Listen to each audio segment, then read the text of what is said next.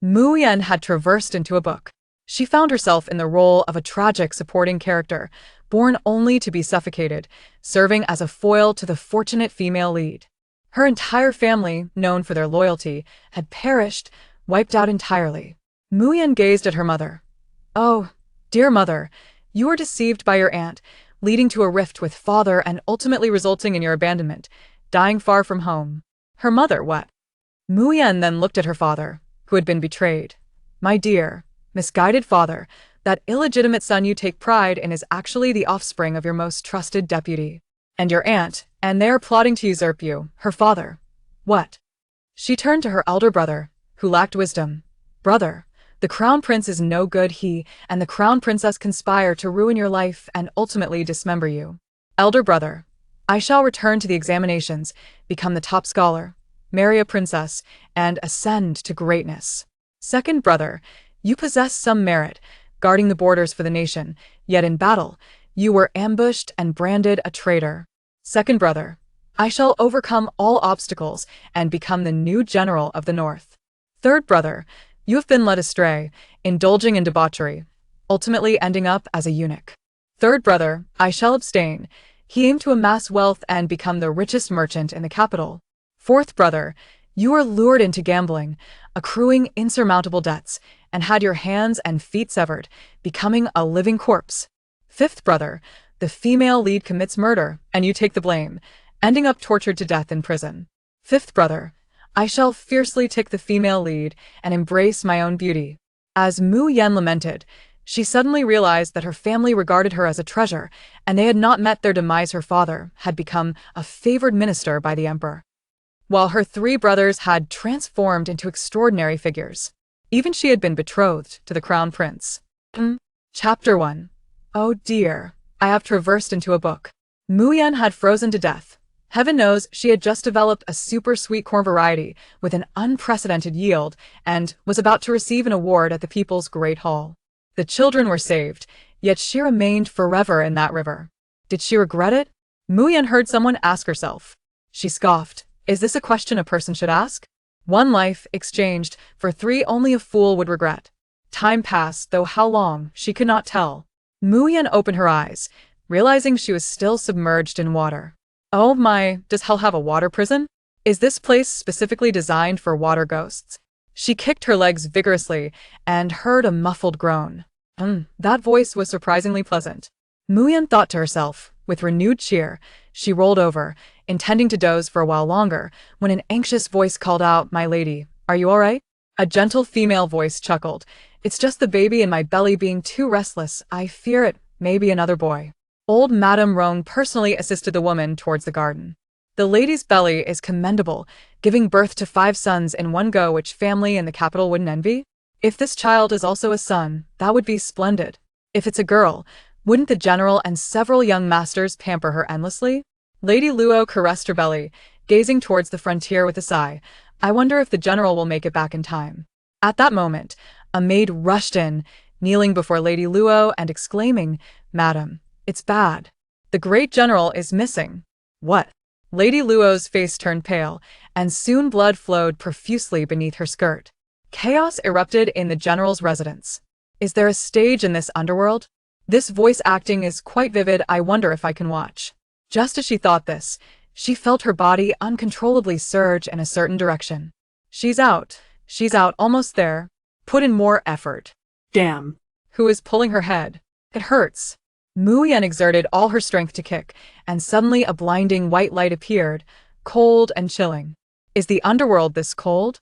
Before Mu Yen could ponder further, a sharp slap landed on her bottom, causing her to shiver, and instinctively ready to curse. Wowed, a wailing cry shattered the ceiling. Mu Yen was dazed. In the laboratory, issues with experimental data paled in comparison to the current mental strain. Her CPU had overheated. "My lady, it's a daughter."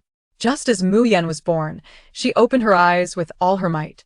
Before she could contemplate much, a piercing scream echoed. "My lady." Old Madame Roan was there, cradling Lady Luo and feeding her warm soup, tears streaming down her face as she implored, "My lady, you mustn't have any mishaps. The general is waiting for you to send aid, and the newborn miss and several young masters cannot be without you." General Mu is the national protector of Yen, valiant and undefeated surely. Fate will favor him. Upon hearing this, Mu Yen froze. A sudden realization struck her like thunder. The war god of Yen? Missing? A newborn daughter. Wasn't this the very novel her cousin had shown her? The female general goes berserk? She is doomed. In the story, there was only one General Mu, the unwavering loyalist who was merely a pawn. Such a heroic figure, ultimately sacrificed in political strife, beheaded at noon, and his family exterminated overnight. Oh dear, the fate of the Mu family is total annihilation. Moreover, the fate of the Mu family's youngest daughter is to be hung on the city wall, left to die. While Mu Yen was lost in thought, she suddenly felt a hand covering her mouth. The midwife, of all people, was sneaking her out from the side. "Hello? Is anyone there? The child has been stolen. Please take a look." Despair washed over Mu Yen as she helplessly watched the midwife carry her into the back garden. "Damn it!" The midwife cursed under her breath, her sinister gaze fixed on the heavily guarded general's residence, dodging the patrolling guards, scraping white powder from her nails and inserting her fingers into Mu Yan's mouth. Mu Yan was stunned. Had she not washed her hands? Ugh, this powder is toxic. While Mu Yan pushed the midwife's finger out with her tongue, she thought tearfully that she might be the fastest to die after crossing over. "Little brat, if you spit that out, I'll strangle you," the midwife threatened viciously. Mu Yen froze. She had finally become the daughter of the general's residence. How could she die so easily? With a sigh, Mu Yen resolved to endure. Surviving is not disgraceful. Losing one's life is the real tragedy. With that thought, her head tilted, her eyes rolled back, and she fainted. The midwife was taken aback. Was the drug's effect this swift? Seeing her condition, the midwife hastily fled with her. Looking at the heavily guarded general's residence, she realized escape was impossible and hurriedly hid the child in a rockery. This way, her accomplices could take the child away. Even if they couldn't, that child would not survive the night. Let Lady Luo suffer the pain of losing her beloved daughter. "Midwife is here. Quickly, capture her. Take her away." The guards seized the midwife and brought her before Lady Luo. Lady Luo had just given birth, her complexion pale and waxen. She coldly glared at the midwife, demanding, "Where's my daughter?" The midwife, filled with resentment, looked up defiantly. "You will never see her again." Lady Luo's fingers curled tightly. "If you tell me where the child is, I will let you go." "Ha ha ha ha." The midwife laughed maniacally, with the general's daughter accompanying her in death. "It's worth it." After saying this, the midwife's eyes glazed over, and she spat a mouthful of blood, dying on the spot. The guards approached to investigate, their expressions grave. "Madam, this is the secret poison of the Northern Liang court." Lady Luo bit her tongue to prevent herself from fainting. She coldly commanded, "Search. Dig 3 feet into the ground to find the child. She would see her alive or dead." Suppressing her grief, Lady Luo declared, "I must find the child. It's so cold. How can she endure being so small?" Mu Yen lay on the ground, not daring to move. She strained to listen to the sounds outside. It was eerily quiet, and after the midwife left, not a soul came near. Oh heavens, could it be that she did not die at the hands of an assassin, but was instead to freeze to death? Surely not. In her past life, she perished from the cold, and in this life, she is destined to meet the same fate. Will she, therefore, continue to suffer the same in her next life? Why then, would she even consider bearing a child? Mu Yan's eyelids grew heavy, and she felt as though the last vestige of her vitality was dwindling. "Mother, dear." Jiao Min, who is speaking? Luo Shi suddenly scanned her surroundings. Mama Rong's pupils widened in shock as she looked at Luo Shi, stammering, "Madam, no one is speaking." "No, I heard it. I heard my precious child calling me." Luo Shi shook off Mama Rong and hurriedly advanced. Mama Rong's heart sank. It was over. Madam had lost her sanity. Chapter 2. The Family's Telepathy. Having just given birth, Luo Shi was physically weakened and nearly fainted. "Oh, dear. My newly born daughter is at risk of freezing to death." Luo Shi, initially heartbroken, suddenly changed her expression upon hearing the insistent cries. Her hand trembled as she looked around in confusion. "Who is it? Who is speaking?" In a frenzy, Luo Shi ran forward, leaving no corner unchecked. As dusk approached, Mu Yen felt a chill enveloping her. Ida perish, cold. So cold. Upon hearing that feeble voice, Luo sure felt as though her heart was being torn asunder. Baby, wait a moment longer, mother will come for you. With a fervor that could uproot the entire general's residence, she followed a narrow path to a secluded backyard. Suddenly, her gaze fixated on a nearby overgrown rockery, and she dashed toward it. Madam. Mama Rong's eyes widened in horror, fearing she was about to take her own life. Yet Luo sure vanished into the rockery. She spotted the tiny swaddled form and, trembling, lifted the child into her arms. Drip, scalding tears fell upon Mu Yan's face. In her daze, she beheld a particularly beautiful woman. Is this a fairy? Is the fairy here to take her to heaven? It turned out that it was not mere illusion. She could truly hear her daughter's thoughts. Luo sure carefully cradled her long-lost treasure. Madam, Mama Rong entered, witnessing Luo sure holding the child, overwhelmed with joy, and knelt beside her, weeping profusely. By heaven's grace! By heaven's grace! Luo sure hurriedly lifted her faint daughter and swiftly made her way to the side room. In the Chiu Foam courtyard, within the warmth of a sunlit room, Luo sure anxiously watched the physician. The young miss has caught a chill and may cry during the night. Luo sure clenched her handkerchief, her heart aching as she gazed at her sleeping child. The physician administered the medicine and took his leave. After feeding her daughter the medicine, Luo sure, recalling the missing general, instructed solemnly, summon Vice General Li. Vice General Li had been left to guard the residence. Now that the general was missing, Luo sure trusted no one. Vice General Li, you must find the general? Yes, madam. Vice General Li replied, accepting the command. It was through hearing her daughter's thoughts that she had located her. She was immensely grateful to the heavens for granting her this ability. However, she needed to conceal it while she could not let outsiders know, for she must protect her daughter. After the tumult, Luo sure felt exhausted and soon fell asleep with her daughter in her arms. While Luo sure slept, a maid stealthily approached. With narrowed, dangerous eyes, she fixed her gaze upon Mu Yan. It was unexpected that this little girl, so resilient, had survived both poison and the cold. What a pity she would have to take matters into her own hands. As long as she could provoke General Mu, allowing Wang to take advantage, their northern Liang would surely invade the central plains in one fell swoop. Mu Yan awoke in a panic. She was struggling to breathe. Opening her eyes, she saw a maid standing beside her bed, covering her mouth and nose, intent on suffocating her. In the maid's eyes, Mu Yan sensed malevolence and an unearthly chill. Mu Yan jolted awake. Oh, Supreme Elder, Buddha, and the victorious fighting Buddha, save me. Just as despair consumed Mu Yan, the door was kicked open. A tall, formidable figure burst in, severing the maid's hands that threatened to suffocate Mu Yan. Blood spattered everywhere. The maid had not even comprehended what had transpired before she lost her hands. In the next moment, she was subdued on the ground. Realizing her imminent doom, the maid bit her tongue in despair. Finally catching her breath, Mu Yan blinked and saw a strikingly handsome man standing at the foot of her bed. Wow, where did this handsome man come from? His strength is truly exceptional. General Mu, clad in military attire, stood frozen, incredulity washing over him as he gazed at the bright-eyed infant. Even Luo sure was awakened, and upon seeing the man she had longed for, her eyes glistened with tears. Husband. Oh dear, my mother is a fairy and my father is a celestial hero. They are truly a match made in heaven.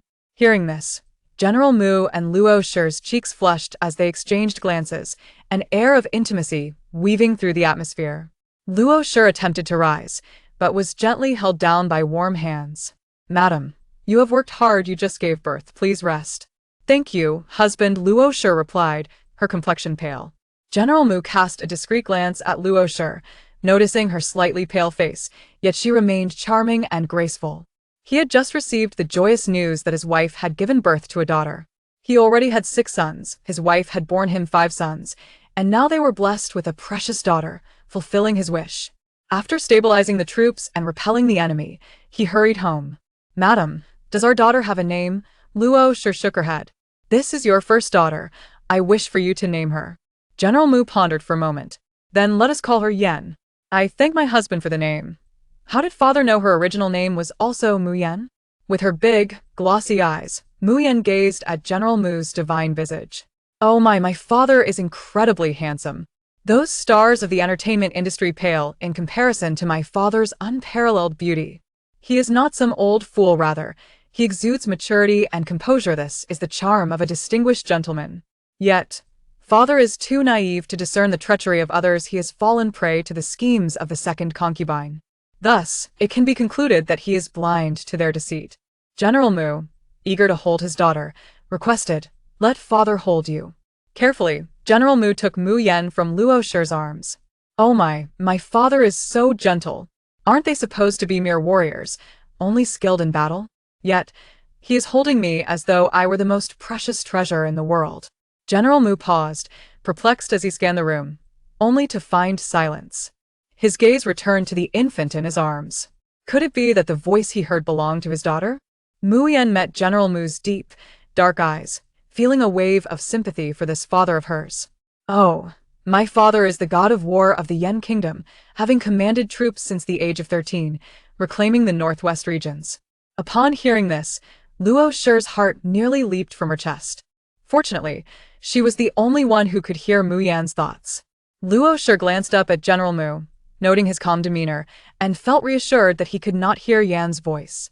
With a sigh of relief, she relaxed. Meanwhile, General Mu, glancing at Luo Shi, noticed her composed expression and sensed nothing amiss. In that instant, he understood. Only he could hear Yan's thoughts. At that moment, joy surged within the general. This was the little warmth sent to him by the heavens. Just then, Mu Yan's voice echoed again. "Such a heroic figure as my father, seated in the position of the national general, faces skepticism from many in the court, who mock him as a mere reckless warrior, lacking in military strategy, relying solely on brute force. My father, having reconquered the barbarian lands, assisted the emperor in unifying Huaxia, expanding territories through relentless warfare, and even proposed the reduction of taxes. Are those achievements so insignificant that they go unnoticed? Without my father's wisdom and his steadfast defense of our homeland, where would we find this era of peace and prosperity? My father possesses the martial prowess to protect our nation, as well as the literary skill to oversee the officials." General Mu was taken aback by these words, his eyes widening in astonishment. Others may have misconstrued him as a mere war-hungry brute, yet only Yenu understood him. The general's gaze softened towards Mu Yen, the corners of his usually stern lips curving upward. Lady Luo observed this change with delight, realizing her husband held great affection for their youngest daughter. Mu Yen, with her bright, expressive eyes, noticed her father's rare smile. "Oh, that charming smile of my father truly captivates me. He is my idol, my divine figure, General Mu." Yenu adores her father's smile. However, despite my father's brilliance, there have been moments of folly in his later years, leading him to a tragic fate. Alas, it seems we need not wait until his twilight years. Within 2 years, calamity may strike. Chapter 3. Mother's Counterattack. How dashing! I feel so sleepy. Being a newborn is synonymous with the desire for slumber. Sleep now, for I am weary. What calamity awaits in 2 years? Yenner, do continue. Your father is all ears. Lady Luo was equally anxious. As his wife, she recognized the norm of her husband's multiple concubines, yet she fervently wished for his safety and success. Each time she visited the temple to pray for blessings, her petitions were for the general's health and well-being. With a heart full of worry, Lady Luo glanced at General Mu, feeling helpless. She awaited Yenner's awakening, hoping she would complete her earlier statement and remind her husband of the proper course of action. Meanwhile, General Mu remained preoccupied with the unfinished thoughts of his daughter, knowing this night would be restless. As Mu Yen drifted in and out of slumber, she heard the sound of weeping. She yawned, recognizing the familiar scenario unfolding. The second concubine was now seeking out General Mu to lament. "Have you found it?" "Yes, I have searched everywhere. Today, I only visited my sister's chamber. I believe it may be lost here. If I misplace any other bracelets, I wouldn't be so distressed, but that was a token of affection bestowed upon me by the general. If I cannot find it, I shall perish." General Mu's emotions were tumultuous. On one hand, there was his lawful wife, on the other, his beloved cousin. Here she comes, bearing false accusations. Oh, my poor mother will be wronged by the second concubine. Father may soon cast her aside. I pray he sees through the deceit and does not allow this scheming woman to bully my vulnerable mother. Lady Luo. General Mu. Ah, their little treasure has awakened. Madam, the young miss is awake. Yue swiftly cradled the awakened Mu Yen and placed her in Lady Luo's arms. Oh dear, Yue must be a naive girl, for how could my mother, having just given birth to me, hold me so soon? This could easily lead to her suffering from back pain or postpartum ailments. Though I long to be close to my mother at all times, I do not wish for her health to be compromised by carrying me too much. Lady Luo's heart warmed upon hearing this. Truly, she was her flesh and blood. Such a young child, yet already so considerate of her mother's well-being. Lady Luo gently laid Mu Yen in the cradle. General Mu pondered, why does she only express concern for her mother, neglecting her father, who is burdened with worries? He too wished to approach and play with his daughter.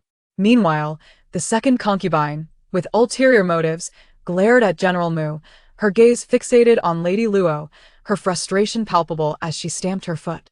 If only the general were to discover a man's garments hidden within Lady Luo's chamber, he would undoubtedly take matters into his own hands. Dear sister, please tend to your daughter, I can search for myself. After a brief rest, Lady Luo's complexion improved slightly, and she deliberately remarked, Sister, if you have indeed lost the token of affection gifted by the general, it is imperative to search thoroughly. Losing it would be a grave disrespect. Indeed. So, sister, if you happen to find it, could you return it to me? That bracelet is my very lifeline. Though the second concubine feigned weakness, her mind was calculating. Lady Luo, exuding grace, replied, I have not seen the bracelet, but feel free to search. If it is not here, it must be elsewhere. General Mu observed the second concubine as she purposefully approached Lady Luo's jewelry box. This conniving woman is not truly searching for a bracelet, she is clearly intent on bringing ruin upon my mother. Heavenly deities, if you can hear my plea, I beseech you to save my unfortunate mother. Lady Luo. Fear not, my dear Yenna, your mother has heard your heartfelt plea and has already taken measures to eliminate any threat. This second concubine will find nothing, General Mu. If he could hear his daughter's silent wishes, then he was indeed her guardian deity. Chapter 3. The little money lover Zhao Wanwei observed her mother-in-law, who was feigning calmness, and her heart was already filled with understanding. She smiled faintly and said, Baiji only mentioned the peculiarities of the medicinal herbs. Since mother has spoken, we must indeed investigate this residue. Has Dr. Cui been summoned? Su Xiaoxiao silently applauded in her heart. Mother is brilliant, capturing the thief with the evidence. Even if Lucia tries to distance herself, she must be held accountable. Zhao Wanwei spoke with grace. Dr. Cui, although I had a smooth delivery, I still feel uneasy. Therefore, I implore you to check my pulse. Additionally, please examine this medicinal residue to discern its purpose. Dr. Cui took the residue and examined it closely, stating, This is a formulation for invigorating blood circulation. The safflower, salvia, and chicken bloodvine contained within are all known for their blood-activating properties, particularly beneficial for women.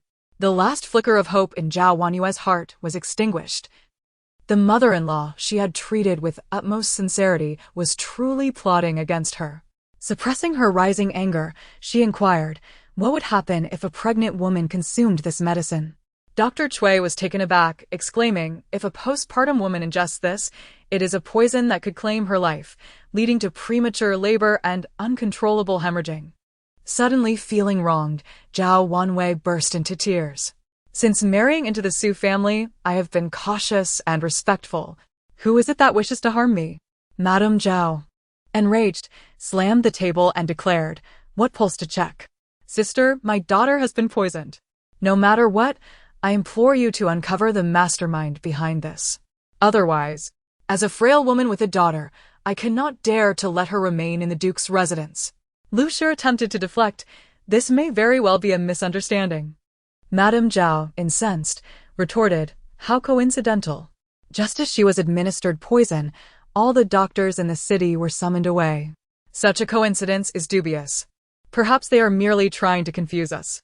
This matter must be thoroughly investigated. Grandmother is so astute, revealing the crux of the matter with just a few words. Lucia, tell me, are you feeling anxious? Hee. The praise from her granddaughter filled Madame Zhao with warmth. Although the Su family held only a marquis title, the lord and several sons were vital officials in the court, far more illustrious than the now-defunct Duke of Guo. Her daughter had married down. With Lu Shi's favoritism towards her daughter, she addressed her as sister. Yet, as per Xiao Xiao's insinuations, Lu Shi harbored malicious intentions towards Wanwei, and even the family, which was intolerable.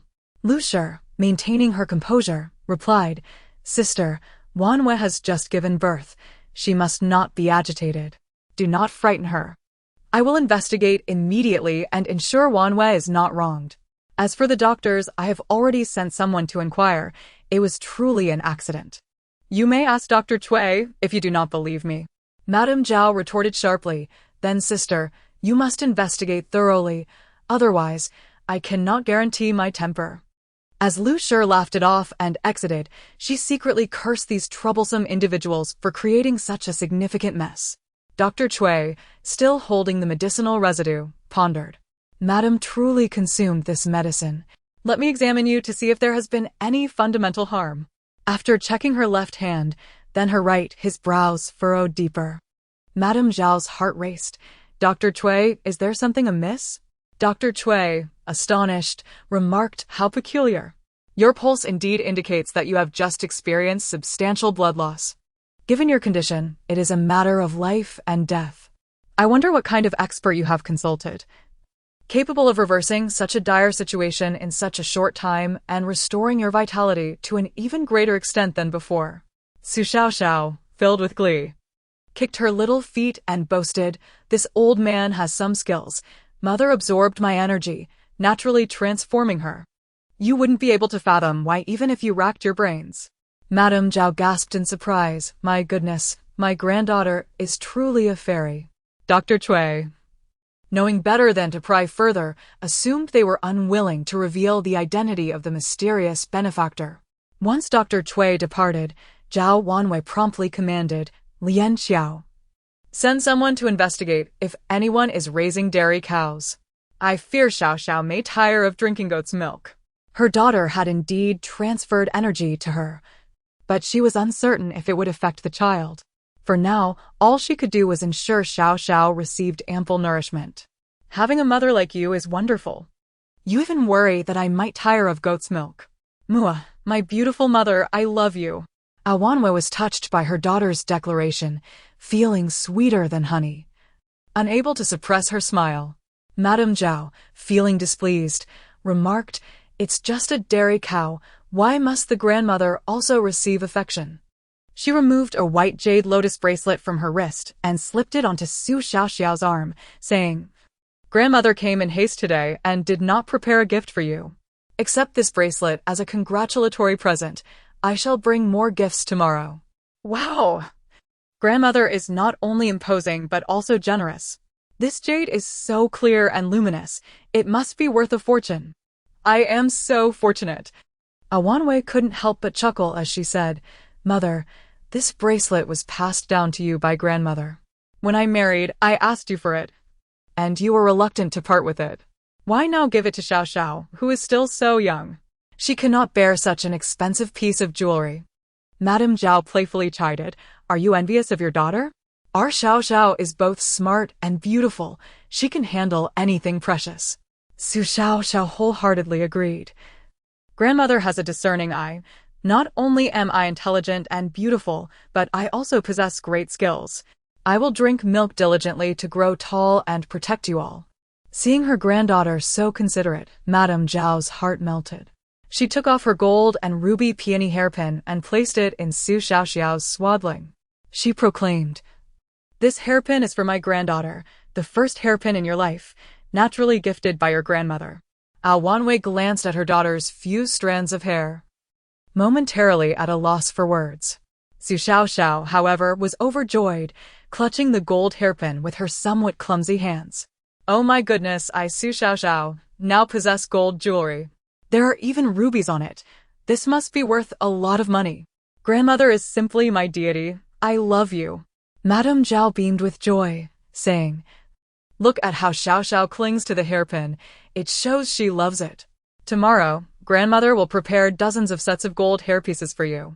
Zhao Wanwei thought to herself. Thankfully, mother cannot hear Xiao Xiao's flattery, otherwise they would have to empty the treasury. Su Xiao wondered, I wish I could sleep while holding these treasures. But what if my arms get tired? Will mother seize them while I am asleep? Zhao Wanwei placed her forehead in her hand. Exasperated by her daughter's fixation on wealth, feeling as though even her own mother was not to be trusted, she began to take away the jade bracelet and the gold hairpin from Su Xiaoxiao's hands, saying, These items are too heavy. Let mother keep them for you. I will prepare a large box for you to store your treasures. Madame Zhao and Zhao Wanwei, upon hearing this, felt a pang of pity. This child must not have had family in her previous life. No, they must shower her with love. At that moment, Lian Xiao approached and announced, Madam. The old lady has already identified the poisoner, and there is also news from Baiji. Chapter 4. The Indomitability of Lady Zhao. Lady Zhao scoffed. I am curious to see who possesses such audacity to harm my daughter. Xiao Xiao also wished to accompany her, eager to observe who Lu intended to blame as a scapegoat. Unable to refuse, Lady Zhao instructed Lian Xia to cover Su Xiao with a piece of gauze, declaring, I shall carry Xiao with me. Yet Zhao Wanyu was not at ease and insisted, It is evident that this matter is aimed at us. I cannot remain idle. You must inform the matriarch to come here with others for questioning. Before long, Lu entered with a kitchen maid named Chun Chao, clearly terrified. Chun Chao could only bow repeatedly, pleading, Madam, spare my life. The poison was my doing, and I am willing to die to atone for my sins. With that, she attempted to dash her head against a pillar. Su Xiao, infuriated, ground her teeth and flailed helplessly. Her extraordinary abilities were significantly depleted after saving her mother, rendering her powerless, a mere ordinary child now. Chun Chao, in a state of panic, implored, Sister, my sins are grave. Please, grant me mercy. Lian Xiao disregarded her pleas and unceremoniously tossed her before Zhao Wanyu. Zhao Wanyu, unfazed, inquired, You claim the poison is yours, yet I harbor no enmity towards you. What benefit would I gain from your death? A barrage of questions ensued, further unsettling Chun Chao, who stammered, I. Zhang Yaxian, the second young mistress of the Su family, seized the opportunity, declaring, What, are you now too ashamed to speak? You think yourself worthy of my brother? Sister-in-law admires him and cannot bear to see him favor you, hence she poisoned you in secret. Chun Chao shook her head in protest, I did not. Zhang Yaxian swiftly slapped Chun Chao twice, scornfully retorting, You wretched maid, even at death's door, you dare to be obstinate.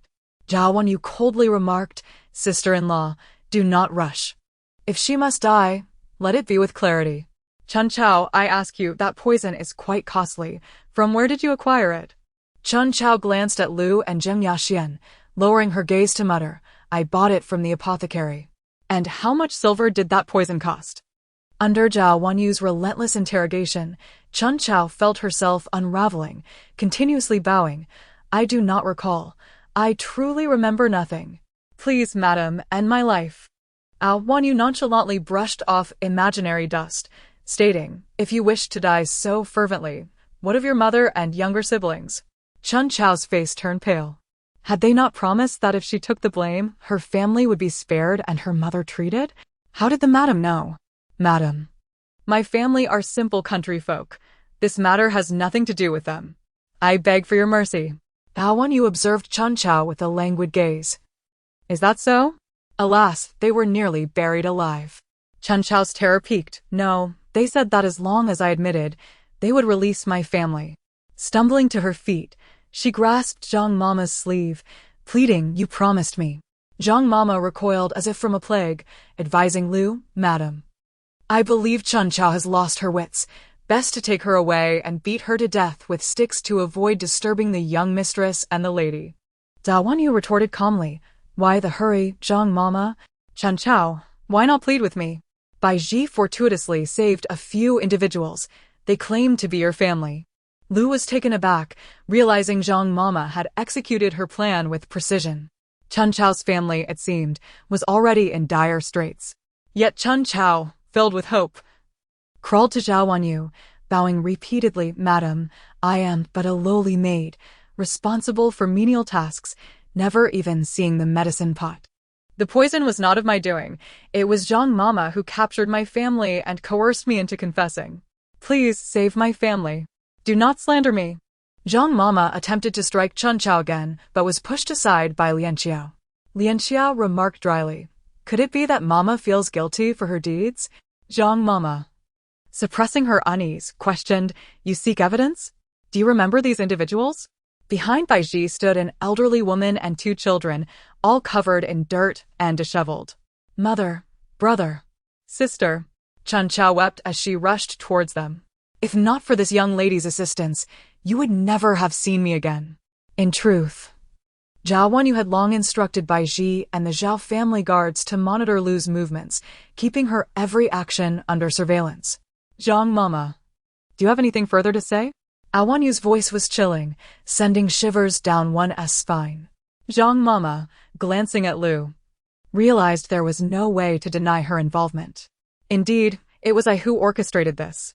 Everyone believes you are kind-hearted. Yet they do not know you are a venomous and jealous woman. My niece Qiuping merely spoke a few words with the heir, and you sold her to a brothel, leading to her untimely demise. I seek your ruin." Lu exclaimed furiously, "You wretched creature, how can you commit such treachery? For a mere servant girl, you would endanger my granddaughter's life?" Guards, seize Zhang Mama and administer 20 lashes, then expel her. Mother's combat prowess is astounding. She can eliminate Lu's accomplices in an instant. We must eradicate the roots of this issue, especially Zhang Mama, who has brought numerous people into the household, particularly her own offspring. They cannot remain. What? Dare you touch my children? Though these events had yet to unfold, Zhao Wanyu felt a piercing pain. Mother, to hastily expel them will embolden the servants to plot against their masters. Steward, summon all individuals related to Zhang Mama for a thorough investigation. Search their quarters meticulously. Nothing associated with the Su family shall leave. Lu, wishing to contain the situation, urged, Wanyu, why take such offense over a servant? Rest assured. Leave the rest to me. Zhao Wanyu firmly replied, It is not that I distrust you, mother. Rather, since I have taken on a new life, I have relinquished the authority of the steward. Numerous incidents have transpired, and now, if I do not rectify this harshly, outsiders may say you are secretly complicit, taking advantage of my husband's absence to mistreat your daughter-in-law and tarnish your good reputation. Chapter 5. The legitimate daughter. The ever-docile Zhao Wanwei abruptly transformed her demeanor. Lu, feeling guilty, had no choice but to acquiesce to her. Consequently, within the quarters of Grandma Zhang and her family, numerous valuable items were uncovered. In the room of Grandma Zhang's daughter, Zhao Wanyue's dowry from her private treasury was found. With a smile that barely concealed her disdain, Zhao Wanwei inquired, Mother, you haven't entrusted the key to my private treasury to some lowly servant, have you? You once claimed that the household was in dire straits, and that as a dutiful daughter-in-law, I willingly surrendered my possessions to you. How is it that my belongings have ended up in the hands of a wretched maid? Madame Zhao was equally relentless, retorting, Mother-in-law, you are from a prestigious national duke's household. Relying on your daughter-in-law's dowry for sustenance is one thing. But how can you demean my daughter in such a manner? Wanwei replied obediently, I knew you would keep your word, mother. I simply need a brief moment of liquidity. I assure you my belongings will remain untouched. Please return the key to my private treasury. I will have Lian Qiao and Baiji take inventory. As for these items, they are already sullied, so just convert them into cash for me. Lu forced a smile, saying, I do not have the key on me at the moment. I will personally deliver the items to you after I count them. Ha ha ha, mother is formidable. Lu is now ready to sell everything to replenish mother's dowry. Her biological daughter from Baiwa Lane must be infuriated. Her prize has flown away. Mother, maintain this momentum and bring Lu down. Baiwa Lane, the biological daughter? Zhao Wanwei vaguely recalled that Xiao Xiao had mentioned Lu intended to bequeath the title to her biological son. Could it be? Wanwei dared not contemplate further. The Duke of Jinghua had succumbed to illness on the battlefield and had been bedridden for many years. The duke's household was sustained by Lu and her husband, and Su Bowen was deeply attached to Lu as his mother. If her suspicions were indeed true, how would Bowen endure such a revelation? Lu, anxious that Grandma Zhang's family might expose her, insisted on administering punishment herself, leaving Zhao Wanwei to enjoy her leisure.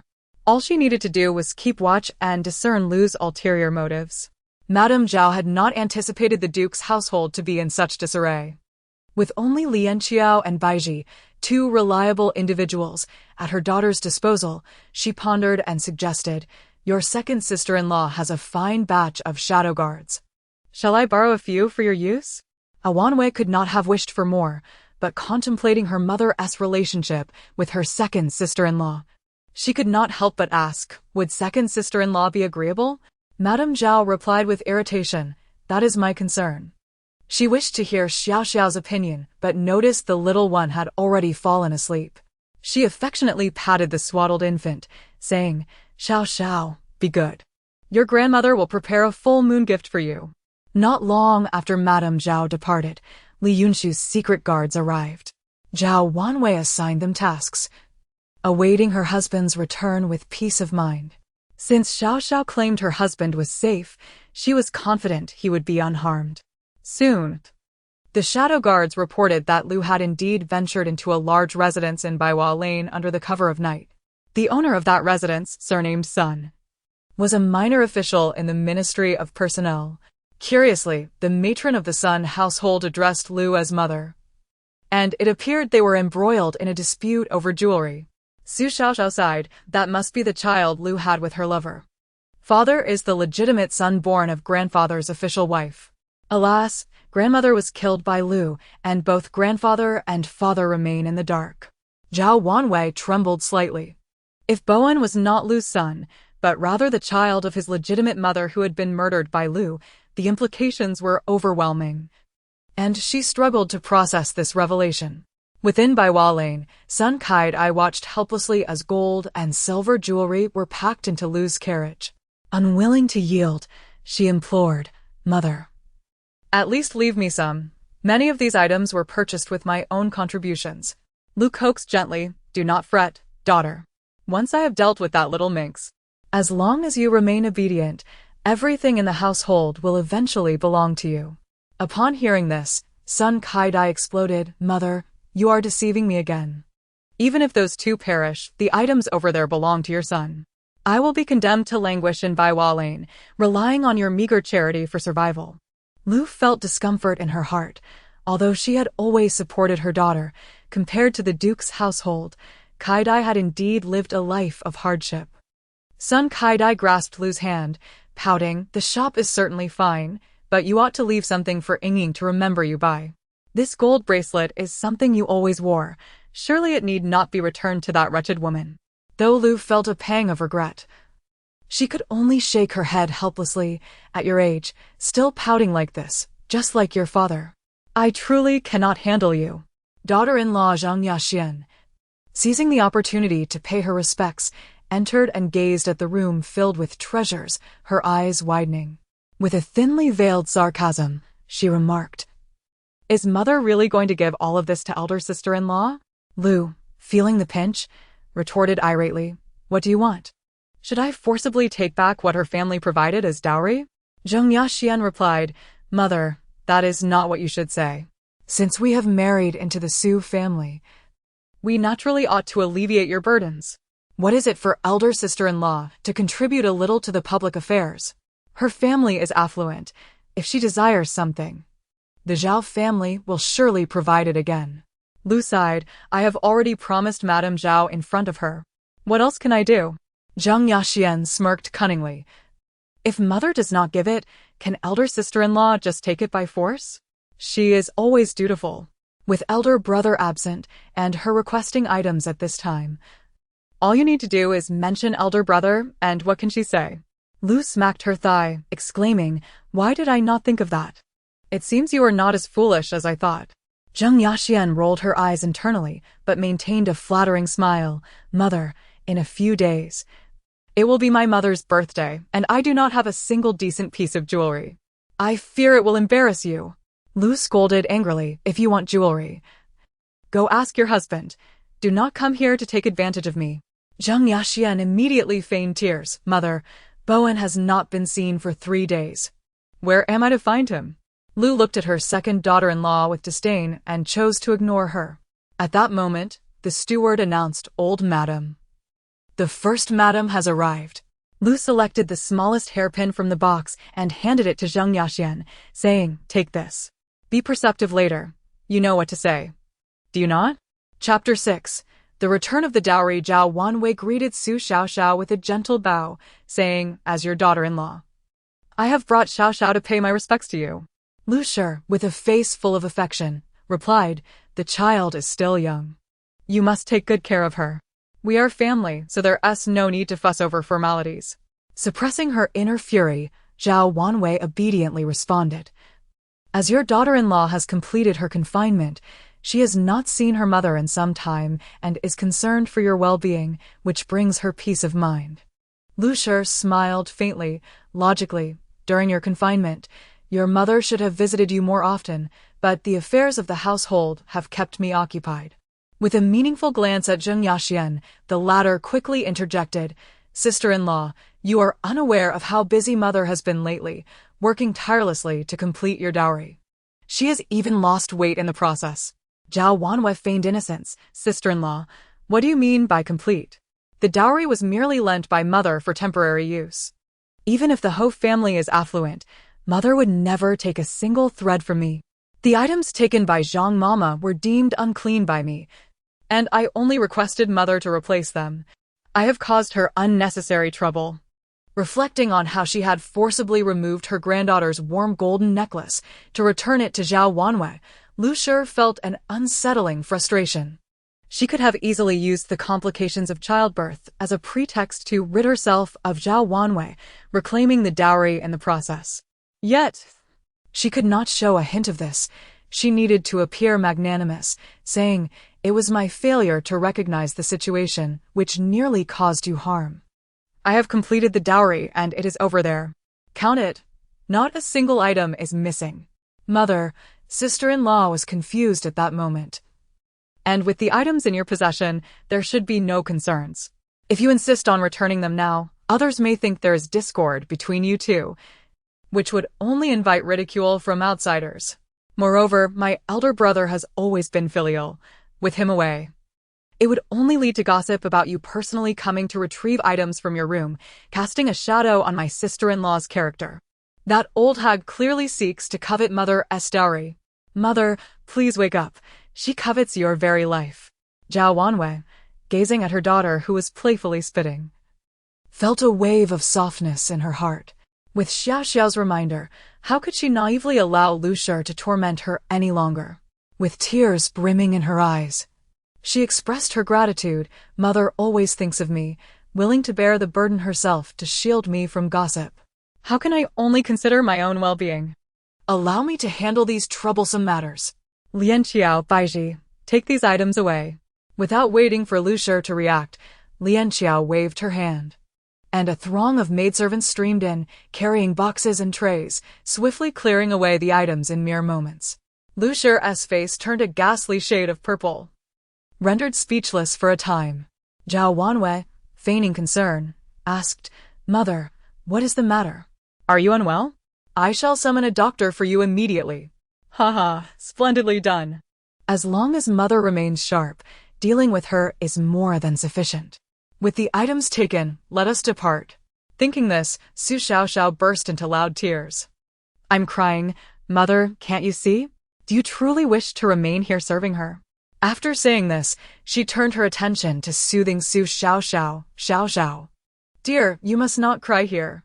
Grandmother fears the noise. Lu Shi struggled to catch her breath, her face turning a shade of green as a maid hastily assisted her in regaining her composure. This wicked woman, how dare she defy me so brazenly?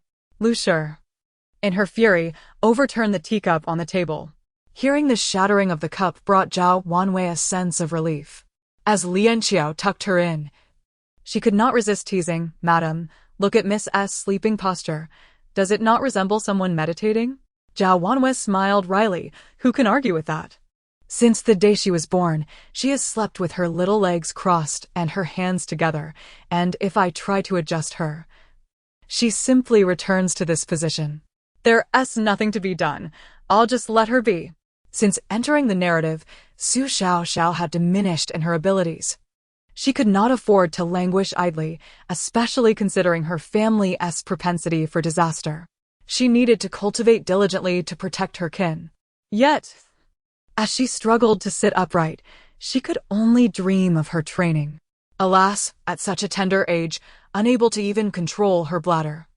She was tasked with mastering her dreams, a formidable challenge for such a young child. As Su Xiaoxiao drifted off to sleep, Zhao Wanwei remained vigilant. After giving birth to Xiaoxiao, so much had transpired that she had scarcely had a moment's rest, yet her spirit was more vigorous than ever, all thanks to her daughter.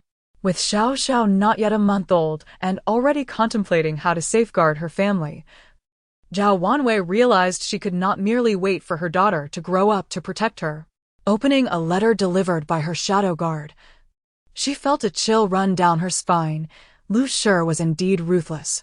She had thought Lu Shi refrained from selling Zhang Mama and her family out of some semblance of loyalty, but was instead plotting their demise. The boat carrying Zhang Mama's family had sunk in the river's depths. It was clear that Zhang Mama harbored deep, dark secrets, yet the letter indicated that she had not yet regained consciousness, leaving her fate uncertain. Ao Wanwei sighed. Only she understood Lu Shi's venomous intentions. Her husband, Su Bowen, held Lu Shi in high esteem and would never believe she could harm him or their child. Su Bowen was not Lu Shi's biological child, but the offspring of the legitimate wife of the Duke of the State, a fact she had learned only through Xiaoxiao's insights. Without evidence, how could she overthrow Lu Shi? Moreover, in the Deshua dynasty, filial piety governed the realm, and any act of disloyalty was deemed a grave sin. If she acted too hastily, Lu Shi could easily brand her with accusations of unfilial behavior, jeopardizing her husband's future and handing the duke's title to Su Boheo. Rubbing her temples, Zhao Wanwei resolved that her husband's campaign against bandits must not be disturbed. This matter required careful deliberation. For now, she could not afford to confront Lu Shi directly. Nevertheless, this would not prevent her from dealing with irrelevant parties, ensuring Lu Shi experienced the pain of familial betrayal. Chapter 7. The relatives of the Duchess Zhao Wanwei dismissed the shadow guard with a smile and said, "Lian Xiao, it has been ages since we last ventured out. Let us go to the Nanju Pavilion for a stroll. Bai Ji, keep an eye on the young lady at home." At that moment, Su Xiaoxiao, who was thoroughly engrossed in her milk, suddenly found it unappetizing. How could her mother go shopping without taking her along? It was simply outrageous. She flailed her little hands, accidentally knocking over the milk Bai Ji had handed her, babbling away. "Shopping? I also want to go. I've never been outside. Mother, look at me. Your most adorable little darling." Zhao Wanwei stifled a laugh, pretending not to hear. Although the weather was warm, Xiaoxiao was still too young to be taken out. However, Su Xiaoxiao was determined to go outside. "So you're not taking me, huh? Then I'll cry for you. I'll cry and cry. The kind that one to be soothed." Taking a deep breath, Su Xiaoxiao summoned all her strength and began to wail, her cries echoing throughout the courtyard. Bai Ji quickly brought forth Xiaoxiao's favorite little bell, shaking it in front of her, but Xiaoxiao wouldn't even glance at it and continued to cry loudly, her voice filling the yard. Lian Xiao remarked, "Madam, the young lady has never cried like this before. Could it be that she knows you are going out and is reluctant to part with you?" Zhao Wanwei sighed, helplessly saying, "Perhaps this is what they call a mother-daughter connection." She then took Su Xiaoxiao in her arms and gently patted her, causing her to cease her cries instantly. Bai Ji seized the opportunity, extending her hand. The young lady had stopped crying, allowing the madam to proceed with her errands. Su Xiaoxiao rolled her eyes at Bai Ji. Determined to avoid staying at home, Zhao Wanwei, resigned, said, "Very well, let us take the young lady with us. Bai Ji, gather her essentials." "Yay, we can go shopping," Su Xiaoxiao exclaimed, kicking her little feet in joy. Bai Ji and Lian Xiao were astonished, remarking, "The young lady truly is clever, even at such a tender age. She knows how to ask for a day out." Nanju Pavilion is one of the premier jewelry shops in the capital, renowned for its exquisite craftsmanship and innovative designs, cherished by noblewomen. This shop was part of Zhao Wanyue's dowry. It was well known that Nanju Pavilion prospered immensely, and Sun Kai-dai was no exception. She had long desired to acquire the shop from Lu, yet Lu was unyielding. Frustrated by her inability to obtain the shop, Sun Kai-dai reasoned that if she could not have the store, she could at least procure jewelry. Lu had previously taken her there several times, allowing her to select items on credit. She frequently visited, bringing Lu's token to collect various items, all charged to the account, never having paid in cash. The shopkeeper had mentioned this to Lu several times, but Lu simply responded, "It's just a few pieces of jewelry, let her have them." However, today she had set her sights on a set of pure gold embellished with gemstones, a headpiece that Zhao Wanwei wore on her wedding day. Just days prior, she had ordered it to be sent to the store as a display piece. The shopkeeper, speaking in a conciliatory tone, implored, "Miss Sun, why not choose something else? This headpiece truly cannot be sold." Accustomed to wielding her family's influence, Sun Kai-dai was incensed and retorted, "I want this one. Just because it's displayed doesn't mean it's not for sale. Is the shop taking advantage of me?" Her loud protests drew the attention of all customers in the store, curious heads peering in from outside. The shopkeeper, unable to express his indignation, responded gently, "Miss Sun, I assure you it is not my intention to disregard your request. This headpiece was worn by our esteemed Duchess on her wedding day. The intricate designs were personally crafted by my lady, and it is clearly marked, 'This item is not for sale.'" Upon hearing that it was Zhao Wanyue's wedding piece, Sun Katie's desire only intensified. The child of a mere concubine, Su Bowen, had the audacity for his wife to possess such a fine item, while she, the legitimate daughter of the Duke, was forced to live in obscurity, akin to a rat in a gutter. Everything Zhao Wanwei enjoyed should rightfully belong to her. Jealousy clouded Sun Katie's judgment as she angrily shoved the shopkeeper aside and reached for the headpiece herself. The shopkeeper, nearly terrified, pleaded, "Miss Sun, please refrain. This item is truly not for sale." Onlookers could no longer stand by in silence, murmuring, "How can she act so brazenly? It is clearly marked that this is not for sale. You know nothing. The Duchess is my relative. This headpiece is promised to me. I will take it." Sun Kai-dai proclaimed defiantly, already clutching the headpiece and preparing to leave. The shopkeeper, disregarding his own discomfort, shouted to the attendant, "Quick! Stop her!" Just then, Zhao Wanwei appeared. Elegantly attired in a light purple silk gown, exuding both grace and poise, her presence commanding the attention of all around her. With a radiant smile, she said, "Since this lady so desires it, let us sell it to her." "Lady?" The shopkeeper gazed at Zhao Wanwei in disbelief. She had not visited in years. "But this is your beloved item." Zhao Wanwei, cradling her child, replied with a bright smile, "No matter. If this lady loves it so dearly, I shall part with it. Please wrap it up and let this lady proceed to payment." Seeing Zhao Wanwei's resolve, the shopkeeper ceased his objections and led Sun Kai-dai to the counter, politely stating, "Miss Sun, the total comes to 5,860 taels." Sun Kai-dai nonchalantly replied, "As per our usual arrangement, charge it to my account. I shall settle it another day." Lian Xiao snatched the headpiece away, fuming, "Our shop does not allow credit, payment must be made up front." Sun Kai-dai, humiliated and enraged, retorted, "I am a relative of the Duchess. Do you think I would default on payment? It is customary to settle later." With Zhao Wanwei present, the shopkeeper found some courage. "Miss Sun, you have outstanding debts with us that remain unpaid for years. This headpiece is exceedingly valuable. It is best to pay up front." The onlookers could no longer contain themselves, with one person exclaiming, "Madam, it is clearly stated that it is not for sale. You cannot force a purchase. The owner is graciously willing to part with it. Why must you insist on credit? If you cannot afford it, do not embarrass yourself here. Indeed, How could such a crude person disrupt the tranquility of Nanju Pavilion? Sun Kaidai felt the sting of humiliation, wishing to boldly place her money on the counter to dazzle those meddling in her affairs. Yet, she lacked the funds. Sheepishly, she said, "Shopkeeper, I am not a stranger here. Given my relationship with the Duchess, do you truly fear that I would default?" Chapter 8. The misfortune of imprisonment. The shopkeeper displayed a troubled expression and said, "Miss Sun, I cannot take responsibility for this matter. Our lady is here. You may speak with her."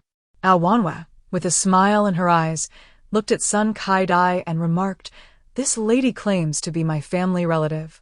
Forgive my ignorance, but I do not recognize you. What relation do you bear to my mother-in-law?" In front of others, Sun Kaidai could still put on a facade, but in the presence of Zhao Wanwei, she found herself at a loss for words. Reluctantly, she stammered, "I am a distant relative of the Duchess.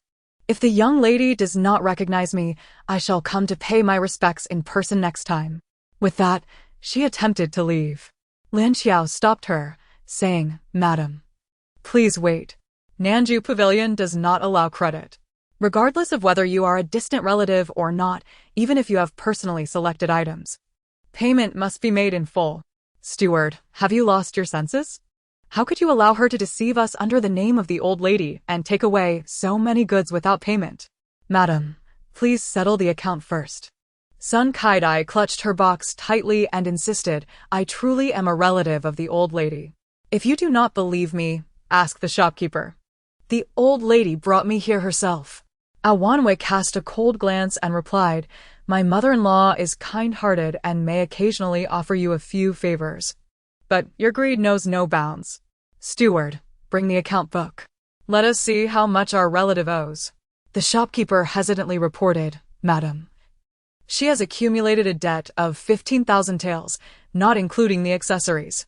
Zhao Wanwei, holding her child, sat down and said, "Since she is a relative, let us waive the small change.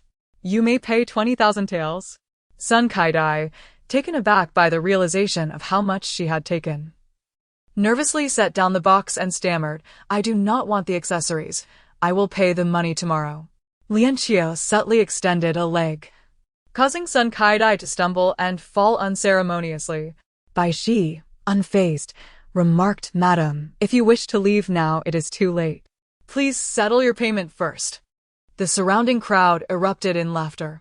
Humiliated and enraged, Sun Kaidai muttered, "I did not bring any money?" Awanwei scoffed, raising her brows and said, "No money? Are you trying to amuse us?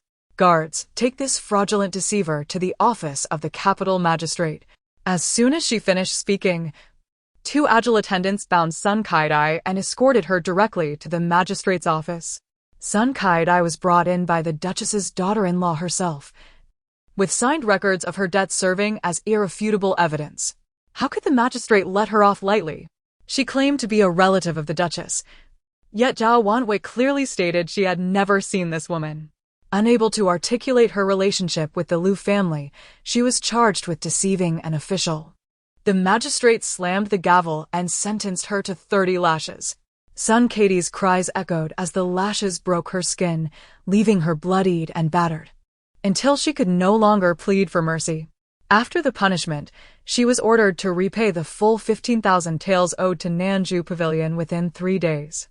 Due to the substantial debt, the magistrate expressed concern that she might flee and had her imprisoned in the magistrate's jail, even sending someone to her family to inform them that she could be released only upon payment of the debt. Sun Kaidai, nearly unconscious from the beating, fainted upon hearing about her imprisonment. Meanwhile, the quiet Su Xiaoxiao grinned and said, "That was splendid. They beat the villain until she cried out, 'Mother is truly remarkable.'" Zhao Wanwei expressed her gratitude to the magistrate, and Lian Qiao discreetly arranged for the jailers to take good care of Sun Kaidai. Consequently, as soon as Sun Kaidai was thrown into her cell, she was doused with a bucket of chilly salt water. The sting of the salt penetrating her wounds was unbearable, awakening her in agony. Having never endured such suffering, Sun Kaidai lashed out, "You blind dogs! I am the legitimate daughter of the Duke's household. When my mother arrives, I shall have your heads for this." The jailers laughed heartily. Then we shall remain here to obstruct this esteemed young lady's view. Off we go. They took their torches and left, plunging the damp cell into darkness. Sun Kaidai felt something creeping closer to her. It was the various insects of the cell, crawling all over her, greedily feasting on the residual salt. Her screams and wails filled the air, yet the jailers seemed oblivious to her plight. Once outside the magistrate's office, Zhao Wanwei felt elated and joyfully rushed to inform Lu. She sat beside Lu, fuming with indignation. Mother, I am truly infuriated. I intended to select a few hairpins at Nanju Pavilion for you, but instead encountered a swindler. I do not know what trick she employed to deceive the shopkeeper so thoroughly, allowing her to charge 15,000 taels. When I demanded payment, she claimed to be your relative and said you allowed her to charge it. What? 15,000 taels? Lu had always felt guilty towards her daughter. When the shopkeeper mentioned Sun Katie's debts, she thought it was merely a few pieces of jewelry. After all, Zhao Wanue's property would eventually belong to her. So she paid little heed. She was shocked to learn the amount was so staggering. Feigning ignorance of Lu's concern, Zhao Wanwei continued, Indeed, not only did she deceive us, but she also slandered you, claiming you were complicit in her theft. I could not tolerate it and had her taken to the magistrate's office. What? You sent her to the magistrate? Lu gasped, her teacup dropping to the floor. What kind of family are we? We cannot just report someone to the authorities. You must tell the magistrate to withdraw the complaint. Lu was terrified, imagining how a frail girl like Kaidai would fare in the magistrate's office. Zhao Wanwei felt a sense of satisfaction, realizing Lu was finally concerned after deliberately causing harm to others without a second thought. She asked incredulously, Mother, the guilty party is someone else. We are the victims. What is wrong with reporting to the authorities? I truly wish to see what kind of shameless parents could raise such a daughter. They will surely meet their downfall. Mother, you are unaware. But this person is of an age similar to Bowen. Think carefully. Do we have any relatives of that age? Meanwhile, Lian Xiao, holding Su Xiaoxiao, nearly burst into laughter. Mother is not only clever, but also quite adept at scolding. That wicked old woman must be furious. Lu's nails dug into her palms as she struggled to maintain her composure, impatiently replying, I have no such relatives. You are listening to her nonsense. Zhao Wanwei, ignoring Lu's embarrassment, sighed with relief, as long as she is not a relative of yours. The magistrate is known for his disdain for evil and punished her with 30 lashes. You should have seen it. She was left bloodied and battered, her skirts torn apart. Truly, a pitiable person must have their own faults. With good health, why resort to deceit? Now she awaits her family to come and redeem her from the jail. Chapter 9. The disempowerment of Lu Lianxiao exaggeratedly remarked, 15,000 taels. Judging by her demeanor, she likely cannot muster such a sum. I reckon she will perish in prison within 3 days. A rogue like her, if she dies, it will merely mean our debts are lost. Upon hearing that Sun Kaidai had endured torture and was in peril, Lu felt a surge of anguish, spitting out old blood in her distress. She was as restless as an ant on a hot pan, yet dared not reveal her true feelings. Fortunately, Zhao Wanwei, in her naivety, assumed Lu was merely worried about financial matters. With a forced smile, Zhao Wanwei anxiously suggested, Mother, you've coughed up blood.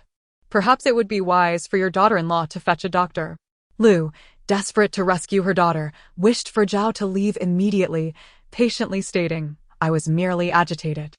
A little rest will suffice. It's nothing serious. You should hurry along. Wanwei, not so easily reassured, insisted, Mother, are you truly all right? My heart is in turmoil. Shall I stay with you tonight?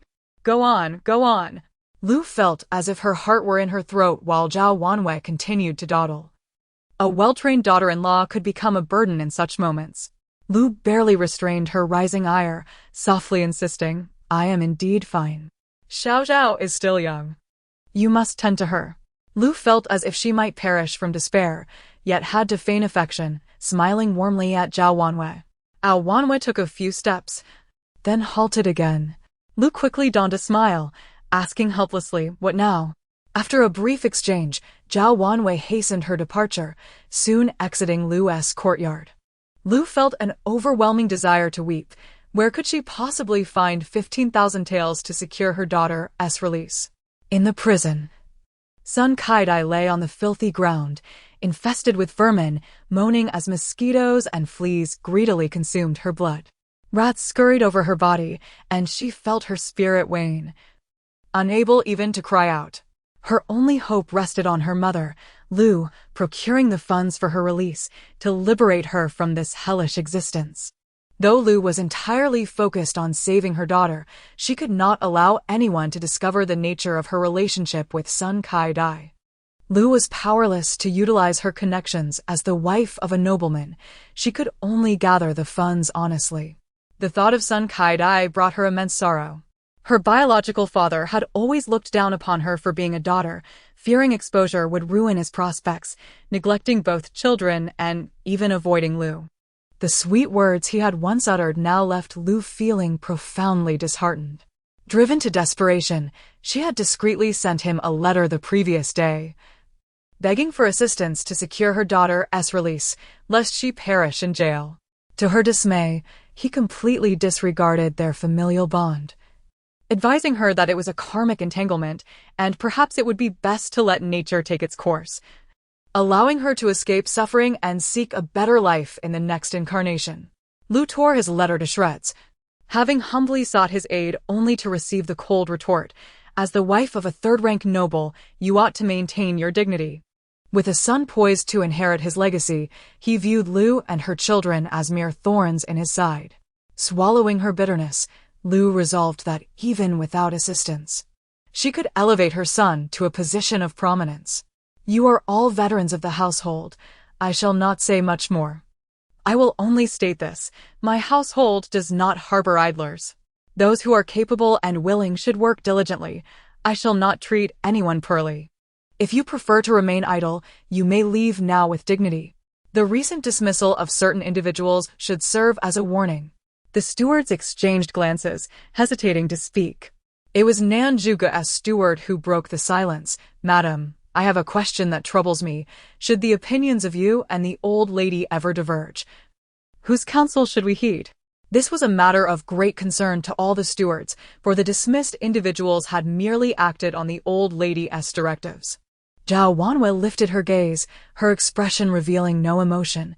The old lady is aging and kind-hearted, which invites manipulation. To prevent unnecessary losses, the old lady has instructed me to replace the tokens. From now on, we shall recognize the tokens and not the individuals. Even if the old lady herself were to come, she must present my token. Do you all understand?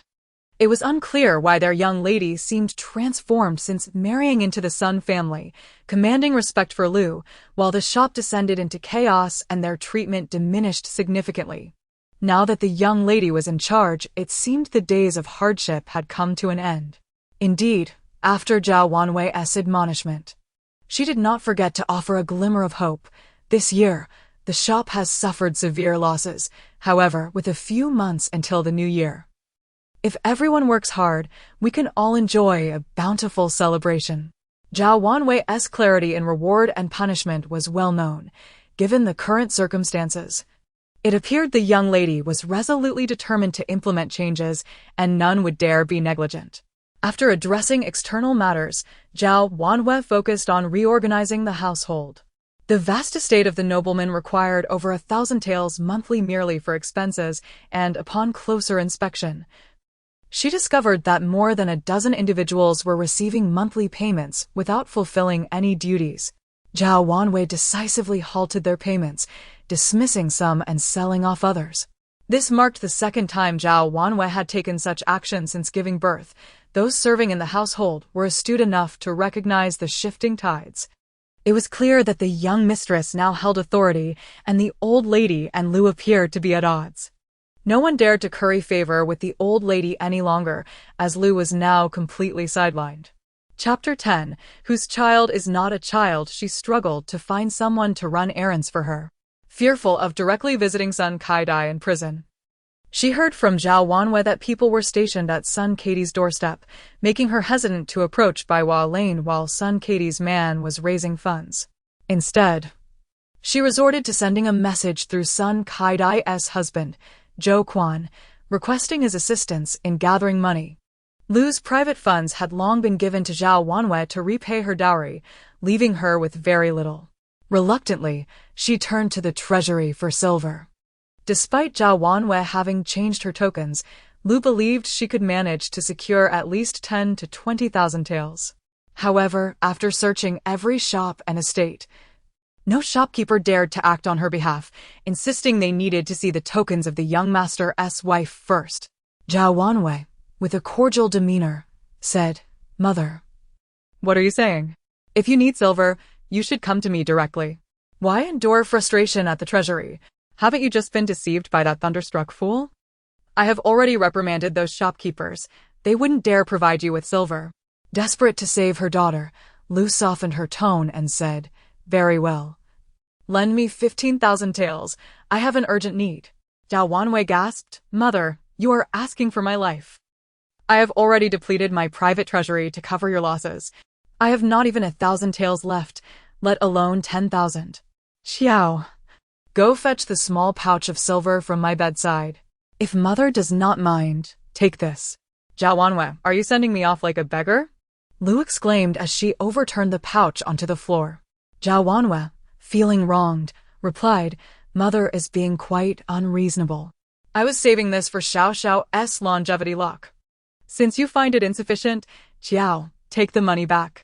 Xiao had been waiting for this moment and quickly picked up the pouch, leaving the room without a word. Lu considered calling out, but her pride held her back and she could only mutter curses. "Just wait. I will accuse you of abusing your mother-in-law and commit you for your filial impiety." With a voice tinged with grievance, Zhao Wanwei replied, "If that is the case, mother, feel free to file your complaint. Your daughter-in-law will accompany you. If the magistrate does not support you, we shall seek the Empress for justice regarding your lost tens of thousands of taels." Lu dared not expose such disgraceful matters and swallowed her anger, determined to find a solution. She still possessed some valuable items, but even though she was pressed for money, the prices were too low, leaving her in tears. However, she was still far from the 15,000 taels she needed. With no word from Zhou Quan, she inevitably returned to Baiwa Lane. To her dismay, Zhou Quan had no funds and complained that the household had suddenly cut off the monthly wages for the maidservants, leaving him surrounded by demands for their pay. There was no one to cook meals, clean the house, and even the little Yingying was left unattended. Lu, filled with anger, could no longer be manipulated by him. She struck him across the face, exclaiming, "If it weren't for me, you'd still be selling sweet potatoes. If anything happens to Kai-dai, you still think you can play the gentleman? Get the family funds out." Zhou Quan was a weak man, but he had grown accustomed to Lu's monthly contributions. With money flowing like water, he reluctantly gathered all he could, which amounted to less than 1,000 taels. Coupled with Lu's amount, it still fell short. Gritting her teeth and struggling to maintain her composure, Lu continued to seek solutions, ultimately focusing her attention on the house before her. The residence was hers, with the property deeds still in the estate. If she wished to save her daughter, she would have to sell this house. Finally, on the third day, Lu sold the house at a low price and rented a small courtyard on the outskirts of the city to accommodate Sun Katie's family. The small house and her tight finances compelled Lu to dismiss all the servants, retaining only an elderly woman to care for Sun Yingying. Zhou Quan, surveying the modest courtyard with only 3 rooms, felt uneasy. With just an old woman to attend to the unconscious Sun Kai-dai and none of the lively maidservants left to assist him, he now found himself responsible for the child. With only a young girl around, he found little joy in the situation. The more he thought about it, the angrier he became, and he kicked the cradle hard, causing the child within to wail. Frustrated, he picked her up and haphazardly fed her some rice soup, not out of kindness, but because he would need her and Lu to provide him with money in the future. Zhao Wanwei fulfilled her obligations as a daughter-in-law, hiring doctors and procuring medicine. Yet she was too busy to visit. Even Zheng Yaxian, who regularly gauged Sun Katie's condition, had not come, leaving Lu feeling deeply aggrieved. Reminded of her daughter's comatose state, her heart was filled with conflicting emotions. All of this was due to Zhao Wanwei. And she regretted not recognizing earlier that Zhao Wanwei was not the obedient little cat she appeared to be, but rather a tiger with sharp fangs. Upon receiving the report from the Shadow Guard, Zhao Wanwei felt a whirlwind of emotions. Lu had indeed done much for her daughter. Yet it was evident that even a heart as venomous as hers would go to great lengths to protect her child. Reflecting on the voices she had overheard from Xiao, where all three of her children met unfortunate fates, Zhao Wanwei felt an overwhelming urge to consume Lu's heart. With a cold glint in her eyes and fists clenched tightly, she thought, "Your child is a child, yet mine is not. You shall experience the pain of losing a loved one." In the end, she arranged for a physician to attend to Sun Kai-dai, providing him with a pouch of money, instructing him to procure any necessary medicine. If the woman were saved, a substantial reward awaited him. Though Lu and her daughter were detestable, they were also evidence of Lu's wrongdoing. It was not yet time for them to perish. Let them linger a while longer in their suffering. Chapter 11. Summoning spirits. The Lu matriarch, after such tribulations, found herself utterly incapacitated by illness. Zhao Wanwei, determined to seek the finest physicians, ultimately even appealed to the crown princess, bringing forth the imperial doctors from the palace. Today marked the 100th day since Su Xiaoxiao's birth, and Zhao Wanwei disseminated the news that the old matriarch was gravely ill. Thus, the celebration of the child's 100-day feast would be modest, and the Duke of Xingua's household would decline visitors. In the capital, noble women envied Lu's fortune, having a virtuous daughter-in-law who was both kind-hearted and respectful towards the elderly. To allow her mother-in-law to recuperate in peace, she had even sacrificed the grand celebration for her daughter's milestone. Zhao Wanwei, filled with remorse towards Su Xiaoxiao, expressed, "Xiaoxiao, forgive your mother for not organizing a proper feast for you. This token is my humble compensation." As Su Xiaoxiao beheld the array of exquisite treasures laid before her, her joy was palpable, and she clapped her tiny hands, exclaiming in her own way, "Abba, Abba, Abba. Not at all wronged, not at all wronged. With so many wonderful things, who cares about a 100-day feast? Mother truly understands me, love you dearly." Hearing Xiaoxiao's cheerful sentiments, Zhao Wanwei felt her heart lighten. While Su Xiaoxiao felt no grievance, the Zhao family considered it a significant injustice. However, the envoy sent to collect the child encountered the crown princess's attendants, who, like them, were concerned about Xiaoxiao's well-being and insisted that Zhao Wanwei bring her to the crown princess's residence for a personal visit. Zhao Wanwei was touched. Despite her mother-in-law's cruel nature, she was blessed with a family that cherished her and friends who thought of her welfare. The encounter between the messengers was somewhat awkward, and Zhao Wanwei felt conflicted, reluctant to refuse any goodwill. Only Su Xiaoxiao was jubilant. "Hooray, hooray! We can go out. First to see the lovely and kind-hearted crown princess, then to visit grandma for gifts. The world is so wonderful, la la la." Zhao Wanwei chuckled, realizing Xiaoxiao's cleverness. Who said one cannot have both fish and bear's paws? She instructed Lianqiao to present a silver ingot to the envoy from the crown princess's residence, courteously saying, "Thank you for making this journey. Please inform the crown princess that we shall arrive shortly." Zhao Wanwei adorned Su Xiaoxiao beautifully, dressing her in a red front-closing jacket paired with a matching sheer skirt, complemented by tiger head shoes crafted from white silk. Lianqiao had even intricately styled her hair into two little buns, adorned with a red between her brows and a resplendent golden necklace around her neck, making her resemble a cherubic figure beneath a deity, festive and delightful. Upon seeing Su Xiaoxiao, the crown princess could hardly avert her gaze. "Your mother's title as the most beautiful in the capital is about to be usurped. This child is 100 times more enchanting." Zhao Wanwei smiled politely, respectfully bowing to the crown princess before responding, "Your Highness, you flatter me. She is merely an ordinary little child. The crown princess rolled her eyes at Zhao Wanwei, taking the child from her arms and grumbling, "You are such a stickler for decorum. There are no outsiders here, so what need is there for such formalities? Come here. My dear, let Auntie hold you. How can you be so adorable?" Was Su Xiaoxiao an ordinary child? She eagerly smiled at the crown princess, her mouth widening in delight. The crown princess's heart swelled with warmth. This child, at merely 100 days old, already knows how to bring me joy. Alas, my Yutong has yet to smile at me. Zhao Wanwei sensed an impending mishap. The crown princess had only one son, who had been born with difficulties and was somewhat simple-minded. She hastily apologized. "Your Highness, I did not consider this. I should not have brought Xiaoxiao to trouble you."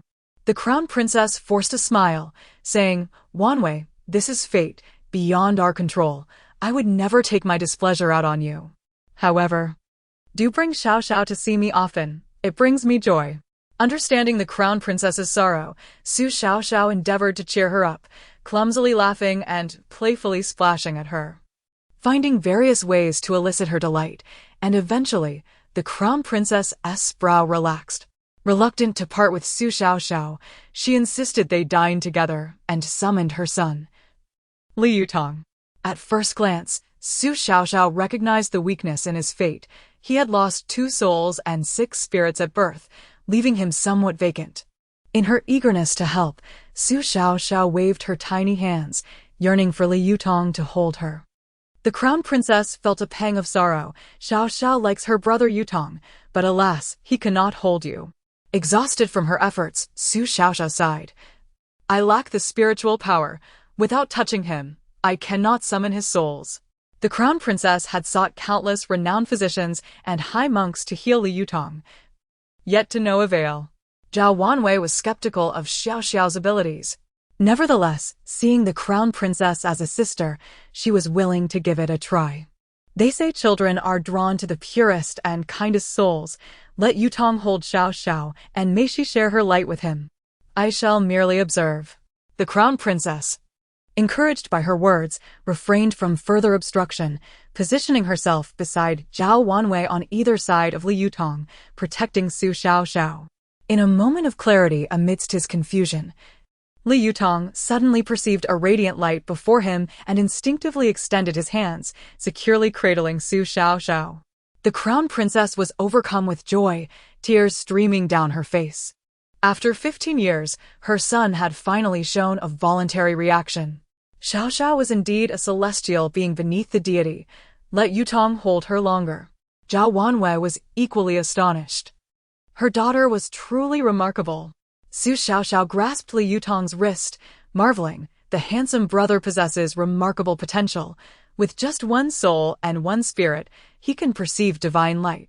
If his souls were restored, he would be a genius. Of course, he still pales in comparison to me. Zhao Wanwei, captivated by her daughter's words, was momentarily lost in thought until Su Xiaoxiao's final line shattered her reverie. The child certainly was not lacking in audacity. "Handsome brother, can you see me?" With a gaze both vacant and pure, Li Yutong suddenly bowed his head and stammered, "Sister." Chapter 12. The bracelet space. The princess was filled with a mixture of astonishment and joy, her eyes brimming with tears of excitement as she stammered, Wanwei. "Did you hear? My Yutong has spoken." Zhao Wanwei's eyes also glistened with tears. "Your Highness, I heard it. After all these years, you have finally witnessed the clouds parting to reveal the moon."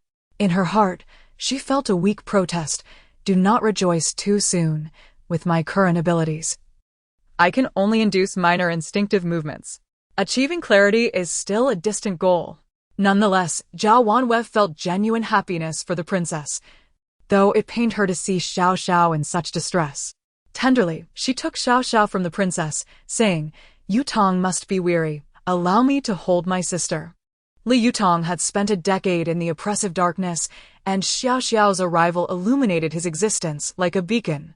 He refused to release her from his embrace. "Wanwei, let Yutong hold Xiaoxiao a little longer. After all, Xiaoxiao is the fortunate one spoken of by Master Eating. This bracelet shall be a gift for you." With that, the princess gently helped Li Yutong to sit down, retrieving a bracelet tethered with a string from his arms and placing it into Xiao Xiao's hands. Setting aside the bracelet's exceptional quality and considerable value, its significance as Li Yutong's cherished possession rendered it immensely precious. Zhao Wanwei hastily declined, "Your Highness, this is far too valuable. Xiao Xiao cannot accept such a gift." Upon seeing the bracelet, Xiao Xiao felt an overwhelming sense of familiarity as she cradled it in her hands, examining it closely. Heavens, is this not the bracelet space from my cultivation days? I thought it had perished during the tribulation. I never imagined it would accompany me here. The bracelet appeared even more translucent than before, radiating a subtle, ethereal glow. Could this be my spiritual energy? The princess interjected, halting Zhao Wanwei. "Wanwei, this bracelet was a gift I obtained from Master Eating. He said that its destined owner could save Yutong, and Xiao Xiao is indeed that destined one." In the illustrated narrative, Li Yutong was healed by the female protagonist, but upon regaining his sanity, he became exceedingly cruel and brutal, transforming into a weapon for her. The princess subsequently fell into despair, succumbing to illness and passing away prematurely. Li Yutong's spirit was pure. He could not possibly be an embodiment of malice. It seemed the protagonist had not merely summoned his soul, but had overtaken it entirely. Through this connection, the protagonist not only acquired the bracelet's magical artifacts and spiritual energy, but also ascended to a position of prominence within the royal court. Xiao Xiao felt a surge of indignation at the thought that her years of diligent cultivation had been appropriated by another. Determined, she resolved to absorb all the spiritual energy at once. Ignoring Zhao Wanyue's conversation with the princess, she closed her eyes, focusing intently on drawing in the energy from the bracelet. Zhao Wanwei was still attempting to decline when the princess pointed at Xiao Xiao, asserting, "Look, Xiao Xiao adores the bracelet. Yutong's ability to speak is entirely thanks to her. I could offer her not just this bracelet, but the entire princess's residence." At that moment, Xiao Xiao completed her absorption of the spiritual energy, feeling invigorated as the glow surrounding the bracelet gradually dimmed. She stretched, her body now more agile. She then pressed her thumb against Li Yutong's forehead, murmuring incantations. Li Yutong suddenly trembled, beads of sweat rolling down his forehead. The princess gasped in alarm, calling out, "Yutong, what is the matter?"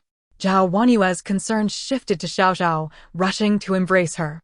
As Xiao Xiao continued chanting, she complained, "Don't disturb me, mother. This is a critical moment. Whether the handsome brother regains his sanity hinges on this." The princess regained her composure, realizing that for Li Yutong, this trembling was indeed a positive indication. Thus, the two mothers anxiously observed their children. After a brief moment, Li Yutong gradually calmed, and Xiao Xiao exhaled a sigh of relief, lowering her hand. "Oh dear, I am utterly exhausted." At last, the handsome brother's 3 souls and 7 spirits have realigned, but he has lingered in chaos for too long, so his spirit remains unstable. Caution is still required. Zhao Wanwei quickly took the child, while the princess approached Li Yutong, asking, "Yutong, are you all right?" "I am your mother." Li Yutong gazed at her with bewilderment, tilting his head as he murmured, "Mother?" The princess could no longer contain herself, embracing Li Yutong and weeping uncontrollably. 15 years. I have awaited this moment for 15 long years. Amidst her tears and laughter, the princess proclaimed, "I know it was my sister who saved you. From now on, Xiao shall be our family's great benefactor." Understanding the implications of drawing attention, Zhao Wanwei quickly countered, "It is all thanks to young Master Yutong's immense fortune. Xiao Xiao is but a mere child. How could she possess such power?" Xiao Xiao felt anxious that the bracelet, now infused with her energy, might slip away again, for she had many treasures contained within it. Swiftly, she donned the bracelet upon her wrist. "Mother, I am quite capable. This bracelet belongs to me." Zhao Wanwei sighed, pondering how this child had become so materialistic, wondering from whom she had inherited such traits. The princess found amusement in Xiao Xiao's antics and, retrieving a token from her waist, presented it to Xiao Xiao. Good child, from now on, the princess's residence shall be your home, and I shall be your affectionate aunt. Xiao Xiao examined the token before nonchalantly tossing it aside. What use is this small token? The feast before us is a sight to behold. It makes me so hungry. Exhausted and famished, she grumbled. Allow the handsome brother some respite. To activate these years' memories, I must perform my spell 3 more times. Zhao Wanwei, overhearing, discreetly suggested, Your Highness. After waiting 15 years, why rush? Let Yutong take his time. After all, he must be hungry too. The princess nodded in agreement. You are right. There is plenty of time ahead. Let us dine. The princess had the kitchen prepare cheese, and as the sweet, creamy delicacy melted in her mouth, Xiao Xiao closed her eyes in bliss. What a rare delight. Finally, I can savor solid food. And you truly understand me. Wanwei couldn't help but chuckle at Xiao Xiao's enchanted expression. It was then that the princess remembered the reason for summoning Zhao Wanwei, asking with a playful glint in her eye, Wanwei, what performance are you and your mother-in-law putting on? Chapter 13. Benefiting from Xiao Xiao's favor, Zhao Wanwei smiled. For she had recently been embroiled in lawsuits and managing shops. While others might overlook her struggles, the princess would certainly not. Nothing escapes the princess's discerning gaze, however. These were merely trivial family matters that she could handle. The princess furrowed her brow, expressing hope that Wanwei could indeed manage.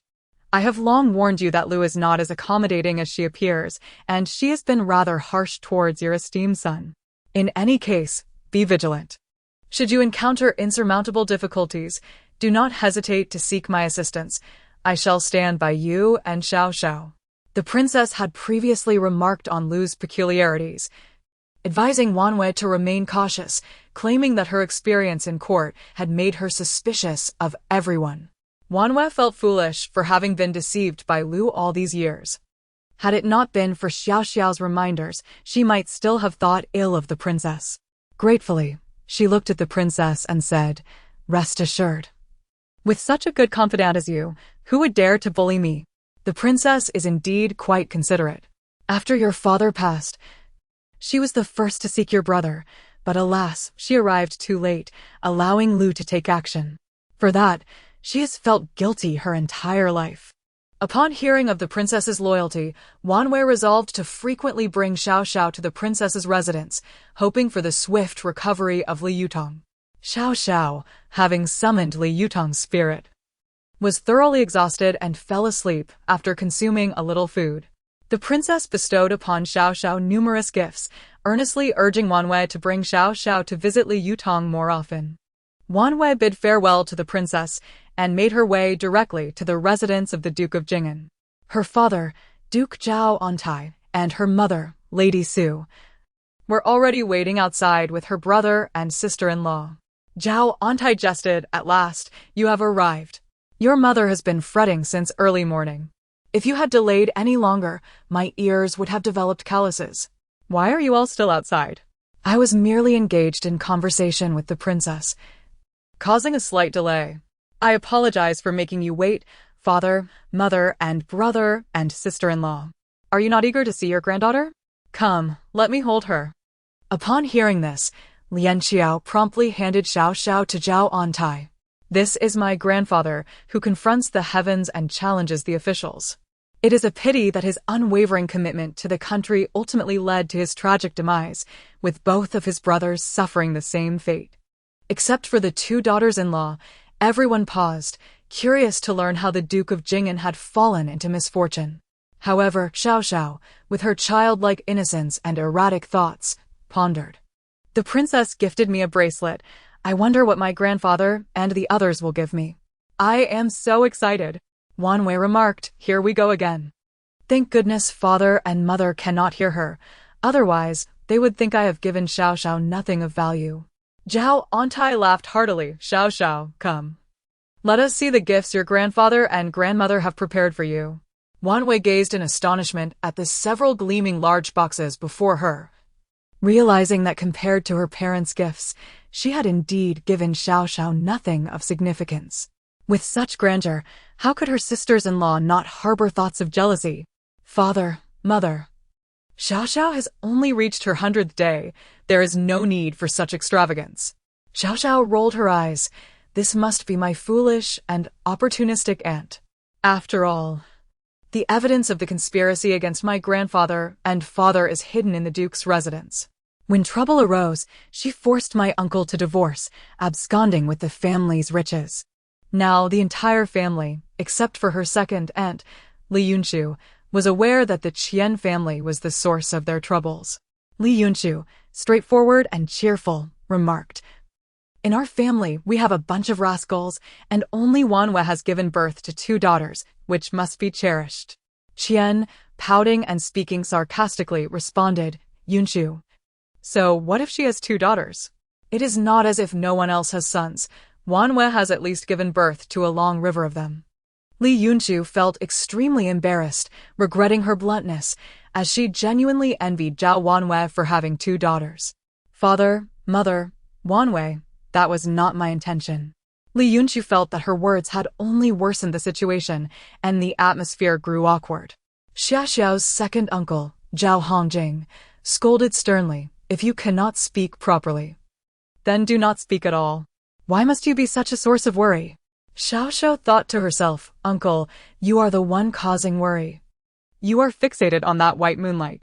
Do you not know that after the Duke of Jing'an's troubles, she fled with her child? It was Aunt who risked her life with all her hidden guards to save several children of the Zhao family. Let me see Aunt in her glorious form." As Xiao Xiao thought this, she stretched her neck to look for Li Yunqiu. Zhao Auntie, seeing her struggle, handed the child to Li Yunqiu, saying, "It seems our Xiao Xiao wishes to be held by her second aunt." "Yunqiu, why are you in a daze? Do you not know how to hold a child?" Li Yunqiu, taken aback, hurriedly accepted Xiao Xiao with great care. Now that Xiao Xiao's hands had become quite nimble, she cupped Li Yunqiu's face, inwardly marveling, "Aunt is truly beautiful. She can even fight valiantly, a heroine who rivals men. Of all the characters in books, you are my favorite. Let me give you a kiss." Thinking this, she leaned in and bestowed a sweet kiss on Li Yunqiu. "Hongjing, Xiao Xiao has kissed me. Daughters are truly affectionate." Li Yunqiu nearly lost her composure. "Aunt is perfect in every way except for being blind. Why are you infatuated with uncle? After he is gone, so many wish to marry you, even willing to raise Zhao's children for you. Yet you choose to remain loyal to him, toiling alone to care for Zhao's children, while soon uncle will be drunk and let that white lotus climb into bed." Zhao Hongjing shuddered at the thought. He had intended to take in a concubine and give her a title. Zhao Auntie, aware of his son's sordid intentions, could only shoot him a disapproving glance.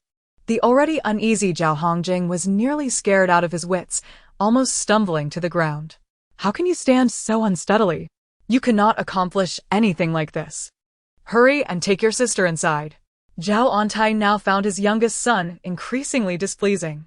Lady Su shot her second son a disapproving look, gently saying, "Yunqiu, do not just stand there. Take Xiao Xiao inside. It is cold outside." Li Yunqiu, startled, dared not move. When had her mother-in-law ever spoken so kindly to her? Zhao Hongjing, feeling guilty towards his wife and fearing reprimand, hurriedly stepped forward and said, "Did you not hear, mother? Quickly take Xiao Xiao inside." Lady Su pushed her son aside, vexed. "Of course, Yunqiu must take her time holding the child, unlike you, who rushes about carelessly, without a hint of awareness.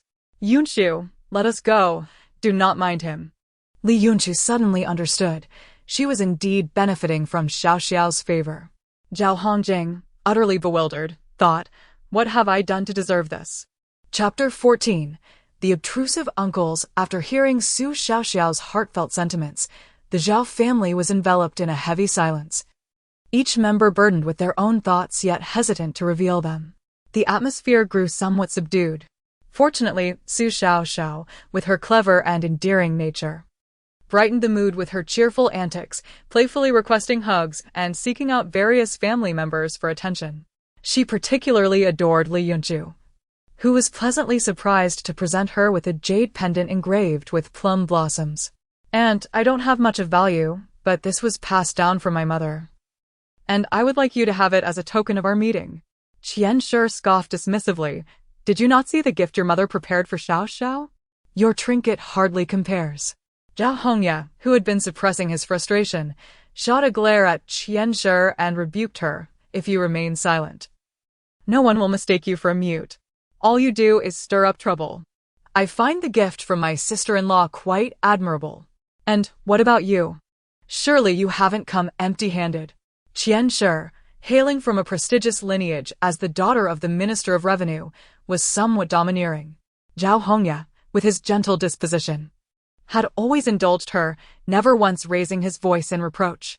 Feeling wronged, she retorted, "You dare to chastise me? Mother, look at Hongya. He is being unreasonable." Su Shi, with a stern countenance, interjected, "Is Hongya not speaking the truth? The value of a gift lies in its sentiment." Yunshu offered her cherished jade pendant, demonstrating her genuine affection for Xiao Xiao. "As the elder sister-in-law, you should not constantly undermine your younger siblings. Do you think I, as your mother-in-law, am of no consequence?" Su Xiao Xiao eagerly grasped the pendant, struggling to fasten it around her neck. "Aunt's gift is truly splendid. It can summon all my hidden guardians. Aunt's generosity is commendable. Once I grow older, I shall support you in seeking a considerate husband, perhaps even persuading you to part ways with the second uncle." Zhao Hongjing found himself in disbelief, contemplating his niece's bold remarks. "As your beloved uncle, I beg you to show restraint. I cannot bear the thought of losing such an exceptional daughter-in-law." Zhao Wanwei quickly attempted to mediate. "Sister-in-law, this gift has certainly found favor in Xiao Xiao's heart. She wishes to wear it now, does she not? Here, let me assist you." As Su Xiao Xiao donned the pendant, her heart swelled with pride, and she chattered animatedly to Li Yunshu. "And you are so unfortunate, always being bullied. If you did not genuinely care for the second uncle, how could the Duke's residence possibly hold you captive? I promise to support you in the future." Her words left the Zhao family feeling embarrassed, as Li Yunshu, raised in the martial world with a mother who led a mysterious organization, had fallen for Zhao Yunqing at first sight and nearly lost her life saving him. Zhao Auntie, concerned for her reputation, had arranged for Zhao Yunqing to marry her.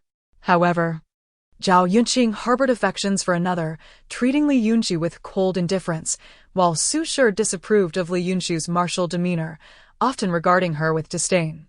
Zhao Auntie, while finding Li Yunshu admirable, had not paid much attention to matters within the inner chamber. Today, he learned that his son intended to take Bai Shuangshuang as his wife, which incensed him greatly. "Yunshu, you may withdraw for now. I have matters to discuss with Wanwei. And you two rascals, come to the study as well." Li Yunshu, understanding the situation, entrusted the child to Zhao Wanwei and exited. Zhao Auntie had always prided himself on his parenting skills, but today he discovered that his elder daughter-in-law was not only sharp-tongued, but also the mastermind behind the family's troubles. His second son, neglecting a perfectly suitable wife, was foolishly pursuing a widow, which was enough to infuriate him.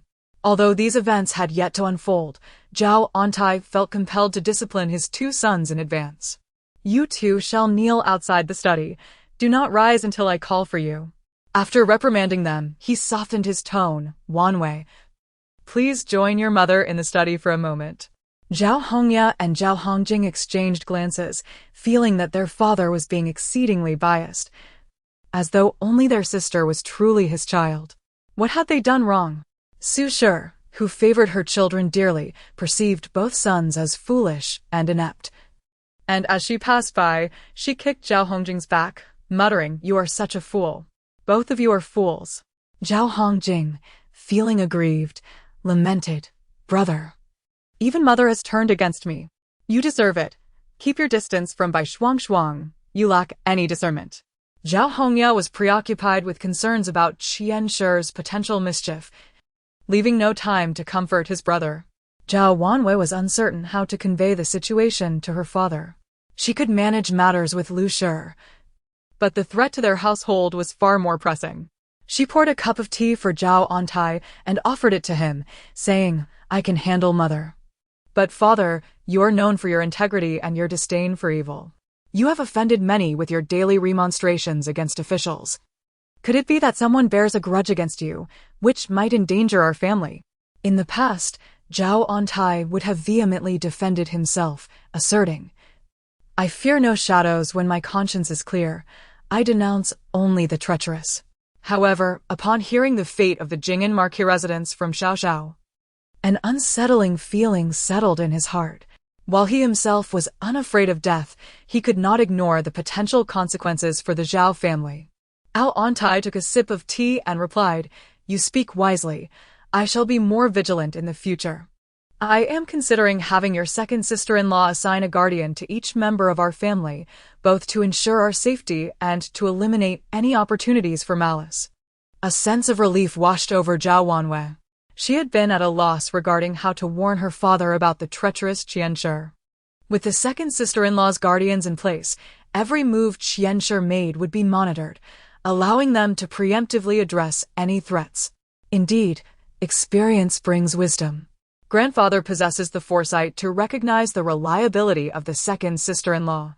This way, any evidence of Qianshi's schemes against the Jing'an marquis residents can be swiftly uncovered. Auntie, feeling somewhat guilty, rubbed his nose. If he were truly as capable as he wished to be, their family would not have faced such dire straits. Su Shi's heart remained heavy. Although affairs within the residence were stabilizing, the situation with Wanwei was still perilous. Though she suspected that her mother-in-law was deliberately making things difficult for her, she remained unaware of Lu Shi's true intentions. Unable to confront Lu Shi directly about her deceit, Su Shi pondered deeply and decided to investigate events from decades past. She subtly remarked, Wanwei, do not solely fret for us. I sense that your mother-in-law is not one to be trifled with. Some matters are truly beyond imagination. Mother, have you discovered something? Chapter 15. Blindness. Su Xiaoxiao sighed. Realizing that someone had finally noticed the truth, Lu had murdered Tang in her quest for the title of matriarch. And since her father was a child of the Tang family, she would not hesitate to eliminate him for the sake of her own son's title. What further discoveries had grandmother made? Auntie felt a sudden chill in his heart. He had thought it was merely a conflict between mother-in-law and daughter-in-law. But now a grave secret had emerged, placing the daughter and son-in-law's family in peril. Zhao Wanwei shook her head helplessly, saying, It is unnecessary. Granny Zhang's family perished when their ship sank. Everyone is gone. How could it be so coincidental? Was someone manipulating events behind the scenes? Su was frustrated. With the sole witness deceased, unveiling Lu's true nature would be increasingly difficult. After all, she was a lady of the third rank. And mishandling the situation could lead to disastrous consequences.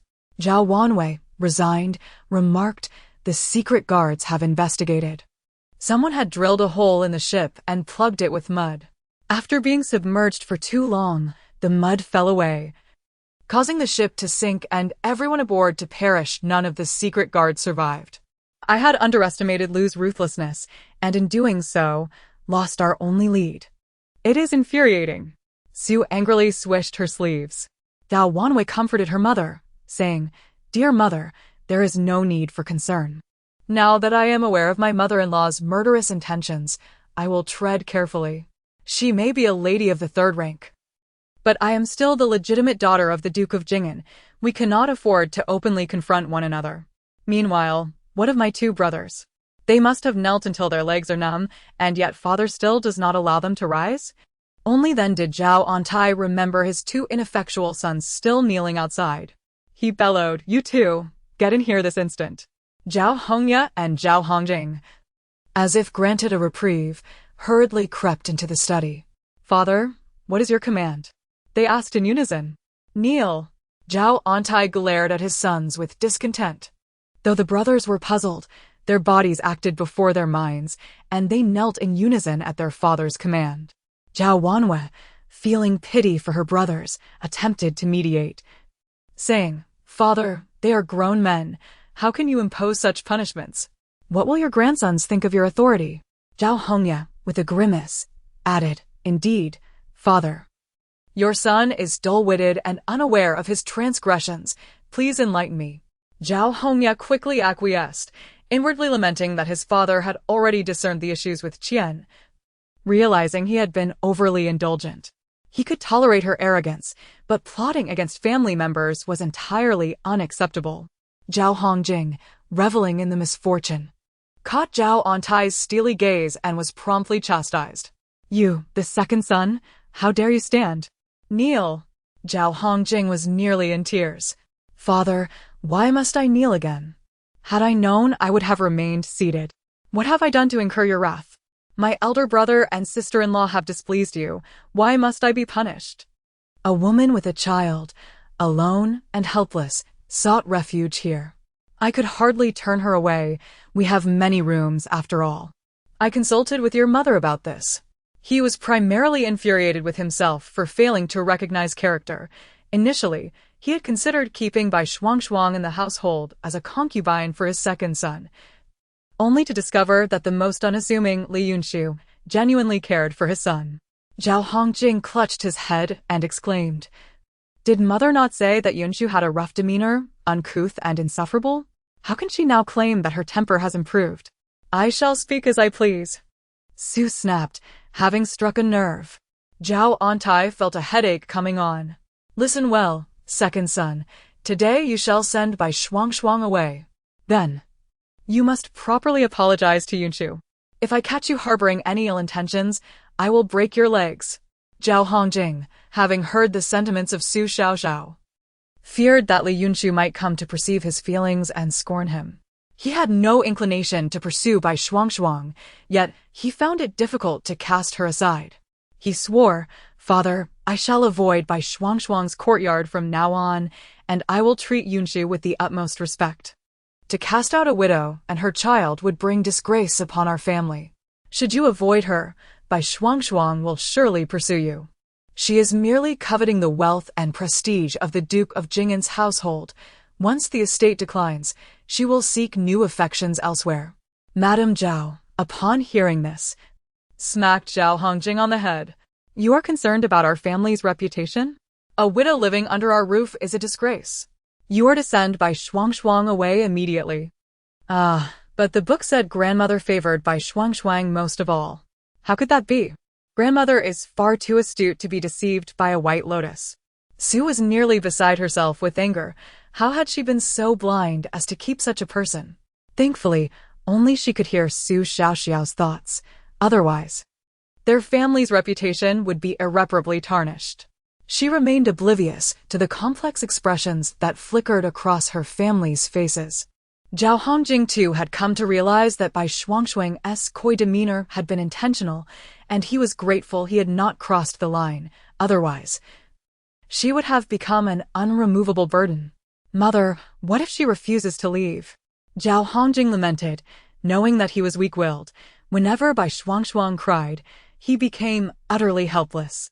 Zhao Wanwei, understanding her brother's softness, volunteered, If you trust me, brother, I will accompany you. Chapter 16. The White Lotus in order to fulfill Su Xiaoxiao's wish. Zhao Wanwei suggested, Let us invite second sister-in-law as well, so Bai Shuangshuang can understand that our second brother is a married man. Zhao Hongjing cast a resentful glance at his sister, remarking, You truly have a knack for scheming against yourselves. Inviting her is fine, in front of Li Yunshu. She'll see that there has been no impropriety between Bai Shuangshuang and me. With such a formidable wife, I would rather avoid any misunderstandings. Li Yunshu, however, felt a bit uneasy. Although Zhao Hongjing did not voice it, he surely blamed her for marrying him, believing it hindered his ability to soar freely with the one he cherished. This was also the reason Li Yunshu had tolerated Zhao Hongjing's presence.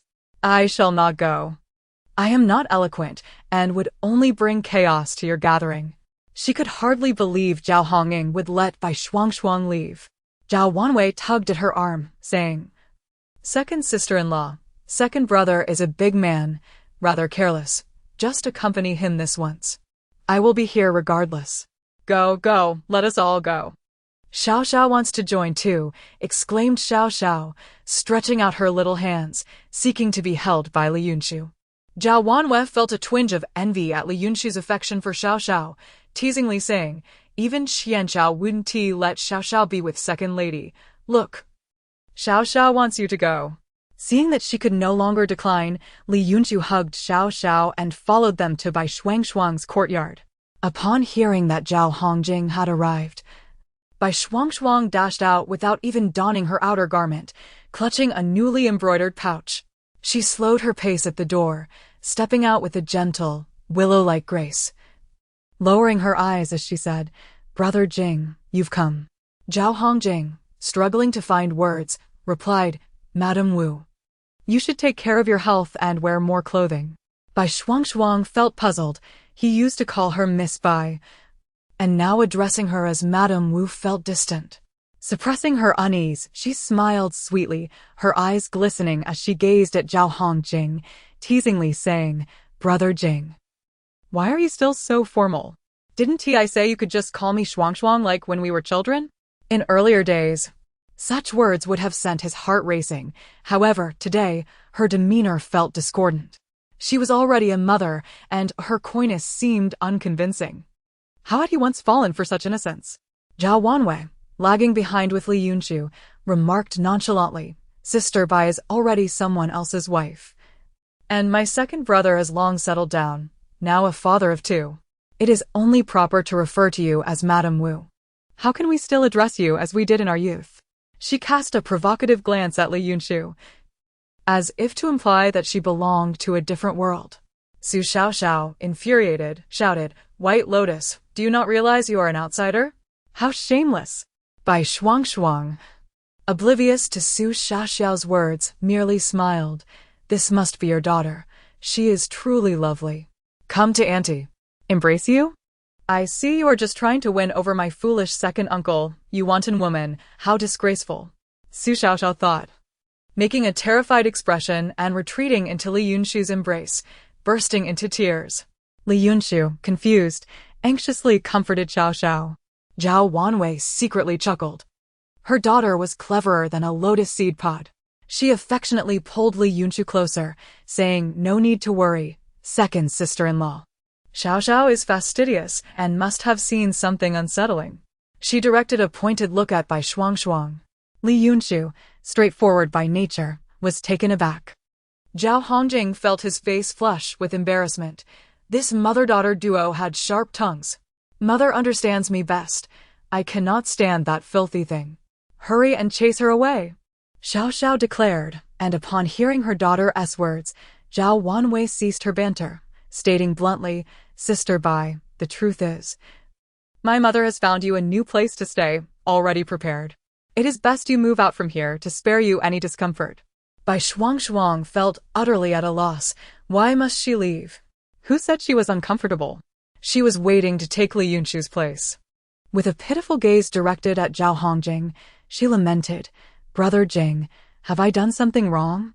Are you really going to drive us away? We are but a mother and daughter. Are you truly so heartless as to leave us to wander the streets?" As she produced a handkerchief, tears streaming down her face, Zhao Hongjing, feeling conflicted, looked to Zhao Wanwei for guidance. Zhao Wanwei, maintaining her composure, interjected, "Sister Bai, to be frank, we are merely neighbors, not bound by kinship. You mentioned you were facing difficulties and would only stay temporarily, yet nearly a year has passed. While you may not care for your reputation, our household still values its dignity. If you continue to reside here without justification, it will undoubtedly affect my second brother's career. My mother has already procured a small courtyard for you and will provide you with some funds to sustain yourselves." Zhao Wanwei spoke plainly, but Bai Shuangshuang feigned ignorance. Her tear-filled eyes locked onto Zhao Hongjing as she pleaded, "Brother Jing, if I have caused you trouble, just say the word and I will leave at once. Alas, my foolish uncle will undoubtedly hesitate and may even allow her to remain as a secondary wife, ultimately leading to his own disgrace. How pitiful my second aunt must be." Bai Shuangshuang lamented, "Brother Jing, this cannot be your true sentiment. They are forcing you, aren't they? You cannot tolerate me, can you?" With that, she lunged towards Li Yunxiu. Chapter 17. Not an ordinary child. Bai Shuangshuang lunged at Li Yunshu like a mad dog. And fearing for the safety of the little one in her arms, she nimbly sidestepped, causing Bai Shuangshuang to miss her target entirely and crash to the ground. Her pristine dress was now soiled with dirt, and her face contorted with rage, resembling a vengeful spirit. Zhao Hongjing shuddered. How could the ethereal Bai Shuangshuang behave so rudely? Akin to a shrew? He wondered how he had been so utterly enchanted by her. With a look of despair, Bai Shuangshuang turned to Zhao Hongjing, exclaiming, "Brother Jing, they are bullying me. What a disgrace. It was you who attempted to attack my aunt, foolish girl. Aunt is a formidable expert. You brought this humiliation upon yourself." Zhao Hongjing firmly asserted, "Madam Wu, it was you who attacked my wife just now. It is a miracle she refrained from retaliating." Bai Shuangshuang, flustered with anger, pointed at Zhao Hongjing and exclaimed, "Zhao Hongjing, you would not abandon me, yet you defend that fierce woman." In a fit of rage, she declared, "Zhao Wanyu, as a married woman, what right do you have to command authority in the residence of the Duke of Jing'an? What are you even worth?" Li Yunshu, with a composed demeanor, replied, "She is indeed the esteemed aunt of the Duke of Jing'an. Bai Shuangshuang, you may have insulted me, but you nearly harmed my niece and spoke disrespectfully to my sister-in-law. Out of respect for my husband, I grant you a brief moment to vacate the Duke's residence, or you shall meet the same fate as this tree." Upon finishing her words, Li Yunshu deftly unfastened the whip from her waist and, with a mere flick, snapped a tree trunk the size of a bowl. Not only Bai Shuangshuang, but even Zhao Hongjing and Zhao Wanyu were left speechless in shock. Aunt is so formidable. With such prowess, why would she willingly endure the indignities from my second uncle? If it were me, I would not hesitate to put an end to him. Zhao Hongjing finally understood that he was but a foundling, while Li Yunshu was the true heir. Despite having neglected her for many years, she remained unscathed, a stroke of fortune indeed. It was not that Zhao Hongjing wished to be a coward, but upon this encounter, the childhood illusions had shattered. After more than a decade, everything had changed, and it was he who could not see clearly, still trapped in the past. Thanks to Xiao Xiao, he realized that his feelings for Bai Shuangshuang were not genuine. Rather, it was the pressure of the marriage Li Yunshu imposed upon him that he resented, and he was reluctant to acknowledge Li Yunshu's superiority. "Brother Jing?" Bai Shuangshuang cried out in despair. "Madam Wu, please maintain your dignity. My wife, though magnanimous, deserves your respect. I shall arrange for 1,000 taels of silver to be sent to you as a token of our childhood friendship, ensuring you and your daughter live in comfort. In the future, please refer to me as young Master Zhao." Upon finishing, Zhao Hongjing eagerly reached out to embrace Su Xiao Xiao, saying, "Xiao Xiao, come here to your second uncle. Your aunt must be weary." As Zhao Hongjing held Xiao Xiao tenderly, he gently said, "Yunshu, let us take our leave." Zhao Wanyu secretly smiled, pondering how her second brother would feel if he learned that Xiao Xiao often wished to change her uncle. Ultimately, Bai Shuangshuang could not maintain her bravado. With a forced smile, she moved into the courtyard that the Zhao family had purchased for her, pocketing the 1,000 taels of silver, and harboring a deep resentment for Zhao Wanyu and Li Yunshu. That is another matter. For now, let us speak of Su Xiao Xiao, who beamed with joy at her grandfather's home, receiving many delightful gifts, her smile unwavering. The family shared laughter and warmth, creating an atmosphere of harmony. With a hint of melancholy, he remarked, "As colleagues, it is only natural to pay respects. Hongya, Hongjing, you both shall accompany me." While he spoke, Su Xiaoxiao was muttering to herself, oh no, Shintinyo's son has died. That means Su Boheo, born from his affair with Lu, is the only male heir of the Shin family. To secure his son's inheritance, he will join forces with Lu against my father." The Zhao family was shaken to the core, realizing that Lu not only swapped children, but also committed adultery, bearing a child. The Duke of Zhenghua, a once great warrior who roamed the battlefield for decades, had been so easily manipulated by his own brother and concubine, tragic and lamentable indeed. Zhao Hongjing anxiously touched his head. relieved by Xiao Xiao's warning. Otherwise, his fate would have mirrored that of the Duke of Zhenghua, becoming a mere laughingstock. The entire family awaited Su Xiaoxiao's account of how Shen Tianyu would confront Su Bowen, eager to prevent any unforeseen calamities. Instead, they heard Su Xiaoxiao's thoughts. Shen Qingyu must be Shen Tianyu's granddaughter, but has the female protagonist truly crossed over? Zhao Auntie, upon hearing this, inquired, "Are there others in the carriage? How are the two granddaughters of Minister Shen?" The female protagonist must have crossed over at this moment, relying on her halo. She collaborates with the Prince of Qi to falsely accuse the Crown Prince of treason. My father and grandfather were ultimately harmed by her schemes. Concerned for the lives of Zhao's family and Su Bowen, Dao Wanyu disregarded her hesitations and resolved to confess to her father about her ability to hear Xiao Xiao's inner thoughts, as matters of the court required her father's guidance. She entrusted the child to Li Yunshu and said to Zhao Auntie, "Father, I have something important to discuss with you privately." Zhao Auntie, eager to offer his daughter a warning, followed her to the study.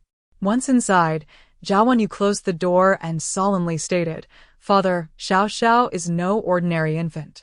Chapter 18. The sister has returned. Zhao Auntie looked at his daughter with a bewildered expression. "Wanwei, what do you mean by that?" Zhao Wanwei, disregarding the formalities, blurted out, "Father, something terrible is about to happen to Bowen, and our Jing'an Marquis residence is also facing impending disaster." Zhao Auntie was momentarily taken aback. "How do you know this? Can you hear Xiao Xiao's thoughts as well?" He had always assumed that as the head of the family, he alone could comprehend Xiao Xiao's innermost feelings.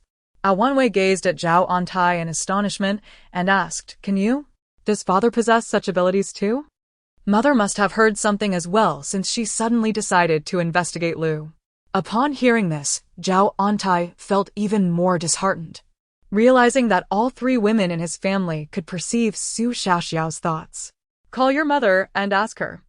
Zhao Auntie constantly reassured himself that as the head of the family, it was only natural for Wanwei, being Xiao Xiao's mother, to hear her thoughts. As Su Shi entered the room, Zhao Wanwei immediately inquired, "Mother, why have you suddenly decided to look into my mother-in-law's past? Who is investigating?" "It's just a conversation that turned to that topic. Be cautious. You and Bowen treat her like a mother, but she is far from virtuous." I could hardly contain my disdain for her. Su Shi's anger flared at the mention of Lu, expressing her contempt for a woman who, in her pursuit of becoming the matriarch, had committed unforgivable acts, including murder and infidelity, ultimately raising an illegitimate child. She lamented that had she known better, she would never have allowed her daughter to marry into such a family. Zhao Auntie, disregarding the propriety of the moment, asked directly, "How do you know Lu is unvirtuous? Did Xiao Xiao tell you? How could Xiao Xiao, at her age, possibly say anything?" Su Shi vehemently denied it but suddenly caught on, retorting, "How do you know it was Xiao Xiao who spoke? Can you hear her too?" Zhao Wanwei hastily attempted to comfort her mother, understanding her feelings all too well. Otherwise, she would not have disclosed this matter to Zhao Auntie. Zhao Auntie stroked his beard thoughtfully, contemplating the situation. "This little rascal seems to be spreading the news far and wide." He cautioned, "We must keep this matter to ourselves. Letting outsiders know could endanger Xiao Xiao. Moreover, we must shield her from this burden, or she will no longer think freely." Su Shi shot Zhao Auntie a glare. "Do you need to remind me? For 100 days, I have not uttered a word to you. Xiao Xiao's safety is of utmost importance." Zhao Auntie pondered, "Your sister-in-law has spies keeping watch. For the time being, there should be no trouble. Good news has arrived from Bowen. I will quickly draft a letter and send it swiftly, urging him to be cautious." The critical issue lay with Shen Tianyu, who oversaw military affairs. If he aimed to harm Bowen, he could easily fabricate charges against him. Zhao Wanwei, her expression gloomy, remarked, "Shen Tianyu commands a formidable force, and his guards are exceptionally skilled. Ordinary spies would struggle to approach him." After a moment of contemplation, Zhao Auntie declared, "Call your second sister-in-law. We shall rely on her." Su Shi, now aware of Li Yunshu's capabilities, had no objections. Li Yunshu, understanding her father-in-law's character, promptly dispatched two capable individuals to monitor Xintianyu. As for Lu's misdeeds, lacking evidence meant they could only endure her antics for the time being. However, the truth would eventually reveal itself. Zhao Wanwei fanned Su Xiaoxiao gently while peering outside, her heart lifting with anticipation. Rising, she exclaimed, "I have prepared something special for you. I will have Baizi bring it to you. Please watch over your sister while I check on the kitchen. It has been 5 months since we enjoyed our home-cooked meals, and we must be starving." Su Lingxi, having left her mother's embrace, gazed at the chubby child beneath the grape trellis, whose cherubic face was adorned with jingling golden bells, undeniably adorable. She pinched Su Xiaoxiao's cheek and said, "Sister, I am your elder sister. May I hold you?" Drowsily, Su Xiaoxiao opened her eyes, her gaze brightening at the sight of her sister. "Wow, you are so beautiful, even more so than mother." The legendary beauty of Deshua truly lives up to her reputation, but sadly, you married a heartless scoundrel who tormented you to death. Su Lingxi was momentarily stunned. Where did that voice come from? Realizing she was alone, she deduced that it was the thoughts of her younger sister, who gazed at her with a silly smile. Just then, Baiji approached, beaming, and said, "Miss, your favorite sour plum soup has arrived." Su Xiaoxiao was instantly captivated, extending her chubby little hands to receive it. "Sour plum soup? I want some too." Chapter 19. The conflict between mother-in-law and daughter-in-law. Su Lingxi was filled with curiosity, eager to uncover the truth. However, Su Xiaoxiao, still a child, was completely captivated by the thought of sour plum soup, her mind consumed by all things related to it, leaving Su Lingxi with no choice but to abandon her inquiries. Yet, this matter lingered in Su Lingxi's mind. She could only hope that one day Su Xiaoxiao would recall that person's name, allowing her to avoid him. As Su Lingxi and her mother played with Su Xiaoxiao, a boy appearing to be around 8 or 9 years old suddenly appeared, his youthful face adorned with a smile. "Mother, sister," he exclaimed. Awenyu dropped the bowl in her hand, recognizing the voice of her son, Su Changhe. Mischievous since childhood, he had been sent to Yulin Academy at the age of 12 and had rarely returned home since. Su Changhe explained, "The teacher has given us a holiday in advance to attend the Empress Dowager's birthday banquet and participate in the poetry gathering, so we can broaden our horizons. My little sister is so adorable. I've finally become an elder brother." Su Changhe exclaimed joyfully, "From now on, I will protect you." Su Xiaoxiao lifted her eyelids and coldly retorted, "You can forget about it. With your mischievous nature, you spend every day mingling with those unrefined young rascals, ultimately becoming their plaything and suffering humiliation." Su Changhe was momentarily stunned. Was his sister actually speaking?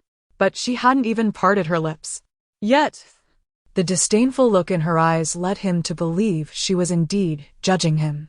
Upon hearing this, Zhao Wanyu grew anxious and quickly changed her demeanor. "What have you learned at the academy? Have you caused any trouble for the teacher?" Su Changhe replied, feeling wronged, "Mother, the rules at Yulin Academy are extremely strict, and the teacher is particularly stern. How could I possibly cause any trouble? As for my studies, I have made some progress." Su Lingxi, understanding her brother well, had also caught a glimpse of Su Xiaoxiao's thoughts. Concerned for her brother, she felt it necessary to admonish her sister. "Changhe, as the only son in our family, you must be diligent in your studies. The future of the Su family relies on you. If you continue to be mischievous, your elder sister will be the first to oppose you." Zhao Wanyu arranged a lavish dinner, while Lu Shi feigned illness to avoid attending, and Zheng Yaxian had quarreled with Su Boheo, sulking alone in her room. Thus, the 4 women enjoyed a pleasant meal together. With Lu Shi absent, Su Lingxi and Su Changhe felt compelled to pay their respects to her. Upon seeing the 2 siblings, Lu Shi's frustration boiled over. Su Bowen held the title of heir to the duke's residence, living a life of luxury, while her own society had endured so much suffering. Still residing in such a small courtyard, being older and more sensible, Su Lingxi sat beside Lu Shi and said, Lingxi knows that grandmother cares for me. But since the Empress Dowager has spoken, there is nothing mother can do. I have learned so much from the Empress Dowager during these days. In contrast, Su Chang'e had been spoiled by Lu Shi since birth, developing numerous bad habits. Otherwise, Zhao Wanyu would not have sent him so far away to study. After a year at Yulin Academy, he had corrected many of his bad behaviors and had even begun to study diligently. Lu Shi, feeling discontented, was soon approached by Su Boheo, who sought to take advantage of her. With a cold expression, she said, "This money is not impossible to give you, but you must do something for me first." Upon hearing this, Su Boheo saw an opportunity and hastily agreed without inquiring about the task. "Mother, whatever you need me to do, I will accomplish it, even if it means facing danger." However, Su Boheo's face displayed hesitation. "But mother, the place I am going to is not suitable for a little kid." Lu Shi scolded, "Then it is also not suitable for you to ask for my money." Reluctantly, Su Boheo conceded, Fine, I will take him with me. But if my sister-in-law gets upset, you must bear the consequences." Being merely a child, Su Chang'e was delighted at the prospect of playing with his uncle and set off with Su Boheo that very night. The next day, Awanyu came to fetch him, but Lu Shi did not even allow her to enter, stating that Chang'e was tired and needed to rest for a few days. Feeling uneasy, Zhao Wanyu barged in, only to find no trace of Su Chang'e in Lu Shi's courtyard. Inquiring with a servant, she learned that Su Chang'e had been taken by Lu Shi to play with Su Boheo.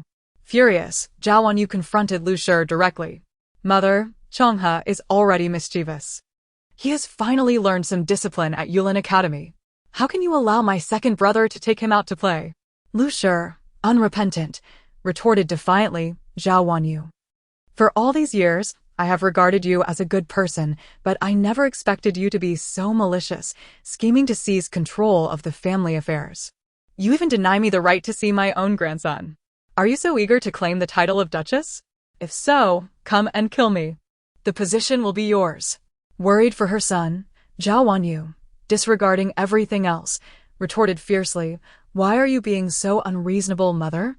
If you wish to manage the household, then starting today, I shall no longer oversee the Duke's estate or its expenses. As for Chang'e, he is my son, and I will raise him as I see fit. You need not worry about him any longer." Chapter 20. Sowing discord. Zhao Wanwei, in a fit of irritation, inquired, "Where on earth has Su Chang'e been taken by Boheo? He is just a child. How can he be wandering aimlessly with Boheo?" Boheo, intending kindness, had merely taken Su Chang'e out for some amusement. How could that be deemed aimless wandering? Have you lost all semblance of a sister-in-law? If you wish to know where he has gone, I genuinely do not know. Worried for Su Chang'e, Wanwei had no time to engage in verbal sparring with Lu Shi, so she hastily dispatched someone to search for Su Boheo's usual haunts. They ultimately located Su Chang'e in a gambling house, where he was reveling in the excitement. "Big. Su Chang'e shouted hoarsely, his gaze fixed intently on the dice. The proprietor, Manager Xia, observed Su Chang'e with interest and casually asked, "Is this the legitimate son of young Master Su?" With a sly grin, Manager Xia remarked, "You dare bring him to such a place? Are you not afraid that young Master Su will flay you alive?" Su Boheo, seemingly indifferent, replied, "My elder brother is not here, so worry not. This lad is naturally inclined towards games of chance. He has won quite a bit tonight. If I bring him here a few more times, I can settle my debts." As Su Boheo calculated his gains, a steward from the estate approached and whispered in his ear. The steward, with no other choice, said quietly, "The young mistress has declared that if you do not take the young master out soon, she will expose your debts to the old mistress." Cornered, Su Boheo reluctantly called Su Chang'e to leave. Still in high spirits, Su Chang'e pleaded, "Second uncle, my luck is exceptional. Please let me play a few more rounds." Upon hearing this, Su Chang'e's mood soured, and he angrily boarded the carriage, immediately blaming Zhao Wanwei. "Mother, how could you find me here and make me a laughingstock?" Zhao Wanwei, her expression cold, remained silent. Su Changha, oblivious to the tension, continued, "Why are you not speaking, mother? Stop trailing behind me. My luck is just right." Suppressing her rage, Zhao Wanwei gritted her teeth and said, "Su Changha, I am sparing you from punishment out of respect, but if you utter another word, I shall discipline you right here on the street." Understanding that his mother was serious, Su Changha promptly fell silent, though he felt unjustly treated, having merely sought a bit of fun and even won some money. This scene was observed by a man in a brocade robe upstairs, who smirked and ordered, "Make sure Su Boheo loses even more. His nephew's worth is far greater than his." Upon returning home, Su Changha received a thorough reprimanding, his backside sore from the chastisement.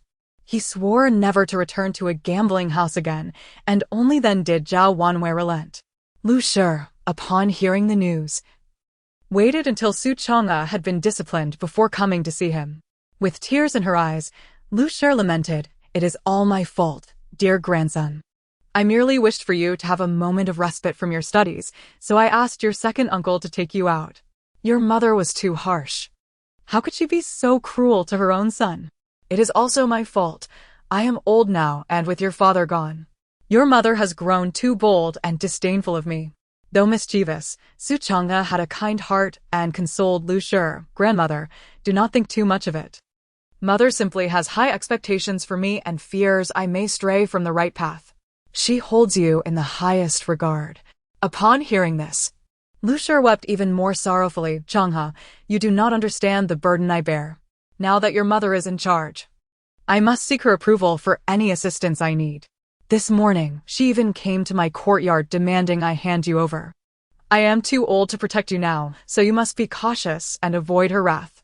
Su Changha turned to Lu Shi's maid and asked, "Did mother truly come to trouble grandmother?" Due to Zhao Wanwei's strict nature, he was not particularly close to her, whereas he had a stronger bond with Lu Shi. Angered, he declared, "Grandmother, rest assured, I shall confront her. She teaches me about propriety and respect, yet fails to reflect upon her own actions." Lu Shi, having achieved her goal, gently coaxed Su Changha, "My dear grandson, with your words, I feel fulfilled. Just promise me not to confront your mother. Her temper is fierce, and you would only end up in trouble again. If you wish to play, tell grandmother, and we shall go secretly." Su Changha, touched by Lu Shi's concern, replied, "Grandmother, I have grown up now. I have just discovered a way to earn money. Once I recover, I shall earn for you." Lu Shi beamed. "Then I shall eagerly await the blessings of my dear grandson." Su Changha felt immensely proud. He was maturing, yet his mother still regarded him as a child, imposing restrictions upon him. It was his grandmother who understood and believed in him. He was determined to win enough to make his mother see him in a different light. With these thoughts, he gradually drifted into slumber. Meanwhile, Zhao Wanwei lay awake, troubled. Changha was undoubtedly gifted, yet his temperament was far too unruly. He had caused several teachers to quit in frustration at the academy. If it were not for this, she would not have sent him so far away to Yulin Academy. "Ling Qiao," she said, fuming, "the old mistress is simply outrageous. Regardless of the circumstances, he is still her grandson. How could she allow the second master to take him to such a place?" Zhao Wanwei, fully aware of Lu Shi's intentions, feared that she would ruin her child and their family, making way for Su Boheo. With a heavy heart, she murmured, "Changha is deeply loyal and particularly close to his grandmother. After this incident, I fear he may grow estranged from me." Bai Ji attempted to comfort her. "Young master is inherently kind. He will eventually understand that you only wish the best for him." Zhao Wanwei felt a bitter pang in her heart. Life was fraught with dangers, and she could not afford to wait. Su Xiaoxiao, noticing her mother's distress, felt disheartened herself, finding even milk unpalatable. Brother truly does not understand. How could he confuse friend from foe? No wonder he could be sold as a performer. Mother is saddened, and I too feel sorrowful. Tonight, I shall craft a dream for him to witness his bleak future. Perhaps then he will wake up. Determined, Su Xiaoxiao incessantly beamed at Zhao Wanwei. "Mother, I have smiled so much my cheeks ache. Are you not even a little bit happy? Zhao Wanwe felt her heart warm. How fortunate she was to have such a clever and capable daughter. Chapter 21.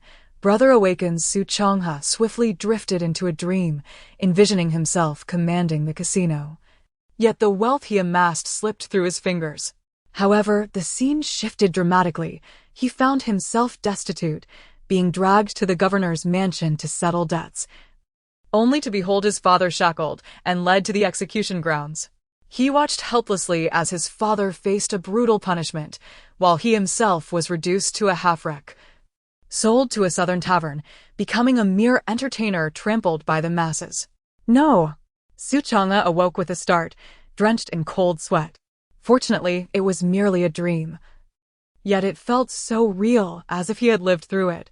He reassured himself that his father would not perish, that his grandmother would not cause him harm, and that he would never end up like that.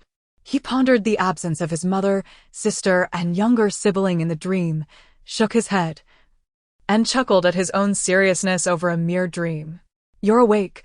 I truly didn't notice, Su Changhe. You have indeed grown capable, even able to venture into gambling establishments? Su Lingxi, cradling Su Xiaoxiao, remarked with a frosty demeanor. The moment Su Changhe heard his sister's admonishment, irritation surged within him. He retorted, I know you all look down upon me. Everything I do is wrong. Grandmother only cares for me, yet even my mother cannot tolerate me.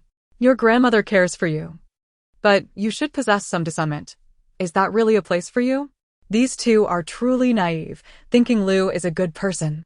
If it weren't for me, their mother would have perished long ago at Lu's hands. Alas, while I can save their mother, I cannot rescue this foolish Su Changhe. As Su Changhe simmered in frustration, even his younger sister regarded him with disdain, calling him a fool. Su Xiaoxiao continued her critique, keep acting foolish. When our father is falsely accused of treason and sister marries a scoundrel, you can become the star of the Southern Tavern. Su Changhe realized that his dream echoed Xiaoxiao's words. The absence of his mother and sister in the dream suggested they were fated to perish, while the lack of his sister indicated she was married. He still refused to believe that his grandmother would harm them. Su Lingxi shared this sentiment, noting Xiaoxiao's penchant for expressing her thoughts based on their conversations. Suddenly inspired, she provocatively inquired, Changhe, have you noticed how distant our mother has become from grandmother? I wonder what caused that. What caused it? Because Lu is not your true grandmother. She nearly caused our mother's demise, and next, she aims to eliminate our father and you. Brother, you are such a simpleton, completely oblivious to Lu's schemes. Su Lingxi had been puzzled as to why grandmother insisted on taking Changhe out with their uncle at night, given their uncle's notorious reputation. And now she began to suspect that grandmother intended to lead Changhe astray. Su Changhe remained skeptical. How could his once-loving grandmother wish him harm? Yet the haunting dream and Xiaoxiao's revelations compelled him to reconsider. Determined, Su Changhe decided to test Lu's intentions his own way. Once he felt slightly better, he approached Lu's courtyard with a serious demeanor, declaring, Grandmother, after resting these past few days, I have finally come to a realization. Lu's eyes sparkled with delight. Changhe, what have you understood? I indeed made mistakes before. Mother was right to punish me. I have resolved to be diligent henceforth, ensuring I do not bring shame to the governor's mansion. Lu's expression stiffened momentarily. This obstinate child had not spoken like this days prior. She forced a laugh. My dear, you are still quite young. You cannot handle such hardships yet. We shall discuss diligence later. For now, you should enjoy good food and play. I have scolded your uncle for taking you to the gambling house. Take this money and find your old friends. Go have fun. Su Changhe's former companions were just as unruly as he was. If grandmother truly wished for his downfall, then her malevolence towards his mother and sister must also be genuine. Chilled to the bone, he pondered, was that dream a reality? Changhe, what are you thinking? Lu inquired, noticing his dazed expression. Feigning fear, Su Changhe replied, I was considering that if I seek out those friends, Mother will surely scold me for my lack of ambition and will strike me again. Lu, with a shrewd glint in her eye, said, "Silly child. Just say you're going to study with your classmates. Your mother will be pleased. Your words are indeed wise. I shall take Cha-Ching with me." Unexpectedly, Lu's demeanor shifted. Her voice turning cold. "Cha-Ching cannot go to such places." Realizing her mistake, she quickly added, "Cha-Ching is still young. If he accompanies you, what fun will you have?" "Grandmother is merely worried about you." Su Changha felt as if he were plunged into an icy abyss. He had been so foolish, believing grandmother truly cared for him, when in reality she merely indulged him to the point of ruin. Had it not been for his mother's vigilant interference, sending him to Yulin Academy despite her own pain, the consequences would have been utterly dire. With a bitter smile, he said, "You speak the truth, grandmother. I shall go out and play now." Go on, have a good time," Lu replied, her eyes brimming with satisfaction. Upon leaving Lu's courtyard, Su Changha felt a chill run down his spine. Reflecting on his past actions towards his mother, he wished he could slap himself. He hastily made his way to his mother's quarters, throwing himself into Zhao Wanqing's embrace, sobbing profusely, "Mother, I realize my mistakes. I promise to never again act foolishly and upset you." Zhao stood stunned, marveling at her son's sudden change of heart. It seems brother is not as foolish as he appears. He has finally disowned Lu's duplicitous nature. Mother truly seeks his best interest. Embarrassed, Su Changha buried his head. Even his younger sister perceived the truth more clearly than he did. As the son of the family, he resolved to amend his ways, vowing to protect his mother and sisters. It dawned on Zhao Wanqing that Xiao Xiao must have played a pivotal role in this transformation. Following this incident, Su Changha grew notably more introspective, no longer reckless, but genuinely dedicating himself to his studies. Zhao Wanqing beamed with pride. Now that her daughter was thoughtful and her son responsible, she awaited the return of Su Bowen, who was away on official business. Since Xiao Xiao's 100th day celebration, Zhao Wanqing had taken her to the princess's residence once more. Now Li Yutong was fully recovered, returning to his former self. According to Xiao Xiao, given time, he would surely recall the past 15 years and remember the kindness shown to him by the princess and her husband. However, an urgent message from the princess's residence arrived, claiming that Li Yutong had suddenly fallen ill again, prompting Zhao Wanqing to rush to the princess's residence with Su Xiaoxiao. The princess had already arranged for someone to meet them outside the residence. Zhao Wanqing, wishing for Xiaoxiao to grasp the situation, inquired of the awaiting matron, "Didn't you say that young Master Yutong had fully recovered? What has happened now?" Chapter 22, Conflict. At this moment, Li Yutong's face was contorted with rage, his eyes gleaming with malice as he incessantly clawed at himself, shouting, "Get out, leave."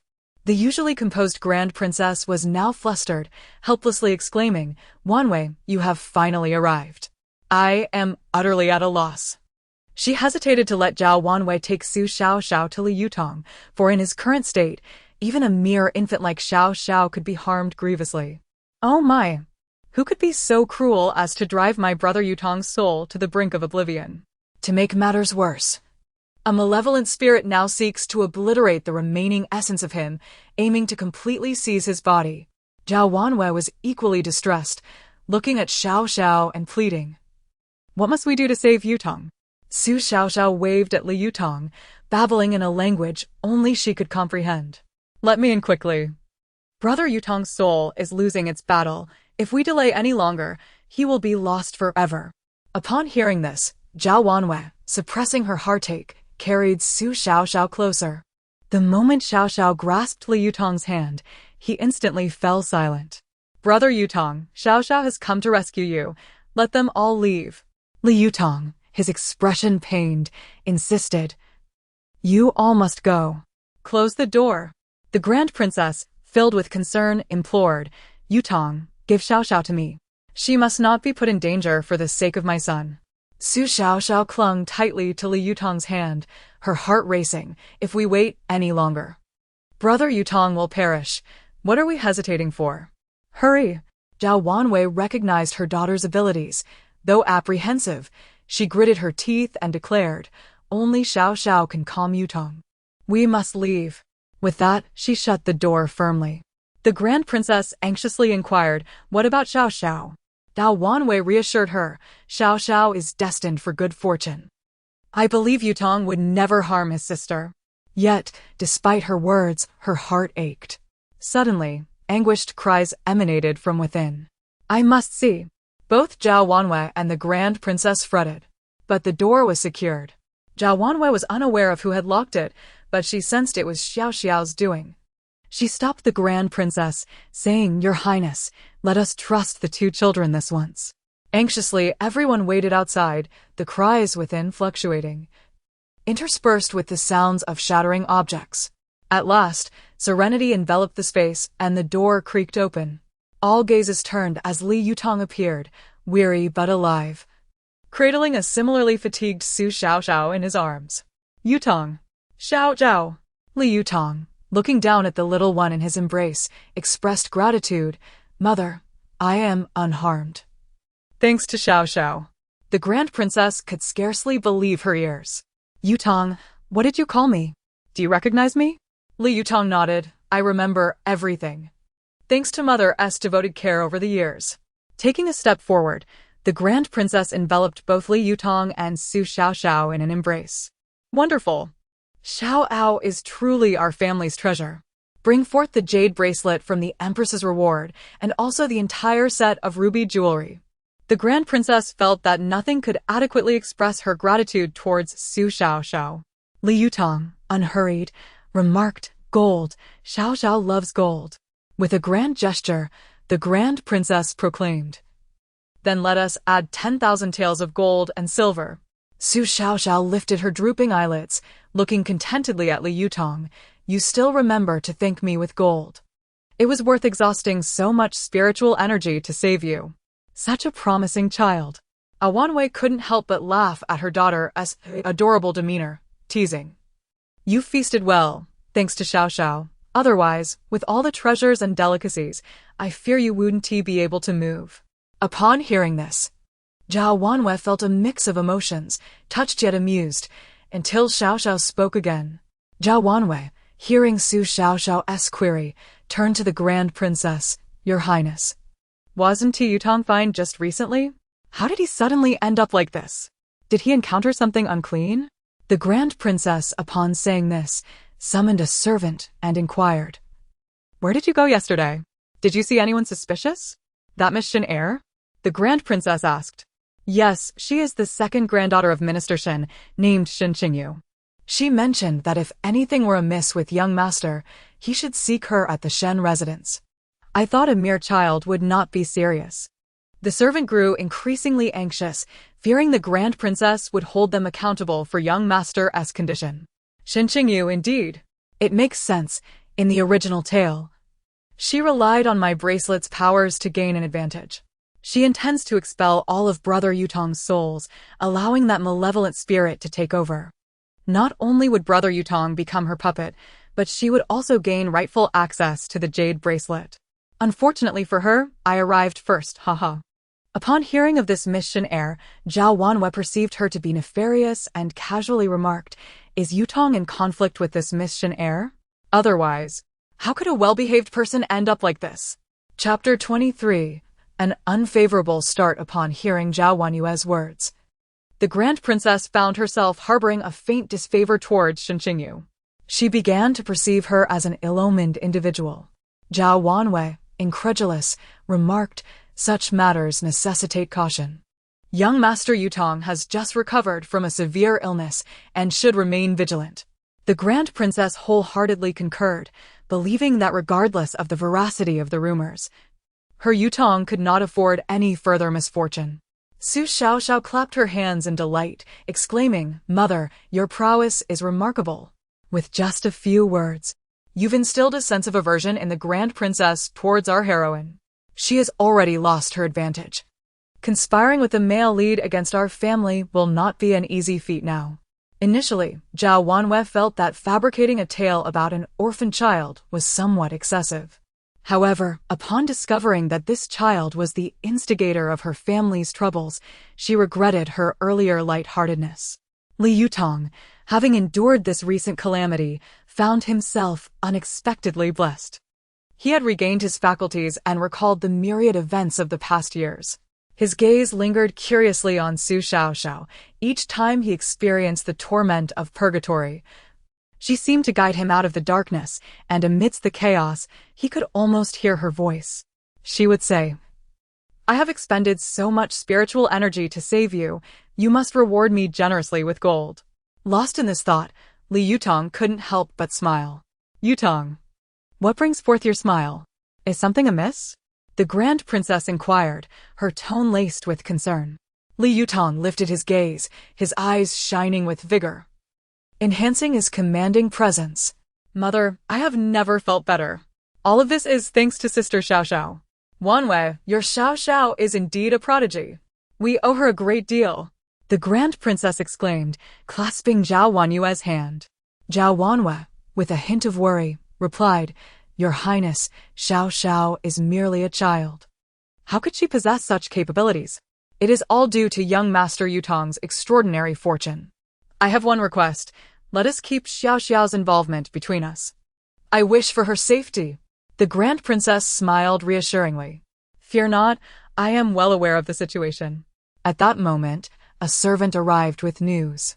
"Your Highness, Miss Shen is outside, claiming to have a way to save our young master." Li Yutong frowned. "Did we encounter that young lady yesterday?" There was a sinister aura about her. I felt uneasy in her presence. Upon hearing this, the Grand Princess grew increasingly convinced that Li Yutong's ailment was linked to her and felt a surge of displeasure. Her brows furrowed. "What insolence! Is she cursing our Yutong? Tell her that he is quite well now. If she dares to spread further rumors, she shall be dealt with accordingly."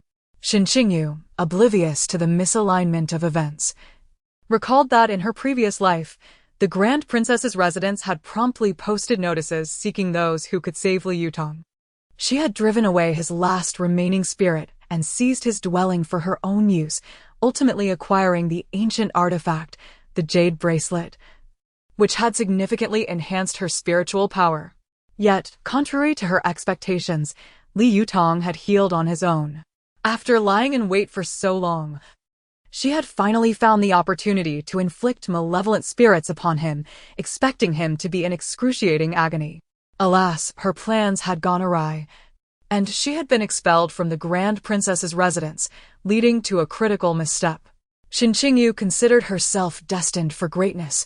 She dismissed this minor setback with indifference, believing that ultimately the space and the world would belong to her. However, lacking the Grand Princess's connections, she would need to devise alternative strategies to forge a bond with the second prince. Lu's schemes extended beyond merely corrupting Su Changhe. She was eager to eliminate Su Bowen and had now secured a formidable ally. In a dim chamber, Lu gazed at the suddenly aged Shen Tianyu, feeling a sense of satisfaction. "Rest assured, I will do my utmost to set Boheo on the right path," Shen Tianyu said with a tone of deference. Lu snorted coldly. "Now you acknowledge Boheo as your own son? Who was it that insisted we not dwell on the past? Boheo's position as a wealthy idler in the Duke's residence is a stroke of luck. Let me remind you, Shen Tianyu, that without you, I can still secure my son's inheritance of the Duke's title." Shen Tianyu remained unfazed, responding patiently, "Lin Yong, this is not the time for quarrels. Su Bowen has achieved a resounding victory against the bandits, earning the Emperor's favor. Meanwhile, Boheo languishes in idleness, indulging in frivolity. If we do not devise a solid plan now, it will be too late." Upon hearing this, Lu ceased to sulk, recognizing that times had changed. Even Zhao Wanwei was no longer under her control. To discreetly remove Su Bowen from the equation, she required Shen Tianyu's assistance. Lu softened her tone. "What do you propose?" With a hint of concern, Lu inquired, "That young man is quite skilled. My previous attempts to deal with him in secret have failed. Can your people succeed?" Shen Tianyu confidently replied, "This time, we are deploying top-tier experts. They will undoubtedly succeed. However, Boheo cannot continue in his current state. If he is granted a duke's title, he will not be able to uphold it." Lu, aware that her indulgence had led her son to this state, dared not retort, merely stating, "I've scolded and punished him to no avail. He remains obstinate." Shin Tianyu sighed in resignation. "From today onward, you will cut off his allowance and have him report to the Ministry of War. I shall personally instruct him." Lu's face brightened at this, realizing that as his father, Shin Tianyu was considering the long-term future. If he was to learn a skill, he must start from the basics. Let him begin as a minor officer in the Ministry of War. Lu, however, quickly lost interest. Without even a rank, he may not be willing to go. Shin Tianyu's expression turned stern as he retorted, "Then we shall bring him here by force. A person destined for greatness must endure hardships. I have already shown leniency by not sending him to the military camp. Very well, I shall heed your wishes. While you may claim the son, you cannot neglect the daughter. She has fallen under Zhao Wanwei's influence and has suffered punishment at the Jingzhou Yin's residence, now unable to leave her bed, and has even mortgaged her home," Lu lamented, wiping her tears in distress. Could Zhao Wanwei have discovered something? Shin Tianyu felt a lingering unease. How could that be? She merely seeks to collect her debts. Will you not manage your daughter? Lu said, her voice tinged with irritation. Let the courtyard endure a bit of hardship for now. Changing her residence at this moment would surely attract unwanted attention. Does she not have a son? The Yulin Academy is relocating to the capital. Let him attend there. Chapter 24. The summer banquet. Shin Tianyu was reluctant to assist his daughter, yet he at least expressed concern for his grandson's education, which greatly pleased Lu Shi. After the death of Shin Tianyu's legitimate son, he found himself with only 2 granddaughters, neither of whom could carry on the Shin lineage. His aspirations to maintain the family name and establish a foothold in the court depended solely on his son and grandson's academic success. Otherwise, he would not have endured Lu Shi's reprimands. It was imperative to note that only the offspring of the affluent could gain admission to Yulin Academy, thus bringing him one step closer to achieving prestige. In stark contrast to Sun Yulin's elation, Su Boheo was far less enthusiastic. With a dismissive gesture, he reclined in his chair and declared, "I refuse to go. What use is it to endure the hardships of a low-ranking official with a meager monthly salary? Why should I subject myself to such torment?" Lu Shi, exasperated, retorted, "You wretched child, do you intend to drift through life like this? Were it not for your father's sake, your uncle Shin would not have taken you in." With an air of indifference, Su Boheo replied, "That's fine by me. I have no desire to owe him a favor. With my elder brother supporting me at the Duke's residence, I shall not bear that burden." "Very well. From this day forth, all your allowances are revoked, and you shall not partake in meals. Reflect on your actions within the confines of the estate," Lu Shi proclaimed, before sweeping out of the room. Regardless of Su Boheo's protests, she remained steadfast, letting him go hungry for 3 days before finally sending him to the Ministry of War. Now, she awaited the good news from Shin Tianyu, hoping the title of heir would naturally fall to Su Boheo. Meanwhile, Su Lingxi, who was playing with her younger sister Su Xiaoxiao, cheerfully remarked, "When will father return home? It has been months since I last saw him. What if there are assassins on the road? Though he survived, he must be gravely injured. How can I alert mother?" Su Xiaoxiao could only fret in silence, wishing she could speak. Su Lingxi shared her concerns for their father, and as her sister remained voiceless, she devised a plan to inform their mother. At that moment, news from the hidden guards arrived, revealing that Shin Tianyu had dispatched 6 elite warriors to the southern county. Zhao Wanyu, upon receiving the secret letter, calmly remarked, "Reports indicate that the routes from the southern county to the capital are perilous. I must ask your second and to send some individuals to escort your father." Su Lingxi quickly interjected, "Mother, it is said that the bandits in the southern county are particularly ruthless. Please have Aunt send formidable individuals. We cannot risk any oversight." Zhao Wanyu readily agreed, which reassured Su Xiaoxiao, allowing her to continue blowing bubbles. With Aunt's hidden guards, father should be safe. Seeing that Su Lingxi still harbored worries, Zhao Wanyu comforted her, "Do not fret. Your father is exceptionally skilled in martial arts, and with your aunt's guards, he will be fine. At tomorrow's summer banquet, keep an eye on Changhe. Ensure he does not cause any trouble. A banquet? I want to go. I am going to suffocate from being cooped up at home. Dear sister, please persuade mother to take me along. Su Xiaoxiao thought, her face lighting up with a smile as she beamed at Su Lingxi, revealing her pink gums. Zhao Wanyu, feigning ignorance, thought it absurd for a 4-month-old infant to attend a summer banquet. Yet Su Lingxi, swayed by her sister's pleading, leaned in and said, "What does your silly giggle mean? Little one? Do you wish to accompany me? Only one who understands me, dear sister."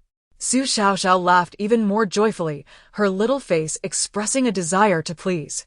Unable to refuse her sister, Su Lingxi implored, "Mother, the weather is splendid. I shall take my sister with me." Zhao Wanyu, however, was hesitant and quickly rejected the idea. Xiaoxiao is far too young.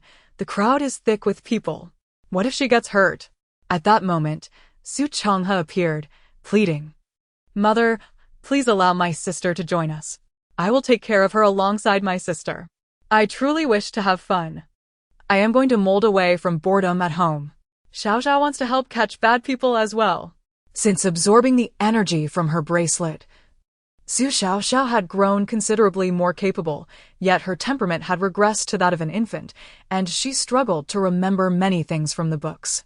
She vaguely recalled that her sister's tragic fate began at the summer banquet, and she was determined to witness it for herself. The matters concerning her children weighed heavily on Zhao Wanyu's mind.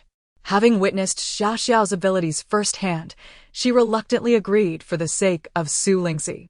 On the following day, Su Changhe, Su Lingxi, and Xiaoxiao, accompanied by Qiao Qiao, laden with various garments and milk, boarded a carriage to attend the Chushui Lushang poetry gathering.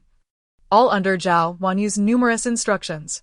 The summer banquet of the Great Xia dynasty took place annually during midsummer by the lakeside of the eastern suburbs. At this time, the lotus flowers were in full bloom, creating a breathtaking scene with endless emerald leaves reaching towards the sky and the radiant blossoms reflecting the sun's brilliance. This event served as an occasion for young men and women to showcase their talents and forge new friendships. Originally intended for age-appropriate youth to meet and evaluate potential matches, families would arrange marriages for those deemed suitable.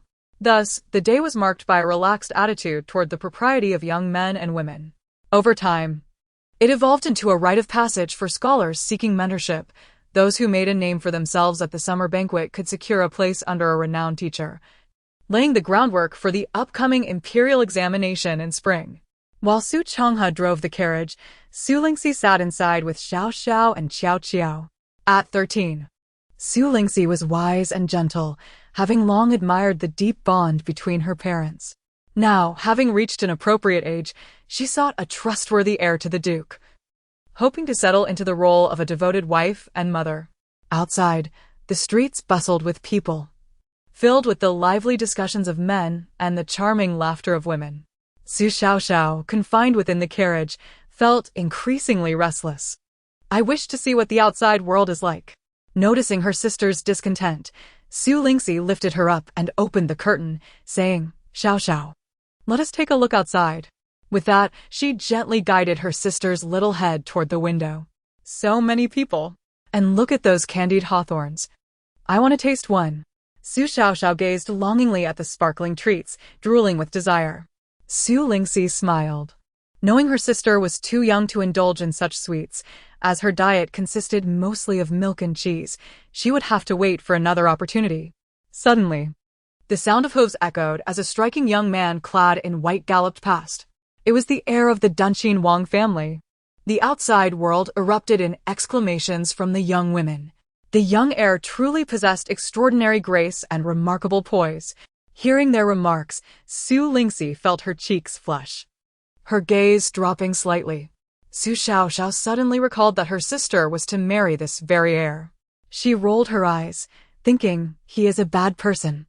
Su Lingxi assumed Xiaoxiao was merely disapproving of his brashness in riding through the city, though she felt a twinge of discontent. She couldn't help but worry about her own future. Abruptly, the carriage came to a halt, and Su Changhe grumbled, "Sister, the front road is blocked. We must disembark and walk." Following him were two young boys, one about 10 years old and the other 6 or 7, both exuding an air of confidence and distinction. Chapter 25. Unable to endure a little, Su Lingxi's expression froze as she realized the two individuals beside Li Yutong were none other than His Highness the Crown Prince and the 9th Prince.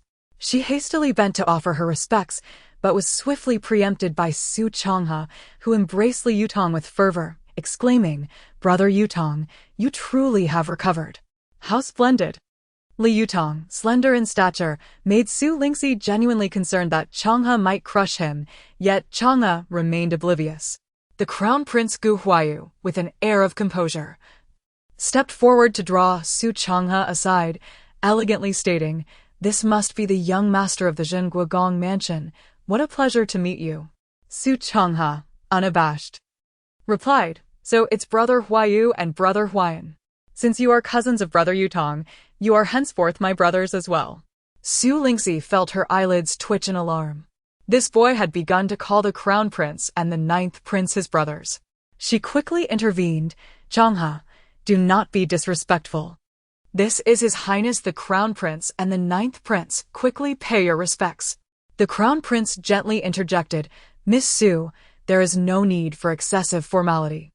This is not the palace. Addressing one another as brothers is quite agreeable."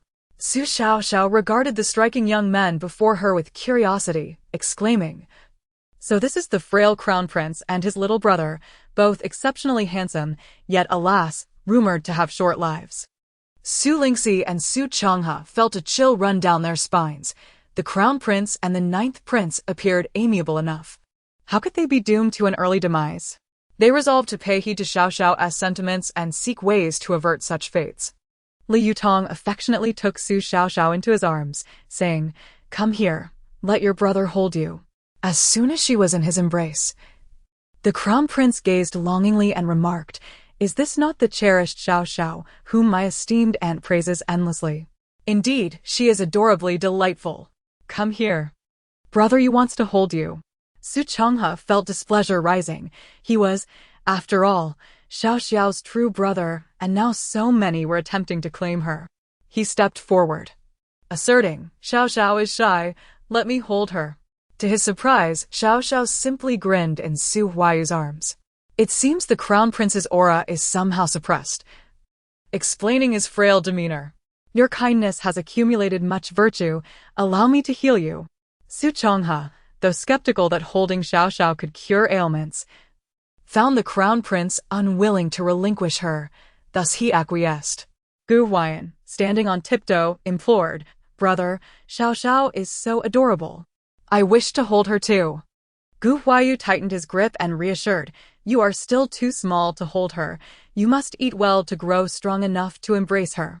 Their aunt mentioned that the youngest daughter of the Zhenguogong mansion was remarkably capable, having cured Li Yutong's long-standing affliction simply by being held.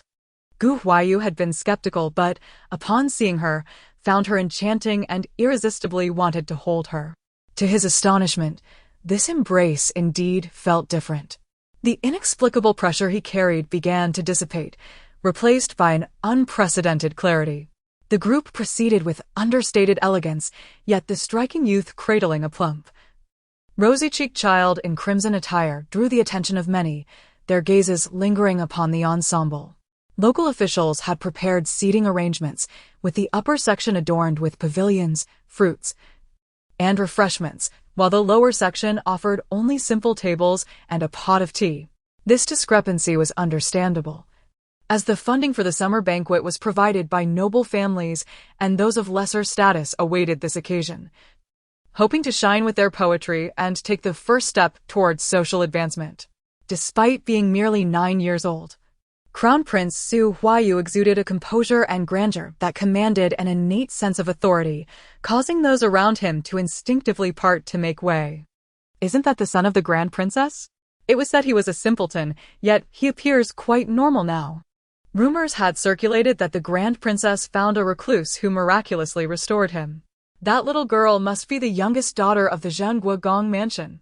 Indeed, it was said that the Grand Princess cherished her dearly, even gifting her a protective bracelet she obtained from Master Yideng. The man, boasting of a few relatives in the noble circles, spoke with pride, completely oblivious to the seething resentment of Shen Qingyu behind him, who clenched her handkerchief tightly.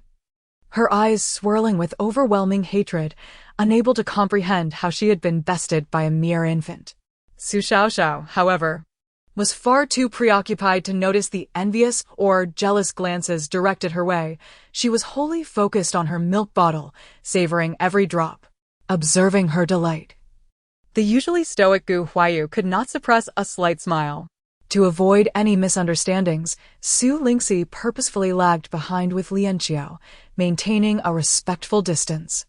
As they approached the main table, noticing that Gu Huayu still held on to Xiao Xiao, she bowed and suggested, "Your Highness, you have worked hard on your journey. Why not allow me to take Xiao Xiao to the ladies' area to sit?" Gu Huayu, maintaining an indifferent expression, replied, "Miss Su, you may bring your maidservant over. Xiao Xiao shall remain with us, and let young Master Su accompany us as well." Li Yutong was quite fond of Su Xiaoxiao and naturally reluctant to part with her. Su Changhe hoped his sister would focus on composing poetry, as he was more intrigued by Xiaoxiao's sentiments. Having finished her milk, Su Xiaoxiao let out a satisfied burp, exclaiming, "Hooray! Being with Brother Crown Prince means I can sit in the best spot and gaze at the beautiful sisters across the way." Su Lingxi, Su Changhe. The district magistrate, upon seeing Li Yutong, was taken aback and, upon noticing the Crown Prince and the 9th Prince at his side, fell to his knees in greeting. "I pay my respects to Your Highness the Crown Prince and the 9th Prince." Su Huayu, unfazed, replied, "There is no need for excessive formality, Magistrate Gao. We are merely here to enjoy the festivities. Please proceed with the proceedings." Wiping the sweat from his brow, Magistrate Gao announced today as topic, Eternal Lotus, and promptly signaled for the gong to be struck. Those seated began to write attentively. In the original tale, the Crown Prince did not attend the banquet. It was Li Yutong who brought Shen Qingyu along, winning the top prize with the line, "The endless green of the lotus leaves meets the sky, while the lotus blooms radiate a different kind of red." This garnered the attention of the Grand Prince, leading to the initial encounter between the protagonists and the start of their tumultuous journey. The so-called antagonists were, of course, the Crown Prince's faction, while the Zhao and Su families merely served as collateral damage in Lu's schemes. The neglected illegitimate daughter and the overlooked Grand Prince's son experienced a rise to prominence, which had been thrilling to witness. Now, having become collateral damage herself, Su Xiaoxiao could only exclaim, "Those scoundrels, I shall not allow you to have your way." Chapter 26.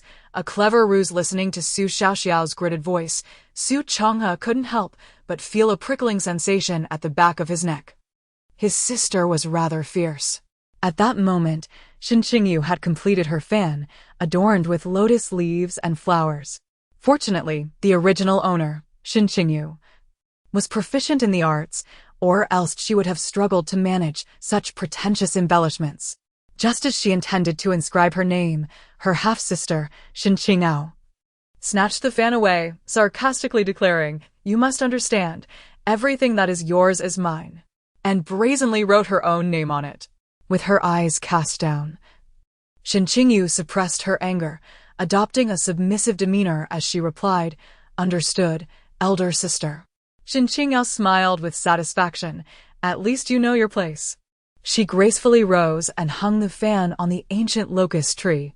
When the gong sounded again, hours had passed. Su Xiaoxiao had already shifted from the prince's embrace to Li Yutong's arms and had even taken a light nap.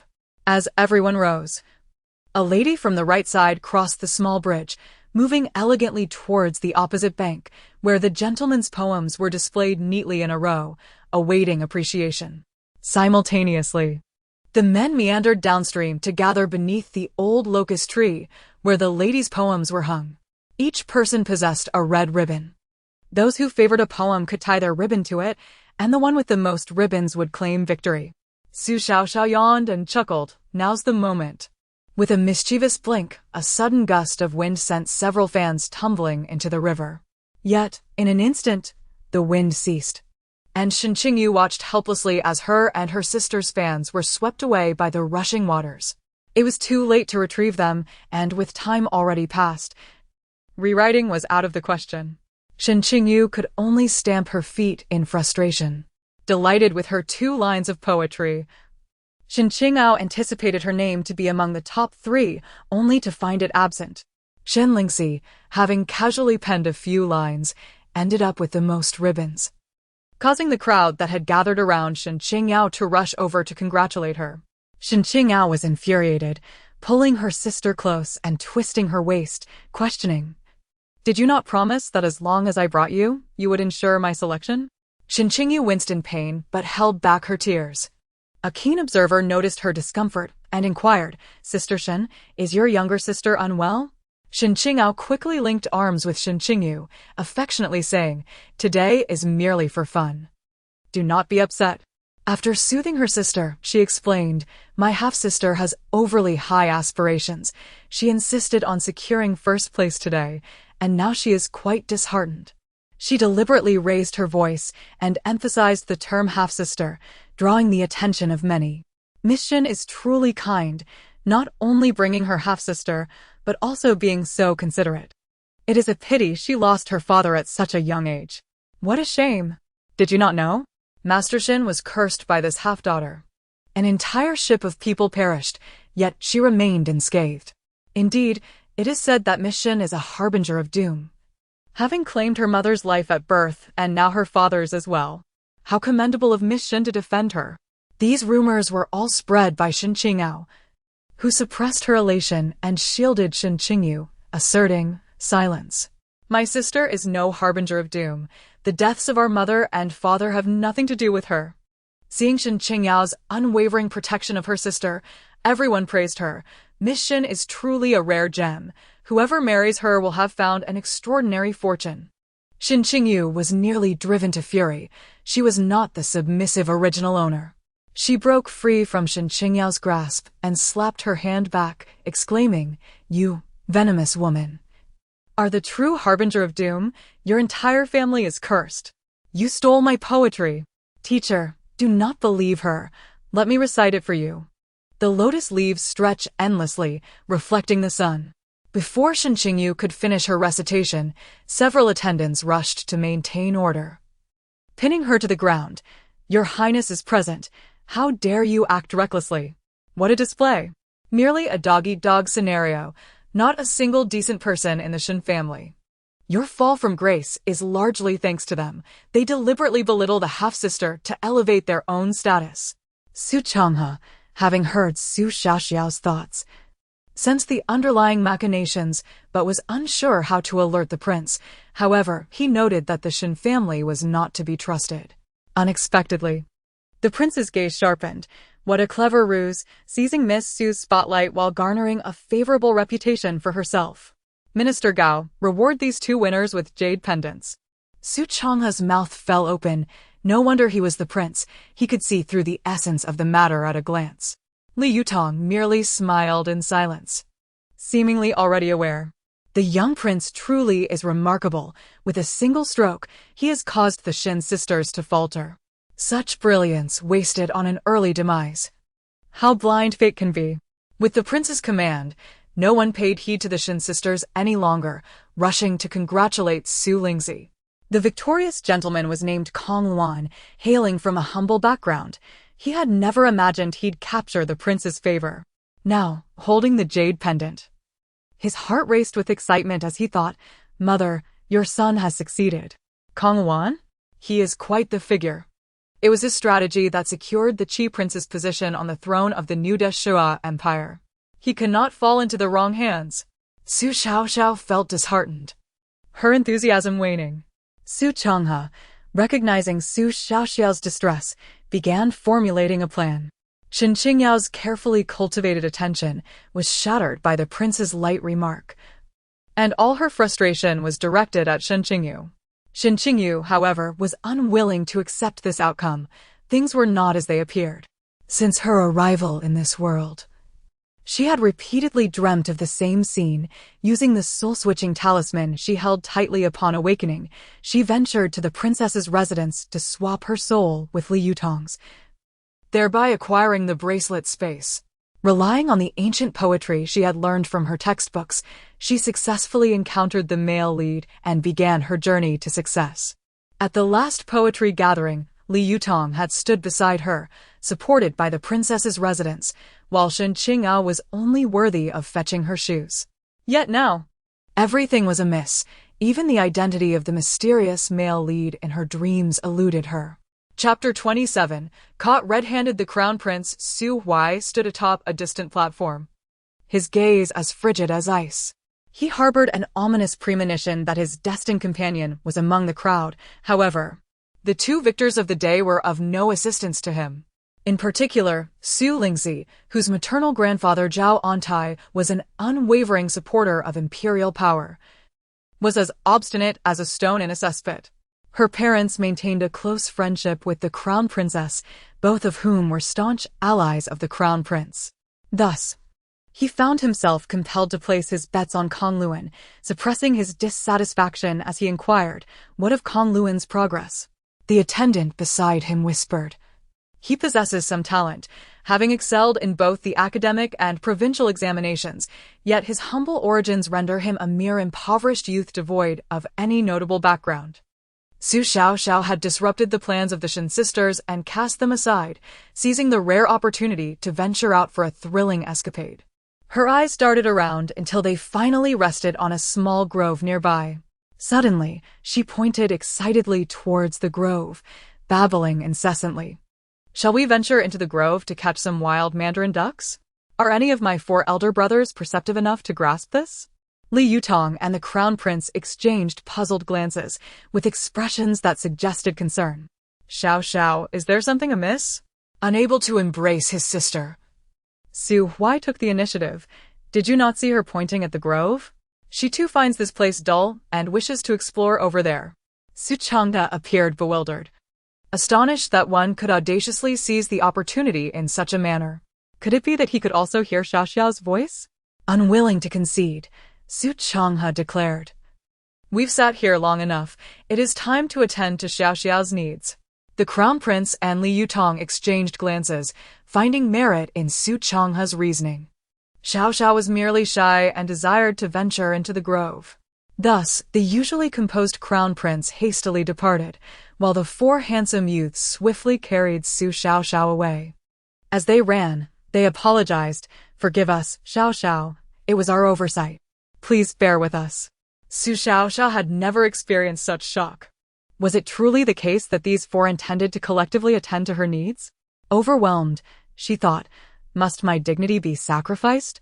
Seeing the crown prince rush off, the chief of the high office followed suit, adjusting his official hat. "Quick, protect the crown prince." Su Huai halted, his countenance cold as frost. "You lot, cease this instant. No one is permitted to approach." "Fools, do you not realize that Xiaoxiao needs to relieve herself?" The chief of the high office could only command the guards to maintain a distance. Su Changhe, feeling that he had been sidelined in the matter of his sister, believed that such a task should not fall to others. Yet, the crown prince and Li Yutong were already preoccupied, one cradling the child while the other hastily unfastened her trousers. Su Changhe rushed forward, grasping Xiaoxiao's hand. "Crown prince, allow me to assist." Su Xiaoxiao was distraught, thinking, "Did I express a need to relieve myself? This is absurd. I absolutely refuse to allow you all to witness such a private moment." Determined yet thwarted by her own body, she realized she could no longer control her needs. Su Huai felt a sense of accomplishment as he remarked, "Xiaoxiao is splendid. Quickly dress her to prevent her from catching cold." Su Xiaoxiao felt despair wash over her, crying inwardly, "I am no longer pure. I cannot face anyone." Su Changhe lightly touched her trousers, assuring her, "They're quite clean. You haven't soiled yourself." Despondent, Su Xiaoxiao spread her arms, lamenting the state of her life. "No. I came here to catch mandarin ducks. I must focus." She shook off her dismay and perked up, listening intently to the sounds around her. Just as I thought." Su Huai also caught the commotion, tilting his head to ask, "Brother, what are those 2 up to?" The group turned their heads to investigate. They beheld Gu Chen, the son of the Duke, embracing a young woman while speaking lewdly. You flee upon seeing me, are you that eager? The woman, feigning shyness, retorted. Su Lingxi has taken the lead, why not commend her instead of pursuing me? Jealous, are we? Su Lingxi is merely a wooden beauty, she cannot compare to your allure, Guchen said, pushing the woman against a tree and becoming increasingly forward. Guchen, you scoundrel. Su Chang'e's face reddened with anger as he clenched his fists and struck Guchen squarely in the face. Guchen's demeanor turned ferocious. Dare to ruin my fun? I shall deal with you today. However, being younger, Su Chang'e found himself easily lifted by Guchen. Su Huai's voice turned cold. What are you intending to do with whom, young master? Only then did Guchen notice Su Huai and his entourage glaring at him. He hastily set Su Chang'e down, stammering, Your Highness, I was merely jesting with him. Su Huai sneered, Such playful antics, young master. Su Huai, with utmost seriousness, pointed at the disheveled woman and admonished, Cousin, you must not engage with her. You are already betrothed to Miss Su. Su Chang'e, furious, declared, I shall make it known to all how unworthy Guchen is of my sister. With that, he prepared to raise his voice, but Guchen fell to his knees, pleading, Your Highness, I acted foolishly. Please spare Su Gongzi's wrath. Su Chang'e retorted with disgust, Who is your brother? Do not tarnish my name. Someone, come. Young Master Gu is consorting with someone in the grove. Let everyone witness this. Guchen repeatedly bowed his head, Your Highness, if my grandfather learns of this, he will surely be enraged. He is ill at present, so please urge Su Gongzi to cease. Remembering the elderly uncle, Su Huai felt a pang of compassion. Yet, he could not allow such transgressions to go unpunished, thus ensuring the Su family could rightfully annul the engagement. This matter cannot be overlooked, he resolved. Guchen, stripped of his previous bravado, realizing the crown prince would not assist him, turned to Su Chang'e, bowing low, Su Gongzi, I truly acted out of momentary folly. This incident will tarnish your sister's reputation. Su Xiaoxiao huffed indignantly, his indiscretions have nothing to do with my sister. Let him suffer the consequences. Su Chang'e shared the sentiment, determined to ensure the entire world knew of Gu Chen's disgraceful behavior. Let him go, Chang'e. Su Lingxi, having arrived unbeknownst to them, maintained a serene expression devoid of emotion. Guchen, overjoyed, expressed gratitude, Thank you, Miss Su. He turned on his heel, ready to flee. However, Su Huai called out to him, his voice cold, Cousin, since you are aware of the Duke's frailty, you ought to exercise restraint and prudence. Today, it is Miss Su's magnanimity that grants you reprieve. In the future, you may not be so fortunate. With a final glare at Guchen, he led his group away. They have escaped too easily this time. But as long as my sister remains unscathed, I shall devise countless ways to deal with that scoundrel. Chapter 28. Who is assisting him? Su Xiaoxiao pondered that although her sister appeared calm on the surface, she must surely be distressed within. How could a woman not feel anger upon witnessing her fiancé brazenly flirting with another? I must console my sister, Su Xiaoxiao thought, shaking her novel and babbling incomprehensible words to Su Lingxi. Touched by her sister's affection, Su Lingxi quickly took Su Xiaoxiao into her embrace. Sister, don't be upset. Xiaoxiao is here to comfort you, Su Xiaoxiao thought, pressing her face against Su Lingxi's. A warmth surged within Su Lingxi. With such a caring sister and a brother who stood up for her without hesitation, what reason did she have to feel sorrow? Gu Huaiyan, enviously, inquired, Why does my sister only cuddle with Su? I wish to cuddle with her too. Peeking while others use the restroom and still wanting to cuddle? Dream on. Su Xiaoxiao's cheeks puffed up, clearly infuriated. Su Lingxi, Su Chang'e. What a simplistic matter. Yet it is perceived in such an outrageous manner. Su Xiaoxiao was unconcerned with their thoughts. She was genuinely upset, and this matter could not be overlooked. You all were peeping, and now you must face the consequences. Su Lingxi stifled her laughter, recognizing how vengeful Su Xiaoxiao could be. After a day of turmoil, Su Xiaoxiao grew weary and, after consuming half a jug of milk, fell asleep in Su Lingxi's arms. After all, she was still a child. capable of drifting into slumber anywhere. Although the Crown Prince and the Ninth Prince were meeting Su Xiaoxiao for the first time, they found her inexplicably charming and endearing, compelling them to instinctively want to protect her.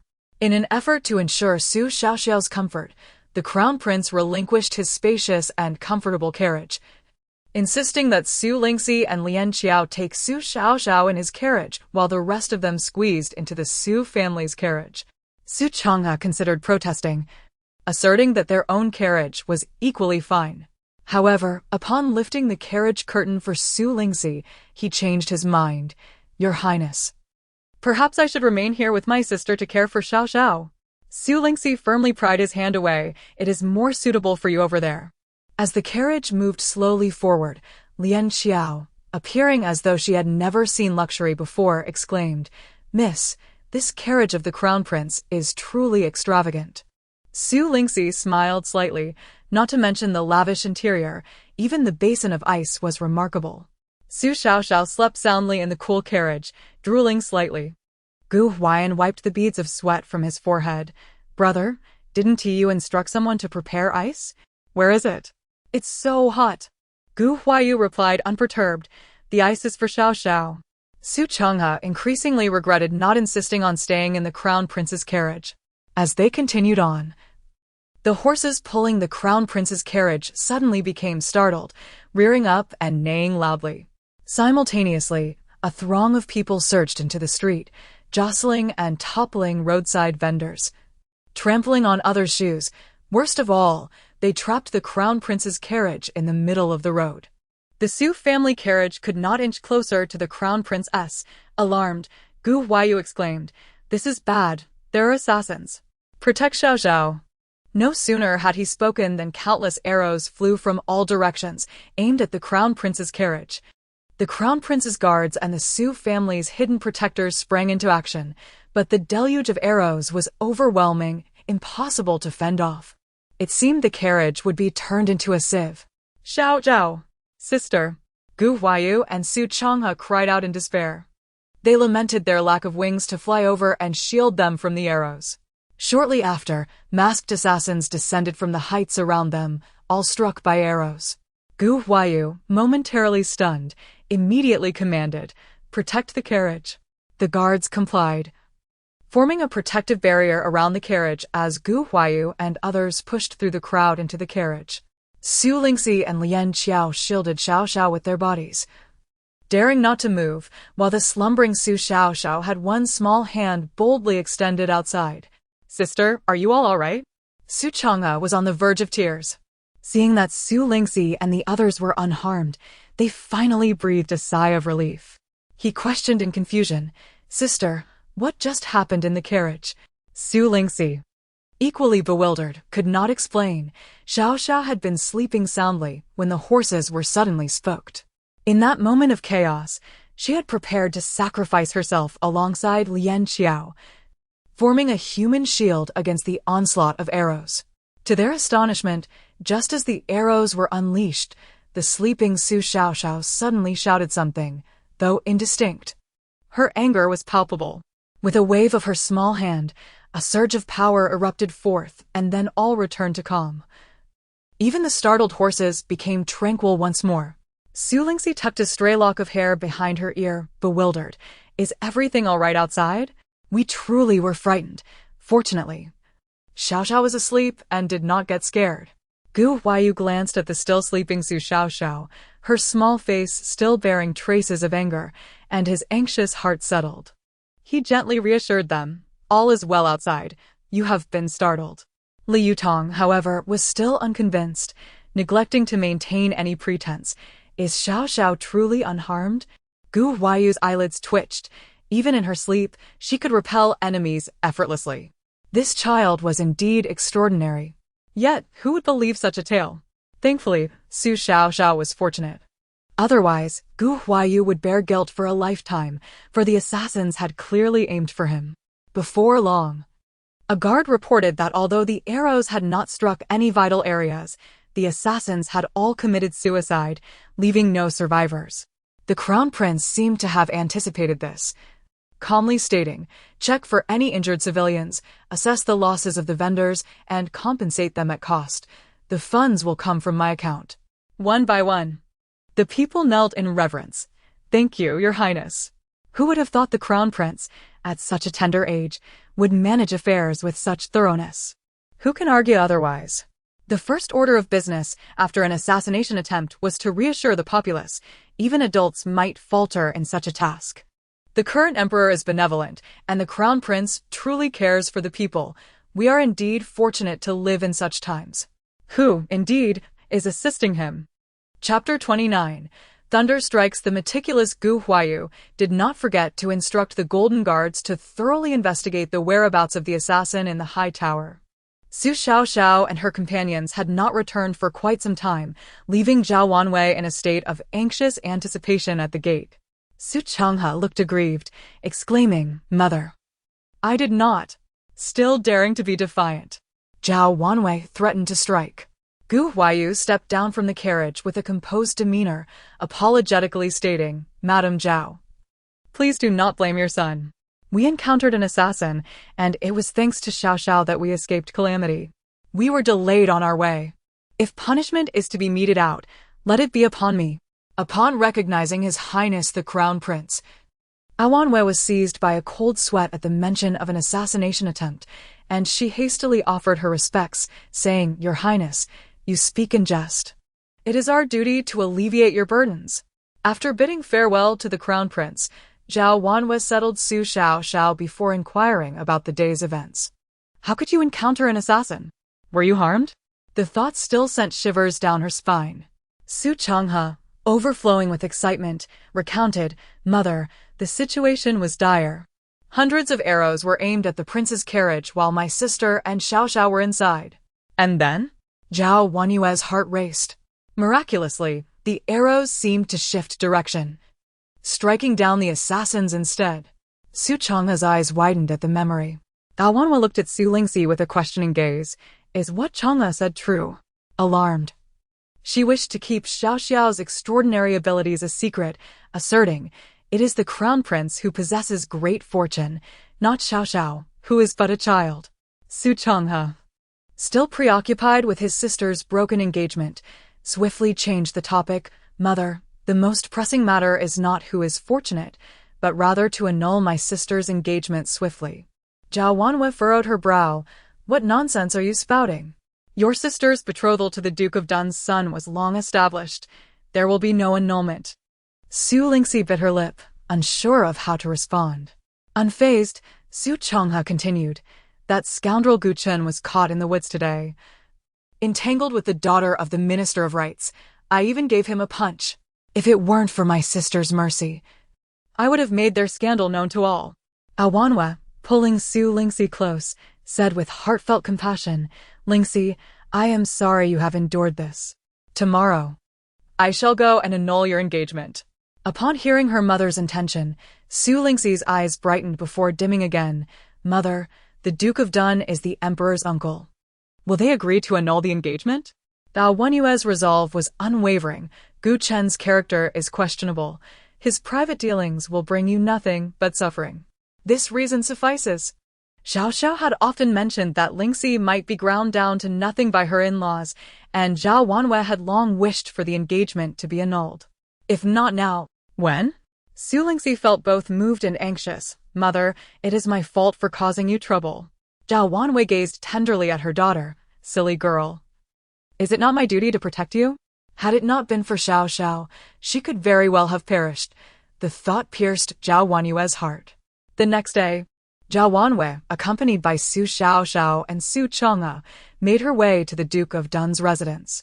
The Duke, now in his 60s, had entrusted the household affairs to his daughter-in-law, the Duke's consort, Gu Chen's mother. The maidservants ushered Zhao Wanwei and her party through the lengthy corridors and various courtyards until they reached the consort, who feigned a smile and said, "Madam Zhao, you have arrived. Please sit down. I happen to have some fine tea. Do help me taste it." Zhao Wanwei coldly replied, "Your Highness, I shall forego the tea. I have come today to annul my daughter Su Lingxi's engagement." At this, the consort's demeanor soured immediately, What does Madame Zhao mean by this? To brazenly come to the Duke's residence to annul an engagement? Do you think my Duke's house is a mere plaything? Zhao Wanwei responded calmly, Your Highness. The Duke's son was caught in broad daylight engaging in inappropriate behavior with another, witnessed by His Highness the Crown Prince and my child. It is only the kindness of Lingxi that spared the Duke and your family embarrassment. All we seek is an annulment. I implore you not to be so aggressive. The consort scoffed, Madame Zhao, you speak slanderous words, tarnishing my son's reputation. What is your true intention? Suppressing her rising anger, Zhao Wanwei said. This was not only witnessed by my child, but by His Highness and young Master Yu as well. Shall I summon the Crown Prince as a witness? I saw it myself, and I even struck him. He still bears the marks. Su Changhe felt this was a compelling piece of evidence. What? My Guchen was struck by you? The consort interjected. Very well. Since we are in-laws, I shall overlook this matter. Madame Zhao, do not misunderstand. Guchen merely exchanged a few words with Miss Wu. What of it? A man having multiple wives is quite normal. Rest assured. The position of the rightful wife will surely belong to your Lingxi.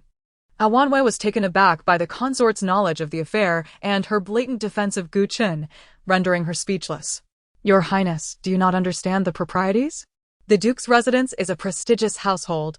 Must we lack even basic decorum? I am determined to annul this marriage. The consort did not back down. If you wish to annul the engagement, it is not impossible, but Guchen must come to your residence to do so. So that all may know it was he who rejected your daughter. Though merely a word apart, the distinction between annulling an engagement and being rejected was vast, especially for a woman. The mere gossip would be enough to torment her, not to mention the damage to her reputation. In Zhao Wanyue's arms, Su Xiaoxiao's face had already turned red with indignation. This vile woman. When Guchen humiliated my sister, she offered no word of justice and has only deepened my sister's suffering. I am furious. Seeing the consort's unreasonable stance only solidified Zhao Wanyue's resolve to annul the engagement. She proclaimed, Your Highness, do you not fear retribution for such twisted reasoning? I shall give you 3 days. If you do not agree to the annulment, we shall seek the Emperor and Empress to arbitrate. Su Xiaoxiao thought, retribution is indeed in order. In a sky of clear blue, a bolt of lightning suddenly struck, a thunderclap resounding as it descended upon the consort, leaving her charred and blackened. Meanwhile, within the confines of his chamber, Guchen found himself in disarray. Half the structure crumbling as the walls collapsed, exposing him and the maidservant to the world. Chapter 30. The broken engagement. A sudden clap of thunder reverberated through the air, capturing the attention of all nearby. The thunder struck in a most peculiar manner. Could it be that someone had angered the heavens? It was aimed at the Duke of Duanqin's residence, and curiosity beckoned us to investigate. The onlookers, sharing an unspoken understanding, watched as Su Changhe seized the chaos to slip away through a broken wall. Before long, several little beggars were scurrying about, spreading the sensational news. The Duke's young heir had been caught in an inappropriate rendezvous with a maid during daylight, provoking divine wrath and being struck down in his bed. How exhilarating! The curious crowd flocked from all directions.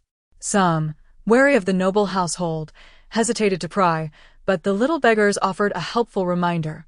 Avoid the main entrance. The east courtyard wall has collapsed, and the young heir resides in the eastern wing. At a critical moment, Guchen was paralyzed with fear, rendered immobile. Before he could call for help, he found himself surrounded by a throng of onlookers. Mother, save me!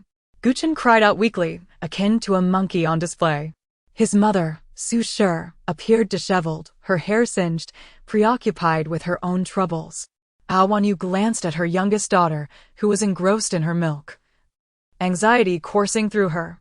Thunder indeed struck true. This incident had nothing to do with Xiao Xiao, and she refused to believe it.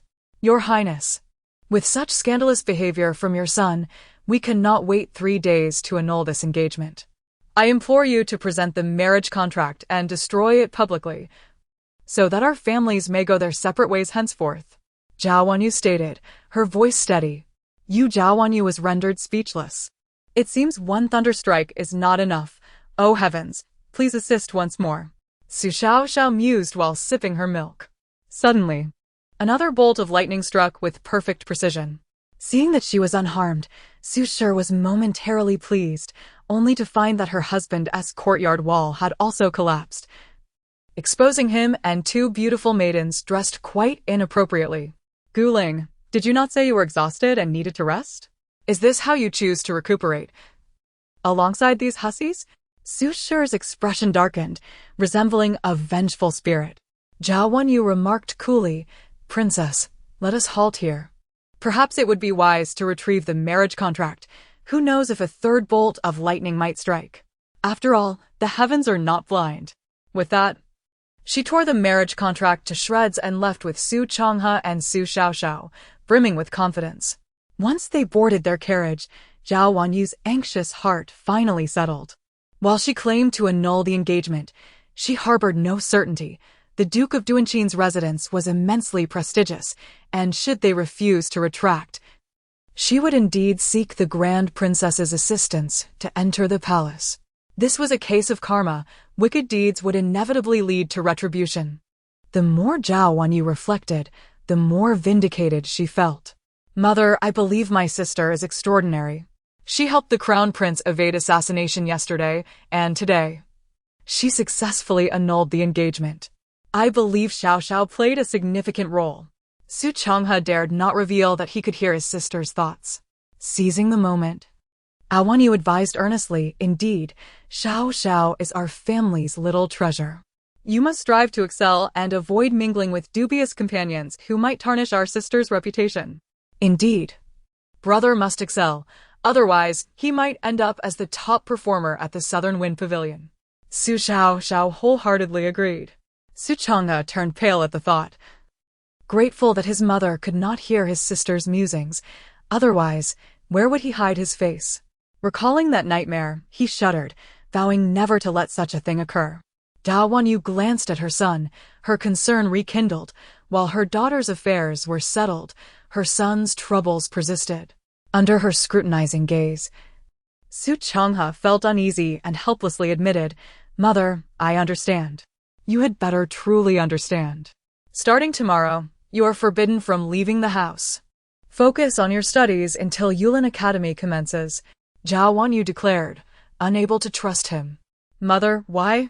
I have not been mischievous lately. Su Changhe lamented, on the verge of tears. The instigator of the chaos, meanwhile, was comfortably nestled in Zhao Wenyu's embrace, happily sipping her milk. Upon learning of the successful annulment, Su Lingxi was overjoyed. Her engagement had been orchestrated by her grandmother, who had sung the praises of the Duke of Duanqin's esteemed lineage, assuring her that marrying into such a wealthy family was a blessing. She had been led to believe that Gu Chun was unparalleled, and Zhao Wenyu, treating Lu Shi as a mother, had unhesitatingly acquiesced to the arrangement. Just yesterday, she had witnessed Gu Chen's reckless behavior, unsure if her mother could advocate for her. Considering that men from prominent families often had numerous concubines, a rarity like her father was nearly extinct. Thank you, Mother. Su Lingxi expressed her heartfelt gratitude. Su Changhe, with a knowing look, added, this success cannot be attributed solely to Mother. Indeed, I must also thank you for accompanying Mother on this errand. Su Lingxi smiled. Su Changhe waved his hand dismissively. Sister, that is not my intention. The one who deserves gratitude for this successful annulment is the Thunder God. Why thank the Thunder God? You should be thanking me. I summoned him. Su Xiaoxiao chimed in, playfully. Su Lingxi continued, very well, we must also thank Xiaoxiao. Sister has sewn you a lovely little dress at home today as a token of gratitude. Is that acceptable? Baiji, bring forth the garment to see if it fits. Baiji hurriedly presented a set of exquisitely woven garments. The top was a small jacket with a front opening, and considering that Xiaoxiao often sat or lay down, the ensemble included both a skirt and pants.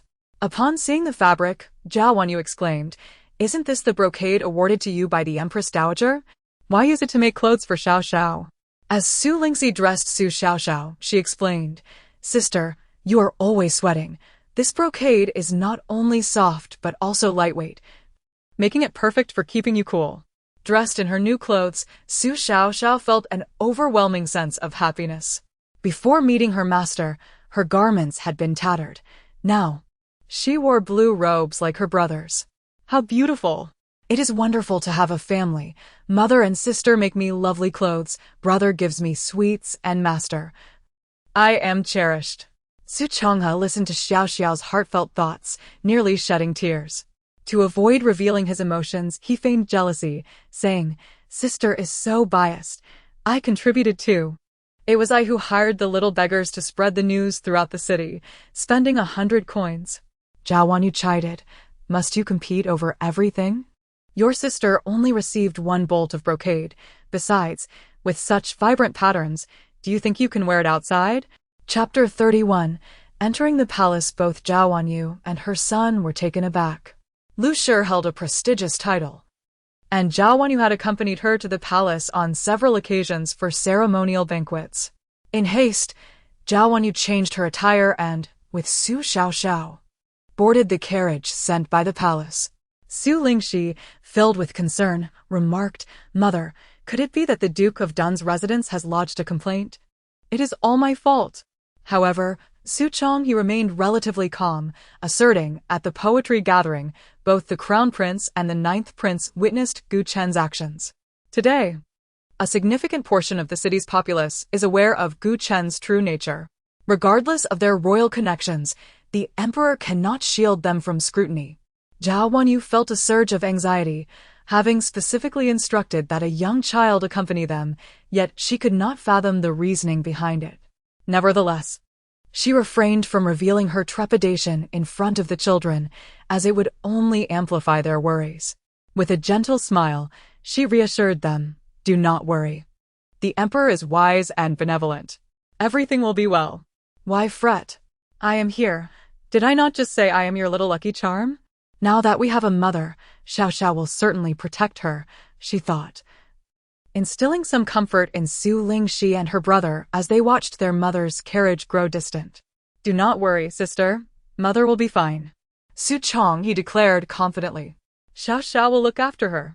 Su Lingxi fixed her gaze on Su Changhe and inquired, "How do you know Xiaoxiao can protect mother? Can it be that you too? You can hear her?" They both exclaimed in unison. While this revelation should have been a cause for celebration, Su Changhe felt a lingering unease. Since they could all hear her, perhaps their mother could too, leading to the entire family being aware of the incident at the Nanfeng Pavilion. Although the event had yet to transpire, Su Changhe had altered his demeanor, feeling an awkward exposure. However, Su Lingxi's thoughts were elsewhere. She asked, "You are aware that grandmother is not aligned with us, correct?" Su Changhe nodded, vaguely aware that their father was not grandmother's biological child. "I understand you are close to grandmother, but you must recognize that without Xiaoxiao, we would be orphans. Be cautious of her." Since learning of their grandmother's actions towards her family, Su Lingxi had become reluctant to refer to her as such. Su Changhe, now not only diligent in his studies, but also practicing martial arts daily, recalled his father's previous teachings. In his youthful ignorance, he had not taken them seriously, but now, as the sole man of the household, he felt compelled to strengthen himself to protect his family. At that moment, the carriage arrived at the palace gates. Zhao Wanyu adjusted her hold on Su Xiaoxiao and prepared to disembark. According to palace protocol, they were not permitted to enter by carriage. Yet the vehicle showed no sign of stopping. Zhao Wanyu, hesitant to act out of turn, respectfully inquired, "Master Yang, are we not to disembark?" Master Yang replied kindly, "The emperor is considerate of your situation with the child and has permitted the carriage to take you directly into the palace." Su Xiaoxiao, fidgeting with her fingers, sighed. "Last night I noticed the Z-Way star dimming. Surely, the crown prince is ill. How curious that they know I can save him." Zhao Wanyu felt her heart race. The crown prince was unwell? And they were counting on Xiaoxiao for salvation? This seemed ludicrous. She acknowledged her daughter's exceptional abilities, attributing them to mere fortune. Healing the crown prince was implausible. After all, Xiaoxiao was just over 4 months old, and he was the crown prince. Awen, you could only hope that Xiaoxiao was speaking nonsense, but fate had other plans. Upon disembarking, she discovered they had stopped outside Chonglu Palace. Her heart sank. The crown prince, only 9 years old, had yet to establish his own residence and resided in Chonglu Palace. To her surprise, the Grand Princess was also present. In the palace, where any misstep could be fatal, Zhao Wanyu quickly bowed. This humble servant pays her respects to the Grand Princess. Wanyu, you have arrived. Come with me.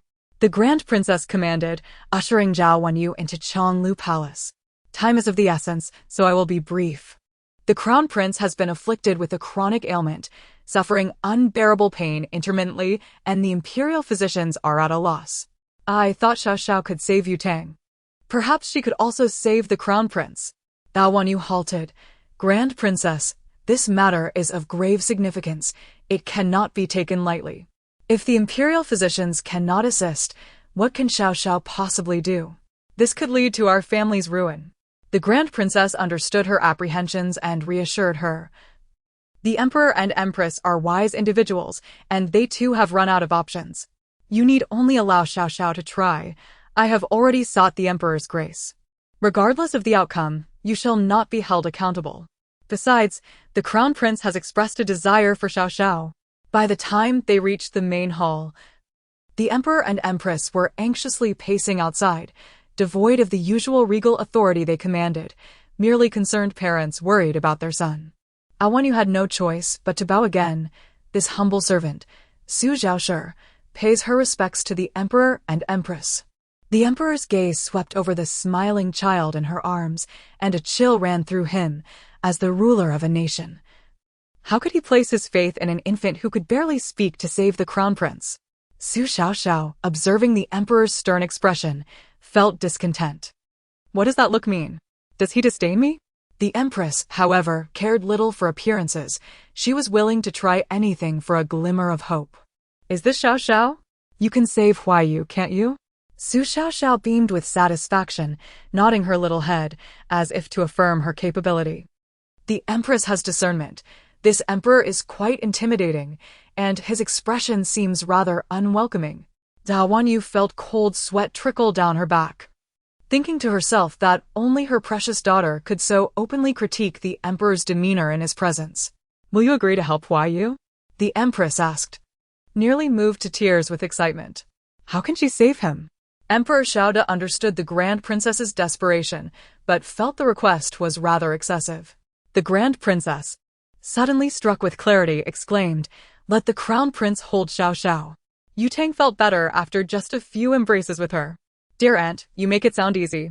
But I sacrificed 3 years of spiritual energy to save Yu Tang. Zhao Wanyu felt a pang of concern. How could Xiao Xiao, only 4 months old, have sacrificed 3 years of energy? If she knew that Xiao Xiao had absorbed over 3,000 years of energy from her bracelet, she would have been far less troubled. Su Xiaoxiao was placed beside the ailing Gu Huaiyu, who was in such agony he could barely muster the strength to cry out. With a small wave of her hand, she grasped one of his fingers. Indeed, Gu Huaiyu quieted down, and the pallor of his face gradually regained a hint of color. This merely alleviates his pain temporarily. This ailment cannot be cured by a mere embrace. Chapter 32. Am I a medicine? The Emperor and Empress were filled with great joy, yet Bao Wanwei was beset by worries. As Xiao Zhao had stated, this ailment could not be cured merely by a hug. The Emperor, delighted, proclaimed, "Sister, you are correct. This child indeed brings fortune. Huaiyu shall be saved. And so shall the great Shua. Su Zhao, you have raised a remarkable child." In haste, Zhao Wanwen knelt, saying, "Your Majesty, Xiao Xiao is merely an ordinary child. There is nothing magical about her." She then presented a gold medal to Xiao Xiao, gently saying, "Xiao Xiao and we share a bond. Keep this medal as a plaything. And do visit the palace often." Xiao Xiao clutched the medal tightly, exclaiming, "Is it made of gold? It must be very valuable." Zhao Wanwei sighed internally, recognizing that it was the Empress's personal waist token. Holding this token conferred the same authority as the Empress herself, allowing one to roam freely within the palace. Xiao Xiao was overjoyed with the medal, beaming at the Empress, who was nearly melted by the child's adorableness, and thus she lifted Xiao Xiao into her arms. Zhao Wanwei hesitated, pondering that she could not allow her Xiao Xiao to remain beside the crown prince indefinitely. Xiao Xiao had noted that her presence would only alleviate pain. Was she to stay there until the crown prince was fully recovered? Xiao Xiao murmured, "What is this? Am I being used as a medicine?" Alas, it only addresses the symptoms, not the root of the problem.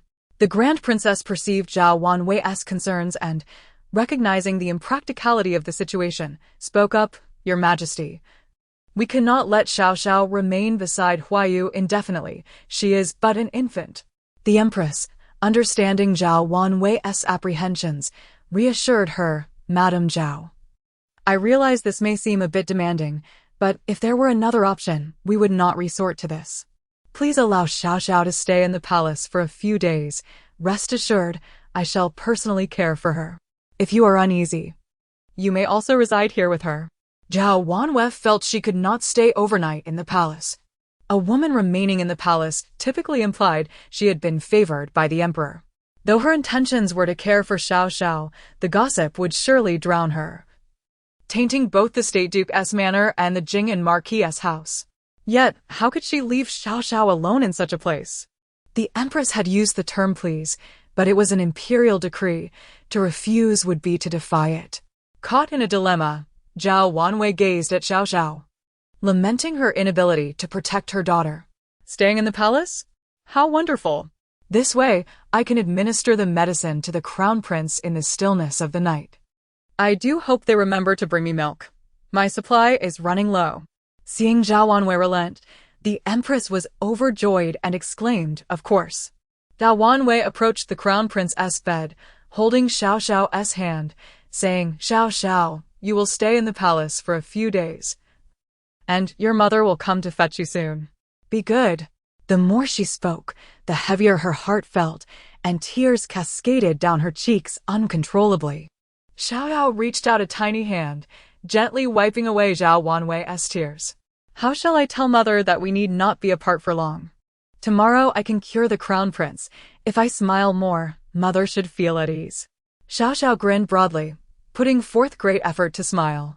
Wanwei kissed Xiao Xiao's cheek, saying, "Mother knows Xiao Xiao is the best." Reluctantly, she released Xiao Xiao's hand, sought permission, and meticulously instructed the palace maids about Xiao Xiao's preferences before departing the palace. Xiao Xiao lay obediently beside Gu Huayu, playing with her tiny hands and nibbling on her toes, while the Empress remained by her side, not leaving for a moment. With Xiao Xiao's continuous infusion of energy, Gu Huayu finally stirred from his slumber. "Mother, what time is it? Have I been unconscious for a day and night?" Gu Huayu felt that this time, the wait was not so arduous, and the pain was not so intense. It was still the third watch of the night, and thanks to Xiao Xiao, he had endured much less suffering. "You were right. Xiao Xiao truly is a lucky star." The resplendent Empress, having stayed up half the night, appeared somewhat haggard. Gu Huayu gazed at the peacefully sleeping Xiao Xiao. Feeling a pang of guilt, she had not only averted an assassination attempt for him, but was now leaving her mother to lie beside a sickly person. The Empress's gaze was intense. "Huayu, with Xiao Xiao here, your ailment shall surely be cured." Gu Huayu forced a smile. He had ceased to harbor hope. Yet he could not let his mother worry. Unable to suppress a laugh, he remarked, "Is it truly necessary for you to watch her sleep? I am here, and there are so many palace maids and eunuchs outside. Mother, you oversee the 6 palaces, and there is much to attend to. You should rest. If you remain here, how can I possibly sleep?" The crown prince tucked Xiao Xiao in and, filled with remorse, said, "I am sorry, little one. I shall make it up to you in the future." With no trace of sleepiness left, he instead took a book and sat on the bed to read, eventually drifting off without realizing it. Xiao Xiao stretched widely, thinking that dreaming was quite exhausting. Fortunately, the crown prince had already fallen asleep. She activated her bracelet's face, rummaging through it for a long while until she finally found a pill. This is it, the 9-turn Xian Wang elixir. Now that she had found the medicine, She realized she could not crawl and thus could not feed it to Gu Huayu. After several failed attempts, Xiao Xiao grew somewhat frustrated, thinking, are they teasing me? I have other abilities too, humph. Ultimately, she used her mind to control the pill and successfully fed it to Gu Huayu. Xiao Xiao yawned. For an infant. This was indeed a considerable endeavor. All set, now we await the Emperor to locate the altar suppressing the Crown Prince's dragon energy, and the task will be complete. As soon as she thought this, she fell sound asleep. The following day, as Xiao Xiao continued to slumber, Gu Huayu was late for his morning lessons for the first time. When Xiao Xiao finally awoke, it was already noon. Gu Huayu set down his brush, smiling, little lazy cat, you have finally awakened. Xiao Xiao retorted indignantly, you are the lazy cat. I toiled half the night to discover the altar's location. You must be hungry. Come and have some milk. Upon seeing a full jug of milk, Xiao Xiao's irritation vanished instantly. Just as she was enjoying her drink, an inner servant arrived to announce, Your Highness, the Emperor summons you and Miss Xiao Xiao. He claims to have found the root of your illness. Chapter 33. The secret altar. Gu Huayu was utterly bewildered, pondering the root of his ailment. Su Xiao Xiao chuckled. The Emperor is not entirely foolish. Now the Crown Prince will truly be cured by medicine. A servant had already prepared a small cart, and Gu Huayu pushed Su Xiao Xiao toward the Mingda Hall. Upon their arrival, they heard the impassioned lament of Prince Dun, Your Majesty. My uncle has lived for so many years without ever enduring such humiliation. That Su Zhao family dared to come to our door, coercing the princess to present her marriage certificate and announce the annulment of the engagement. This is not merely a cancellation. It is a slap in the face to the royal family. Prince Dun dismissively retorted, Gu Qin is the heir to the prince. Having a few concubines is quite normal. Su Zhao is making a mountain out of a molehill. The emperor, seething with rage, shot back, making a fuss. Enduring 2 bolts of divine retribution for no reason at all is a trivial matter. The father and son flaunting their debauchery, and the petitions against them are piled higher than a mountain. Prince Dun felt a pang of anxiety and then played the family card, Your Majesty. Gu Ling has guarded the imperial tomb for 20 years, enduring hardships and seldom reuniting with his wife and children. It is only natural that Gu Qin, lacking proper guidance, would act out. Over these years, our royal household has not been without its sufferings. The emperor, while still holding some regard for Prince Dun, was instantly incensed upon hearing the mention of the imperial tomb, exclaiming, How dare you bring up the tomb?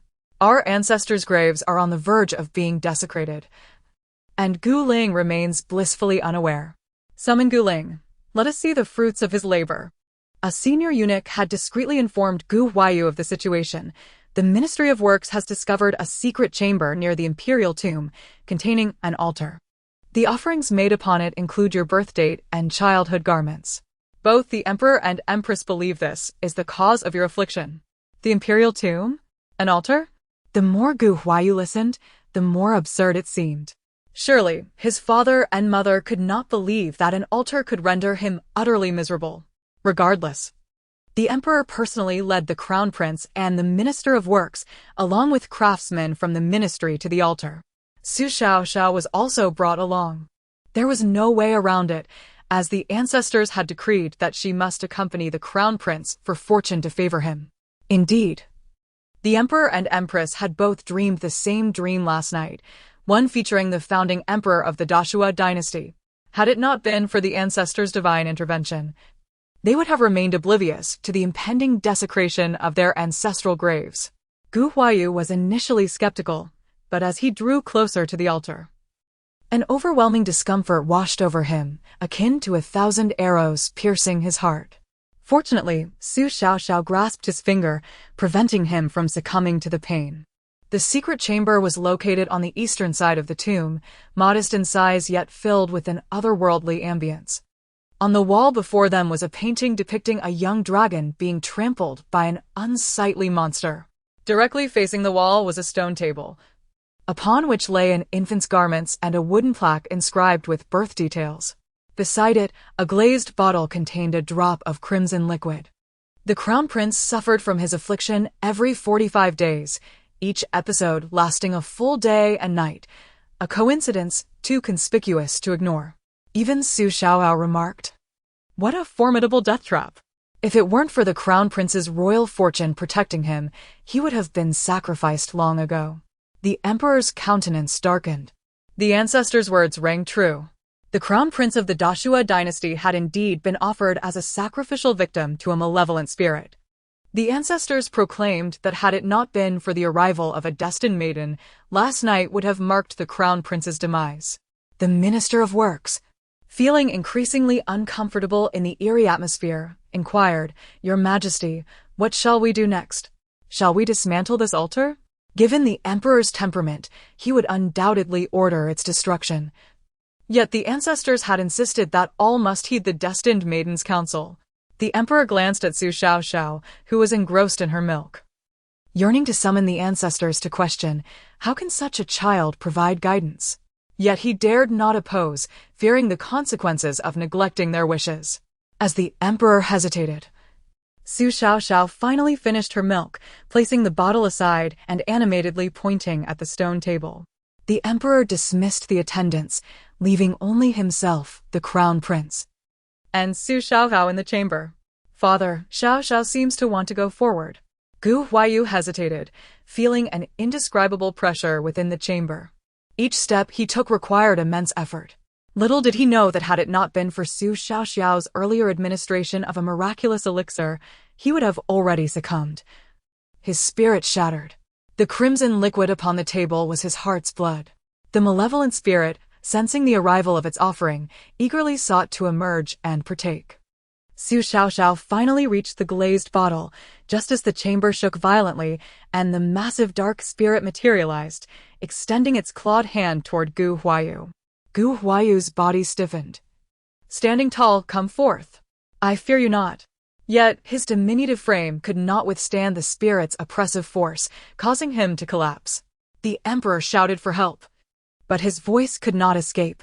Drawing his sword, he struck at the spirit, but it did not inflict even a scratch, and instead, the spirit seized his throat.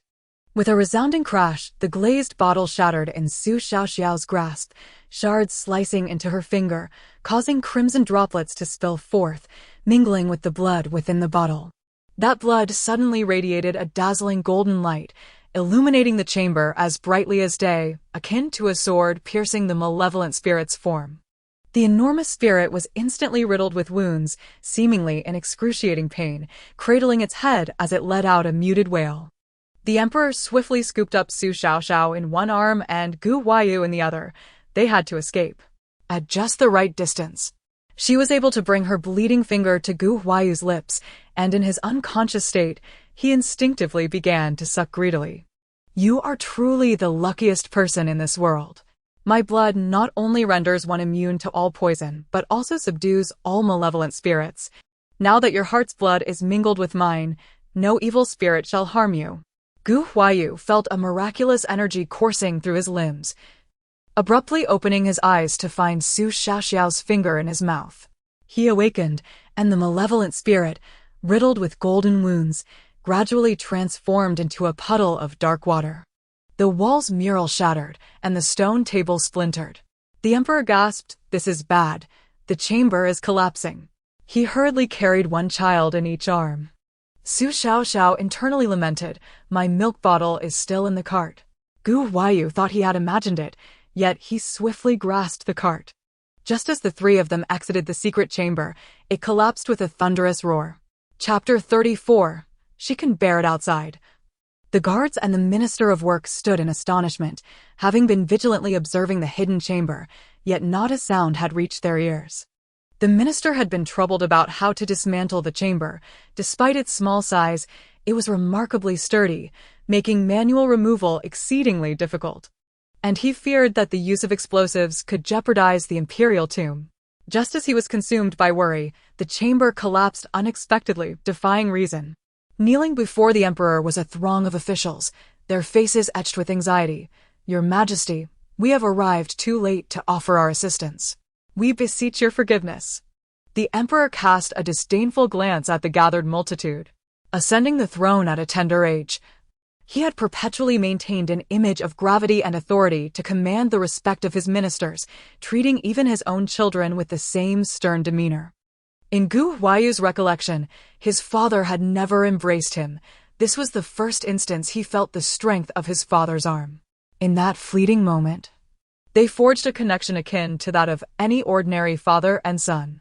Ignoring the supplicants on the ground, the emperor gently set down the two children and inquired with concern, "Huayu, how do you feel?"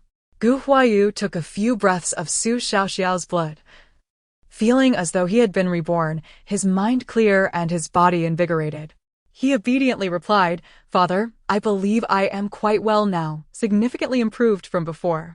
Indeed, having consumed a celestial pill last night, and now having drunk my blood, it would be strange if you did not feel better. My master has proclaimed that my blood is a treasure of time, and you have benefited from it.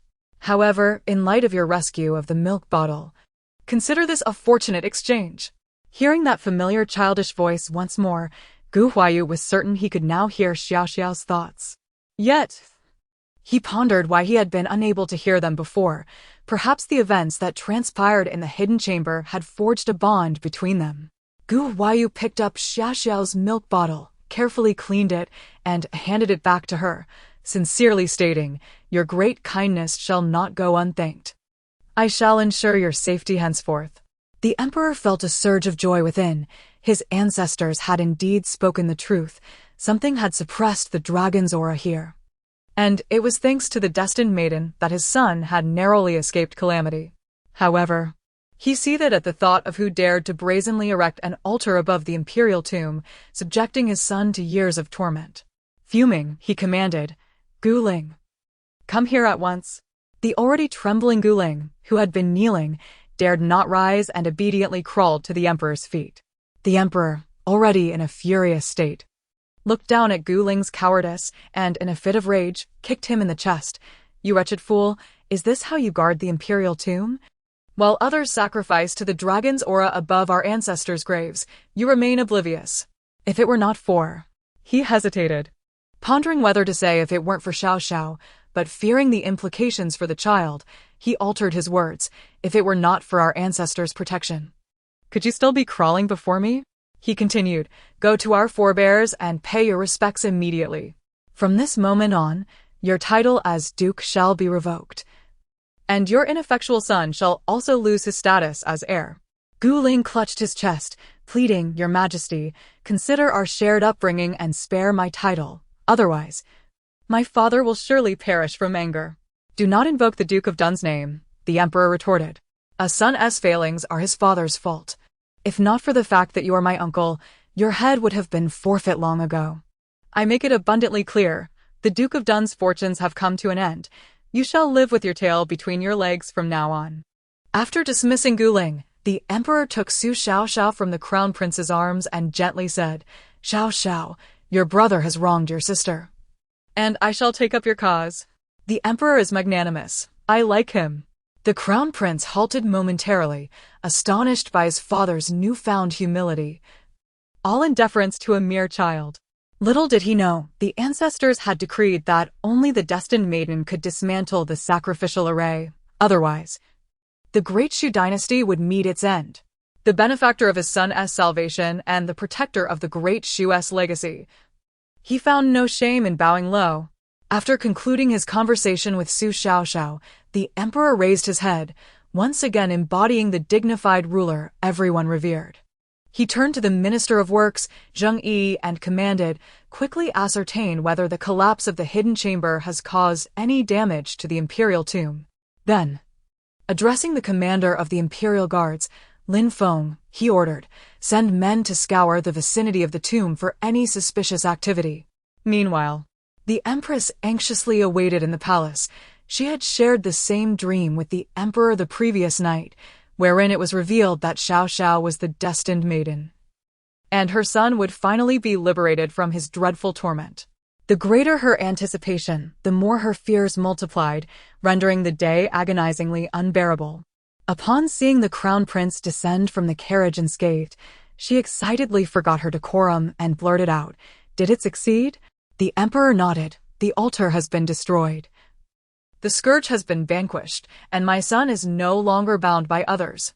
The emperor's countenance brightened, and he generously bestowed numerous rewards upon the Duke of Zhengua's household. He even removed the jade pendant from his waist and personally fastened it onto Su Xiaoxiao's attire, lovingly stating, "Good child, you are truly a fortuitous star. This jade pendant is a gift for you." Su Xiaoxiao, still clumsy with her hands, tilted her head in an attempt to glimpse the pendant, but alas, she could see nothing. The jade pendant bestowed by the emperor must be of considerable worth. I wonder how it compares to the empress's gold medal. Both the emperor and the empress are splendid, yet the crown prince seems a tad stingy. After consuming my celestial pill and drinking my blood, he has offered no token of gratitude. The crown prince felt a pang of guilt. Xiao Xiao had a point. He, the greatest beneficiary, had indeed shown no sign of appreciation. Thus, he took the dark jade pendant from his waist and adorned Xiao Xiao with it. Before he could utter a word, Su Xiaoxiao exclaimed, "Is this family addicted to gifting jade pendants? Is there no one to care for my well-being? This milk bottle has been empty for ages." Gu Huayu suddenly realized the oversight. After securing the jade pendant, he hurriedly instructed the palace servants to prepare milk, adding, "The royal aunt has mentioned that Xiao Xiao enjoys cheese. Prepare ample amounts." Only then did Su Xiaoxiao's anger transform into delight. Now that feels right. The crown prince suppressed his laughter. There was no doubt that Xiao Xiao was a true gourmand. In high spirits, the emperor arranged for the royal kitchen to serve a banquet, gathering the empress, the crown prince, and Su Xiaoxiao at the same table. The crown prince carefully fed Su Xiaoxiao cheese, but as she gazed upon the sumptuous spread of delicacies, she suddenly found the cheese less appealing. "Is that roasted suckling pig? It smells divine.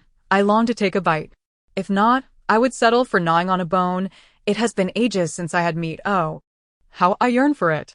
Su Xiaoxiao stared longingly at the roasted pig, drooling uncontrollably. Gu Huayu shook his head, gently wiping away her drool, and explained, "You are still too young. You cannot eat meat just yet. As you grow older, we shall feast on meat together." The emperor and empress regarded Gu Huayu with approval. This child was truly deserving of his standing. Chapter 35. The contest for rewards. Su Xiaoxiao was indifferent to titles or nobility. Her sole desire was to indulge in delectable food. "Isn't the roasted suckling pig utterly delicious? Are you all not going to have a taste? Such extravagance is a waste." The emperor hesitated, contemplating whether to take Su Xiaoxiao to meet Su Bowen. Surely, a daughter as soft and delightful as her would be greatly anticipated. Just as he was about to reach out, he reconsidered. With a multitude of mischievous children in the palace, and not a single princess, why should Su Bowen be so fortunate? Perhaps he should wait a little longer. Su Xiaoxiao flashed a bright smile at the empress, seizing a piece of roasted suckling pig and swiftly stuffing it into her mouth. This is the taste of my dreams. I never imagined I would savor an authentic roasted suckling pig in this lifetime. It has all been worth it. Sob sob. The empress was taken aback, her complexion paling. Su Xiaoxiao had yet to grow any teeth, and that bite could lead to serious trouble. She could no longer maintain her dignified demeanor and rushed to intervene. Su Xiaoxiao puffed her cheeks, tightly closing her mouth, her eyes darting towards the empress. "I won't open my mouth even if you beat me. How could I let the roasted suckling pig slip away?" Gu Huayu found her both amusing and endearing. "Xiao Xiao, please open your mouth. Once you turn 5 months old, your elder brother will have the royal kitchen prepare meat porridge for you, all right?" He genuinely worried she might swallow that piece of meat whole. Su Xiaoxiao continued to suck on the morsel until only scraps remained, then finally opened her mouth. The empress retrieved the remnants, letting out a sigh of relief. "This child nearly frightened me to death." Su Xiaoxiao giggled again, still holding onto some meat. However, fate had other plans. Gu Huayu intercepted the meat just as it was nearing her mouth. Watching the morsel being taken away bit by bit, Su Xiaoxiao felt as though the sky was collapsing. "My meat." With a pout of grievance, tears began to roll down her cheeks, eventually transforming her quiet sobs into loud cries. "It's so unfair. They won't even let me have a bite." The crown prince observed Su Xiaoxiao's lamentation, his eyelids twitching. This was a formidable task to soothe her. Indeed, the Empress, the Crown Prince, and a host of palace maids and eunuchs took turns trying to console her, yet her cries persisted. "Mother, perhaps we should feed her some meat broth?" Gu Huayu suggested, unable to bear the thought of her crying any longer. The Empress nodded. This child certainly had a talent for crying. Upon hearing that meat broth was on the way, Su Xiaoxiao's spirits lifted slightly, and her sobs began to subside. Zhao Wanwei, having not seen her daughter for an entire night, was consumed with worry, unable to eat or sleep, standing anxiously at the door like a stone statue yearning for her daughter. After a prolonged bout of crying, Su Xiaoxiao was exhausted and fell asleep in the carriage. Gu Huayu entrusted her to Zhao Wanwei, instructing servants to carry the bountiful rewards into the mansion. Zhao Wanwei, feeling a surge of anxiety, hesitantly inquired, "What are these?" The Crown Prince gratefully replied, "Thank you, Madame Zhao. Xiaoxiao is a benefactor of the royal family. These items are a token of our appreciation." "Oh!" And Xiaoxiao has 2 jade pendants at her waist for her to play with. Understanding Zhao Wanyue's longing for her daughter, Gu Huayu made a hasty exit. Zhao Wanwei instructed Lian Qiao and Baiji to place the rewards the Crown Prince had brought into her private treasury, and she eagerly embraced Su Xiaoxiao, showering her with kisses. Su Changhe marveled at the 2 jade pendants, exclaiming, "Mother, the jade pendant from the Crown Prince is already priceless, yet she possesses one from the Emperor himself. This is extraordinary. I must ensure I remain close to Xiaoxiao." Zhao Wanwei merely smiled in silence. Withholding the fact that Xiaoxiao had also received a golden medal from the Empress, allowing her unrestricted access to the palace. Su Lingxi was equally delighted. The Duke of Dun's sons had been stripped of their titles, demonstrating the Emperor's fairness and integrity. She no longer had to worry about how her engagement might affect her parents. Lu Shi, seething with resentment over son Katie's incident, fell ill and required numerous doctors to tend to her. The unending concoctions and countless needles brought her immense suffering. Had the physicians not been reputable, she might have suspected Zhao Wanwei was intentionally tormenting her. During her days confined to bed, Sun Kaidai sent messages daily, lamenting her dire circumstances, stating that Sun Yingying could not even afford a wet nurse. Zhao Wanyue's dowry had been tightly controlled by Lu Shi, and after a quarrel, Zhao Wanwei had ceased to manage household matters, leaving all expenses to Lu Shi. Lu Shi, unable to voice her frustrations, was truly enraged. Her second daughter-in-law, Zheng Yaxian, hurried in to announce, "Mother, the Crown Prince has sent many rewards, several large chests. If you do not act quickly, she will take them all for herself." Lu Shi slammed her hand on the table and shouted, "How dare she? These rewards are for the Duke of the State, not for a mere woman without official status to claim as her own. Let us go see for ourselves." Lian Qiao and Baiji had anticipated this turn of events and hastily moved the items, locking them away just as Lu Shi arrived. Lu Shi stormed in, commanding, "Open the door." Lian Qiao responded calmly, "Madam, this is our mistress's private treasury. It cannot be opened at will." Lu Shi retaliated with a slap across Lian Qiao's face. "You insolent wretch. Do you dare to defy me? Open the door at once and bring out the palace rewards." Lian Qiao, feeling wronged, had always been treated kindly by her mistress and was shocked by Lu Shi's aggression. Ignoring the sting on her face, she firmly declared, "These items were bestowed upon the mistress and young lady by the Emperor. They rightfully belong in the mistress's private treasury. Even if you kill me, I will not open the door." Lu Shi, undeterred, had come prepared and commanded her people to seize the keys. Realizing the gravity of the situation, Baiji rushed to inform Zhao Wanwei. "What?" She struck Lian Qiao. Zhao Wanwei leaped from her chair, hastily making her way to the courtyard. Zheng Yaxian, wielding her authority, threatened, "You little servant, hand over the keys, and you need not suffer this punishment." Lian Qiao steadfastly refused, causing Lu Shi's face to turn a deep shade of purple as she pointed at Lian Qiao, berating her, "You, a mere servant, dare to defy me? Seize her and beat her to death." Ao Wanyue's voice rang out coldly, "Stop. I challenge anyone to lay a hand on her. Lu Shi had been anticipating this moment, eager for Zhao Wanwei to confront her openly. This would shatter her image of a virtuous wife and mother, and, at that point, she could wield her influence over Zhao Wanwei, who would be vulnerable to public scorn and accusations of disloyalty. Chapter 36. Kneeling Lian Xiao was Zhao Wanyu's handmaid, treated like a sister by Zhao Wanyu. Witnessing her distress, Zhao Wanyu felt more anxious than if she herself were wronged. Lu Shi snorted coldly. What is all this fuss about? Where is your dignity as the mistress of the household? This little vixen has taken all the gifts bestowed by the emperor and stashed them away for herself. Shouldn't she be punished? In the past, if Lu Shi had shown even a hint of displeasure, Zhao Wanyu would have fretted excessively, seeking to placate her and offering valuable gifts to ease her mood. Zhao Wanyu expressed her astonishment. Mother, these gifts were given to Xiao Xiao as rewards for her service in the palace, to please the emperor and empress. Surely, you wouldn't stoop so low as to claim my granddaughter's belongings. Is it that you find yourself short of funds?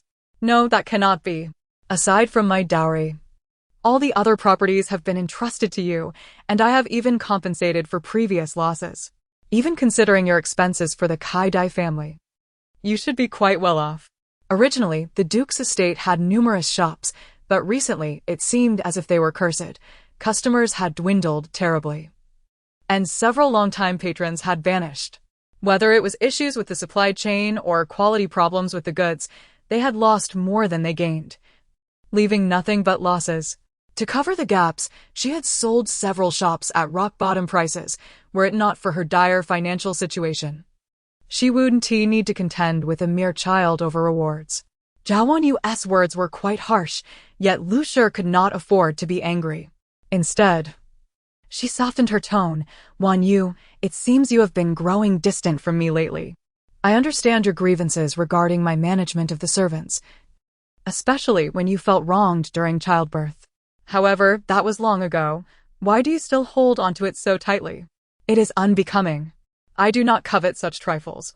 But without the name of the Duke's estate, you would not even have the chance to meet the emperor, let alone receive rewards.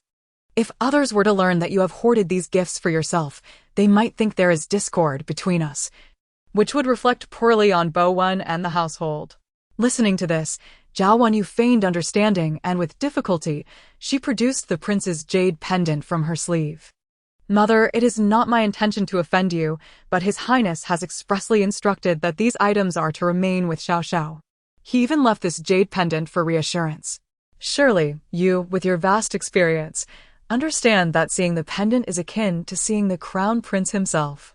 At these words, Bai Ji knelt down, kindly reminding Lu Shi, old madam, failing to kneel before the crown prince is a grave act of disrespect.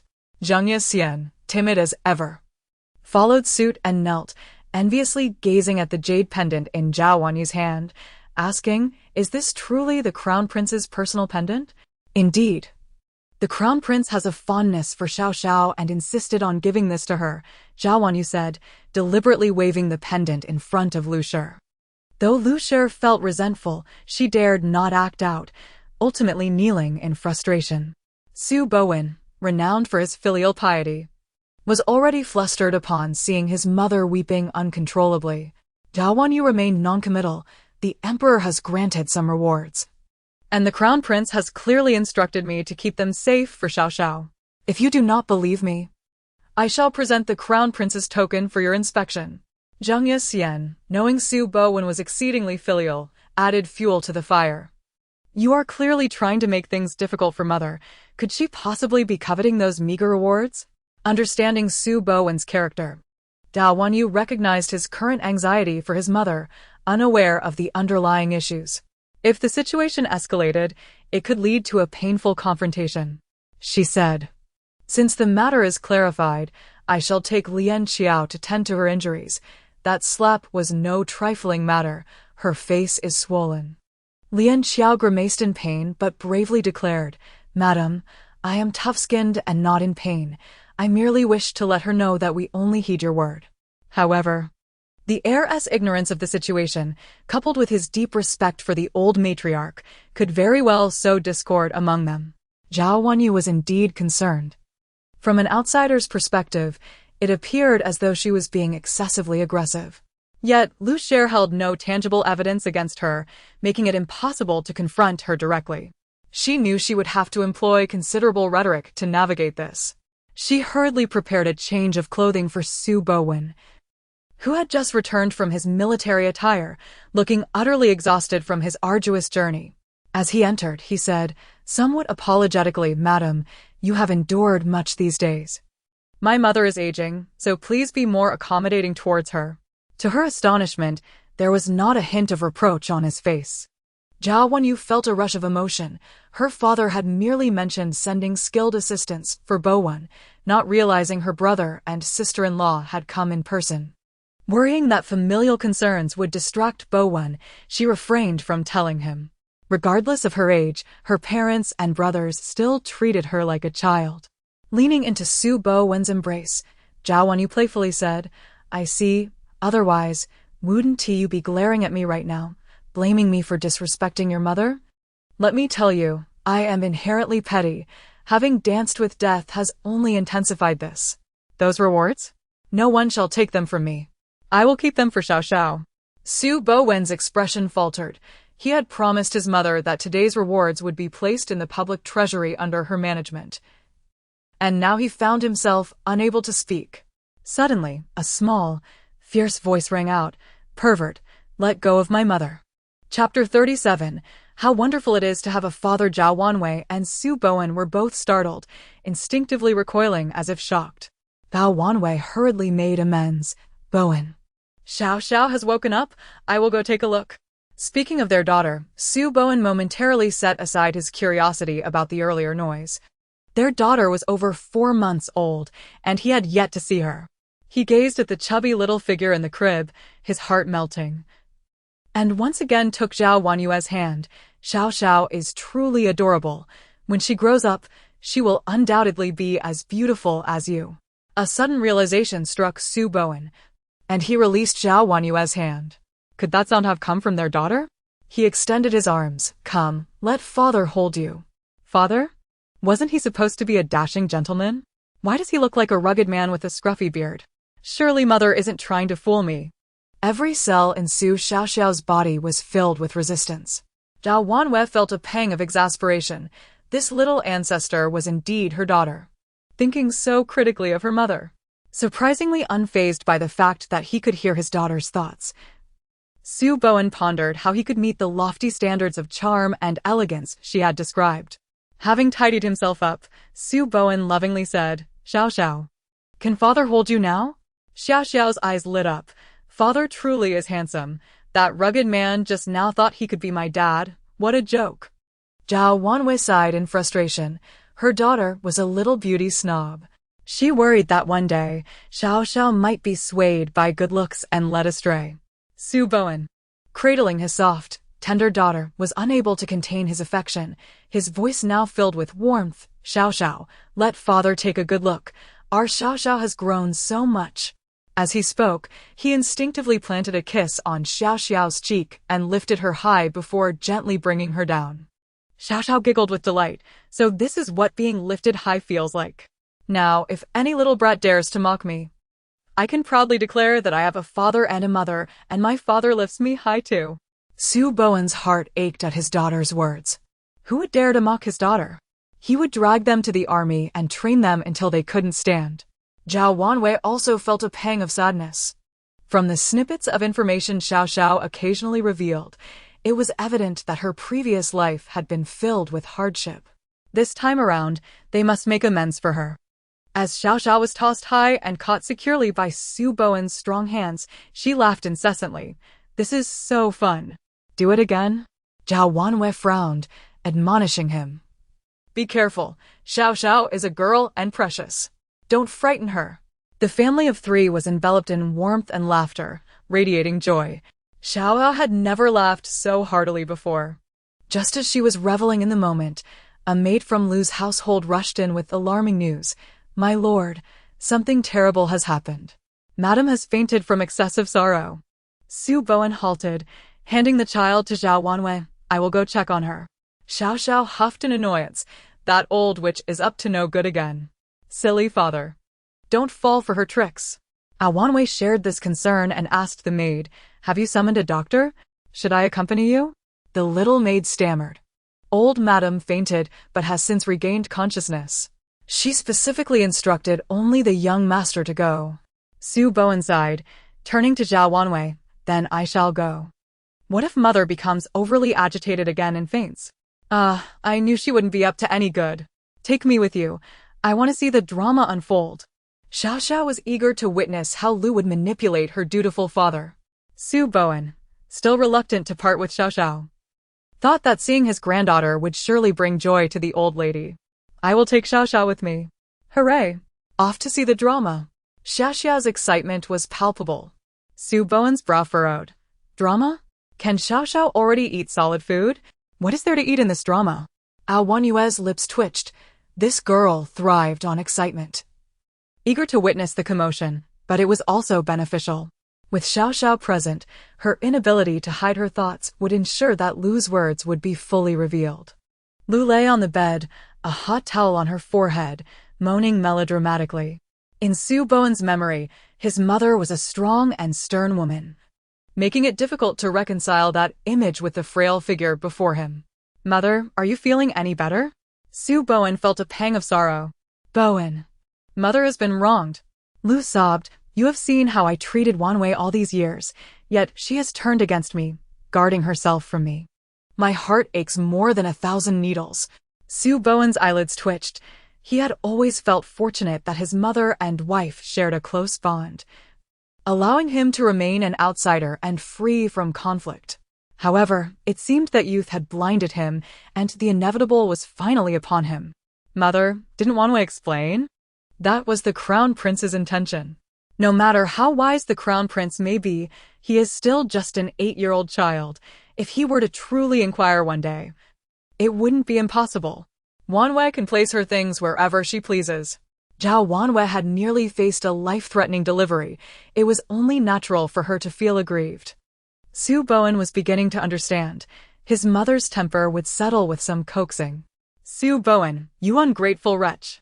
Have you truly forgotten your mother after marrying? Is this even your concern? Your wife has taken control of her dowry and estate. Does she intend to split from me?" Lu's resentment boiled over as she recalled the sacrifices she had made for her son. Su Bowen was taken aback. Zhao Wanwei, raised in privilege, had always regarded wealth with disdain. How could she have acted in such a manner? Zheng Yaxian added fuel to the fire. Mother went to the cabinet to fetch some silver, only to be rudely turned away. This has left her so furious that she has been ill for months. Hearing this, Su Bowen felt a surge of anger. His expression darkened. Such a thing has occurred? Wanwei is usually generous. How could she stoop so low? This family should not be divided so starkly. Chapter 38. Shadows of Childhood. You regarded the Lu family as kin. While they took advantage of your absence to harm your wife and daughter, using my mother's money to support their own daughter. Had it not been for my mother's decisive action, they would have completely drained us. Su Xiao was seething with rage. Su Bowen's heart sank. He understood her words all too well. His mother intended to harm Wanyu? And what of this so-called daughter? His mother had only given birth to him and his brother. He assumed it was merely the fanciful talk of a child, yet doubt lingered in his heart. After more than a decade of marriage, he knew Wanyu's character well. Moreover, his sister-in-law had shamelessly rushed to the Duke of Dunqing's residence to call off the engagement, bringing disgrace upon the Jingwood Duke's household. If she hadn't prevented Su Boheo from taking his brother to the gambling den, could my mother have restrained him? That wicked old woman. Unable to harm my father because he isn't her biological child, seeks to ruin my brother instead. Upon hearing this, Su Bowen could no longer remain seated. His mother had always been strict and adhered to decorum. Even Zheng Yaxian, with all her audacity, would not dare to prattle on before him without permission. What manner of person did Su Bowen consider himself to be, that they could deceive him so easily? He was certain there was a deeper intrigue at play. His mother's ailment appeared to be feigned, yet he refrained from confronting her, saying, "Mother, I understand your concerns. You are unwell, so I shall not disturb your rest." Without his affirmation, how could Lu Cher allow her to depart? She seized Su Bowen's arm, weeping profusely. Why is my fate so cruel? I have toiled to raise 2 sons, and in the end, I must endure the ire of my daughter-in-law. Bowen, my heart is heavy. Su Bowen, flustered by Lu Cher's tears, hastily reassured her. Mother, Wan Yu is not that kind of person. There must be some misunderstanding. Su Xiaoao rubbed her eyes and burst into loud sobs. The old and the young both wept, leaving Su Bowen at a loss as to whom to comfort first. Su Xiaoxiao, genuinely worried for her father, exclaimed, "Oh dear father, if we do not leave now, do you intend to stay for the new year?" Even a man who had battled on the front lines like Su Bowen was taken aback by such a fierce gaze from his mother. What deep-seated grudge could elicit such a look? His thoughts were in disarray. Xiaoxiao spoke of Lu Cher raising her own daughter while claiming he was not her biological child. It was all too absurd, leaving him utterly bewildered. Seeing Su Bowen's dazed demeanor, Zhao Wenyu realized that Lu Cher had spoken ill of her to him. She took Su Xiaoxiao into her arms and gently remarked, "Bowen, I have placed you in a difficult position. Father is remarkable. Lu Cher and the second madam are trying every trick to frame my mother, yet you do not believe them. Lu Cher even attempted to bully you into submission. But I cried louder than she did, and you managed to escape unscathed." Su Xiaoxiao thought triumphantly, shaking her little feet in delight. Zhao Wenyu felt touched by Su Bowen's defense of her, yet Su Xiaoxiao's final comment almost made her laugh aloud. Eager to ascertain what had transpired at home, Su Bowen called for Lian Xiao, instructing, "Take the young miss downstairs for her milk. I have matters to discuss with my wife." Su Xiaoxiao grew anxious, her little legs kicking restlessly. What are they going to say? Let me listen. Is there anything I cannot hear? Wan Yu sighed, realizing that this child, barely able to control her bladder, had an insatiable curiosity. Despite her affection for Xiaoxiao, she knew she must send her away to shield her from the truth, gesturing for Lian Xiao to escort her out. Su Xiaoxiao pouted for some time, but her spirits lifted upon seeing Bai Ji with a full jug of milk. Su Bowen, his mind in turmoil, struggled to articulate his thoughts. Wan Yu. I can hear Xiaoxiao's thoughts. What she said is too far-fetched for me to believe. Wan Yu grasped Su Bowen's trembling hand and replied softly. So you are aware. I too can hear Xiaoxiao's thoughts. She seems to possess knowledge of future events. Otherwise, I would have perished at Lu Cher's hands long ago and never laid eyes on you again. Su Bowen felt as if struck by lightning. It was impossible. How could he not be Lu Cher's biological child? She was the mother who had nurtured him since childhood, instilling in him discipline and guidance. No, this could not be true. If he were not her son, then who was he? Su Bowen murmured helplessly. Wan Yu wrapped her arms around Su Bowen's waist, soothing him gently. Do not fret. Let me explain everything to you. After hearing the full story, Su Bowen still found it hard to believe. Memories of the distant past flooded his mind. Su Bowen's gaze grew distant as he recalled. My brother was different. He lived with our mother since birth. She always favored him, held him close. When he broke a servant's head with a stone, she praised his aim. I always thought I was lacking, it turns out. I am not her son. Su Bowen rambled on, and Zhao Wenyu remained silent, simply holding him close. The childhood of Su Bowen was marked by a profound absence of love and unrelenting sorrow, a burden he had carried for long. Though he was exceptionally talented, he had always felt inferior. He needed to reconcile with his past self. Wan Yu, I realize now that I was not an unlovable child. It was never that I was not good enough. At this moment, Su Bowen was that 3-year-old boy once again, seeking his mother's embrace amidst the falling snow. With tears in her eyes, Zhao Wenyu patted his back, saying, "It is not your fault. Had your mother been alive, she would have held you close, proclaiming you the finest child in the world." Chapter 39. The Disappearing Noble Mother? Su Bowen felt helpless and anxious. Could it be true that my biological mother is of the Qin clan? The legitimate wife of the Duke, Madame Qin, died in childbirth, while only the pregnant concubine, Lu, was present at home. They did not report the death to the Qin family, and by the time someone from the Qin household arrived, the coffin had already been sealed. Zhao Wanwei dared not speak too definitively. She had been investigating for over 30 years without substantial evidence. Bowen, what are you doubting? Your appearance is a mirror image of your father-in-law. Right now, our concern should be about how to protect the children. She had been secretly listening to Xiao Xiao's inner thoughts, and whenever she thought of the children's tragic fates, she felt as though she could hardly breathe. Su Bowen suddenly awoke to the realization that he was now Wen Yue's husband and the father of 3 children. He needed to grow stronger to protect his family. There was no time for melancholy. Zhao Wanwei recounted the events of that day once more. Regardless of whether they believed it or not, they could not deny that Su Xiaoxiao was indeed extraordinary. Su Bowen repeatedly cautioned, Xiaoxiao is too young. We must not mention her talents to outsiders, lest we give ill-intentioned individuals the opportunity to exploit her. At that moment, the crown prince was in a secret chamber within the estate, his eyes bloodshot. He pointed at the frail Taoist on the ground and angrily exclaimed, Did you not say that with the crown prince's heart's blood, you could gradually torment him to death? Even the emperor would be gravely weakened. Why is he still alive and well while you are suffering the backlash? The Taoist turned pale, his face filled with disbelief.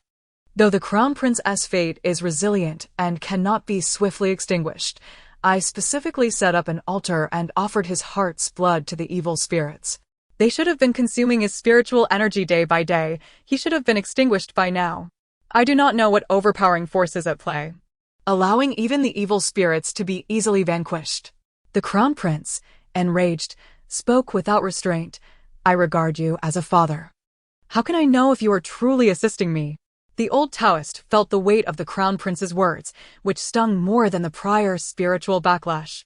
He knelt on the ground, repeatedly bowing his head, trembling with fear. My lord, my loyalty to you has been as constant as the sun and moon. For 14 years. You have been everything to me. Reflecting on the past, the crown prince's expression softened slightly, though he coldly replied, Enough. What use is mere loyalty? After 9 years. You have yet to eliminate a mere 9-year-old child. It is embarrassing to even speak of it. The old Taoist's eyes rekindled with hope. My lord, I have calculated. The noble one has revealed herself, though I cannot ascertain her exact location due to some obscuring force. However, she is indeed within the capital. Later, in frustration, he dispatched elite assassins to eliminate the crown prince. Yet, the arrows seemed to have a will of their own, circling in the sky before striking the very assassins he had sent. 10 elite assassins, he had spent a fortune on them. And Gu Huaizhi still felt the sting of loss. The noble one, was she truly blind? Exiting the secret chamber, Gu Huaizhi suppressed his anger and donned a harmless, genteel facade. He concealed his true self well, aside from the Taoist. No one in the estate had witnessed his loss of composure. The Taoist, who had just performed the ritual, now donned the attire of a servant, cleaning the stables. The noble one he awaited was currently kneeling in punishment at the residence of the Minister of War. Shencheng Yao, the legitimate granddaughter of Minister Shen Tianyu, pointed a finger at her half-sister Shen Qingyu, scolding, That was a white jade vase given to me by father. Did you intentionally shatter it? Father and mother have both been harmed by your actions, and now you cannot even tolerate the things left to me by father? Shen Qingyu suppressed her fury, lowering her head submissively. Elder sister, I truly did not mean it. The vase was too slippery. Shen Changyao was furious, rebuking, still daring to argue? Someone, slap her. A strong and burly maid stepped forward and delivered a series of slaps to Shen Qingyu's delicate face. Elder sister, spare me. I truly did not do it on purpose. Shen Qingyu pleaded, but her nails dug deeply into her flesh, her eyes flashing with malice. In a moment, Shen Qingyu's fair face was swollen and red. The pain caused her to break into a cold sweat. Yet, Shen Changyao was still unsatisfied with her punishment. Instructing her maid, take this second miss away for a thorough wash. She reeks of commoner's filth. Shen Qingyu was drenched and thrown into a room. Despite it being a summer night, she shivered from the cold. Shen Qingyu could not fathom how things had escalated to this point. Just before waking, she had experienced a long dream in which a towering black giant placed a soul-switching talisman in her hand, urging her to unveil the secrets of the princess's residence. She affixed the talisman to Liu Tang, and the dazed Liu Tang regained his senses. The princess bestowed upon her a bracelet, unlocking its power, granting her the ability to summon storms and become a divine being. She even became a favored guest of the royal family, captivating the charming princess while the cruel and bloodthirsty Liu Tang obeyed her every command, with all men of the Deshua dynasty bowing at her feet. Together with the princes, she conspired against the emperor and empress dowager, eliminating troublesome officials until she ascended to the throne of the Deshua dynasty. However, after so much time had passed, none of those dreams had come to fruition. Desperately, she pressed the soul-switching talisman to Liu Tang, but he remained unscathed. Despite her efforts at the summer banquet to compose renowned poetry, it fell into the water before her teacher could see it. She attempted to befriend the Grand Tutor's legitimate grandson, only to be beaten by her elder sister, leaving her without the strength to retaliate. Why? Why? Shen Qingyu silently screamed. Where was the beloved one who had once joined forces with her? Thus, Shen Qingyu fell asleep on the ground. Finally, the black giant from her dreams reappeared. After speaking, the giant vanished, and Shen Qingyu awakened, feeling an inexhaustible power within her. She was no longer the girl who had to rely on charm and flattery to approach the core figures. She now housed the soul of a saintess from a demonic sect, with ambitions far grander than mere superiority. Her previously blurred memories crystallized, and she recalled that the one she had joined hands with in the dream was the crown prince. This time, she would shine even more brilliantly than in her past life. Chapter 40. The Divine Maiden appears with a graceful flick of her sleeve. Shen Qingyu placed her handkerchief at the doorstep of Shen Qingyao's night watch maid. The slumbering Shen Qingyao had yet to awaken in fury when her throat was seized. If you wish to live, you'd better be a compliant and obedient sister from now on. Otherwise, even your status as a legitimate daughter cannot be preserved. Shen Qingyao, who was accustomed to bullying the weak and fearing the strong, was terrified and kept her distance, submissively nodding her head. However, that was far from sufficient. Not enough. Not enough.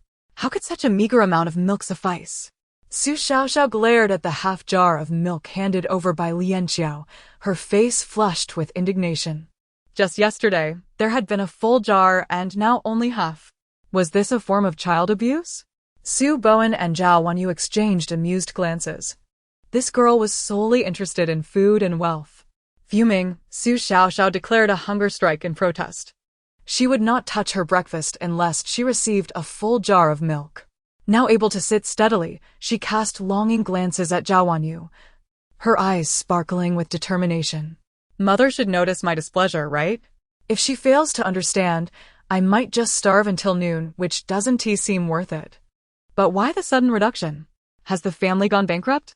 Furrowing her brow and clenching her tiny fists, Su Xiaoxiao found herself baffled. Noticing her distress, Su Bowen quickly scooped her into his arms, saying, "Today marks our Xiaoxiao's 5th month. We can introduce solid food now. Your mother has arranged for the kitchen to prepare meat porridge for you. Come, let father feed you." Su Xiaoxiao's tense little face instantly relaxed. "Oh, you frightened me. I thought I was about to go hungry again. What a close call." Unbeknownst to her parents, they had only heard the words "go hungry" and were alarmed by the thought. What kind of life had their sweet and adorable daughter endured in her past life, that she could ever experience hunger? Su Bowen felt a surge of heartache, nearly brought to tears. In this life, whatever Xiaoxiao desired, they would procure. Before the first spoonful of meat porridge could reach her lips, the doorman announced, "His Highness the Crown Prince has arrived." Zhao Wanyu's eyelids twitched. The Crown Prince was of such high status, rarely visiting the homes of ministers. It had only been a few days. Why was he here again? Su Bowen hastily led his wife and daughter to receive him. After a brief separation, Gu Huayu appeared rejuvenated, as if nourished by sunlight and rain, brimming with vitality. The Su couple bowed in unison, exclaiming, "We welcome your highness." With a humble demeanor, the crown prince replied, "Seventh young master, madam, please rise." "I merely stopped by to see Xiao Xiao." He then handed a food box to Zhao Wanyu. "Madam Zhao, I promised Xiao Xiao that when she turned 5 months, I would treat her to meat porridge. This morning, I had the imperial chef prepare venison porridge, and it should still be warm." Feeling a strong sense of urgency, Su Bowen realized he hadn't even fed Xiao Xiao a single bite of meat porridge, yet the crown prince had already brought meat porridge. He quickly said, "Your Highness is quite busy. How could we trouble you with such trivial matters? You are too kind. Didn't I save his life? Isn't it only natural for him to bring me meat porridge? The crown prince is remarkably trustworthy, always keeping his promises." "I appreciate that." Hearing this, Gu Huayu's eyes sparkled, already eager to see Su Xiaoxiao, yet feeling awkward without a proper reason to visit. Finally, the moment had arrived. It seemed he had come at the right time. "Come here, dear crown prince. Let us see if our Xiaoxiao has grown taller." Without hesitation, Gu Huayu scooped Su Xiaoxiao into his arms as they entered the courtyard. The crown prince personally fed Su Xiaoxiao nearly half a bowl of meat porridge before setting it aside, smiling as he advised, "That's enough for your first day. Eat sparingly, or it may not sit well." "Wah, wah." Su Xiaoxiao began to cry in frustration. Why is he so stingy? There's still plenty left. This little bit won't even fill the gaps between my teeth. She could not quite comprehend why she had burst into tears. It was simply that Gu Huayu had ceased feeding her the porridge that led to her emotional outburst. She also realized that as she grew older, her memories of her past life were becoming increasingly vague, with many things only recalled in fragments. Moreover, her disposition was becoming more childlike. Now she had more pressing concerns. Porridge could become tiresome, and nothing compared to gnawing on a big bone of meat. After a month of eating and sleeping, she had reached the half-year mark, and her gums were itchy, making her long for something to chew on constantly. The most frustrating part was that her teeth had yet to emerge, but the drooling was incessant. Whenever she was awake, saliva flowed from her mouth like rain, and Baiji had to change her drool bib 10 times a day, leaving her neck damp. Zhao Wanyu was also puzzled. It's normal for babies to drool more during teething, but Xiao Xiao's is excessive. If we're not careful, the Duke's residence may be flooded. Su Bowen laughed heartily while holding Su Xiaoxiao.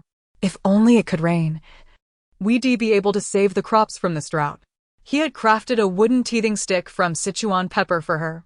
Let us see how well it works. Is this really about the teething stick, or is it because my little mouth craves meat?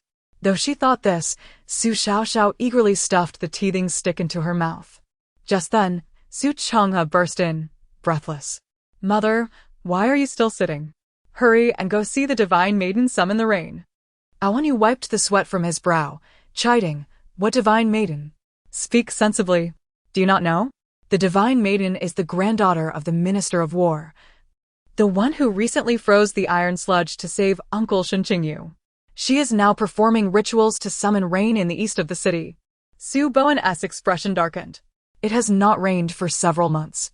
If that mission can indeed summon rain, it would be a fortunate event.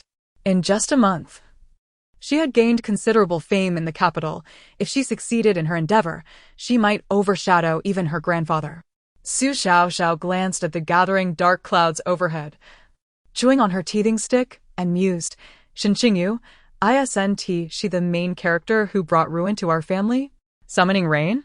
He, take me to see." The casual conversation among the group turned serious, for the Shen family and the Lu family had colluded due to a secret agenda. Not only were they nurturing Su Boheo, but they were also doing everything to suppress Su Bowen and the Su family line. In Su Xiaoxiao's heart, she sensed that this Shen Qingyu was formidable, and they ought to proceed with caution. Yet, her extraordinary abilities were beyond their capability to handle. With a bright smile, Su Xiaoxiao reached out her hands towards Su Changhe, her face brimming with anticipation. Su Changhe felt that Su Xiaoxiao's smile held some mischievous intent, but if she spoke, perhaps she could summon thunder itself. She might even be more impressive than the lofty divine maiden. "Mother, please let me take Xiaoxiao with me. My classmates all envy me for having such a lovely sister. I want to show her off. Yes, yes, let us go and see. Su Xiaoxiao exclaimed, leaping towards Su Chang'e. Chapter 41. Mud Rain. Su Chang'e successfully took Su Su and Xiaoxiao out, and Zhao Wanyu felt reassured knowing that with Li Yunshu's hidden guards, there was nothing to worry about. If she didn't allow them to go, it was likely she would cause a ruckus. Don't ask how she knew. The last time Su Xiaoxiao was unable to go out with her sister, even the dogs in the yard couldn't rest easy. People were flocking towards the eastern part of the city.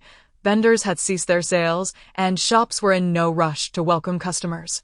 The goddess was descending to bring rain, a once-in-a-lifetime opportunity that simply could not be missed. It was said that Miss Shen had awoken to divine protection, possessing the ability to summon the winds and rain, turning droplets into ice. How could they have mocked the unfortunate Miss Shen just a while ago? Could she truly call forth the rain? Just look at those ominous dark clouds. It was surely going to rain. If Miss Shen truly succeeded in summoning rain, she would become a benefactor for the entire Deshua. I would certainly offer her a longevity tablet. Along the way, people were extolling Shen Qingyu's remarkable talents. Su Chang'e felt his steps grow heavier. After all, Shen Qingyu was merely 10 years old yet already so formidable, while he himself still faced criticism from his teacher for his studies. How could he protect his family? Su Xiaoxiao, however, was brimming with enthusiasm, looking around curiously. On the high platform, Shen Qingyu sat cross-legged, surrounded by offerings of chickens, ducks, fish, meat, and various fruits and vegetables. With one glance, Su Xiaoxiao noticed the thick, malevolent aura enveloping her, and even the clouds seemed to carry a heavy darkness. Holding a milk jug in her left hand and a teething stick in her right, Su Xiaoxiao thought to herself, Shen Qingyu has connections with the demonic sect. I can't see it. If she wishes to summon rain, I might as well lend a hand. Otherwise, it would be quite embarrassing with so many people around. With that thought, she tugged at Su Chang'e's sleeve, pointing towards a nearby tavern. Brother, let us go to the tavern to take shelter. Su Chang'e was puzzled, but he always complied with his sister's wishes, responding with a smile. Do you want to go there to watch? Su Xiaoxiao nodded obediently. Without further ado, Su Chang'e steered clear of the crowd and led them to a private room on the tavern's top floor, where they could see Shen Qingyu chanting below. The crowd gazed earnestly at Shen Qingyu performing her ritual, including many officials from the court. Sir Shen, you are truly fortunate. Your granddaughter has divine protection, a skill that even men cannot match. Indeed, once Miss Shen successfully summoned rain, she would become a benefactor for the entire capital, and the emperor would surely favor her family, who were already esteemed officials.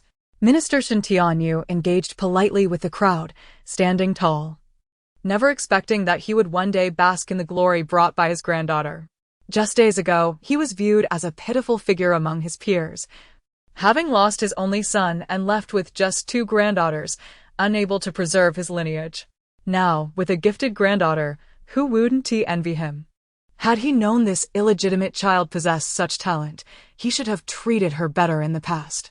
Shen Qingyu fervently chanted her incantation, while Su Xiaoxiao busily observed the sky, babbling her own words.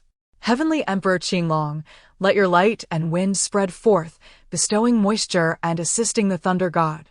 Swiftly, as the decree commands. Upon finishing her final incantation, Shen Qingyu stretched her arms wide and passionately proclaimed, "Come forth, sweet rain."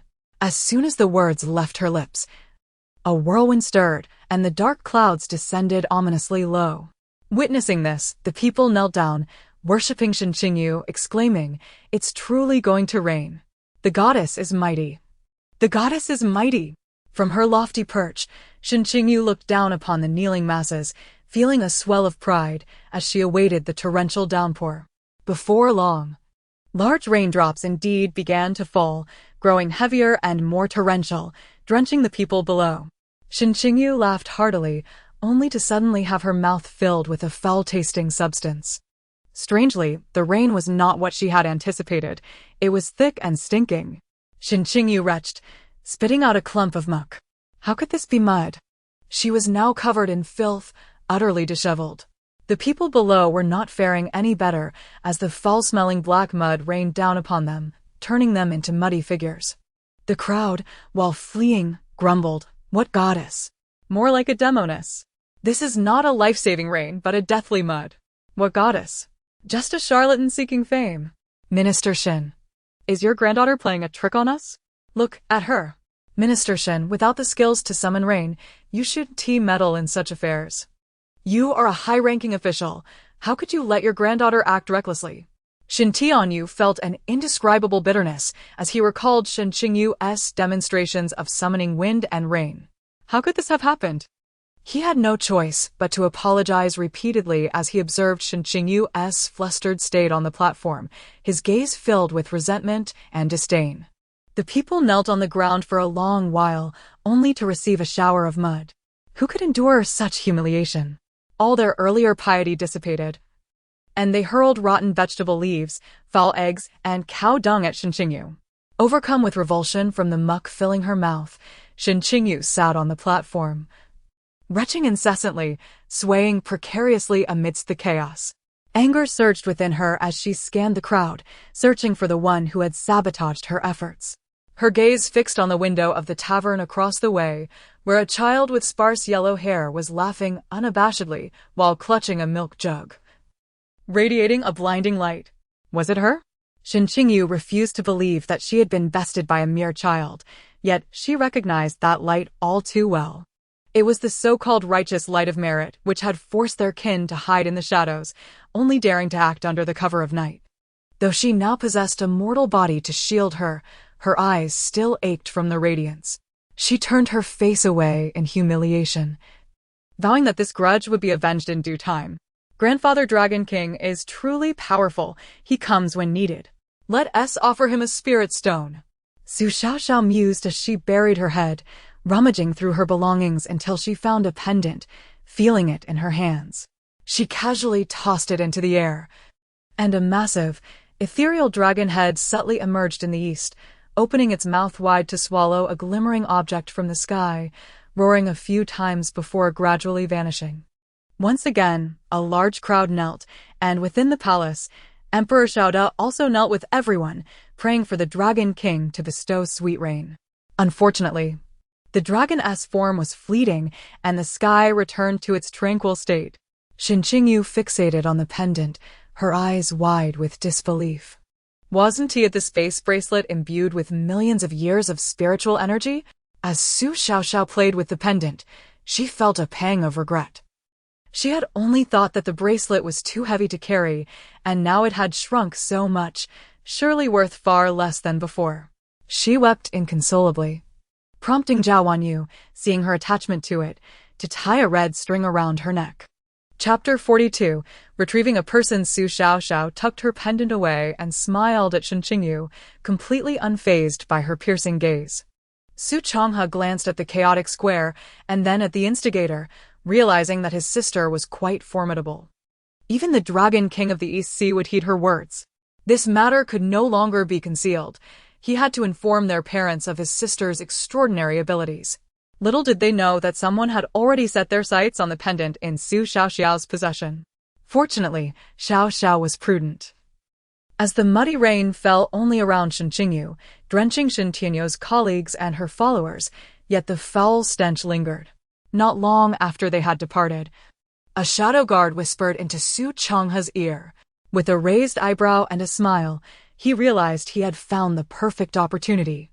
He affectionately ruffled Xiaoxiao's sparse hair and said, "Xiaoxiao, shall we take a detour to retrieve someone?" Su Xiaoxiao, munching on a teething stick, beamed at Su Changhe in agreement. As they spoke, the carriage arrived at Wenlin Street, a hub for scholars where students traveling to take the imperial examination often resided. At that moment, the road ahead was blocked by a crowd, the din of voices incessant. Su Changhe disembarked and squeezed through the throng with Su Xiaoxiao, only to witness Kang Wan, the victor of the recent poetry contest, being brutally beaten on the ground. A fierce-looking attendant growled, "How audacious! To dare steal from our young master! Beat him to a pulp." Beside them stood a man clad in a dark blue brocade robe, leisurely fanning himself, feigning concern as he proclaimed, "Kong Gongzi, if you are in need of money, do not hesitate to ask me for assistance. How could you engage in such thievery, bringing disgrace upon our scholarly reputation? Alas, since we are acquainted, if you return my heirloom, I shall overlook this incident." Su Changhe raised an eyebrow, finding the man utterly vile. If Kong Wan were to admit to the theft, it would tarnish his reputation, regardless of his talents. His examination results would be nullified based solely on this accusation. On the ground, Kong Wan was battered and bloodied, his appearance a picture of misery. Bystanders pointed and remarked, "Young Master Zhou is indeed magnanimous." If this matter were reported to the authorities, Kong Gongzi would face severe punishment, perhaps even imprisonment.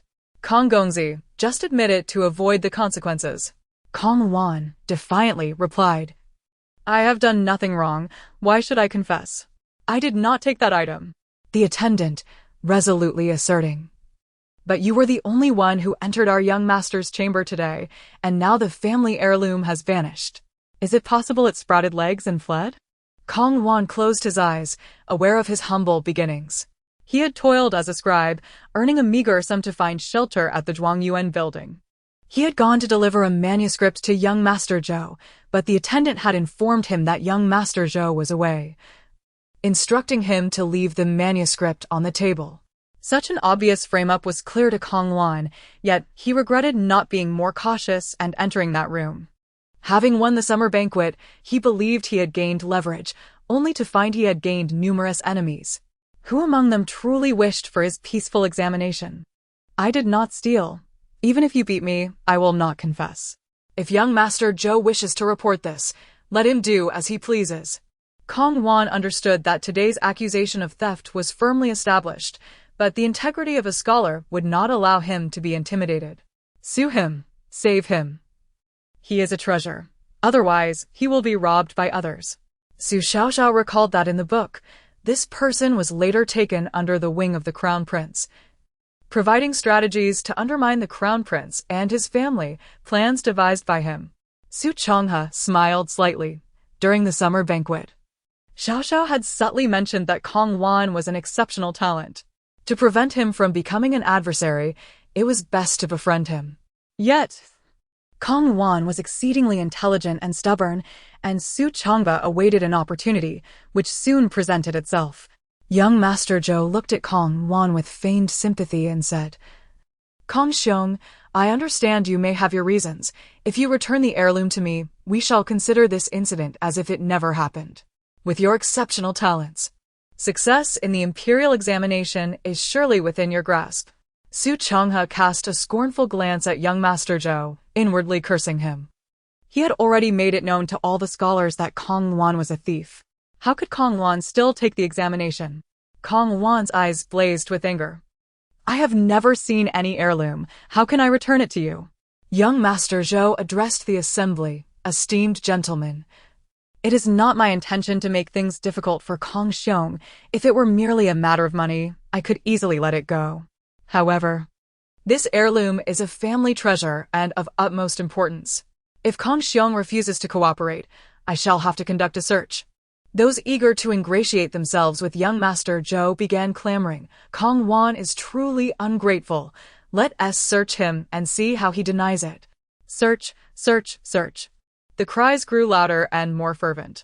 Stepping forward, a 10-year-old boy, his youthful innocence evident, spoke loudly, "Young Master Zhou, I would like to inquire, what if nothing is found?" Young Master Zhou, confident, replied, "If nothing is found, I shall personally apologize to Kong Gongzi." Su Changhe scoffed. "Kong Gongzi lies bruised and battered, publicly labeled a thief. A mere apology from you is far too lenient. What do you suggest, young brother?" Young Master Zhou asked, somewhat irked.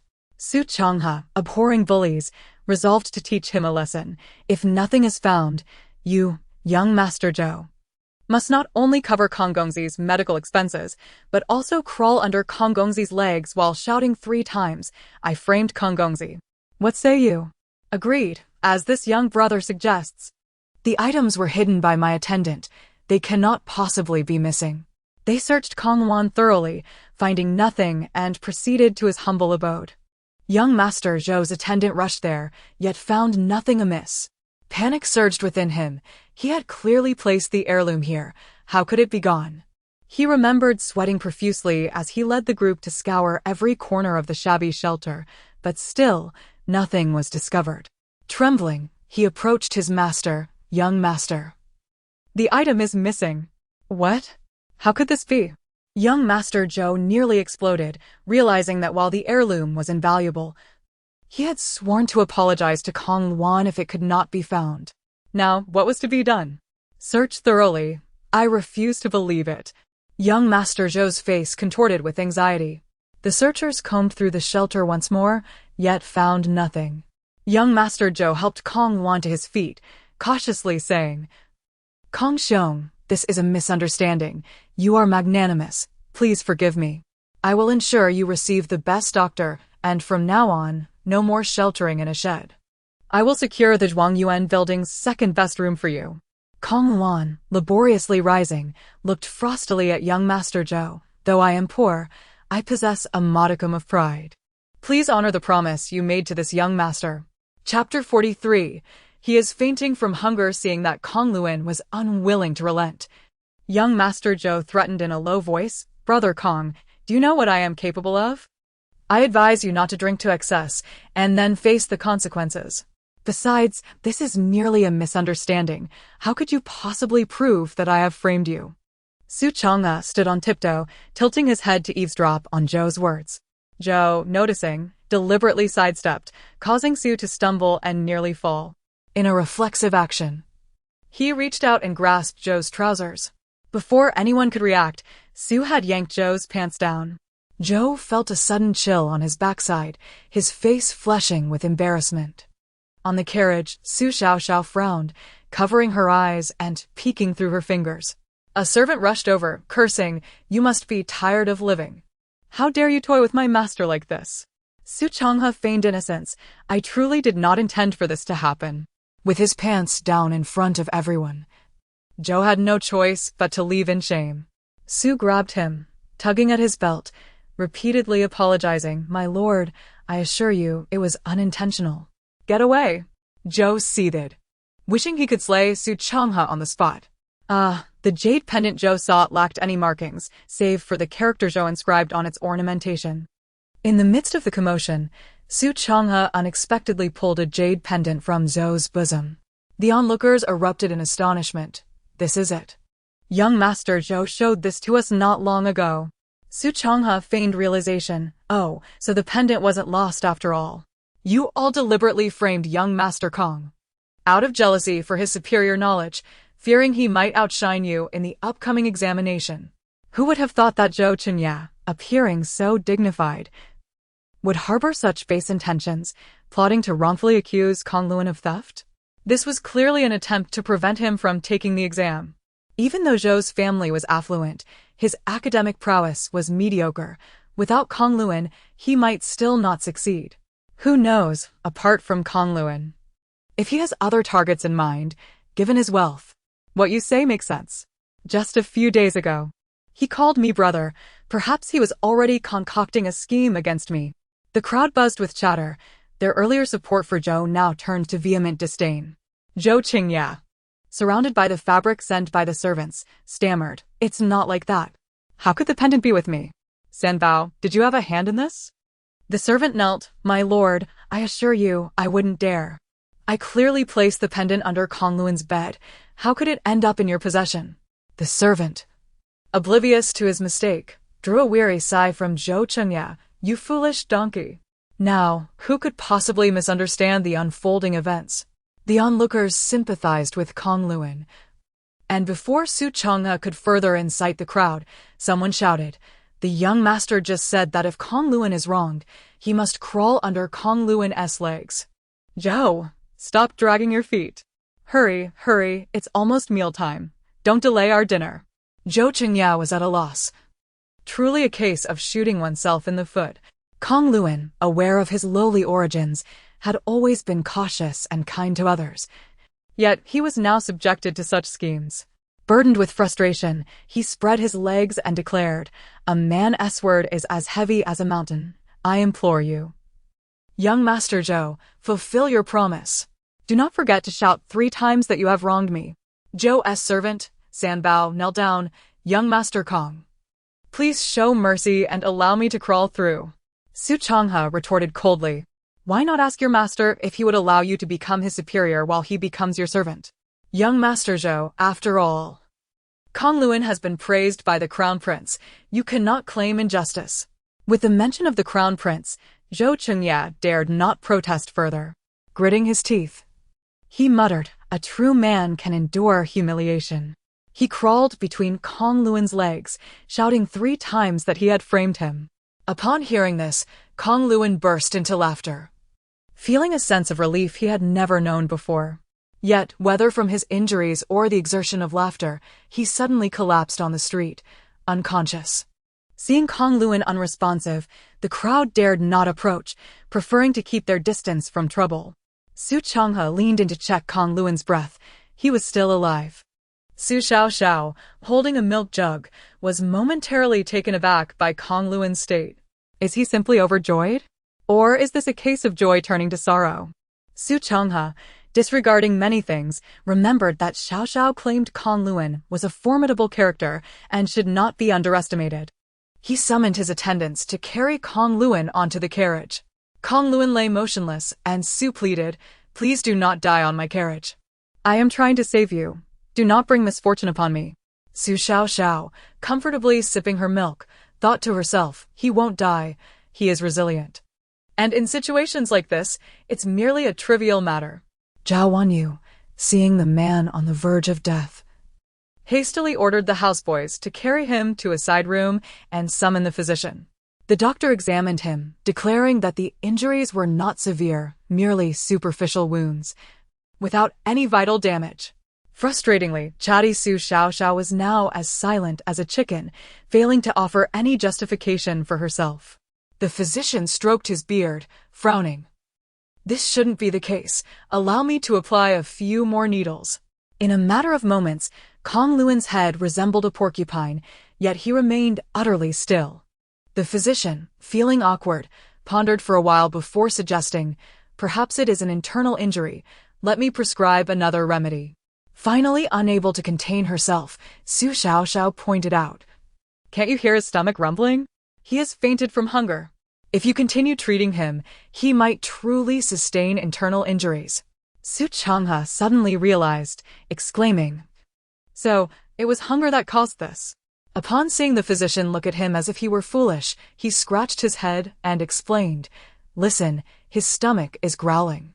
After consuming 3 bowls of ginseng soup, Kong Luan finally stirred awake. He smacked his lips, saying, "What a delightful dream. I was feasting on delicious food all along." Outside, Su Lingxi skeptically asked Su Changhe, "Are you certain he will become a great strategist one day? He doesn't appear particularly bright." The siblings spoke earnestly, completely oblivious to Zhao Wanyu, who was sweeping furiously, her face a mask of anger. Chapter 44. Clinging to power, Su Changhe instinctively took to his heels. And despite his seemingly frail appearance, his sweeping broom wielded with remarkable vigor. Of course, Su Changhe was not without merit. He engaged in activities that were beneath the dignity of the young scions of noble families, scaling rooftops and fishing in the river. As Su Changhe sprinted ahead, Awanwa pursued him, and it was only after 3 laps around the courtyard that Su Changhe realized he had done nothing wrong and had no reason to fear. "Mother, please hold your hand. Hear me out. Have you not always taught me to be brave and righteous? Young Master Kong was wronged, and I merely acted in good faith as I happened to pass by," Su Changhe declared, casting a proud glance at Zhao Wanwei as if expecting her to praise him. Zhao Wanwei, however, with a stern expression, retorted, "Happened to pass by? Kneel before me." Su Changhe's legs buckled, and he fell to his knees. "Mother, I truly did not deceive you." Awanwei raised an eyebrow. "Su Changhe, our home is in the south. Yet you found it convenient to venture to the West City Gate? You took Xiao along for the excitement, did you not?" The smile on Su Changhe's face froze. "No, Mother, you must listen to my defense. No. You must hear my explanation. What explanation? The one about how you secretly mobilized the shadow guards. Or the one about your righteous act at the Scholars Building. Mother, how do you know everything? Su Chang'e's face fell in defeat. Now, tell me, what is this Kong Luan's background that warrants such effort on your part? Zhao Wanwei was all too aware of her son's clever schemes. Who knew what mischief he had in mind? Su Chang'e hesitated. That is hard to say. Wanwei raised the broom in her hand again.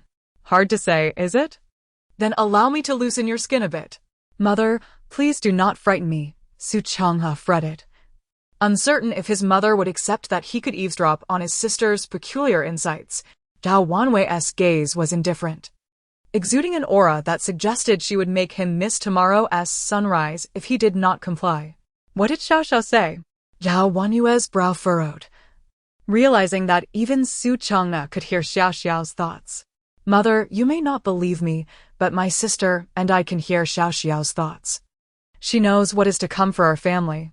Wanwei interrupted. No wonder your temperament has changed so suddenly. It turns out our entire family can hear Xiao Xiao's thoughts. What? You and father can hear as well? Both Su Chang'e and Su Lingxi were taken aback. Not just us. Your maternal grandparents and uncle can hear as well. Anyone related by blood to Xiao Xiao can hear her thoughts. This matter is of great significance. We must keep it to ourselves and not let Xiao Xiao find out.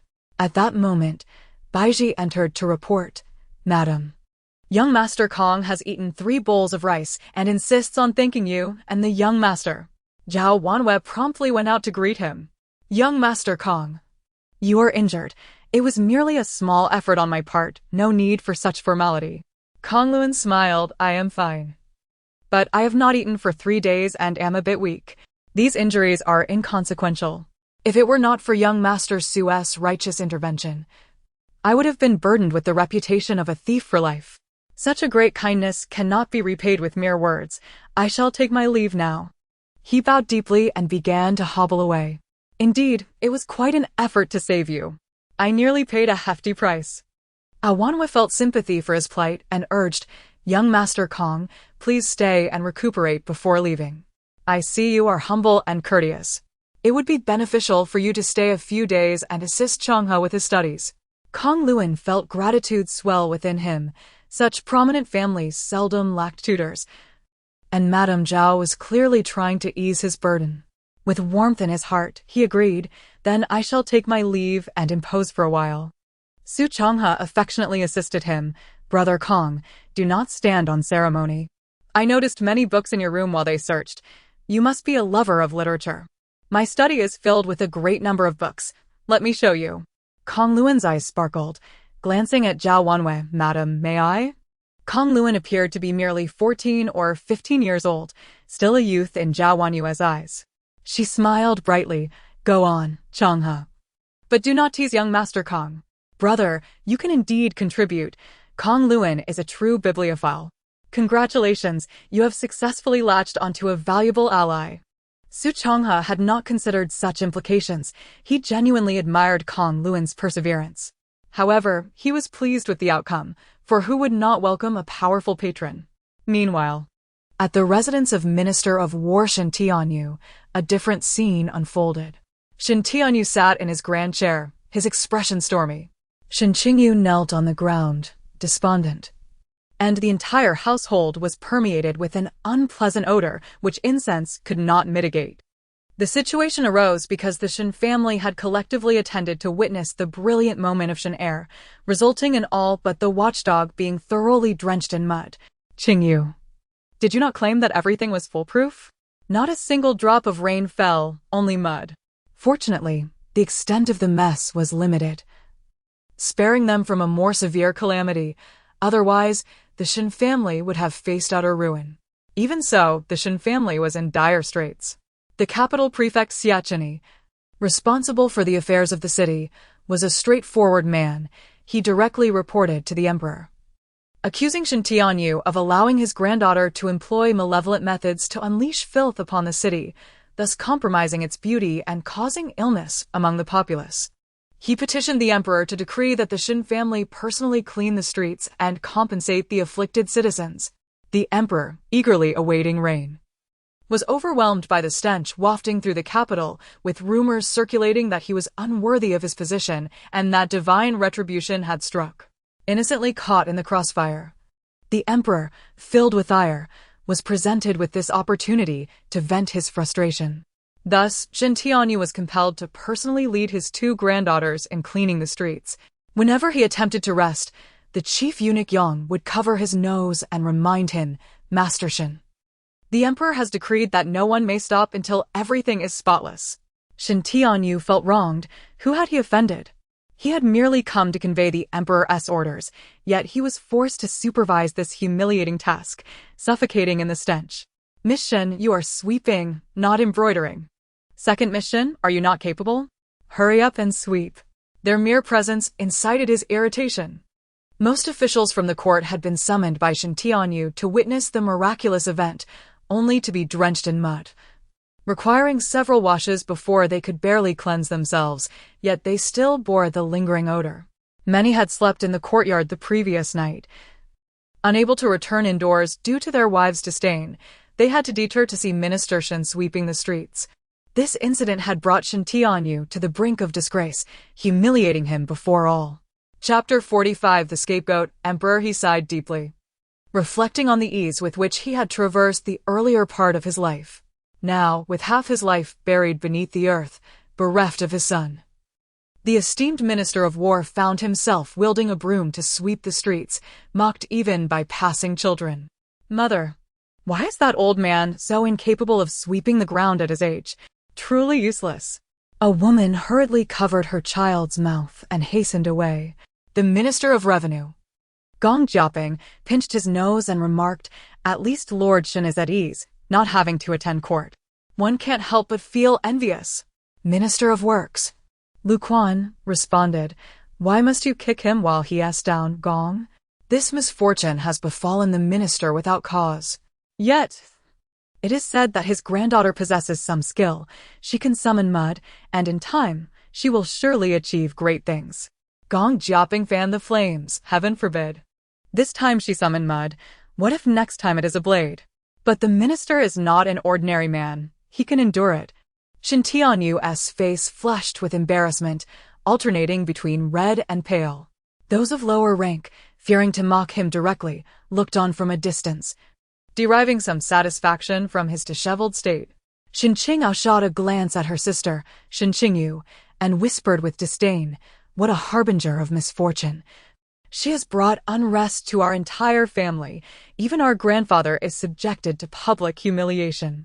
Shin Qingyu, her expression impassive, replied, "Sister, do you believe I am the bringer of misfortune? The next broom to sweep will surely be yours." Shin Qingao instinctively took a step back, softening her tone. "I was merely speaking out of turn. Grandfather has never endured such humiliation. Sweeping the streets has already stripped him of his dignity. I fear he may even find himself sidelined in the court." Shin Qingyu scoffed. "Are you truly concerned for grandfather? Or are you merely worried he might lose his influence and be unable to find a suitable match? Your words are so grandiloquent." Shin Qingao opened her mouth to retort, but ultimately said nothing. Even if she were not a divine maiden, Shin Qingyu was not one to be trifled with. Shin Qingyu, uninterested in furthering the argument, felt the awakening of the bloodline of the demon tribe's saintess within her. The rain-summoning talisman had proven effective time and again. This failure could only mean that her nemesis had also arrived. The thought sent a chill down her spine. She realized that deeming that person her rival might be an overestimation of her own significance. For millennia, she had never stood a chance. Yet, she chuckled softly, dismissing the notion. In her previous life, the demon sect had mobilized completely at the onset of an upheaval, annihilating her entire clan. She had long since been reduced to ashes. This time, she was determined to seize the bracelet and rescue the demon tribe from the depths of despair. The Shin family's lineage was weak, and Su Boheo was inept. The family required an ambitious individual to assist him. She gradually approached Shin Qingyu. her aged visage betraying no hint of sorrow or joy. Shen Qingyu smirked. This time, Shen Qingyu was doomed. Shen Tianyu did not reproach her, but instead smiled. Failure is not to be feared. Grandfather believes in you. One day, those who mock us today will pay the price. Sometimes a shift in perspective is necessary. While it is indeed splendid to shine like the sun, if that is unattainable, one may also thrive as a spirit in the night. Shen Qingyu stood frozen, feeling as though her grandfather had seen through her. Dealing death to her adversaries was her forte. Thank you for your guidance, grandfather, she exclaimed, finding a newfound respect for the cunning old man. In essence, they were cut from the same cloth. How could we possibly be the same? Gu Huaizhi fumed, pounding the table. He is nothing but a charlatan. In contrast, Chu Xiao, garbed in a Taoist robe, did not share such sentiments. The malevolence he had sensed that day was even more potent than the malevolent spirit he had venerated for years. Yet, this power emanating from the 10-year-old Shen Qingyu was unexpected.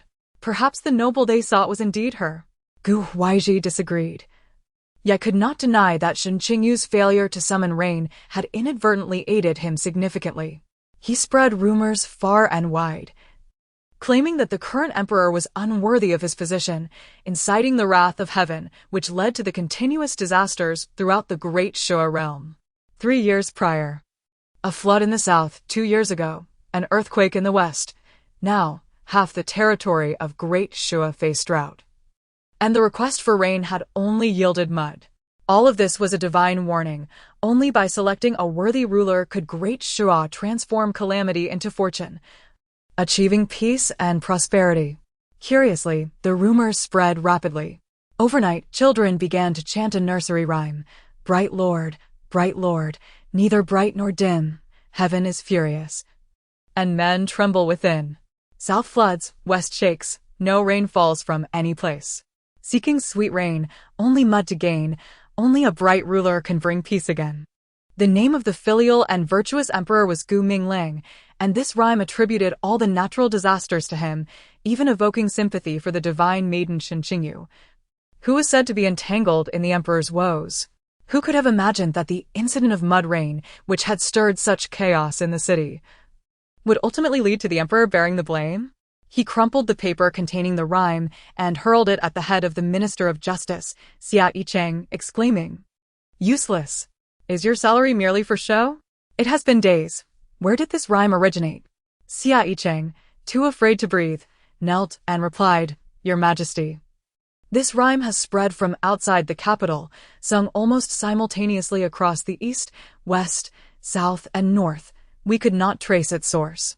Duke Zhao Auntie of Jing'an, holding a tablet, stated, "Your Majesty, this rhyme is clearly a weapon designed to manipulate public opinion. Though it is nonsense, it connects the disasters of recent years, leaving the populace vulnerable to deception. The immediate priority is to quell the people's anger, to assure them that you are a benevolent ruler." Some disagreed. Duke Zhao speaks lightly. "This rhyme has gained widespread circulation. How can we quell it? Surely we can't sew the mouths of the people shut. We must find the source of the rumor. With reason and evidence, the slander will collapse on its own." Gong Jiaping, the Minister of Revenue, shot a glance at Shen Tianyu, saying, "It must be noted that it is your granddaughter's rain summoning that has caused this mess. If she hadn't stirred the pot, this filth would not have splashed onto the emperor." Shen Tianyu remained silent, fearful that someone might connect the dots. Gong Jiaping, true to form as his adversary, was clearly stoking the flames. Now he found himself even more of an eyesore in the emperor's sight. Zhao Auntie persisted amidst the chaos of the court. "This is not the time to assign blame. We must swiftly find a way to appease the people's grievances." How to appease? Unless the emperor personally requests rain, this burden will surely fall upon him, interjected the ever-composed Prince Danqin. He had been deeply dissatisfied since the emperor had stripped him of his hereditary title. The emperor knew the prince spoke out of anger. However, if he were to succeed in summoning rain, those rumors would surely dissipate. And he was genuinely inclined to give it a try. Chapter 46. Feast of Meats. Emperor Xiaoda gazed upon the bickering ministers in the court, feeling a heavy sense of discontent within. Some among them likely believed that the calamities besetting the realm were a consequence of his rule, entirely forgetting the diligent efforts he had exerted to stabilize the faltering Deshua and the 10 years of prosperity following his ascension. Now, due to a few natural disasters, he had been unjustly branded as an inept ruler unworthy of his title. Suppressing his agitation, he cast a glance at the Grand Eunuch Yang, who proclaimed in a resounding voice, "If there are matters to discuss, please speak. If not, the court is dismissed." Yang Shun, attending closely, quietly lit a calming incense and discreetly remarked, "Your Majesty, today marks exactly 45 days since the Crown Prince fell ill. Given that he appears to be in good health, it seems the heavens have favored him and he is recovering." The mention of the Crown Prince alleviated some of the Emperor's burdens. Typically, at this hour, the Crown Prince would be confined within the palace, enduring excruciating pain alone. Today, however, he had rested for half the day and, finding himself well, had proceeded to his studies, for the Crown Prince was always diligent. A palace servant soon reported that the Crown Prince had left his lessons and gone directly to the Imperial kitchen. The Imperial kitchen? The Emperor inquired, surprised. This certainly sounds like something young Joe would do. Yang, ever respectful, replied, "The Crown Prince has been frequenting the Imperial kitchen of late. He has instructed the chefs to prepare baby food to send to the young lady of the Zhengwood Duke's residence." The Emperor's eyes sparkled with delight. That child is indeed charming. Su Bowen is fortunate to have 2 daughters. Tell the Crown Prince to stop sending food and instead bring that child to the palace. I wish to see her. Such was the burden of being an emperor. Confined to the palace, should he venture out, it would require an entourage that would incite chaos. Yang Shun's expression brightened. "I shall attend to it at once. I knew your Majesty had the young lady in your thoughts. Please, let the Crown Prince in," he called. "I'll notify her mother." The Crown Prince was surely coming to see the third miss, who would be with her mother. Zhao Wanyu was puzzled. Although the Crown Prince was merely 9 years old, he hardly seemed so idle, appearing at their residence every few days with treats for Xiao Xiao. It felt as though he were competing with her own cook. When they served beef soup, the Crown Prince would arrive with fish puree. When they prepared snow fungus porridge, he would bring bird's nest soup. Rarely did the Crown Prince come empty-handed, and Zhao Wanyu couldn't help but smile. How delightful it was. Gu Huayu, with a beaming expression, said, "Madam Zhao, today the Imperial kitchen has prepared several melt-in-your-mouth dishes for infants, and father has asked me to bring Xiao Xiao to the palace to taste them." Zhao Wanyu replied, "Why not bring a food box instead? Does His Majesty and the Crown Prince have nothing better to do than to think of my daughter daily?" At home, she had little hope, for her mother was always preoccupied with her meals, ensuring that even the meat was finely minced. With a cheerful smile, she extended her hand toward the Crown Prince, urging, "Let us go quickly. I'm tired of meat porridge." Gu Huayu lifted Su Xiao Xiao, noticing that she seemed a bit heavier this time. It took some effort to carry her. He thought to himself that she needed to eat more, lest he struggle to lift her. Upon arriving at the palace, the Crown Prince led Su Xiao Xiao straight to the Hall of Governance. Along the way, he mused aloud, "Father has been in a poor mood lately. I hope seeing Xiao Xiao will bring him some joy." Gu Huayu was certain that Xiao Xiao could bring happiness to the Emperor, as he himself felt an overwhelming contentment upon seeing her. Su Xiao Xiao, playfully nibbling on her fingers, thought, "If the food is delectable, I shall reluctantly charm the Emperor." Gu Huayu's eyelids twitched. She was indeed audacious, demanding only the finest cuisine. In all of Deshua, perhaps only she dared to be so forthright. Upon seeing Su Xiao Xiao, Emperor Xiaoda felt a cloud of gloom lift, for the child radiated warmth like a little sun, always bringing a sense of springtime to those around her. With a loving smile, he took Su Xiao Xiao in his arms, exclaiming, "Your mother has raised you splendidly.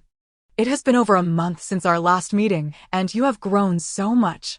Though he was not particularly fond of interacting with children, having been raised in the royal family where affection was scarce, he had never truly experienced a father's love. Thus, he often wore a stern expression that intimidated others. The last time he had held his son had been an unusual occurrence for him. Yet, inexplicably, holding Su Xiaoxiao made the world seem a little more tranquil. Su Xiaoxiao craned her neck, inquiring, "What delicious food do you have?" "I want to eat big bone stew and large chicken legs." Gu Huayu was taken aback by her lofty demands. "Father, I believe Xiaoxiao is quite hungry." The emperor suddenly grasped the situation. Yes. Bring forth the food." Seeing the emperor's expression soften, Gu Huayu knew it was all thanks to Xiaoxiao and energetically began to describe the dishes. "This is a white jade and jadeite soup. The primary ingredients are tofu and cabbage." "What? You brought me all the way here just to eat tofu and cabbage? How unfair." Su Xiaoxiao pouted, resembling a child on the verge of tears. Gu Huayu hurriedly reassured her, "Do not be deceived by its ingredients. This broth has been simmered for a long time with old mountain hen. 12 hens were used to create this bowl of broth, capturing all the essence." Su Xiaoxiao licked her lips, her mouth watering uncontrollably. 12 hens? What a waste. Wouldn't it be better to roast them, stew them, or serve them as poached chicken? You're making it sound so extraordinary. Let me taste. Gu Huayu pretended not to hear her complaints, continuing, "This dish is rich and aromatic, melting in your mouth, combining the savory essence of chicken with a refreshing finish. Enough of the chatter. Hurry and feed me." Su Xiaoxiao lamented, wishing her arms were longer to grab the food herself. At barely 6 months old, she was astounded by the amount of praise heaped upon the dish, as if she could comprehend it all. The emperor had never realized how verbose his son could be, resembling a simpleton in his earnestness. The crown prince smiled awkwardly, unable to admit that Xiaoxiao understood. He quickly scooped a spoonful and offered it to Su Xiaoxiao. As she squinted her eyes in delight, the flavor surged down her throat and into her mind, causing her to instinctively hum in approval. "Oh my goodness, how can this be so delicious? Is this truly just tofu and cabbage? It's exquisite. More, please." Su Xiaoxiao beamed, looking up at Gu Huayu with eager anticipation. The emperor felt his heart melt at the sight. How adorable she was even when eating. Such a charming child. If only she were born in the palace. He could relish in watching her eat every day, prolonging his own life. "Try this as well. It is equally delightful," the emperor said, personally feeding Su Xiaoxiao a spoonful of yam puree. Yang Shun mentioned that it is good for the spleen, aiding digestion. Su Xiaoxiao sampled each dish, but her little belly was already full, yet her eyes roamed the table, searching. "I haven't had any real meat. This is unacceptable." Chapter 47. The poor Emperor Gu Huayu felt an unsettling twitch in his eyelids. It seemed they had not yet dined satisfactorily. Last time, the absence of meat had caused Xiaoxiao to weep for several hours, only to be calmed by a bit of meat broth. It appeared that his well-meaning intentions had inadvertently led to a misfortune. "Must you always compel me to cry? It is truly exhausting," Xiaoxiao exclaimed, her eyes darting around until they settled on the crispy yet tender duck leg before her. This one. With lightning speed, she reached out her small hand, but alas, it was in vain. Gu Huayu had anticipated her movement, deftly capturing her hand before she could grasp the duck leg. Oh no, watching her coveted meal slip away. Xiaoxiao's disappointment was palpable. Her lips quivered as tears streamed down her cheeks like pearls cascading from a broken string. This was sheer injustice. The emperor erupted into hearty laughter, finding delight in the girl's tears, for no child had ever dared to weep so unabashedly before him, not even infants. He recognized that Xiaoxiao was indeed a true gourmand. He knew she could not be appeased without meat. "Bring it forth." The emperor, in high spirits, spoke to eunuch Yang with a softened tone. No sooner had he uttered the command than a servant presented a plate of glistening chicken feet, the claws expertly prepared, leaving only the sturdy leg bones, with the skin and flesh simmered to perfection. The crown prince expressed concern. "Father, Lady Zhao mentioned that Xiaoxiao can only consume meat broth. Will chicken feet be suitable?" The emperor, with a sense of pride, replied, "I have inquired with the kitchen, and they assured me that these are excellent for her gums, perfect for Xiaoxiao." With that, The emperor personally picked up a chicken foot and, with an eerie tone, declared, "Xiao Xiao, should your mother deny you food, come to the palace, and your uncle emperor shall provide for you. From duck legs to chicken feet, you truly are stingy." Xiao Xiao pouted. Yet she wasted no time in seizing the chicken foot and stuffing it into her mouth. At home, she could only consume meat puree. And though the chicken feet were scant in meat, it was better than nothing. To her surprise, the humble chicken foot was delectable. Xiao Xiao savored it greedily, joyfully swinging her little feet, reveling in this ethereal experience. The crown prince admired his formidable father, astonished that the emperor himself was concerned for Xiao Xiao's meals. To prevent further commotion from Xiao Xiao, he swiftly ordered the removal of the tableware, leaving only 3 chicken feet, barely sufficient meat, which should not pose an issue. As the emperor observed Xiao Xiao gnawing on the chicken feet, Eunuch Yang approached with a report. "Your Majesty, the supervisor of the Astronomical Bureau, Cheng Xingzhua, requests an audience." The crown prince, aware that his father needed to attend to state matters, prepared to escort Xiao Xiao away. However, the emperor clung to her, allowing her to smudge oil on his imperial robe. "No matter, let her stay."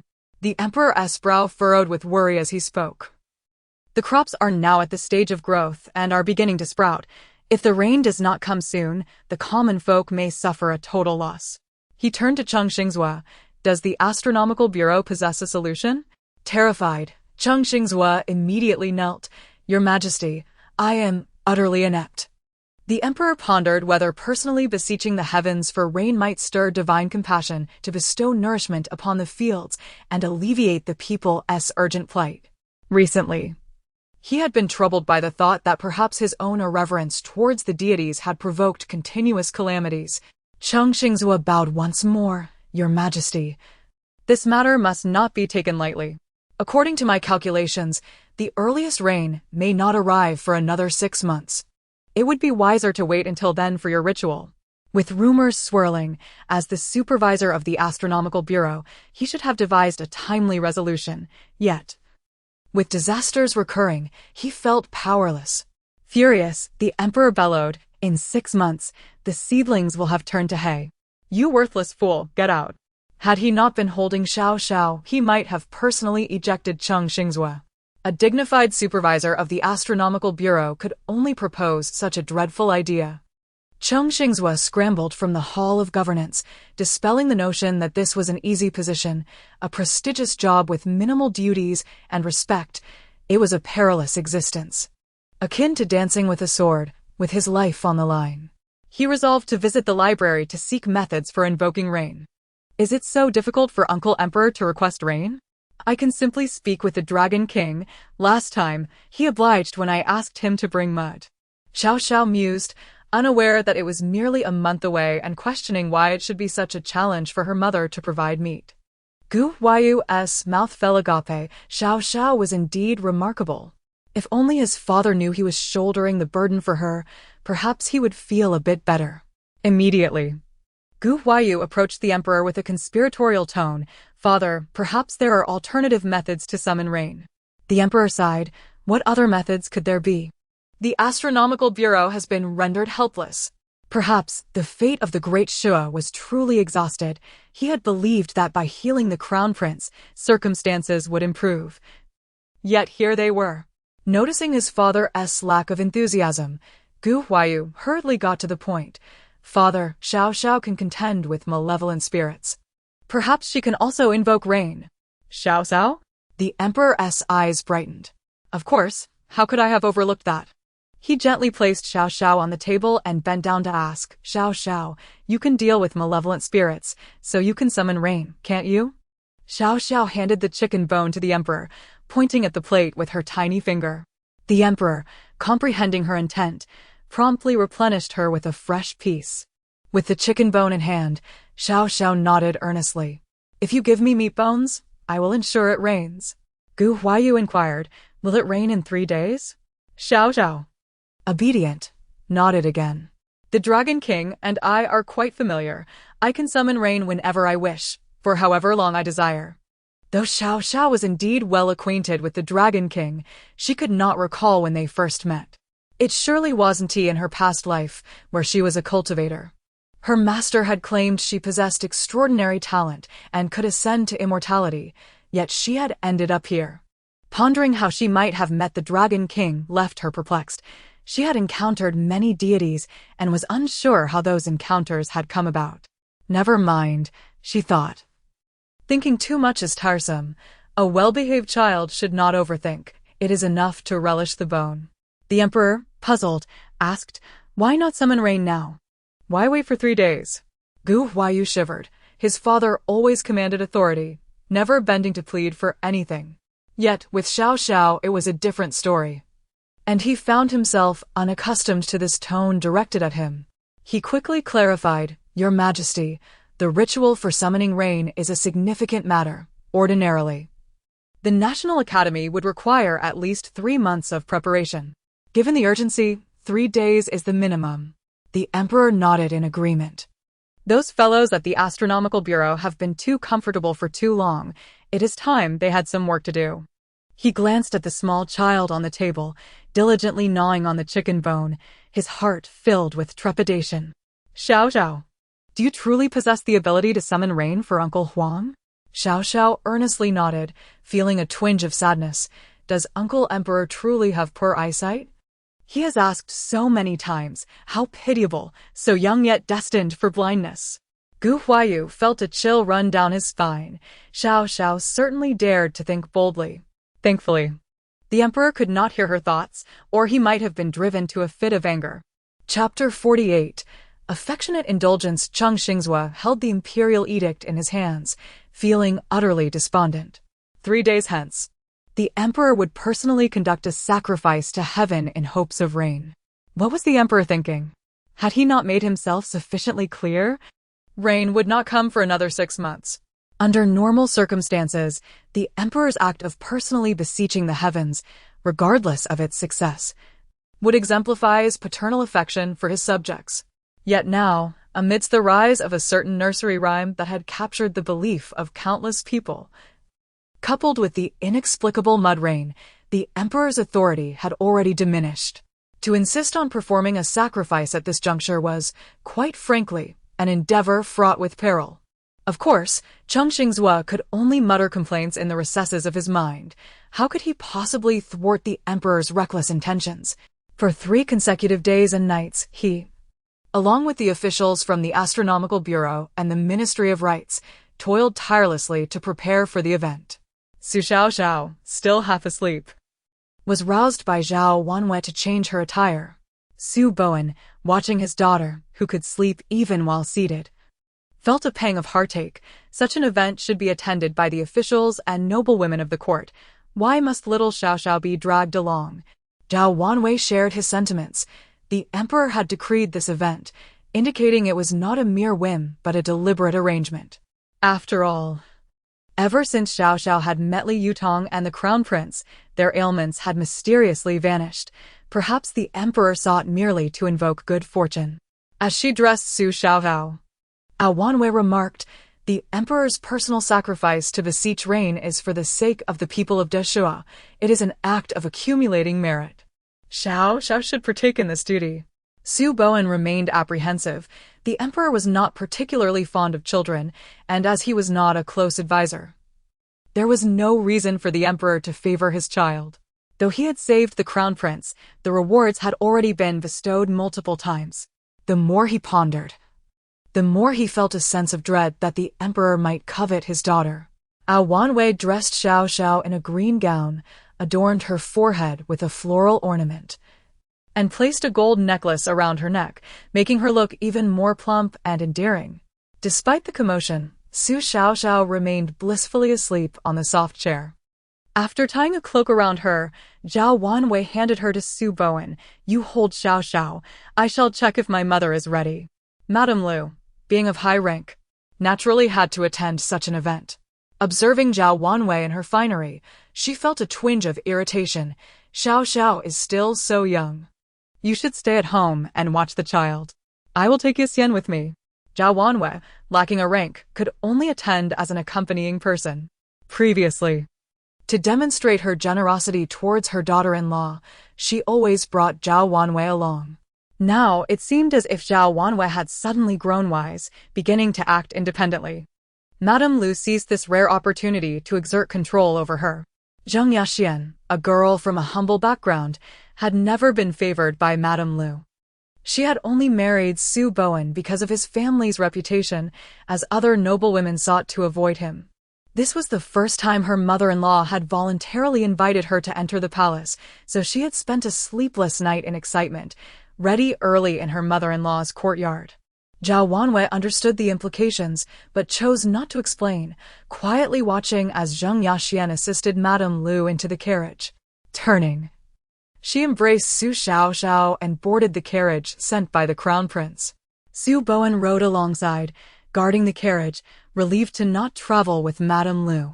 He still felt uncertain about how to interact with her. After all, there were over 30 years of mother-son bonds between them.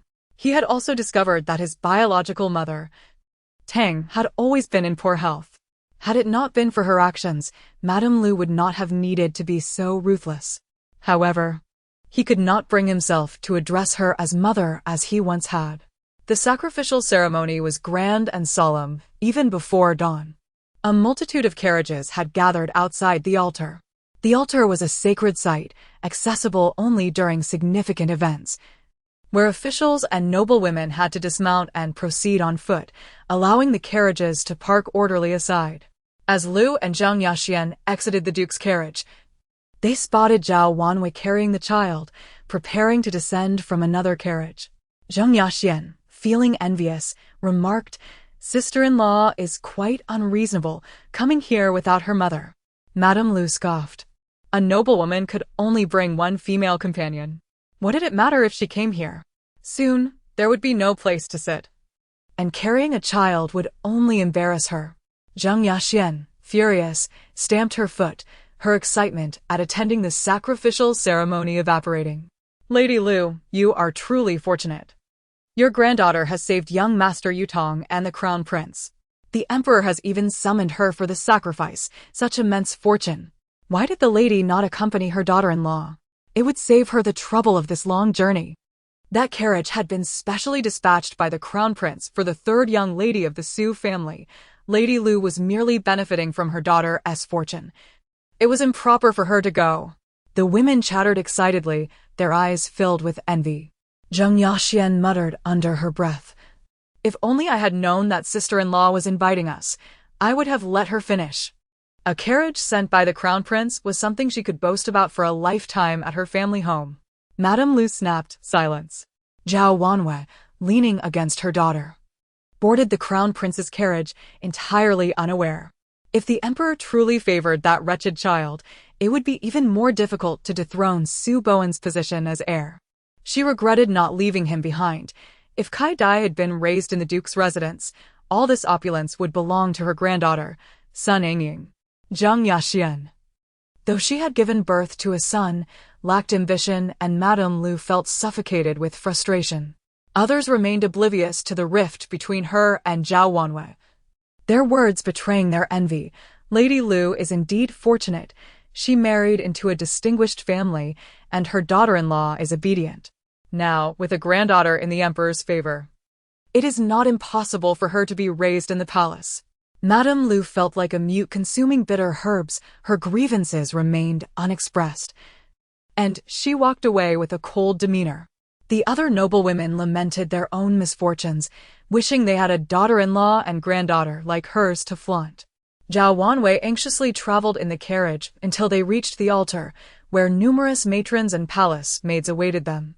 A matron, smiling, said, "Madame Zhao, the crown prince is concerned that it may be inconvenient for you to carry the third young lady, so he has sent us to assist you.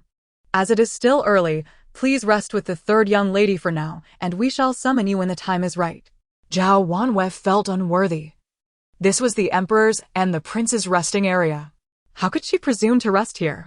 Simply being spared the trouble of carrying Xiao Xiao on foot was already a tremendous favor.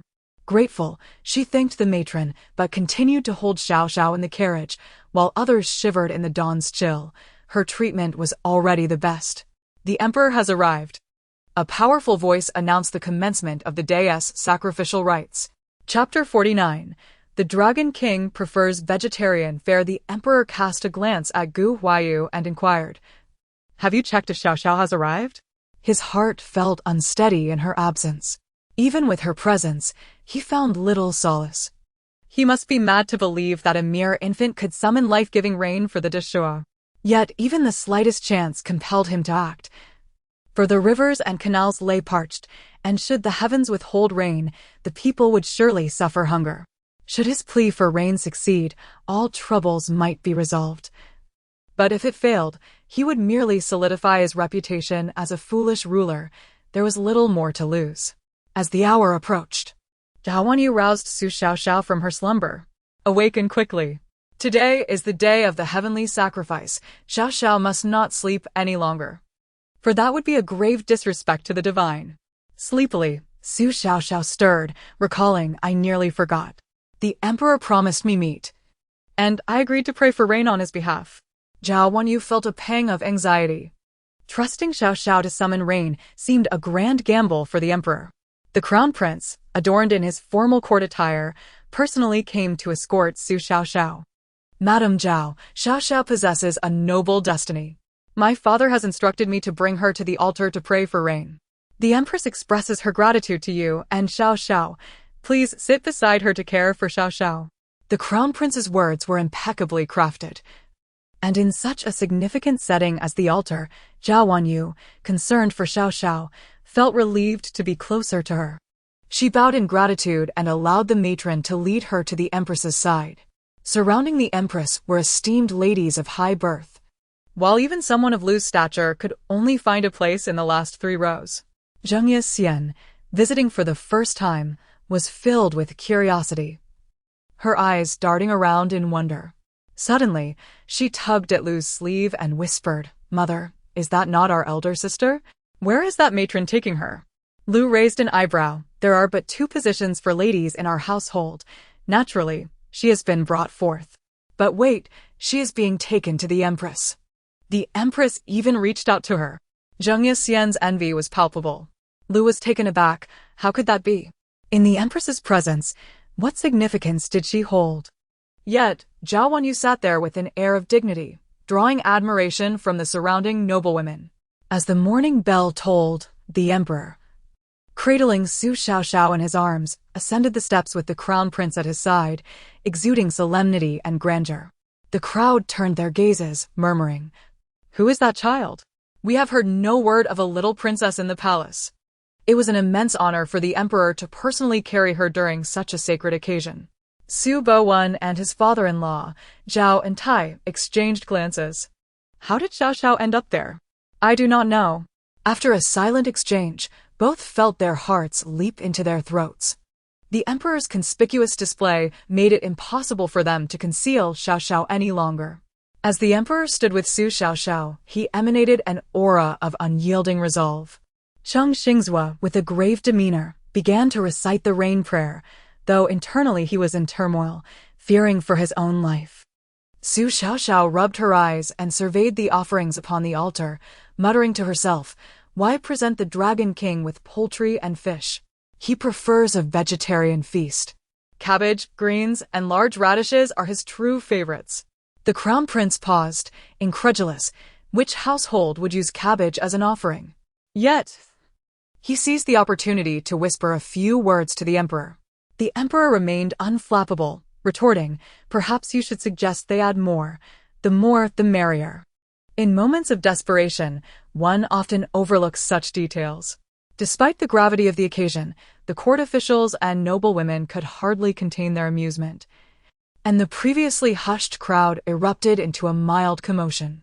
The empress, however, remained composed as ever, prompting Zhao Wanyu to reflect. Indeed, the empress embodies extraordinary grace. The empress smiled serenely. With Xiaoxiao present, there is assuredly no error. In her heart, the empress believed Xiaoxiao to be more divine than any deity, for she had healed her son. Zhao Wanyu thought, "You dare to dream grandly." She wished to distance herself from the empress. She lacked such confidence. The emperor leaned down, patiently asking, Xiao Xiao, may we have rain now? Su Xiao Xiao took a sip of milk and nodded obediently. Then, tilting her head back, she began chattering, Dragon King, please help us with some rain. The emperor said if it does not rain soon, the people's crops will perish. How much should fall? She continued, it must soak the crops thoroughly. Oh, and that it's sugarcane, isn't it? Tasty, right? I shall ensure it is provided for you from now on. The crown prince's expression remained neutral, though he feared he might burst into laughter. This was not a prayer for rain, but a casual chat with the Dragon King. The emperor, cradling her, approached the altar and knelt alongside the crown prince. We beseech the heavens to bestow rain and bless the populace. Seated upon the altar, Su Xiao Xiao suddenly felt a wave of distress. She had not relieved herself before leaving home that morning. Oh no, I cannot hold it any longer. This is so embarrassing. The crown prince gasped, but before he could lift Su Xiao Xiao from the altar, a puddle formed beneath them. At that moment, thunder roared. Dark clouds gathered ominously, and torrential raindrops began to plummet from the sky. The emperor, with reverence, bowed 3 times and lifted Su Xiao Xiao, exclaiming, Xiao Xiao, you are my lucky star. A single mishap has resolved my dire dilemma. Cheng Xingzhuo was left speechless. Had the prayer for rain truly succeeded before he could complete the incantation? Calculating in his mind, he nearly dropped his jaw in disbelief. The rain would last for 5 days and nights. Just that morning, he had divined a portent of no rain, none at all. Truly a miracle, surely. It was the emperor's sincerity that had moved the heavens. He bowed deeply before the emperor, proclaiming, Your Majesty cares for the people, showing compassion for all. The heavens have been touched by your benevolence, bestowing rain upon us. You are the true dragon son of Deshua. The crowd knelt in unison, chanting, Long live the emperor! Long live the emperor!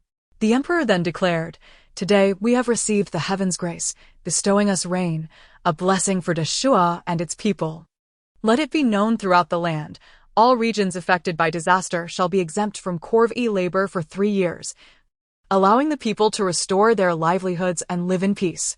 The ministers bowed once more, Your Majesty is wise. This time, they believed the words of the astrologers. The emperor was indeed the true dragon son, and none could deny his kindness, feeling immense pride in serving him. Yet, there remained one who knelt in discontent, the crown prince, whose eyes brimmed with resentment, for he had labored to build his influence, only to have it overshadowed by the emperor's newfound reputation for wisdom. Chapter 50, Misfortune awaits. Su Xiao Xiao and Zhao Wanwei were invited to the imperial palace where the empress resided. There, Su Xiao Xiao changed her attire, and the emperor and empress reluctantly bade them farewell as they boarded the carriage. The emperor, with a glint of envy in his eyes, inquired of the empress, Zidong, What do you think of adopting Xiao Xiao as a cherished daughter of the court and bestowing upon her the title of princess? We have so many sons. Surely we cannot allow such good fortune to go to waste. The empress responded with a formal smile, her thoughts echoing loudly enough to be heard from miles away. Why should they take care of someone else's daughter? Su Bowen, gripping Zhao Wanyue's hand anxiously, remarked, I can't shake the feeling that the emperor's gaze upon me is rather peculiar. Does he intend to take our daughter away? Zhao Wanwei shared his unease. The saying goes, to serve a monarch is to accompany a tiger. Excessive favor can lead to undesirable outcomes. A torrential rain fell for a day and night, and from the following day forth, a pattern emerged, clear skies during the day and rain at night. Almost all regions of the Great Shua experienced 10 consecutive days of rain, which alleviated the drought. The populace expressed their gratitude, proclaiming that the rain was a blessing, as it did not hinder their daytime labor and sufficiently irrigated the parched earth, restoring vitality to the fields of Great Shua. Strangely, the rain seemed to possess a consciousness, for neighboring Lingzhi Kingdom received not a single drop. Everyone praised Emperor Xiaoda's wisdom and virtue, believing he had moved the heavens to grant rain upon Great Shua. Furthermore, with Emperor Xiaoda's amnesty of 3 years of corvée labor, his popularity among the people had never been higher. Emperor Xiaoda was aware that this was all due to Su Xiaoxiao's influence. He recognized the talents of Cheng Xingzu, whose predictions had never been wrong, indeed. Su Xiaoxiao was truly a fortunate and blessed child. This reign was timely, otherwise, how many lives would have been lost? As Su Bowen conversed with Zhao Wanwei, he cast glances at Su Xiaoxiao, who was seated on a mat, drinking from a milk jug as if her concerns were worlds away. Countless merits flowed towards the Duke of Jingguo's residence, all coalescing around Su Xiaoxiao.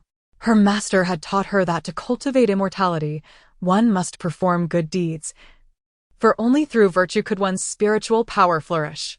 Su Xiaoxiao furrowed her brow. Pondering whether she had done any good deeds lately, she seemed to have only indulged in eating and sleeping. You summoned the Dragon King to reign, saving countless lives. That is why you have accumulated such merit, chimed a voice from the pot of orchids on the flower rack. How do you know this? Su Xiaoxiao asked, skeptical of the flower's ability to possess such knowledge. It was told to me by the swallow, the orchid confidently replied. Su Bowen chuckled at Su Xiaoxiao's animated conversation with the flower, remarking, what is Xiaoxiao chattering about? One might think she is quarreling with that orchid. Su Xiaoxiao herself was bewildered by her sudden ability to converse with the flower, attributing it to her growth. Today, she could sit steadily without assistance. Zhao Wanwei, noticing the distressed expression on Su Bowen's face, inquired, are you truly going? Shen Qingyu had rescued Su Boheo from the Ministry of War, and Lu wished to invite Shen Tianyu and his 2 granddaughters to their home for a meal to express gratitude. In the past, Su Bowen would have seen no issue in this. After all, Shen Tianyu had been a long-time subordinate of his father and had cared for him during his illness. However, now he found it impossible to face Lu, let alone share a meal with her and her paramour. Frustrated, Su Bowen muttered, what do they mean by this? Must they flaunt their familial ties before us? Zhao Wanwei also found the situation perplexing. Over the past few years, Shen Tianyu had distanced himself from the Duke of Jingguo's household, seemingly avoiding any appearance of favoritism. Why, then, did they dare to visit now? She urged. You should go and see what they are truly after. Su Bowen had no choice but to comply. As a matter of propriety, Shen Tianyu was his superior, and personally thanking the man who had saved his brother's life was an obligation he could not neglect. Lu was likely eager to catch him in a moment of perceived disloyalty. Su Bowen lamented his inability to find evidence against Lu and Shen Tianyu to dismantle their influence. Accepting Lu as a mother was repugnant enough. He did not wish to further humiliate himself by groveling before them. Time passed agonizingly slowly, and Su Bowen felt as if his feet were encumbered by lead, heavy and immovable. A maid from Lu's household, unable to wait any longer, rushed in to urge him. Young master, the old lady says that Lord Shen is on his way. You must hurry. She also mentioned that she misses the 3rd miss and wishes for you to bring her along. Upon hearing her name, Su Xiaoxiao dropped the orchid and extended her hand towards Su Bowen, exclaiming, she misses me? What a joke! Does she wish for my demise? If she wants me to go, then I shall go, but what is her intention? Su Xiaoxiao's hand hovered in the air. Is mother going to make me wet my pants again? That would be inappropriate. I am already a young lady. But poor father. He must endure a meal with the paramour of the woman who harmed his own mother. Su Bowen's furrowed brow deepened. Haunted by thoughts of his father's condition, wasn't he supposed to be recovering from a serious illness at the hot springs? Calm as ever. Zhao Wanwei felt a shiver run down her spine, nearly pricking her finger with her embroidery needle. She quickly set down her work, tenderly grasping Su Bowen's clenched fist. Gazing into his eyes as she said, the time is not yet right. You must endure a little longer. Su Xiaoxiao, with a playful smile, closed her eyes and quipped. Does father not wish to go because he wants to be close to mother? Tonight I shall sleep with sister again. Zhao Wanwei and Su Bowen exchanged glances, both realizing what this meant. She knew everything. No wonder she was always so obedient whenever Lingxi came to take her to bed. A flush crept onto Zhao Wanwei's cheeks, while Su Bowen's face turned crimson with embarrassment. They quickly turned away, their earlier shock and anger morphing into awkwardness. I will take Xiaoxiao with me, he declared, scooping her up and striding towards the door. Zhao Wanwei felt an unsettling anxiety. Could their father also be a victim of Lu's schemes? Could Su Bowen restrain himself from acting out? Earlier, she had felt relieved not to face any outside men, but now she wished she could stay by Su Bowen's side to prevent any impulsive actions. Upon encountering Shen Tianyu and his granddaughters, Su Xiaoxiao felt discontented, exclaiming, "It's because you delayed my parents from having more siblings that I am so furious. How utterly detestable." Su Bowen, observing his daughter's indignant demeanor, sensed that misfortune was imminent. Chapter 51. A World of Ice and Fire indeed. The moment Shen Tianyu stepped into the Duke of State's residence, he stumbled over something and fell flat on his face before Su Bowen. Su Bowen exchanged a meaningful glance with his daughter and expressed his concern. "Lord Shen, are you all right?" Yet remained motionless. Seeing the dark smoke swirling above his head, Su Xiaoxiao understood that this man had committed numerous misdeeds. "Bad old man. Kneel more often to atone for your sins in front of my father." Shen Tianyu felt a sudden, piercing pain in his knee and, with the assistance of Su Boheo, slowly rose to his feet. He asked with genuine concern, "Lord Shen, are you all right?" Shen Tianyu waved his hand dismissively, no harm done. The sisters Shen Qingao and Shen Qingyu followed closely behind. Shen Qingyu's face was alight with anticipation, especially when her large, bright eyes landed on Su Xiaoxiao, her joy evident. In contrast, Shen Qingao appeared disinterested and lethargic. She truly could not comprehend why her grandfather insisted on bringing her to the Duke's residence, especially since the eldest boy in their family was merely 10 years old. She couldn't even muster the energy to glance at him. Indeed, Shen Qingyao's foremost task was to find a suitable match, as she had reached the age of marriage. With both parents deceased and her grandfather increasingly indifferent, she had no choice but to devise her own plans. Lu had prepared a lavish feast and warmly invited everyone to take their seats. To the left of Su Boheo sat Lu, while to his right was Shen Tianyu, creating the illusion of a happy family. Su Bowen sat next to Lu, holding Su Xiaoxiao in a daze, while Shen Qingyu discreetly settled beside Su Bowen, placing her closer to Su Xiaoxiao. Around the table, each person harbored their own thoughts as they sat down. Su Boheo eagerly lifted his wine glass in a toast to Shen Tianyu. "Lord Shen, I am deeply grateful for the opportunity to train in the Ministry of War, and also thank Miss Shen for saving my life. The Shen family is akin to my rebirth parents." No, they are your biological parents." Shen Tianyu felt a surge of gratitude and drank heartily. The conversation at the table consisted of trivial pleasantries. Su Bowen wished fervently to eliminate the pair of scoundrels before him, yet he restrained himself. Mindful of his wife and children, Su Boheo attentively served Shen Tianyu a piece of meat, which he trembled to accept. He had a son now. Shen Tianyu cherished that morsel, savoring it as it was the first time his son had fed him. His joy was palpable. Su Xiaoxiao cast a disapproving glance at Shen Tianyu. "What's the big deal about eating meat? Be careful with your teeth." Alas! Shen Tianyu winced in pain. It seemed his teeth had cracked. "Lord Shen, what troubles you?" Lu's concern was unmistakable. Shen Tianyu spat out the piece of meat, revealing 2 distinct imprints on his teeth. Su Boheo was at a loss, genuinely perplexed, as he had only offered a piece of fish. Lu was equally flustered, casting a glare at Zheng Yaxian, hissing, "What were you doing? Was there no one monitoring the kitchen?" Zheng Yaxian, incredulous, retorted, "Mother, who has ever heard of fish meat causing tooth damage? She would not take the blame for this. Perhaps it is that Lord Shen's teeth are already in a poor state." Her blunt remark plunged the atmosphere into an icy silence. Su Bowen glanced at his daughter, hoping it was merely a coincidence. The instigator, Su Xiaoxiao, innocently sat in her father's embrace, thinking, "Not my concern." Perhaps Shen Tianyu, too, felt it was unfair to blame the dish, hastily added, "It's nothing at all. Just age." Shen Qingyu's attention was wholly on Su Xiaoxiao as she sweetly addressed Lu, "Grandmother, I have finished eating. Your little granddaughter is so adorable.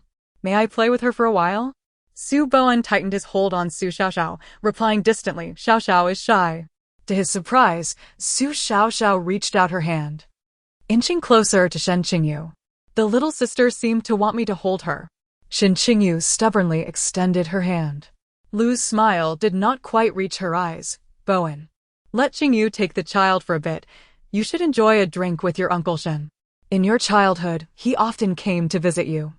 Su Bowen strained to smile yet did not loosen his grip. Su Xiaoxiao grasped Shen Qingyu's hand. If you want to play, let us play together. Shen Tianyu chimed in. The two children get along splendidly. Let them enjoy some time together. Qingyu is quite steady. You need not worry. Reluctantly, Su Bowen released his hold, his gaze never straying from Su Xiaoxiao. Observing this, Su Boheo rose and clasped Su Bowen's shoulder. Brother, I have caused you no small trouble over the years. In the past, I was foolish, but I shall not misbehave again. Let us drink to that. Lu and Shen Tianyu joined in to ease the tension. And after Su Bowen downed a glass of wine, Shen Qingyu was already playing with Su Xiaoxiao on a chair beside the dining hall, with her back to the others. Shen Qingyu's previously radiant smile now turned frigid as she reached for Su Xiaoxiao's neck. Last time, she had noticed that the bracelet had shrunk, resting around Su Xiaoxiao's neck. Su Xiaoxiao was tickled and erupted into giggles. Lu remarked cheerfully, they are truly enjoying themselves. Qingyu is such a good child. It is thanks to her that Boheo is safe. Seeing Su Xiaoxiao so happy, Su Bowen felt a little relieved. After all, Shen Qingyu was merely a 10-year-old child in his own house, unlikely to engage in any inappropriate behavior. Shen Qingyu's fingers brushed against the red thread around Su Xiaoxiao's neck, her eyes sparkling with delight. The bracelet's space was within her grasp. Su Xiaoxiao continued to giggle, yet a subtle energy gathered around the shrunk bracelet. Greedily, Shen Qingyu clutched the ring-sized bracelet. In an instant, it felt as if her hand was melting, yet externally, she displayed no signs of distress. Could it be that the bracelet had already recognized Su Xiaoxiao as its master? That was impossible. The demon clan had sought the bracelet for years. Even if they obtained it, they could barely harness its energy, for the bracelet was akin to a lifeless object, incapable of protecting its owner. Silently, she gathered her energy. Flames igniting in her hand, demonic fire, a force of immense power. She must possess the bracelet as space. However, the once blazing bracelet now emanated an icy chill, a millennium of condensed spiritual power. Before she could approach, the flames in Shen Qingyu's hand extinguished entirely. The overwhelming cold surged towards her. While her hand appeared unharmed, it was frozen within, rendering her immobile. Caught between ice and fire, Shen Qingyu felt an agonizing torment, her heart clawed at by despair. Had she not possessed the bloodline of the demon clan, she would have already been reduced to ashes. Though she was fortunate to still be alive, her right hand remained paralyzed, as if her veins were alternately freezing and melting, a torment akin to purgatory. Shen Qingyu's eyes glinted with malice. Unable to directly seize the bracelet, she resolved to sever the cord instead. The bracelet's space was her ultimate goal. Chapter 52. The caring little cotton-padded jacket Shen Qingyu switched to her left hand and exerted all her strength to tug at the red string. Su Xiaoxiao watched her warily, cradling her beloved milk bottle. As long as her milk bottle was not taken away, everything else was inconsequential. Shen Qingyu felt as though she were hallucinating. The red string had suddenly transformed into a shimmering little dragon, fiercely biting her arm. Startled, Shen Qingyu stumbled back, tripping over a chair and plummeting into the pond with a splash. Xiao Zhao! Su Bowen heard the commotion and broke into a cold sweat, discarding his wine cup as he rushed towards the pond. Eek! Su Xiaoxiao tilted her head, gazing at the rippling water and wondering aloud. Why did sister jump into the water? Is it fun in there? Seeing that Su Xiaoxiao was unharmed, Su Bowen finally regained his composure and swiftly scooped her into his arms, gently comforting her. Xiaoxiao, you weren't frightened, were you? It's my fault for letting you be with others. Lu Shi and Shen Tianyu arrived late and, upon seeing Su Xiaoxiao safe and sound, realized that it was not her who had fallen into the water. "Grandfather, save me." Shin Qingyu felt something in the pond continuously pulling at her, preventing her from rising. "Someone, quickly rescue Miss Shin." Lu Shi glanced at Shin Tianyu and hurriedly beckoned the servants to jump into the water. Lu Shi shot an annoyed glare at Su Xiaoxiao. Xiaoxiao is far too thoughtless. How could she push her sister into the water? Su Bowen, infuriated yet amused, retorted, "Mother, your words are quite amusing. Xiaoxiao can barely sit up. How could she possibly push Miss Shin?" It was indeed Miss Shin who insisted on playing with Xiaoxiao, only to abandon her by the water's edge. One wonders what her intentions were. Witnessing his granddaughter in a state of panic, Shin Tianyu felt a surge of anger and sternly remarked, "Su Shitzi, as a guest, your indifference this evening has been quite intolerable. Now that a child is in the water, in peril, you still utter such flippant words, which is truly a disgrace to the Duke's household." Su Bowen scoffed, "Miss Shin, cease your flailing. The pond's water is not even waist deep. Keep struggling and it will soon evaporate." The household servants were puzzled as to why Miss Shin did not simply stand up, but instead remained in the water, wailing as if performing a farce. "There's something in the water. Save me, grandfather." Shin Qingyu felt her limbs entangled by an unseen force, rendering her unable to rise. As she struggled desperately, it took considerable effort for the servants to approach her. This was clearly a bottomless abyss. How could Su Bowen claim it was merely a small pond? "Miss Shin, rise." As the servants drew near, the mysterious force that held her vanished in an instant. The pond regained its tranquility, revealing that indeed, the water was only knee-deep. Shin Tianyu found himself momentarily speechless, realizing that Shin Qingyu had genuinely been frightened. "I wasn't frightened. It was rather fun. But fine, let us give father some face." Su Xiaoxiao pouted, feigning tears. This little cotton-padded jacket was indeed quite considerate, and Su Bowen struggled to suppress a smile. He quickly embraced his daughter and turned away, fearing that any delay would lead him to burst into laughter. "Let us go find mother." Suddenly, sounds erupted behind them as Su Boheo and Lu Shi scrambled. "Lord Shin, are you unhurt?"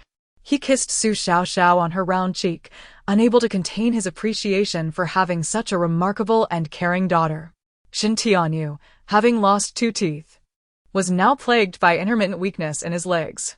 Shin Qingyu, with severely injured hands and having been attacked by an unknown creature in the water, now harbored a fear of water. The meal concluded on an unhappy note.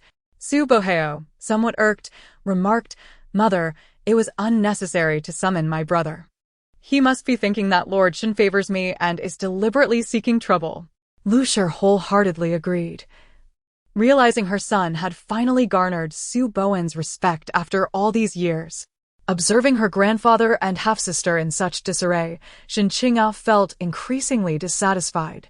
She could not comprehend why they were so eager to seek out trouble, especially him. When had he become so compassionate? Even taking it upon himself to help care for children? It was truly embarrassing. "Be silent." Shin Tianyu snapped in irritation.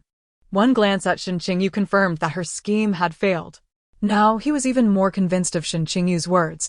Indeed, Su Bowen's little darling possessed some peculiarities.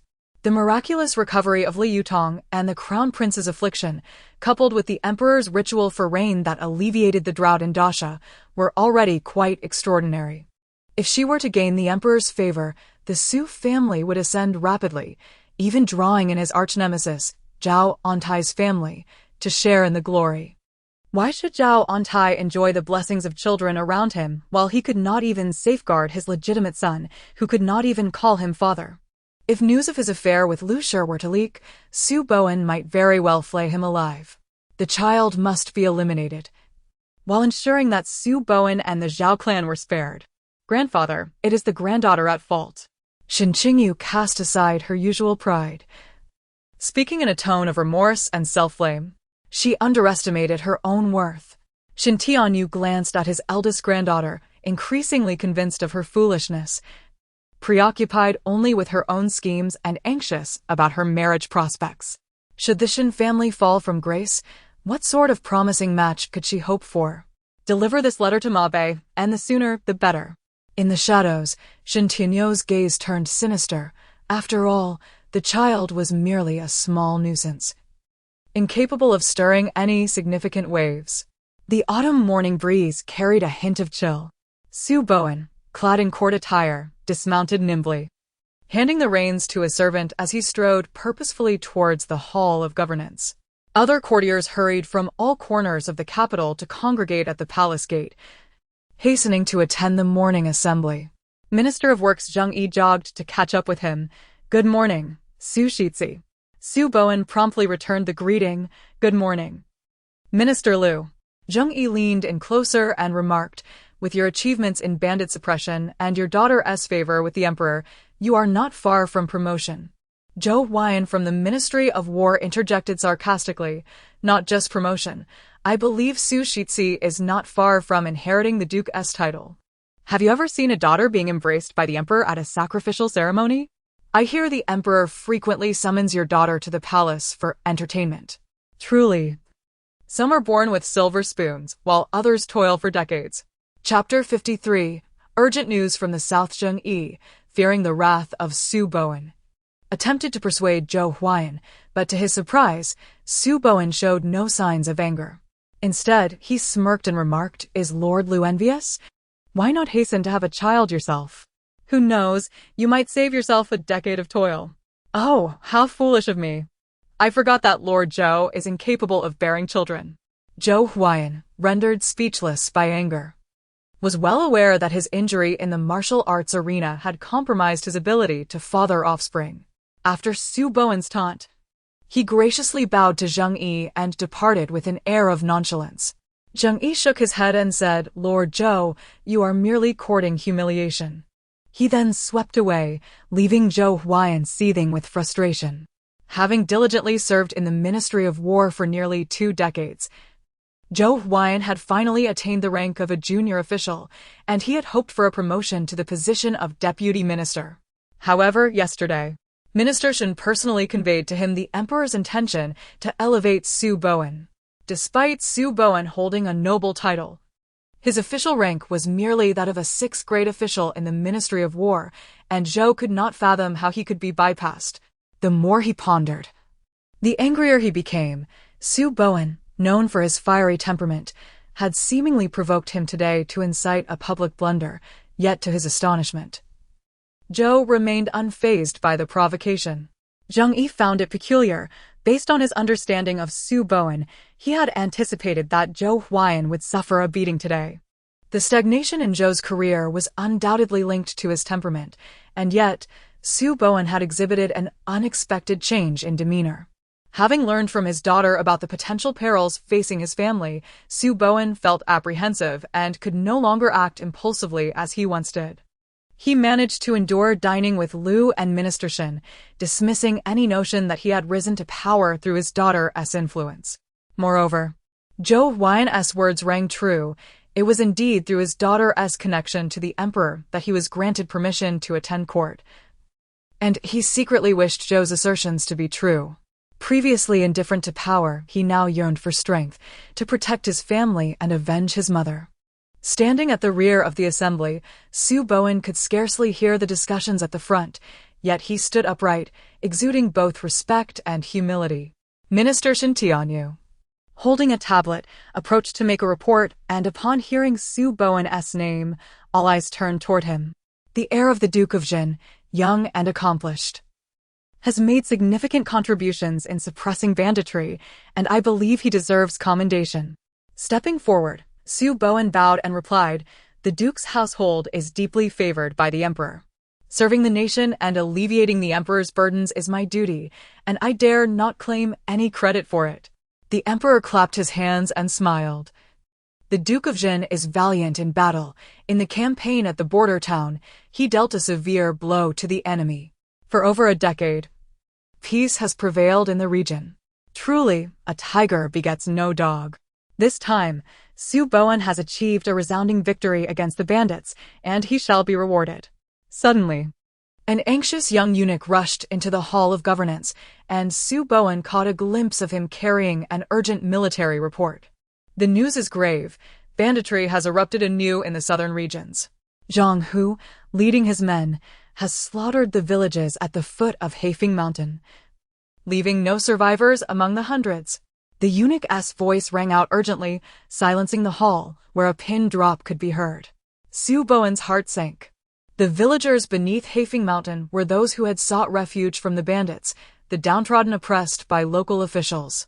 He had repeatedly petitioned the emperor on behalf of the bandits of Heifeng Mountain, even putting his life on the line to vouch for them, which had led to the emperor's agreement to commute Zhang Hu's death sentence. Now Zhang Hu should be on his way to exile in Lingnan, even if he had escaped. It was inconceivable that he would resort to village slaughter. There had to be more to this story. The emperor looked towards Su Bowen and inquired, "My dear Su, the situation regarding the banditry at Heifeng Mountain is under your jurisdiction. Do you have anything to say?" Minister Lu Quandao interjected. "We have just received word that Zhang Hu has killed the escorting soldiers and has vanished without a trace." Zhou Huayan stepped forward, asserting, "The military report clearly states that Zhang Hu massacred the villagers of Heifeng. It was Su Bowen who risked everything to vouch for Zhang Hu, claiming his influence in the southern regions was substantial and that his execution would surely incite further conflict. Now, with hundreds of innocent lives lost, how shall Su Bowen account for this?" The emperor turned to Shen Tianyu and asked, "Su Bowen is one of yours in the Ministry of War. What is your opinion on this matter?" Shen Tianyu replied firmly, "Though Su Bowen is my subordinate, he has indeed mishandled this situation. Now that a tragedy has occurred, someone must be held accountable to provide justice for the deceased citizens. I beseech the emperor to relieve him of his duties in the Ministry of War and imprison him in the dungeons. As his superior, I too bear responsibility, and I willingly accept a year's salary reduction. Furthermore, we must dispatch capable individuals to swiftly capture Zhang Hu and his remaining cohorts." The emperor cast a cold gaze over the assembly and asked, "What are the opinions of the rest of you?" A heavy silence fell over the hall. It was clear that Su Bowen was in deep trouble, yet no one dared to step forward to kick him while he was down. The emperor's recent favoritism toward the Duke of Zhen had stirred envy, leaving everyone wary of his thoughts. Those who might wish to plead for Su Bowen's sake hesitated, knowing that the emperor's mind was difficult to read, and it was better to avoid unnecessary trouble. The emperor, accustomed to their pretense of ignorance, patiently asked, "Minister Tang, what do you think of Shen's proposal?" Minister Tang replied, "I believe Minister Shen's suggestion is rather hasty. As of now, Zhang Hu has not been apprehended, and it remains uncertain whether the villagers of Heifeng were indeed killed by him. To imprison Su Bowen without concrete evidence is rather reckless. I propose that we must ascertain the truth of this matter, uncover the perpetrator's identity and motives. Anyone capable of slaughtering unarmed civilians is either a villain of the highest order or possesses insidious ambitions. We must ensure clarity in this situation." The emperor nodded in agreement. Minister Tang speaks wisely, yet this incident is intricately tied to Su Bowen. For now, let us relieve him of his position. Lu Quandao, dispatch someone to the southern regions immediately and ensure that this matter is thoroughly investigated, providing an account to the villagers of Heifeng. Finally, the previously silent crown prince's tutor, Zhao Auntie, spoke up, "Your Majesty, I earnestly request that Su Bowen accompany the officials from the Ministry of Personnel. Having spent 6 months combating banditry in the southern regions, he possesses a deeper understanding of the area, facilitating the pursuit of the fugitives." Oh Huayan sarcastically remarked, "Minister Zhao, Su Bowen is already a prisoner at our feet. Allowing him to accompany them only serves to provide him with an opportunity to escape along the way, does it not?" Chapter 54. Re-entering the southern frontier, Zhao Auntie spoke with calm assurance, "Your Majesty, though I am the father-in-law of Su Bowen, my intentions are devoid of any personal motives. The southern frontier is characterized by its treacherous terrain and pervasive miasma. Without a guide, it would be perilous for the officials of the Ministry of Personnel to advance." Zhao Auntie, as the Crown Prince's grand tutor and a renowned advisor of the Great Shua, had previously impeached half of the court's officials. Yet none believed the accusations of partiality and corruption against him. Shin Tianyu interjected. He guarantees with his life that Zhang Hu will not oppose the court again. Yet Zhang Hu has swiftly slaughtered over 100 villagers. According to the laws of Great Shua, Su Bowen must be detained for trial. Are there truly no capable individuals to pursue the culprit? With his father-in-law's guidance, Su Bowen immediately knelt and declared, "Your Majesty, the bandits of Hafen Mountain in the southern frontier are not as heinous as rumored. The bandit leader, Zhang Hu, only robs the wealthy and corrupt officials. Taking only their riches and sparing lives, he is held in high esteem locally. My repeated petitions for your Majesty to spare him from execution are not solely based on his lack of capital offenses, but also because in the hearts of the southern people, he is not a bandit, but a great hero who punishes the wicked. To avoid inciting public outrage, he was sentenced to exile. The villagers of Haifeng are under his protection. He could not possibly be responsible for the massacre. I humbly request your Majesty allow me to return to the southern frontier to investigate the truth of this matter and redeem myself." Zhou Huayan, who feared Su Bowen might usurp his position, seethed. Is Su Shizhi suggesting that your Majesty's governance is flawed by honoring a bandit as a great hero? The issues of the southern frontier had persisted for years, situated as it was in a remote area. Before Emperor Xiaoda's ascension, Great Shua had long been weakened. It took 5 arduous years for Duke Zhenghua to expel the iron cavalry of the Great Yin from the southern frontier. For decades, the region was governed by local officials. Although Emperor Xiaoda had worked diligently in recent years, strengthening the nation, the officials of the southern frontier acted independently, gradually evading the emperor's control. Emperor Xiaoda then turned to Grand Tutor Tang. What is your perspective? Now in his 60s, Grand Tutor Tang was a veteran of 3 reigns, having played a pivotal role in the struggle for succession, earning the emperor's utmost respect. Without even glancing at Su Bowen, he thundered, "To untie the bell, one must find the one who tied it. This approach is most suitable." Thus, Su Bowen was destined to tread the path to the southern frontier once more. Yet this time, he would not be a general leading a campaign against bandits, but rather a convict whose every action required reporting to the Ministry of Personnel. Zhao Wanwei, wiping her tears, lamented, how could such a calamity arise? How could Zhang Hu repay kindness with malice, leading to the wrongful death of so many innocent lives? Su Bowen embraced Zhao Wanwei gently, whispering reassurances. Zhang Hu is a man of loyalty and righteousness. The perpetrators of the massacre could not possibly be him. I fear for his safety now.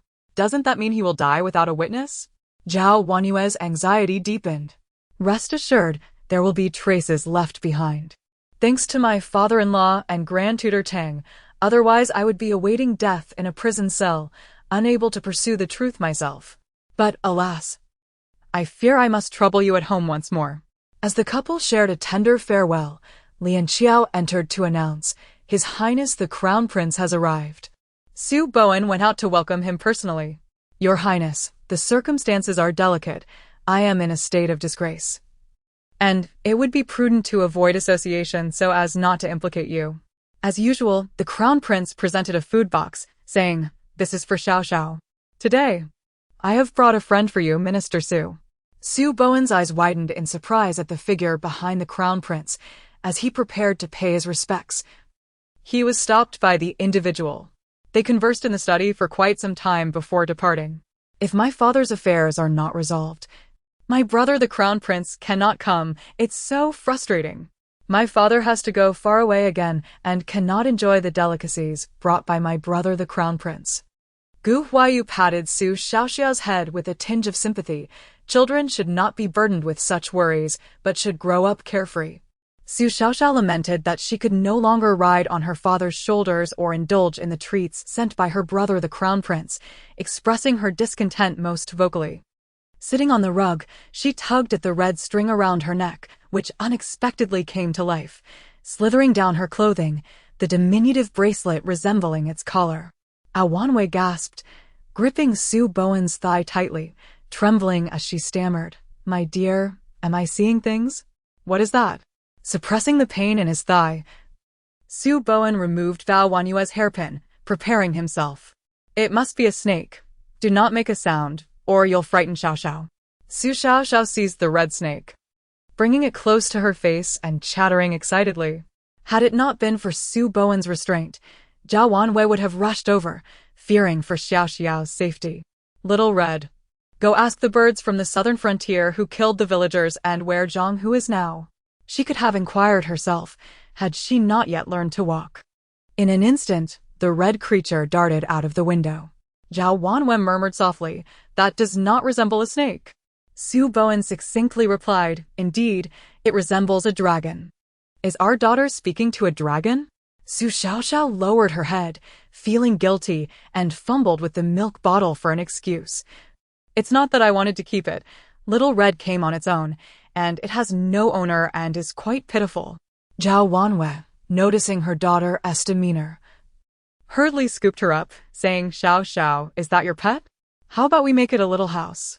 It's quite eerie to have it hanging around your neck all the time." Su Xiaoxiao's eyes brightened, and she nodded earnestly. "Sister's parrot has a cage, and brother's big yellow dog has a doghouse. Little Red needs a house too." Su Bowen stayed up half the night crafting a small house for Little Red. Compared to seeking Zhao Wanwei, he felt much calmer. Xiao Xiao was no ordinary child, and this pet that came on its own was certainly not mundane. It could very well be a mythical beast. Chapter 55. The unsightly character of the noble on the following day, before dawn. Su Xiaoxiao was roused from her slumber by the gentle nudging of the little red snake. She quickly sprang to life. Zhao Wanwei and Su Bowen had only just settled down when the commotion from the adjacent cot became unmistakably clear. Zhao Wanwei attempted to rise to tend to Xiao Xiao, but Su Bowen restrained her, reasoning that their daughter was such a heavy sleeper that she would surely wish to avoid their discovery at this early hour. At that moment, the little red snake was coiled at the head of Xiao Xiao's bed, its mouth opening and closing as if engaged in conversation with her.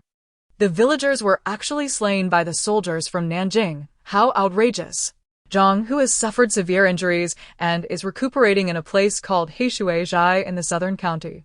How shall I alert father? Su Xiaoxiao found herself in a quandary. Despite consuming numerous morsels, she had not gained any skills. She could neither walk nor speak. And aside from her round belly, she exhibited no signs of growth whatsoever. Disheartened, she patted her little tummy. Suddenly, her eyes sparkled with mischief as she beamed at the little red snake and chattered excitedly, though the content of her words remained a mystery. The snake merely shook its head and in the end was so startled that it tumbled from the cot. Unfazed, Xiao Xiao continued her animated tirade. Using her hands and feet to prop herself up against the railing, her small face scrunched in a mock-scolding expression that resembled a reprimand. The little snake, now on the ground and overwhelmed by her chastisement, nodded in submission and swam over to the nearby table, staring blankly at the inkstone. Eventually, it picked up a piece of paper with its mouth to show Xiao Xiao, who nodded in satisfaction. Now father will know where to find someone. Just as the little red snake was about to descend from the table, Xiao Xiao directed another stream of instructions at it, causing the snake to look quite pitiful as it grasped its own tail and carefully slid down from the table. It turned out that Xiao Xiao was instructing it not to spread ink stains everywhere. "Let us sleep a little longer. We can send father off in the morning." With this thought, she soon drifted back into slumber.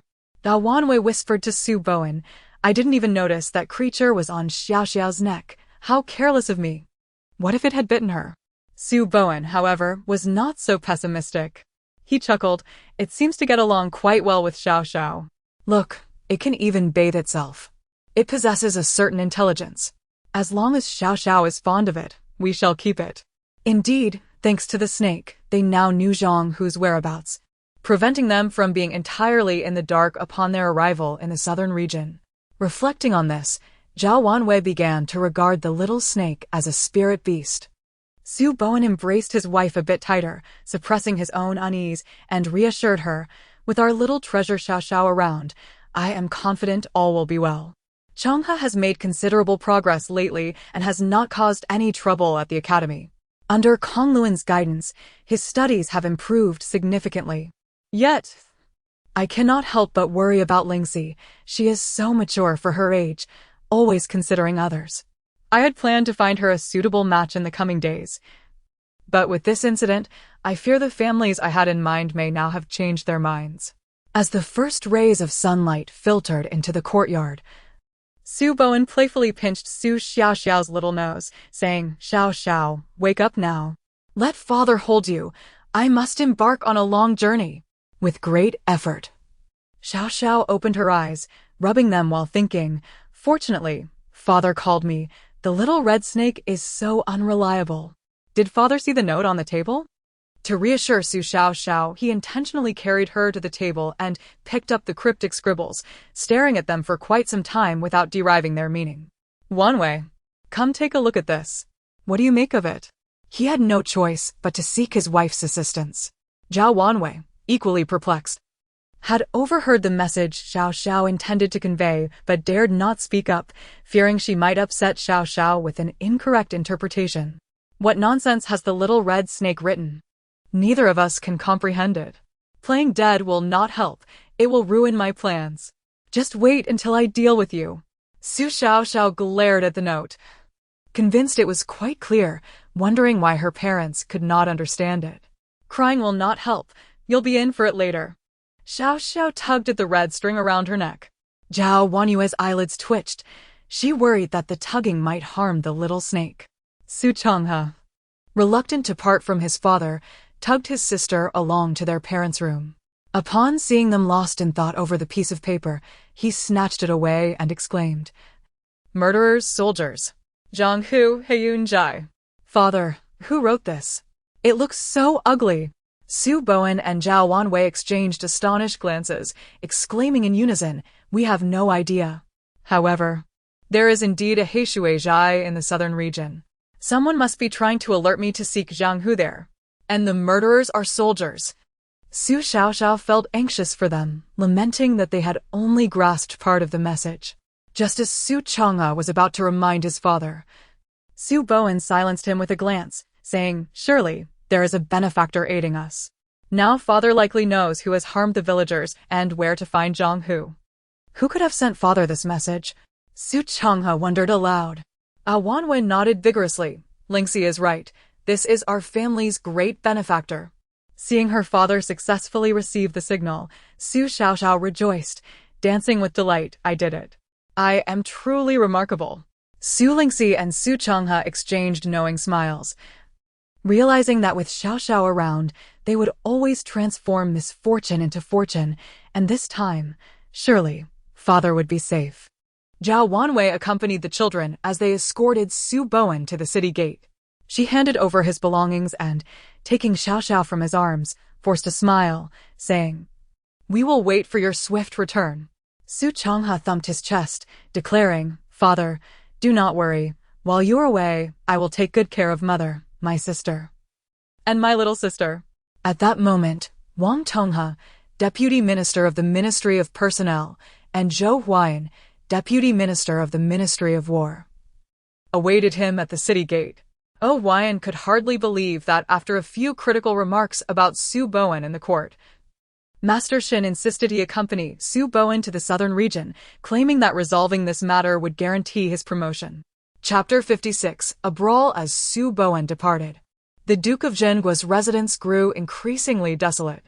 The Crown Prince had not visited the manor for several days, nor had the Emperor summoned Su Xiaoxiao to the palace. Those who had previously sought to ingratiate themselves with the Duke's household had scattered like birds and beasts. Zhao Wanyu had anticipated this turn of events. The families that had previously agreed to exchange marriage contracts with Ling Shi had suddenly changed their minds, leaving her feeling remorseful towards her daughter. However, Su Lingxi took it in stride, reassuring her mother that such influential families were not necessarily desirable suitors. Nevertheless, as Su Lingxi matured, the urgency of arranging a marriage loomed. If she remained unbetrothed, she risked becoming an old maid. Zhao Wenyu felt compelled to seek the assistance of the Grand Princess to keep an eye on potential suitors. Su Changhe, already troubled by his father's affairs, found himself further beleaguered by others who reveled in his misfortune. After searching patiently for a considerable time, he remained empty-handed, and his servant, Ji Xiang, was equally perplexed. He had distinctly witnessed his master place his homework into his satchel that morning. A close friend, Xiao Yi, discreetly informed him, "Just now, Sun Dekai rummaged through your desk. It seems he has taken your work to pay you on." Su Changhe cast a grateful glance at Xiao Yi. His family had prospered through generations of commerce, a status that had rendered him the target of disdain at the academy. His admission had been secured by his father's generous donations, and he was constantly reminded to avoid trouble. Sun Dekai, whose status was even lower than his own, had somehow gained entry into the institution. Initially bullied, Su Changhe had lent him assistance on several occasions, but Sun Dekai seemed to harbor a deep-seated grudge, becoming Pei Yuan's lackey and daily tormenting Su Changhe.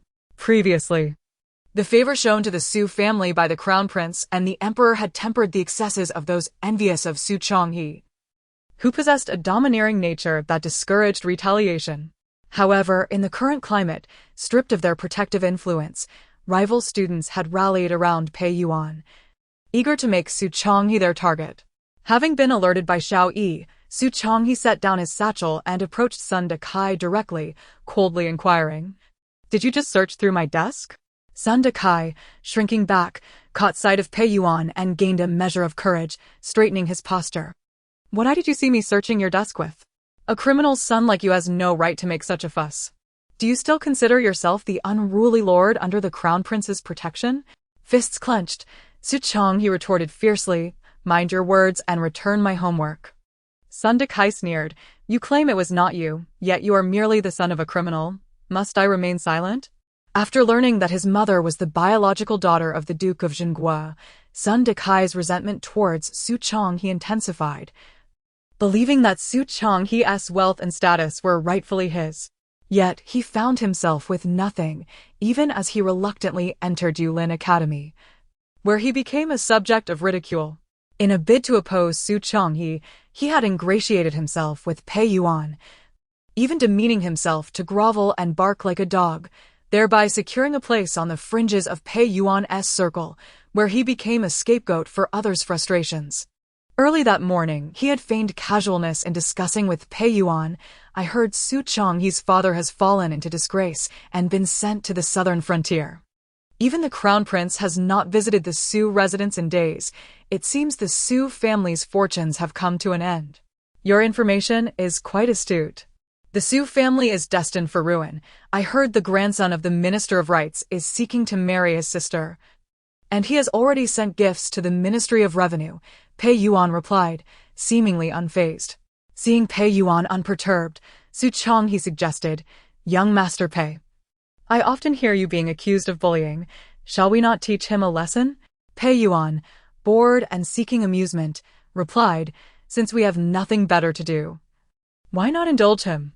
Sun Dekai, producing a stack of homework, maliciously declared, "Without your assignments, let us see how he explains himself." With the homework in Pei Yuan's possession, Sun Dekai felt emboldened, convinced that Su Changhe would not dare retaliate, and added, "You, a criminal's son, have relied on your sister's misfortunes for a modicum of favor. Do you truly see yourself as important?" Su Changhe had been enduring the taunts merely to spare his mother anxiety, but the insult toward his father and the reference to his sister pushed him beyond tolerance. He struck Sun Dekai with a powerful blow, causing blood to spill from his nose and mouth.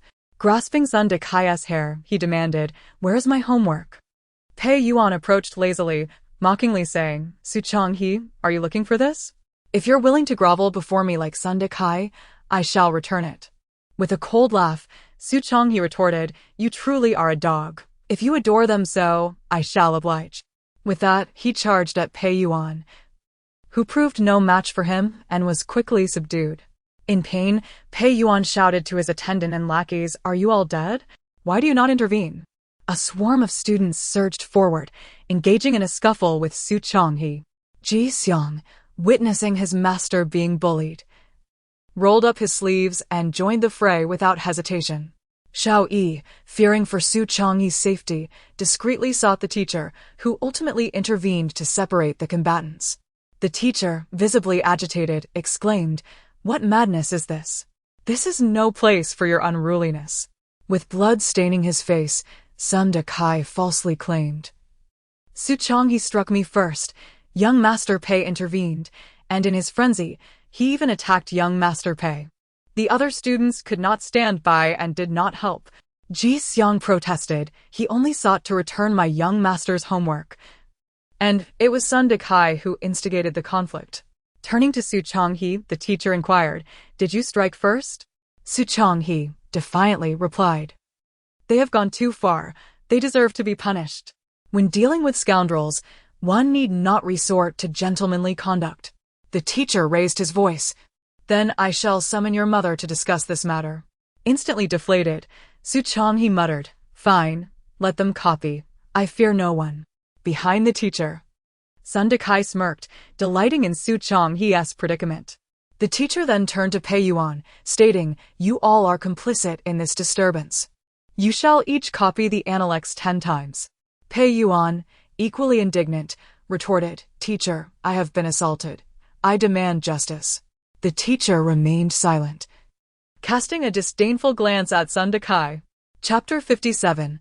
The true dog. Sun Dakai hurriedly exclaimed, "Master, it was Su Changhe who struck me first. I did nothing." Tang Yongning, who had been quietly reading, set down his book and nonchalantly replied, "Clearly, it was you who handed Su Changhe's homework to Pei Yuan. Now you wish to extricate yourself from this mess?" After bowing to the master, he resumed his reading. The master sighed and remarked, "Sun Dakai, you truly are a hopeless case. Even copying the Analects proves too challenging for you. Perhaps you should attempt to transcribe the 1,000-character classic instead." The others chuckled at the master's jest. After all, the 1,000-character classic was typically read by toddlers. Alas, Sun Dakai had begun his studies late and possessed mediocre talent. Had he applied himself diligently, he might have achieved the status of a scholar. Yet his mind was filled with mischief, and he showed little interest in his studies. Were it not for Shintianyo's pressure, the dean would never have accepted him. In the classroom, all the students, except for Xiao Yi and Tang Yongning, were burdened with a substantial amount of homework, casting a pall over the entire academy. Sun Dakai, still unwilling to concede, shouted at Xiao Yi, "Xiao Yi, it must have been you who reported me, otherwise the master wouldn't have arrived so swiftly." "Pei Gongzi, it is Xiao Yi who has caused you to be punished." Tang Yongning, displeased, set down his book and retorted, "It was I who summoned the master." "Pei Yuan, surely you are not so foolish as to let Sun Dakai, this dimwit, deceive you twice and use you as a pawn." Pei Yuan scratched his head, realizing in exasperation that he had been made a fool of by Sun Dakai. He approached Sun Dakai, clapping a hand on his shoulder, and with a beaming smile said, "Dakai, wait for me after class. I have a gift for you." Pei Yuan had never spoken so amicably to him, leaving Sun Dakai feeling uneasy, yet he dared not provoke him, as he was the grandson of Tang Taisher. After class, Pei Yuan indeed awaited Sun Dakai, instructing him to bark like a dog for half a day and even publicly performing the act of gnawing on bones, eliciting astonished glances from the others. In the end, Pei Yuan tossed a silver ingot at him, stepping on his back as he declared, "A dog should behave like a dog. Do not presume to make decisions on behalf of your master." Scram! Given his humble origins, Sun Dakai already harbored feelings of inferiority. He had hoped that associating with Pei Yuan would elevate his status, yet he had now become the laughingstock of the entire academy. With everyone aware that he was akin to a dog, he felt as though he was less than a dog, bringing shame to the scholarly community. From now on, he resolved to avoid such company. The students shunned him as if he carried a plague. Sun Dakai, feeling stifled, sat on the ground for a long time without rising. When his father Zhou Quan came to fetch him, he failed to notice his son's bruised face and tearful eyes, instead spotting the silver ingot on the ground. "Goodness! This silver must be worth 10 taels. He picked it up and bit it, exclaiming, "Authentic! My son, you have done well. Studying has its rewards." Sun Dakai, in despair, shouted, "All you care about is money. Do you not realize this is the reward for barking like a dog and gnawing on bones?" Quan looked at his son in confusion. "What are you shouting about? You earned 10 taels for barking like a dog. We V struck gold. Ask if his family needs an old dog. I could do it too. He then demonstrated a few barks. Sun Detsai wished he could vanish into the ground. It was all Su Changha's family's fault, along with his grandmother. If she had not replaced his mother, she would never have brought home such a useless son. He would not be so foolish and could have been a respected young master like Su Changha or Tang Yongning, a favored disciple of the master. But now, he was treated like a clown, pointed at by others. His father cared only for the 10 taels of silver, entirely oblivious to his plight. Disgusted, he hastened away, leaving Zhou Quan behind. Upon returning to the dilapidated courtyard, his dissatisfaction grew, and he kicked over the beans drying in the sun, frightening his sister Sun Yingying into tears. What is wrong with you? Why are you kicking the beans? Sun Kaidai scolded, emerging only to see her son's bruised face. She dropped her work and rushed to him, asking, "Who on earth beat you like this? Tell your mother. I will make your grandmother seek vengeance." Sun Detsai, irritated, pushed Sun Yingying aside. Grandmother, what good does it do to mention her? When was the last time she sent us money or gifts?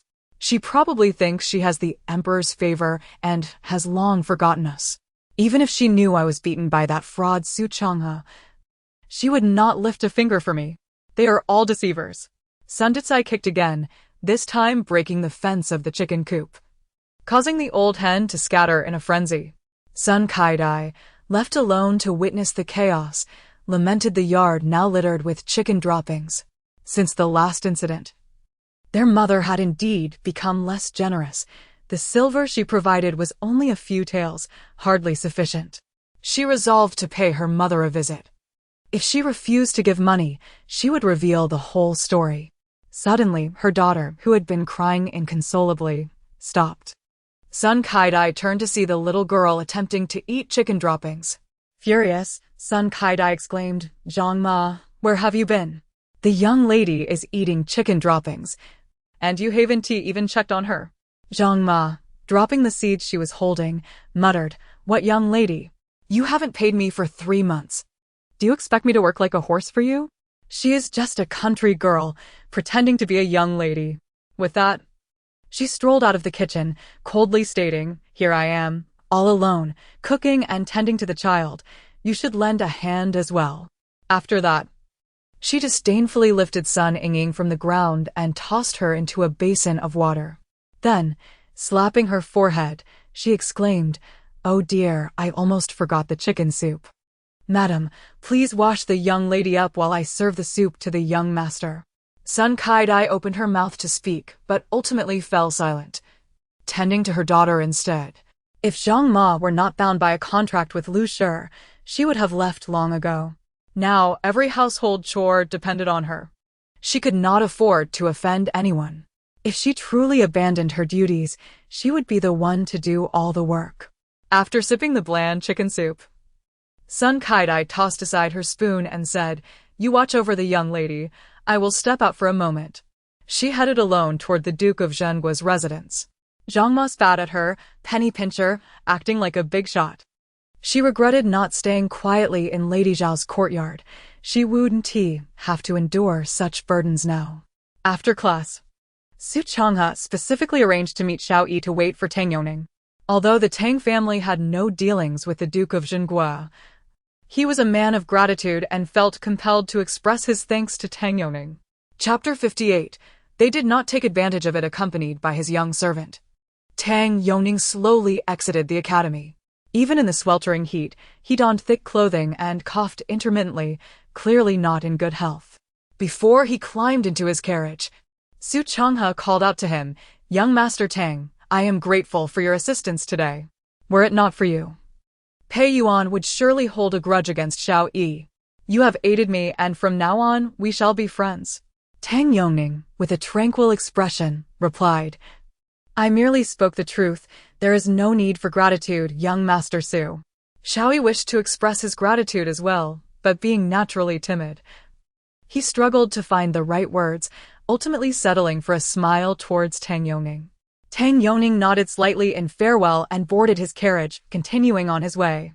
Ji Xiang pouted and remarked, Young Master Tang is rather aloof. You and young Master Xiao waited for him for so long, and he just leaves like that. Su Changhe chuckled and responded, young Master Tang may have a reserved nature, but his character is exemplary. He is the grandson of the Grand Tutor and has never bullied anyone. He helped us today, and henceforth he shall be my friend. Xiaoyi sighed as he watched the carriage depart, saying, Changhe, you may be overly enthusiastic. Young Master Tang might not share your sentiments.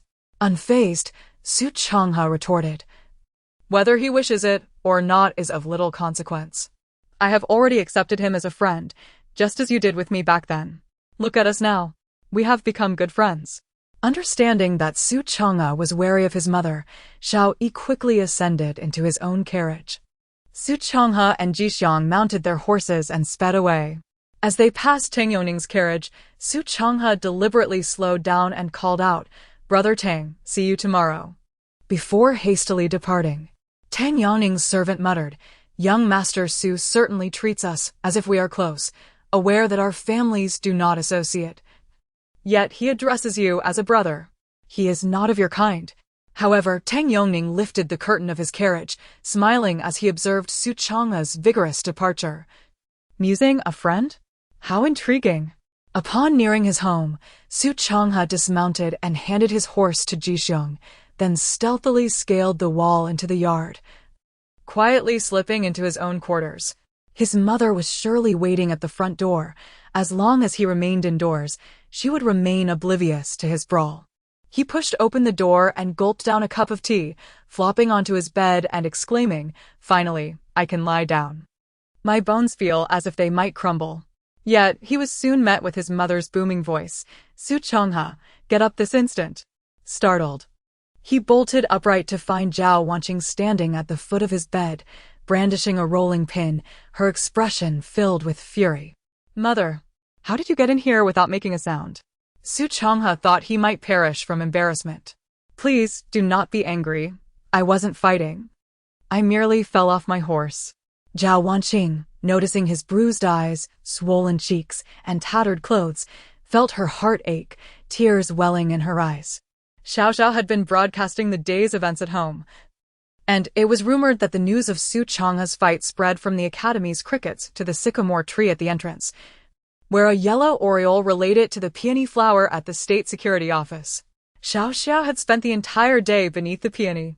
Zhao Wanqing had heard Xiao Xiao say that Sun Dicai claimed her brother was the son of a criminal, and that he had fiercely beaten both Pei Yuan and Sun Dicai to a pulp.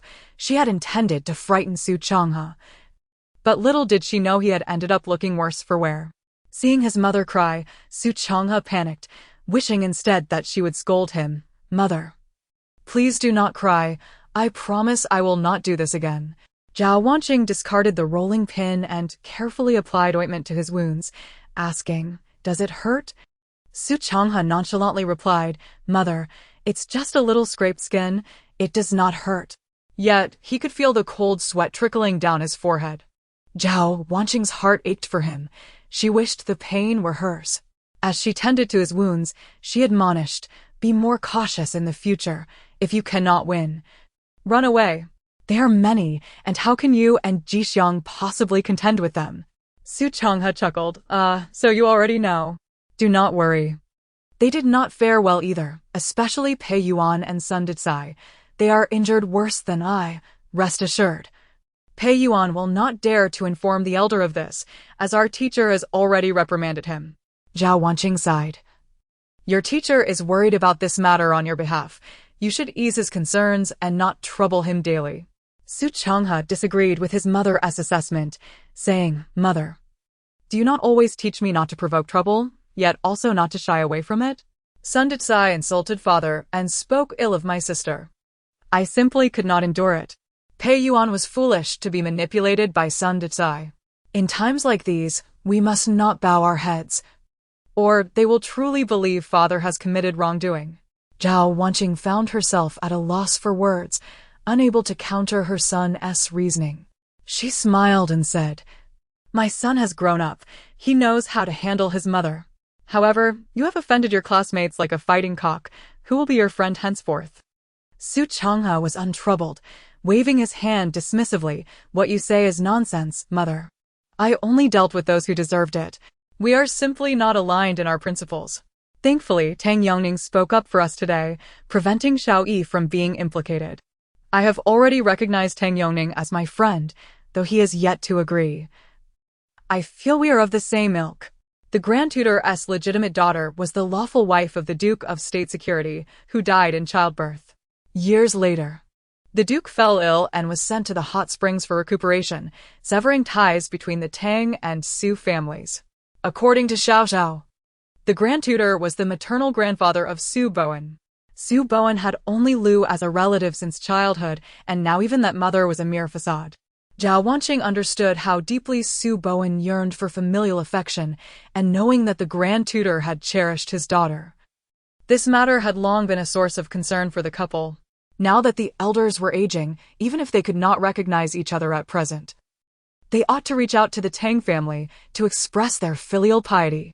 The Grand Tutor had spoken on Bowen South's behalf in court, and Tang Yongning had testified for Changhe in the academy. These two matters were sufficient for her to pay a visit to express her gratitude.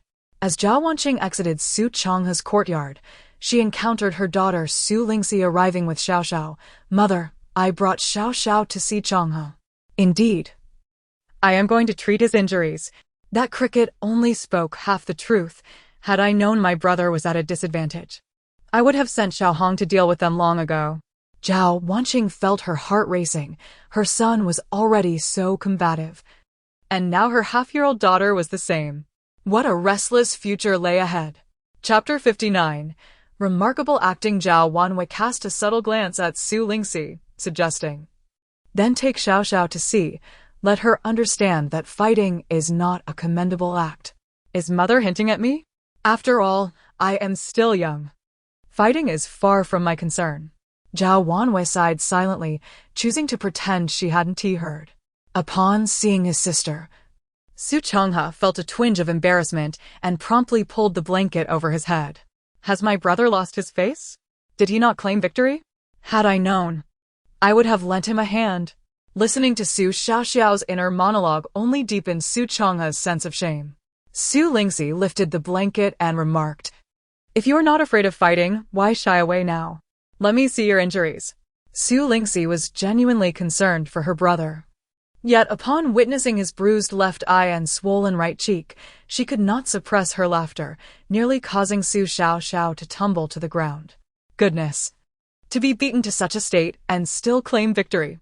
If he weren't my own brother, I would have simply cast him aside.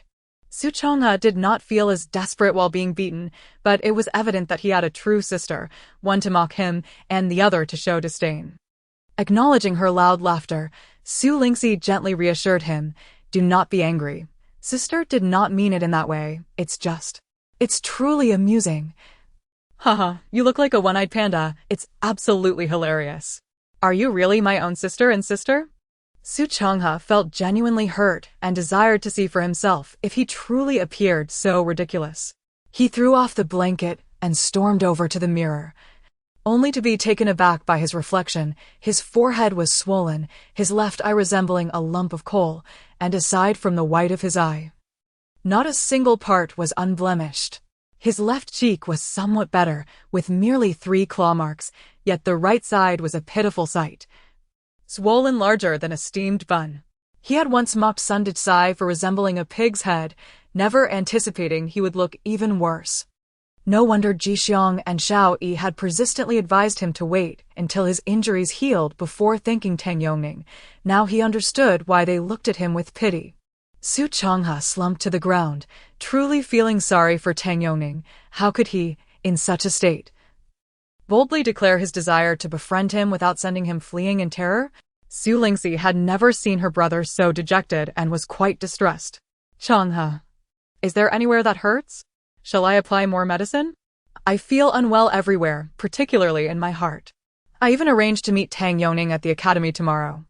In this condition, how can I face anyone? They have already seen me today. Why worry about face now? Isn't it a bit late for that?" Su Lingxi agreed wholeheartedly, adding, "They saw you today. By night, the swelling won't be that drastic. They will likely still recognize you. Are you both sincerely trying to irritate me? Sister, you need not feel obligated to comfort me. Su Changhe had lost even the will to cry. It was only then that Su Xiaoxiao recalled she had not come merely to mock her brother. Oh, how could I forget? I am here to tend to my brother's injuries. These superficial wounds? I can heal them with a breath. There's no reason for you to feel down. However, in this condition, you're rather amusing. Should I heal you again tomorrow? Su Lingxi was aware that Su Changhe could discern Xiaoxiao's thoughts and shot him a glance, choosing to remain silent. Su Changhe sprang up from the floor, suppressing his pain as he embraced Xiaoxiao in a playful manner. Xiaoxiao, brother is in great pain. I wonder if I might suffer through the night. I know you are the best and won't mock me like sister does. Oh, it truly hurts. Su Changhe's exaggerated performance was nearly too much for Su Lingxi to bear, yet Xiaoxiao was thoroughly charmed by it. She felt a twinge of guilt. Actually, I find it even more amusing than sister does. Does it hurt a lot, brother? Xiaoxiao can help with it. Indeed. Su Xiaoxiao hugged Su Changhe's face and blew gently. He felt a wave of refreshing energy wash over him, imbued with a hint of milk fragrance, instantly. His burning cheeks ceased to hurt, and the pain in other areas dissipated, filling his body with vitality. Su Changhe could sense the magic of Xiaoxiao's touch, while Su Lingxi observed this miraculous moment with her own eyes. After only a few gentle blows from Xiaoxiao, the swelling on his forehead diminished. The bruising on his cheeks receded, the claw marks vanished, restoring his usual appearance, save for the left eye, which remained darkened. Xiaoxiao wrapped her arms around Su Changhe's neck, inspecting his eyes from left to right. Perhaps it would be more entertaining if the eye took a few days to heal. Su Lingxi couldn't help but stifle a laugh. Her sister was quite mischievous, rivaling Changhe in mischief. Su Changhe panicked. Sister, we cannot do this. A good deed must be carried through to the end. Xiaoxiao, my eye hurts so much that I can barely open it. He lamented, covering his eyes. That's impossible. My healing powers are unmatched. They absolutely cannot fail. It must be that those ruffians struck too hard and injured your eye. Just wait. I will make them pay for hurting my brother tonight. Su Changhe truly did not require his sister to avenge him. He merely wished to restore his handsome appearance for the morrow's meeting. Xiaoxiao, help brother with his eye. It hurts so much. Now he was genuinely in pain, feeling heartache. What a pity. You look quite handsome like this. Xiaoxiao reluctantly blew once more in front of Su Changhe's eyes, finally revealing their original state. Xiaoxiao, you are amazing. When you blow, brother feels no pain at all. Su Changhe embraced Xiaoxiao and stole a glance in the mirror. How did he seem even more handsome than before? He must have done many good deeds in his past life to have such an extraordinary sister like Xiaoxiao. Xiaoxiao beamed with pride. I can do so much more. From now on, I will protect you. Su Lingxi gave her a thumbs up. I never anticipated such remarkable acting. Su Changhe, turning his back to Xiaoxiao, made a shushing gesture, thinking how easily children could be appeased. Seeing her brother was no longer in distress, Su Lingxi declared, I shall take Xiaoxiao to find mother. You are well enough now. You should hasten to copy the Analects 10 times, as mother will not grant you leave. Su Lingxi could read Su Changhe's thoughts with a single glance. She hurriedly led Xiaoxiao away, knowing that if they lingered any longer, the secret of Xiaoxiao's ability to hear thoughts would be exposed, and what would they do if Xiaoxiao decided to cease her revelations? After all, it was merely copying books. If necessary, they could forego sleep. Chapter 60. A collective affliction of the eyes that night. Su Changhe persevered until the rooster crowed, finally completing the task assigned by his teacher. When Jixiang came to call him, he was astounded. Young master, how is it that your face has improved so quickly, though your eyes still seem a bit sluggish? Wait, weren't you injured in your left eye? Why does your right eye look so lackluster as well? Su Changhe glanced at the mirror. It was not an injury, but rather the consequence of a sleepless night. He examined Jixiang and, perplexed, asked, Your injury has healed quite rapidly as well. Have you been holding on to Xiaoxiao? Jixiang smiled bashfully and replied, Last night, the young lady gave me a pill. claiming it had remarkable effects on injuries. The third young lady seemed in high spirits and insisted that I hold her. She is so fragrant and adorable. Su Changha shot him a disapproving look. Look at you, so lacking in composure. However, Xiao Xiao is indeed charming. Upon arriving at the schoolhouse, they found only Xiao Yi and Tang Yongning present in their class. Where is everyone? Su Changha inquired. Only Pei Yuan and Sun Detsai are seriously injured and may take leave. The others should be fine. Their fighting prowess isn't that formidable. I don't know, replied Tang Yongning, barely lifting his head. All the other students have inexplicably developed eye ailments. It's said their eyes are so swollen they cannot open them. The teacher even asked the imperial physician to carefully examine Pei Yuan to see if it's contagious.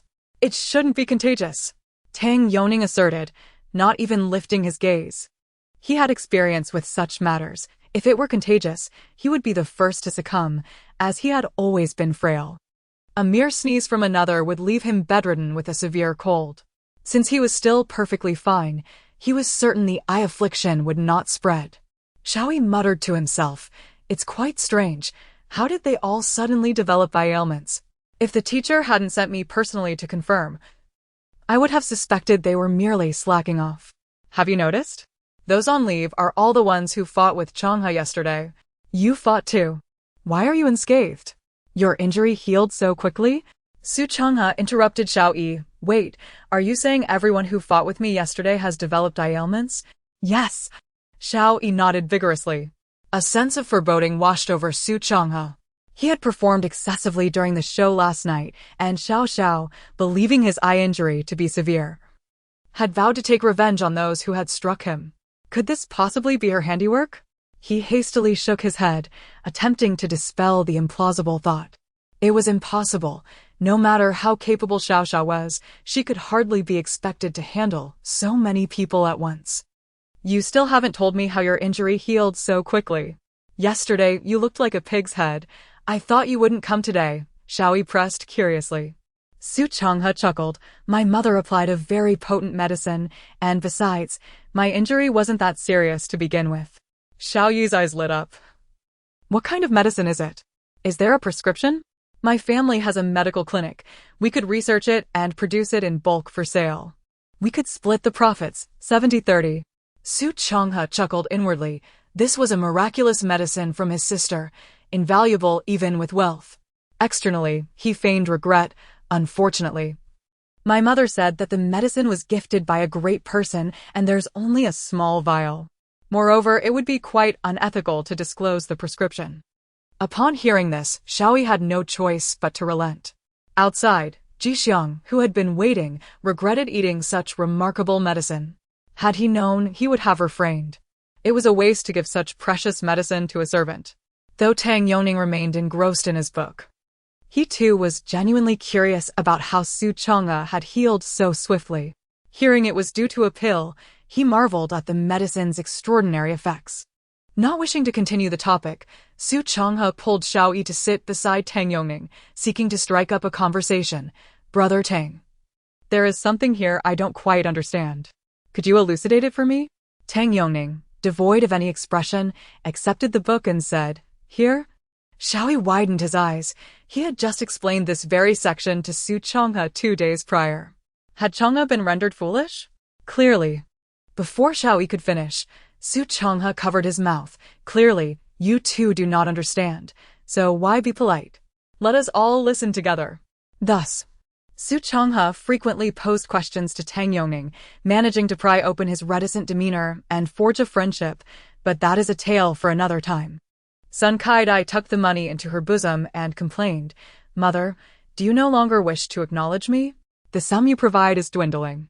Dekai has been beaten so badly, yet you say nothing about dealing with that little scoundrel Su Changha. Lu's heart was heavy with unuttered grievances. For years, the expenses of the Duke's residence had largely relied on Zhao Wanyu's dowry. Now that she had received her dowry, she was indifferent to household matters. Her private savings had all gone to cover Sun Kaidai's expenditures. Maintaining the Duke's household with its meager resources and her share as a noblewoman was already a formidable task. Seeing her daughter so ungrateful, Lu felt a surge of displeasure. You dare say? If it weren't for your antics at Nanju Pavilion, Zhao Wanyu would never have discovered that we took all the profits from her shop. Now that she has reclaimed her shops and lands, how could I possibly have any extra funds? This is all my coffin money. You and Zhou Quan must learn to economize, or you shall drag me down. Sun Kai-dai, sensing her mother's anger, dared not retort directly, saying, Mother, I believe it would be best to eliminate Zhao Wanyu early, then there would be no further issues. Lu pondered for a moment and whispered a few words to Sun Kai-dai, who grinned widely. Mother, you truly have a way. This is more satisfying than killing her. Having received Lu's instructions, Sun Kai-dai no longer felt that 100 taels of silver was a meager sum. She joyfully slipped out through the corner gate. As she departed, Bai Ji informed Zhao Wanyu of her arrival. Money can make the world go round. The maidservants in Lu's courtyard had been bribed by Bai Ji, ensuring that any stirring of events would swiftly reach Zhao Wanyu. Madam, Lu and Sun Kai-dai spoke for quite a while, but she dismissed everyone. So I couldn't hear the specifics, she reported. Zhao Wanyu paused her needlework, speaking with calm assurance. No need to worry. Someone is keeping an eye on Sun Kai-dai. Nothing will go awry. Prepare yourself. Tomorrow we shall pay a visit to the Grand Preceptor's residence. Chapter 61. The elixir proves feudal. Zhao Wanwei had long harbored the desire to establish a connection between Su Bowen and the Tang family, for blood ties run deep. How comforting it would be for the esteemed elder couple to know that their daughter still had living kin. Yet, despite her intentions, she felt completely unmoored. Although Grand Tutor Tang had spoken a word of fairness for Bowen in the court, it was merely a matter of principle. Tang Yoning's testimony on behalf of Chang'e stemmed solely from good upbringing. With decades of estrangement between the families and her own public identity as a Lu family daughter-in-law, her eagerness to connect seemed almost futile, as she might not even gain entry to the Grand Tutor's residence. As the legitimate daughter of the Jing'an Marquis, Zhao Wanwei had seen much throughout her life, yet this time she found herself in a state of disarray. She changed her attire repeatedly, each time grappling with whether it was too plain or too flamboyant, and her jewelry was switched out in succession, either too understated or overly ostentatious. Lian Xiao teased, Madam, even when meeting the Emperor and Empress, I have never seen you so meticulous. Zhao Wanwei sighed softly. You wouldn't understand. The Grand Tutor is a paragon of virtue, and the matriarch is renowned in her own right. I must exercise caution. Is Lingxi ready? Su Lingxi appeared in a delicate green gown, adorned with a single gold hairpin, embodying simplicity and tranquility. Zhao Wanwen nodded in satisfaction. Our Lingxi has grown up. Having never witnessed her mother's apprehension before, Lingxi, through the heartfelt whispers of Xiao Xiao, began to surmise the nature of their connection to the Tang family, thus understanding her mother's unease. She retrieved a gold stepshake from the jewelry box, placing it in her mother's hair, smiling. This is perfect, elegant, and dignified. Yet Zhao Wanwei remained unconvinced. Could it be too ostentatious? Not at all. It is just right. Mother, even an unappealing daughter-in-law must seek her in-law's approval. Besides, you are graceful and refined. There is nothing to be anxious about. Zhao Wanwei felt a hint of insinuation in her daughter's words, but chose not to probe further, responding merely with a gentle smile. You do have a sharp tongue. Bai Ji had already dressed Su Xiaoxiao and was now diligently styling her sparse hair into small bunches. Mother is simply worrying unnecessarily. If she fears not being allowed through the Tang residence's gates, the invitation is already on its way. Zhao Wanwei and Su Lingxi exchanged puzzled glances. How could the Tang family possibly come to invite them? Even a personal visit might not guarantee entry. As they pondered, the door attendant indeed reported that the Tang family's chief steward had arrived. Zhao Wanwei, now convinced of Xiao Xiao's words, welcomed the steward, Tang Shun, along with her two daughters. Before Zhao Wanwei could engage in pleasantries, the steward knelt down, exclaiming, Madam Zhao, I know this visit is presumptuous, but in urgent circumstances, I implore you to save us. Confounded, Zhao Wanwei hastily assisted him to his feet, inquiring, why such formality, Tang steward? Speak plainly. Hearing from the young master that the madam possesses a miraculous pill capable of healing wounds, akin to a divine remedy, we have come to beseech your assistance. It should not have been my place as a servant to come, but the elder and matriarch are deeply grieved and have fallen ill. And with the madam needing to care for the master, I had no choice but to make this journey. Upon hearing this news, Zhao Wanwei's heart skipped a beat. Is Lord Tang injured? After all, this Lord Tang is none other than Bowen's own uncle. Though anxious, she felt powerless. She possessed no miraculous pills. Su Lingxi, however, understood. Xiao Xiao had treated Su Changhe and Ji Xiang's injuries. Fearing Ji Xiang might think too much, she had given him a black sesame pill. Could the so-called divine remedy mentioned by the steward refer to the black sesame pill? Just as Zhao Wanwei was about to decline, Su Lingxi stopped her, indicating that it depended on whether Xiao Xiao could manage it. Indeed, Xiao Xiao's heart whispered, calculating the situation, Uncle has but a short time left. I fear this scare may also affect my little cousin. I do have life-saving elixirs in my bracelet space, but how to present them to Mother? Xiao Xiao patted her heart, nodding with a sense of accomplishment. Mother is truly clever to think of me. This saves a great deal of trouble. Wanwei then asked, can you treat Lord Tang's injury? He is a person of great significance to your father. Although Xiao Xiao was aware of the Tang family's connection to their own, Zhao Wanwei still felt the need to inquire, for Xiao Xiao was exceedingly astute and caution was warranted. Xiao Xiao nodded again. Mother is indeed wise. She has discovered that the Tang family is father's maternal family. Fear not, with me here. None of our family shall be left behind. Zhao Wanwei felt a pang of shame. Had it not been for Xiao Xiao, she would have remained ignorant of the Lu family's sordid nature and would never have been able to find kin for her husband. Zhao Wanwei gently encouraged, then let us take you to the Tang residence, and you can treat Lord Tang. Xiao Xiao obediently nodded, though anxiety gnawed at her insides. What are we waiting for? Let us hurry, it will soon be too late. Zhao Wanwei and Su Lingxi dared not delay any longer, swiftly taking Xiao Xiao to the Tang family's carriage, urging the driver to hasten. Tang Shan observed this, thinking to himself how commendable the Su family's madam was, despite lacking familial ties or prior acquaintance. She was genuinely invested in the matter, far more considerate than Lu Shi. Upon entering, Xiao Xiao noticed the Tang residence shrouded in ominous clouds. According to the script, the presence of the Grand Tutor's family would obstruct the protagonist's plans, thus Tang Yanjuan's fall would take the Tang bloodline with him. Xiao Xiao let out a cold laugh. From the moment I was born, I was destined to follow the narrative of this life.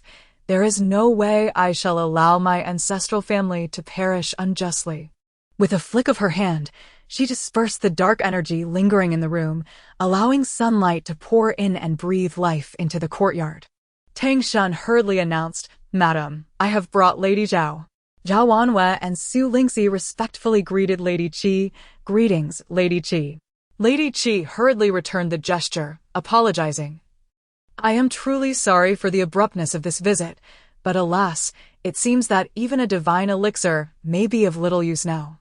Lady Qi's heart was in turmoil, having failed to notice that while she was bowing, Zhao Wanwei and her daughters had already performed the proper courtesies, a sign of respect for their elders.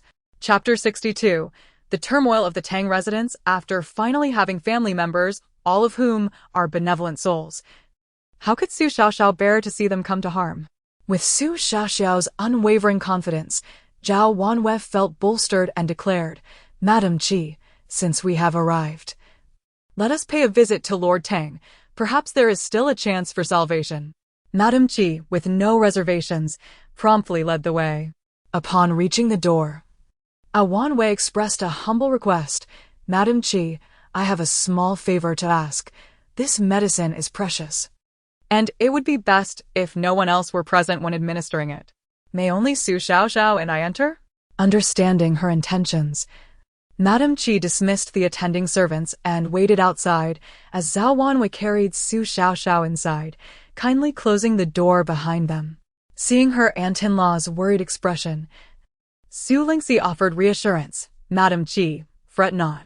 The esteemed Grand Tutor is highly regarded, and Lord Tang is devoted to his country. He will surely be granted divine favor. Madame Qi forced a smile, replying, "Thank you, Miss Su." Meanwhile, Zhao Wanwei had placed Su Xiaoxiao next to Tang Yanjun. Su Xiaoxiao's brows knitted tightly. Who penned this wretched script that paved the way for the protagonists, subjecting her uncle to such agonizing suffering? Severed meridians and scorched organs, what kind of imagination could conjure such a fate from a mere fall? Noticing Su Xiaoxiao's solemn demeanor, Zhao Wanwei grew concerned. Only to see Su Xiaoxiao turn away, bending down to search for something. She produced a bright red pill, gesturing animatedly to Zhao Wanwei. How do I tell mother that this is for the young master of the Tang family? By lineage, she ought to refer to Tang Yongning as uncle, but she found it disagreeable, considering he was only a few years her senior. Comprehending her thoughts, Zhao Wanwei teasingly asked, "Is this meant for Lord Tang?" This would imply it was for others in the household, including the Grand Tutor. Su Xiaoxiao shook her head. The Grand Tutor knows his son is fine. He will recover soon. Is it for the matriarch? Again, Su Xiaoxiao shook her head. The matriarch is indeed in a serious condition. But with a bit of my spiritual energy, she will be fine. Mother, it is for Tang Yongning. Bao Wanwei was reluctant to accept this, realizing that it seemed illogical to consider a child like Tang Yongning for such remedies. If the author of the script caught wind of this, it would be troublesome. Observing Su Xiaoxiao's anxious gestures, she ventured, "It can't possibly be for the young master of the Tang family, can it?" Su Xiaoxiao nodded vigorously. "Finally, you guessed correctly. My head feels like it might spin off." Zhao Wanwei chuckled, lifting Su Xiaoxiao and opening the door for Madame Qi to enter. What news? Despite the physician's grim prognosis, Madame Qi remained hopeful. Zhao Wanwei, her eyes sparkling with encouragement, replied, "He appears to be improving. Madam, do come in and see." Hearing this, Madame Qi hurriedly approached Tang Yanjun, who now breathed steadily, a stark contrast to his earlier state of near death.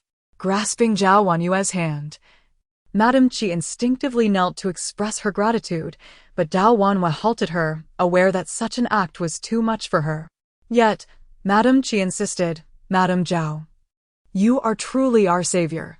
You deserve this gratitude." Just as Madame Qi felt a flicker of relief, her worry surged anew. Without delay, she instructed the steward to summon the physician once more and rushed to her son's quarters.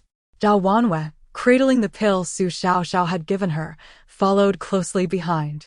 Upon entering, they found Tang Yongning lying motionless, his complexion ashen. Finally unable to contain her emotions, Madame Qi broke into sobs. "Why must my life be so fraught with suffering? Our family, both young and old, is plagued by illness and injury. If anything were to happen to you, what would I do?" Tears streamed down Zhao Wanwei's cheeks as she witnessed the Tang family's plight.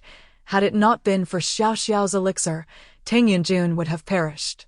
The prospects for Tang Yongning appeared equally bleak. The Grand Tutor and his wife would be forced to endure the sorrow of burying their own child, a burden too heavy to bear. It was heart-wrenching to see Madame Qi, still youthful herself, shouldering all this grief. The physician, his expression laden with sorrow, remarked it was initially just a case of heat affecting the heart, leading to a bout of vomiting blood.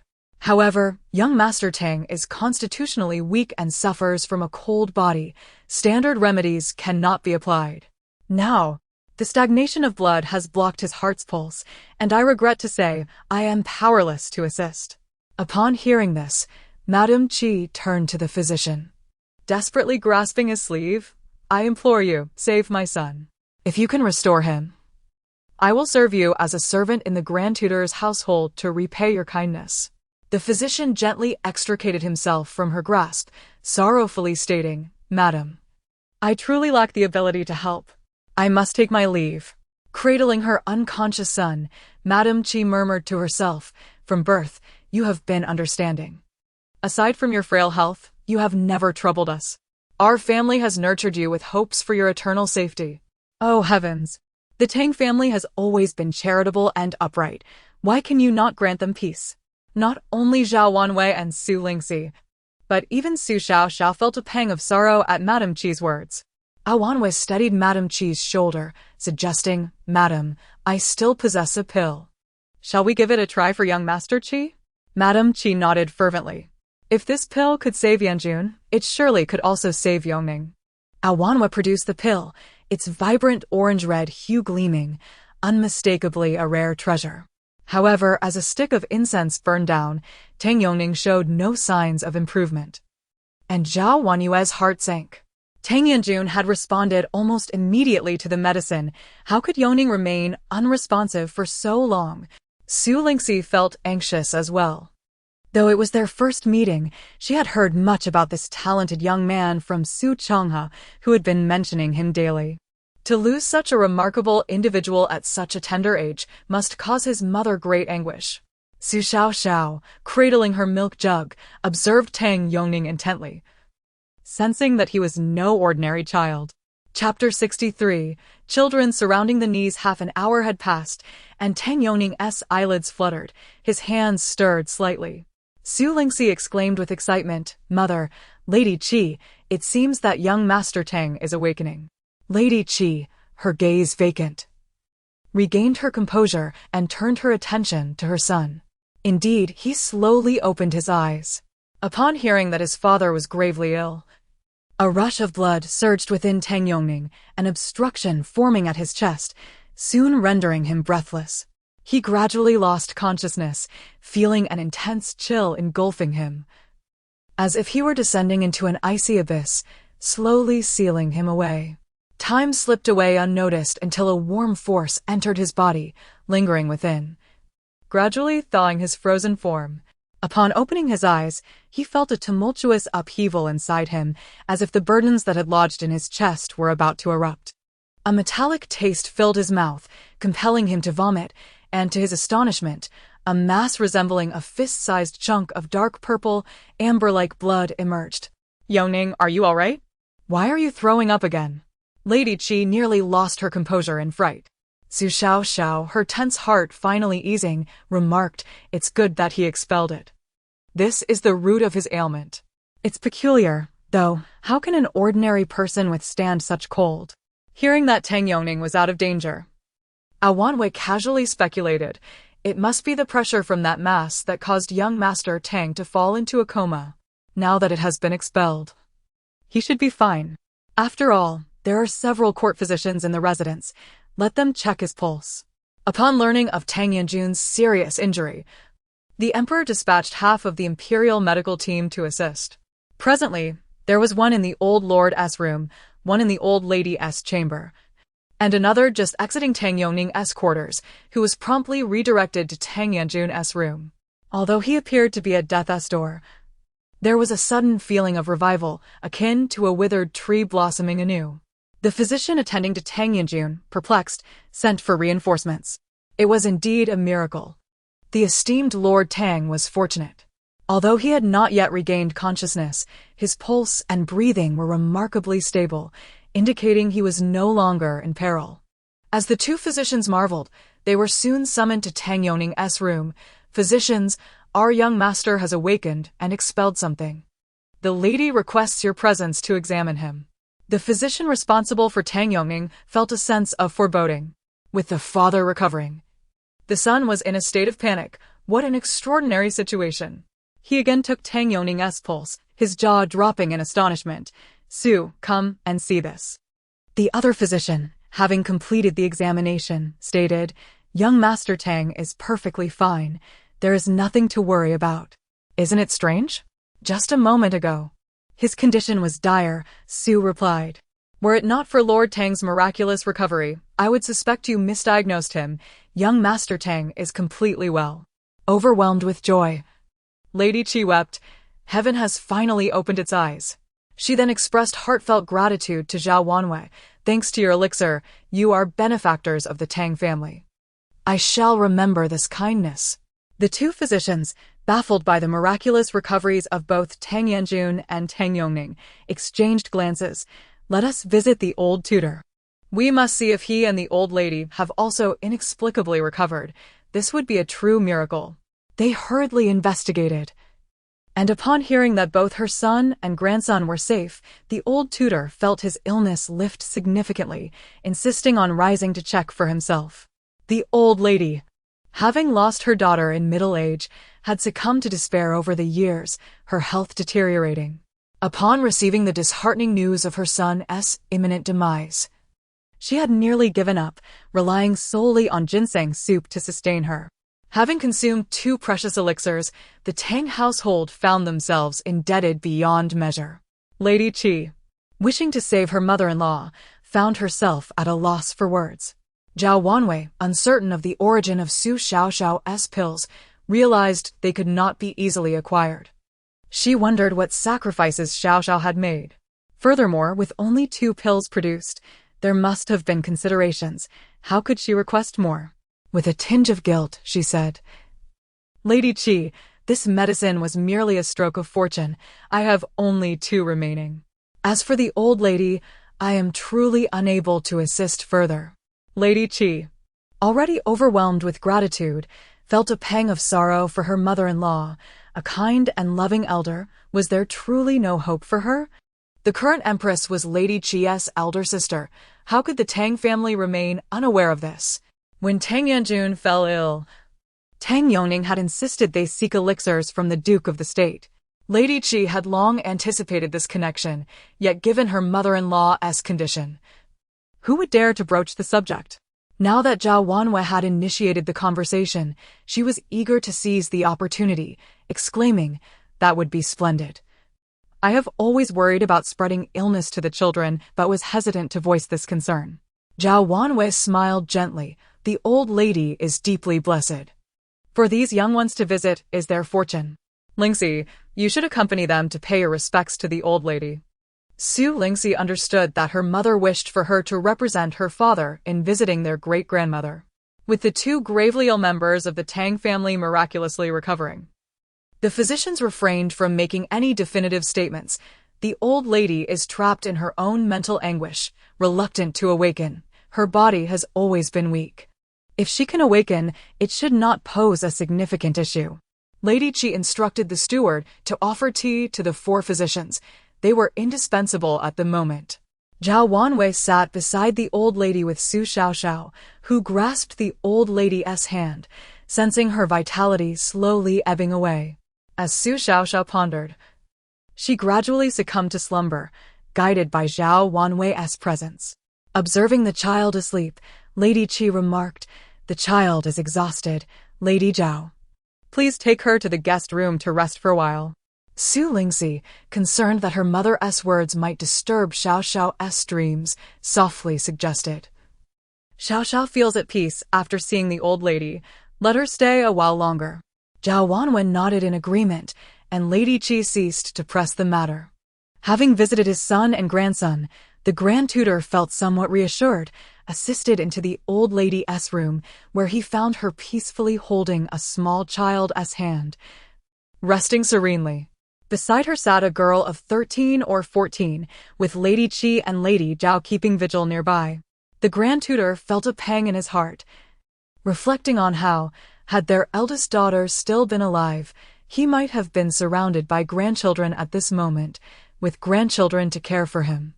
Zhao Wanwei and Lady Qi hurried to pay their respects, but were halted by the grand tutor's raised hand. A clever young servant brought a chair, allowing the grand tutor to sit beside the old lady, joining the others in their watch. Chapter 64. A direct seizure. Madame Tang wandered through the mist, her left hand grasping her daughter's and her right hand holding her son's. Yet, in the blink of an eye, the children had vanished from her side. She searched frantically, and at last she spotted her son galloping towards her on horseback. Panic-stricken, she shouted, "Be careful, slow down." But despite her pleas, her son fell from the horse, bloodied and broken. No matter how hard she tried, she could not awaken him, and soon both the horse and her son disappeared from view. Suddenly, from a distance, a faint whimper reached her ears. "It hurts, I'm so cold." Upon hearing this, the old lady recognized her daughter's voice. She followed the sound and called out, "Xiaoer, is that you?" The young woman looked up and smiled at her. Indeed, it was her beloved Xiaoer. Tears streamed down the old lady's face. The years had passed so swiftly, and all she could remember was her daughter's radiant youth. Xiaoer, I have missed you dearly. Have you come to take me with you? Xiaoer took her mother's hand and led her deeper into the mist. Xiaoer is gone, but your grandchild is well. He awaits the chance to call you grandmother. Though the child did not speak, Madame Tang could hear his voice. Is Xiaoer's child still here? The old lady trembled as she asked. Xiaoer glanced at the child, nodded at her, then waved goodbye to her mother and brother, vanishing into the fog. Xiaoer! The old lady cried out, suddenly jolted awake, rousing Su Xiaoxiao alongside her. Mother! Upon awakening, the old lady saw Qi Shi and Prince Gu Huayan watching her anxiously, along with Gu Huayan and two unfamiliar faces. In her hand, she still held the tiny hand of an infant. Madame Tang looked at Su Xiaoxiao, affectionately stroking her head. Child, you have saved me. Where is Yanjun? Has he awakened? Just then, a servant reported, the master has awakened, and his first words were to inquire after the old lady. Old Master Tang was already aware of the pill's circumstances and insisted on performing grand rites for Zhao Wanyu's family. Despite her futile attempts to dissuade him, Su Xiaoxiao pressed her temples, exclaiming, Grand Ancestor, this is not fitting. She is your granddaughter-in-law. If you bow to her, it will shorten her life. Gu Huayu was taken aback. If she was a granddaughter-in-law, did that not mean Su Bowen? He had no time to ponder further, urgently grasping the old master's arm, saying, Master, this is hardly a way to express gratitude. Madame Zhao is nearly frightened to death. And even the emperor would not have you kneel. Zhao Wanyu wiped the sweat from her brow, grateful for the prince's timely intervention. Your Highness, your blessings are profound. And with countless merits, this bow could bring misfortune to my mother. Wait a moment. Zhao's clan could hear Xiaoxiao's thoughts. But what of the Tang family? Observing the old master closely, she noted his serious expression. They have saved the Tang family, so a bow is certainly warranted. What brings you and why here? Given the old master's reaction, it seemed they could not hear, likely due to the distant blood ties. The emperor and empress are worried about you, so they sent us to check on you. Had it not been for our status, they would have come in person, Gu Huayu explained, his gaze fixed on Su Xiaoxiao, who had grown considerably since their last meeting. Come, let your elder brother embrace you, Gu Huayu said with an endearing smile. Su Xiaoxiao crossed her arms, puffed her cheeks, and turned her face away. Humph. It's been ages since you brought me any delicacies or even a trinket. How ungrateful. You think you can just hug me? Zhao Wenyu felt a pang of concern. After all, he was the prince. Thankfully, he could not hear her thoughts, or else the repercussions would be dire. The prince, aware of Su Xiaoxiao's displeasure, attempted to appease her.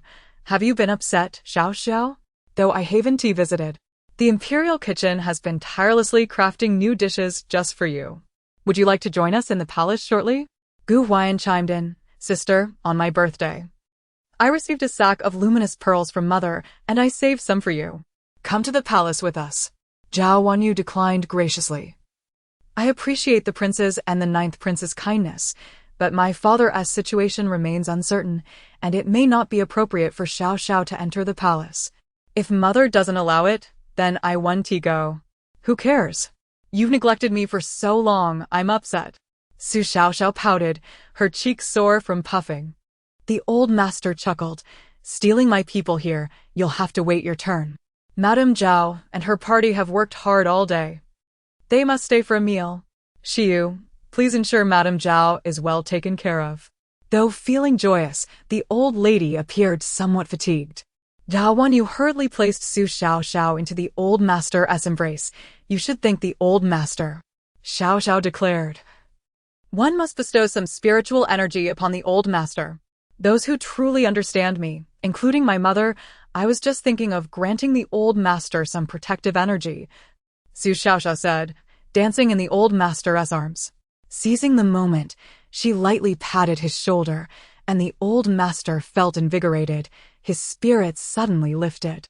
Seeing Xiaoxiao finish her antics, Gu Huayu swiftly took her away, declaring, Let Madame Zhao dine. Xiao Xiao is coming with me. Qi smiled helplessly. I thought the prince was composed. I didn't expect him to be so playful. The old master laughed heartily. The prince is indeed stable. Having someone to enliven him is a blessing. Dao Wanyu awkwardly smiled. So much has transpired at your esteemed residence today. Madame Qi must be exhausted. Lingxi and I shall not impose any further. Seeing Zhao Wanyu insist on leaving, the old master did not press her, acknowledging that today was not suitable for hosting guests. Then I shall not insist, Madame Zhao. Once my daughter-in-law recovers, I will personally visit to express my gratitude. Dao Wanyu offered polite refusals, and Qi personally took her hand to escort her out of the residence. My dear sister, today's generous provision of medicine was crucial in safeguarding the Tang family. Such kindness cannot go unacknowledged. In the future, should you require assistance, both the Tang and Qi families shall lend their utmost support. If I have neglected you today, I promise to personally express my gratitude another time. Zhao Wanyu dared not claim credit, knowing it was Xiao Xiao's merit. She merely stated, the medicine was serendipitously acquired, and it seems it was meant for this day. Ultimately, it is the accumulated merits of the old master and the old lady over the years that have granted me this fortune. Chapter 65. Playing along, Suxioxio could hardly fathom that she had been taken away by Gu Huayu. While she missed the exquisite dishes of the palace, she was a girl of principles. As soon as she boarded the crown prince's carriage, she began to wail. Am I so easy to bully just because I'm a child? You promised to bring me delicious food every day, and it's been ages since I've seen any. I must cry to scare you. Gu Huayu glanced at the tearless Suxioxio, a slight smile gracing his lips as he remarked with feigned regret, it seems that Xiao Xiao truly does not wish to go. What a pity. For the imperial chef has prepared roasted pigeon and venison today. Shall we return Xiao Xiao to Madame Zhao and let little Gio enjoy those delicacies instead? Upon hearing this, Suxioxio's cries abruptly ceased. Roasted pigeon? Venison? I've never tasted those. They say dragon meat is in the heavens and venison is on the earth. It must be delicious, right? Anxiously, she pleaded, I was just pretending to cry. I won't cry anymore. Take me to eat roasted pigeon. Gu Huayu showed no signs of stopping.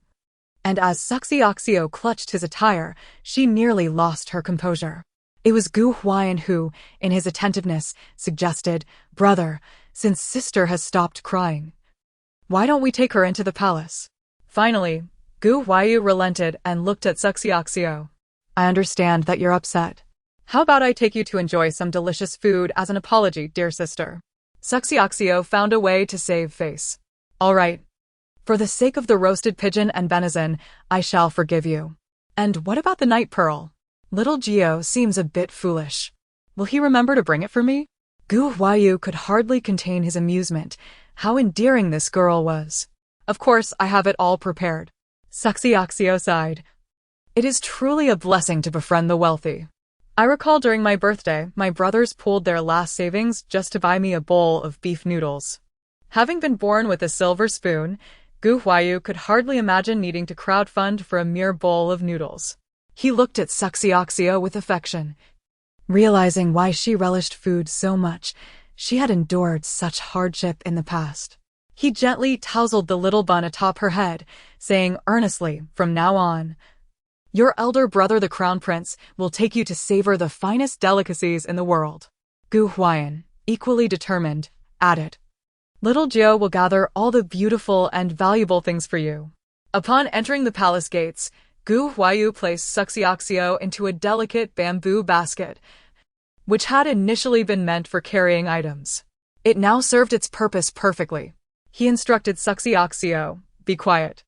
I will take you to the Hall of Governance to meet father. Gu Huayan questioned curiously, why sneak sister into the palace? To prevent any ill-intentioned individuals from discovering her. Gu Huayu replied succinctly. To little Gio, this explanation sufficed. Emperor Xiaoda's eyes sparkled with delight. So you have seen Xiao Xiao. How is she? Has she grown taller? It's all those scheming rascals' fault that I must be so cautious about bringing Xiao Xiao into the palace. Seeing his father's irritation, Gu Huaiyan approached with a grin. Father, my brother and I have brought you a gift that you will surely love.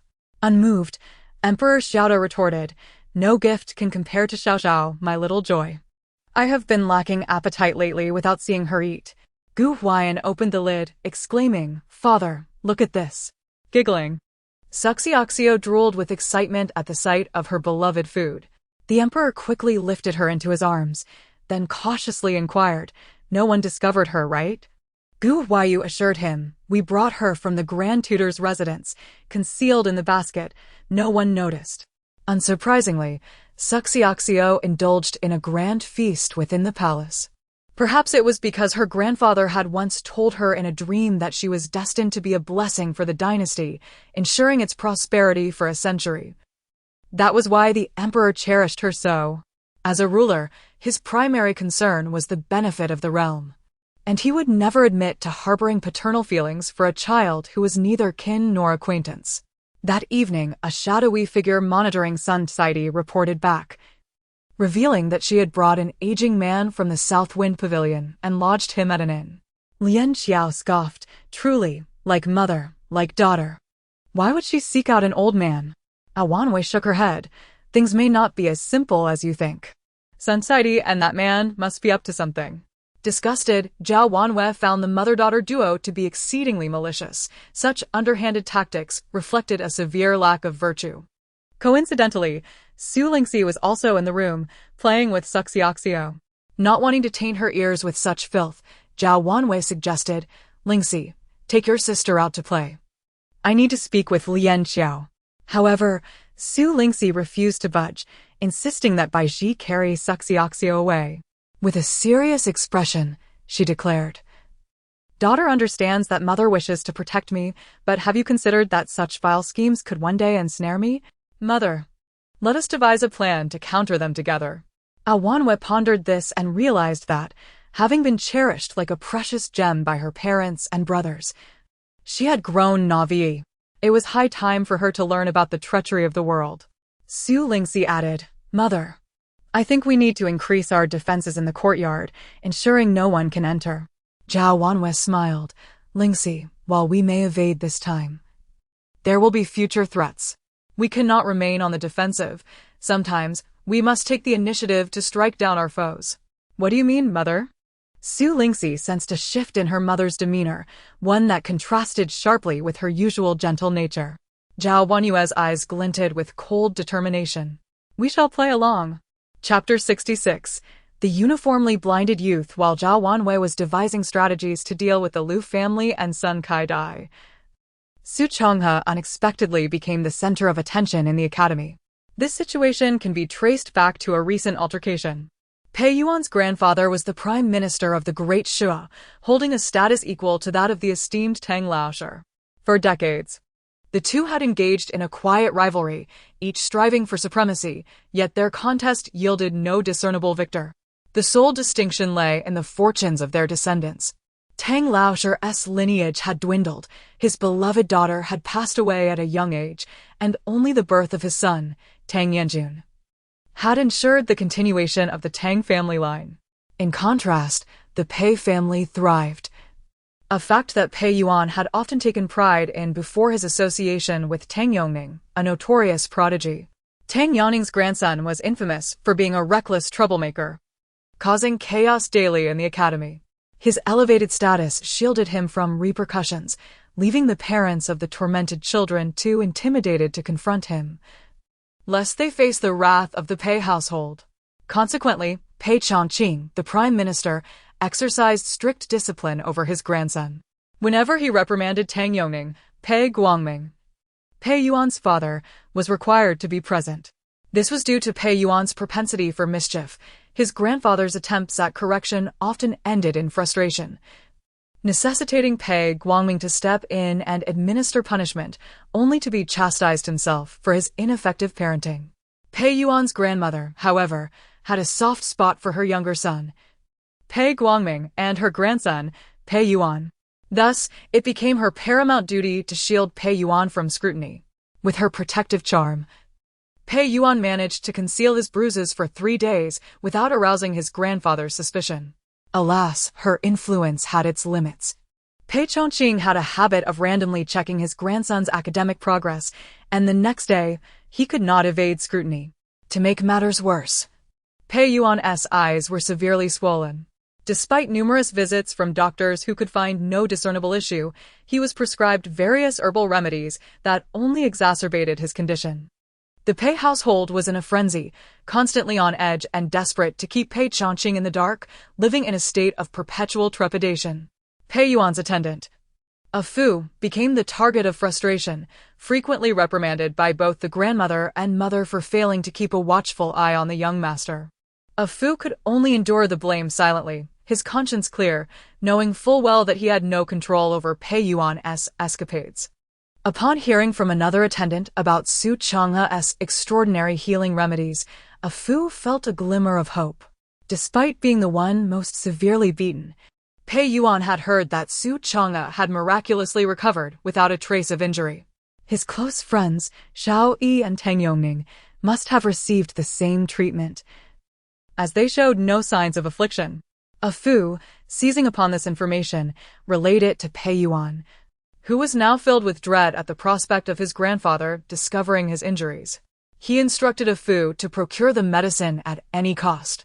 A Fu, with a grimace, replied that he had already approached Su Chang'e, who insisted that anyone seeking the medicine must personally visit him at Wuli village the following morning. Pei Yuan was reluctant, but the thought of losing his life overshadowed any embarrassment. Bowing to Su Chang'e was a small price to pay for survival. Thus, he locked his room and climbed out of the window.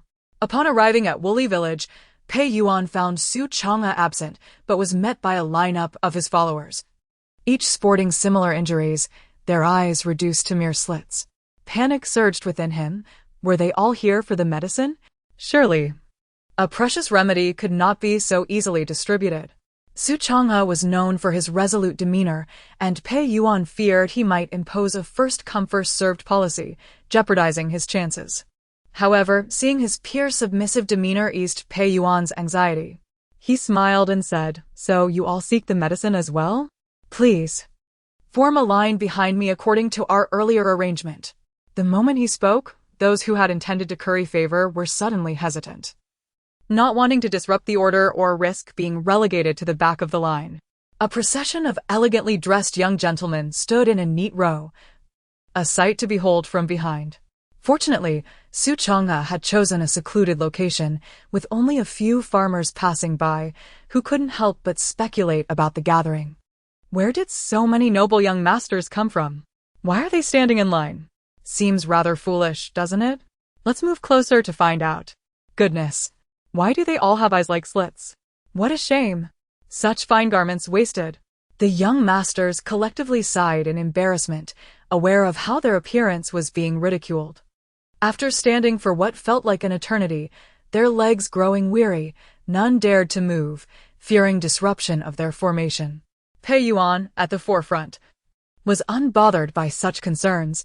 He occasionally shifted his stance, unintentionally causing the line to sway, attracting the attention of several curious onlookers. Finally, Su Chang'e arrived, accompanied by Ji Xiong, pushing a small cart. The crowd's spirits lifted, for the presence of a cart indicated a plentiful supply of remedies. However, as they drew nearer, confusion set in.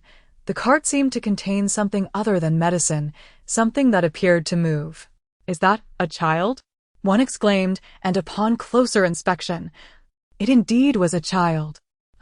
Su Chang'e is teasing us once more. Chapter 67. Black sesame pills. Pei Yuan and his companions endured a long wait, becoming the subject of amusement for others as they failed to encounter the miraculous elixir. Their frustration reached a level that words could scarcely articulate upon seeing Su Chang'e, breathless and pushing a small child along. They clenched their fists, yet remained resolute, refraining from action. Su Chang'e glanced at them with disdain. "Why are you all waiting for me? You could have chosen a less peculiar appearance." Their faces were already shameful enough, and to sport such flamboyant looks was truly embarrassing. Pei Yuan, reminded of his irritable grandfather, quickly dismissed the sting of Su Chang'e's remarks. Taking a deep breath, He inquired in a congenial tone, Su Changhe, have you brought the medicine? How much for each pill? Su Changhe pointed to the large gourd at Ji Xiang's waist and proclaimed, there's plenty of medicine. But I'm not selling. If you want it, you must agree to one of my conditions. This statement elicited gasps from the crowd. As young masters accustomed to wealth, they preferred straightforward transactions, money for goods, a clear exchange without debts. The notion of negotiating terms was unsettling, especially when the one proposing it was Su Changhe. Known for his sharp tongue, Pei Yuan's voice trembled slightly. What condition? Su Changhe nonchalantly replied, it's nothing too significant. My father has encountered some troubles, and our household, once bustling, is now deserted. I fear for my mother's spirits, so I would appreciate it if your mothers could visit our residence, share some tea with her, and bring a bit of cheer. Is that all? Pei Yuan found it hard to believe. An astute observer interjected, Su Changhe, that seems a bit unreasonable. Your father has fallen from grace. If the emperor and the crown prince are not visiting, who would dare to do so? Anyone who does would be opposing the emperor.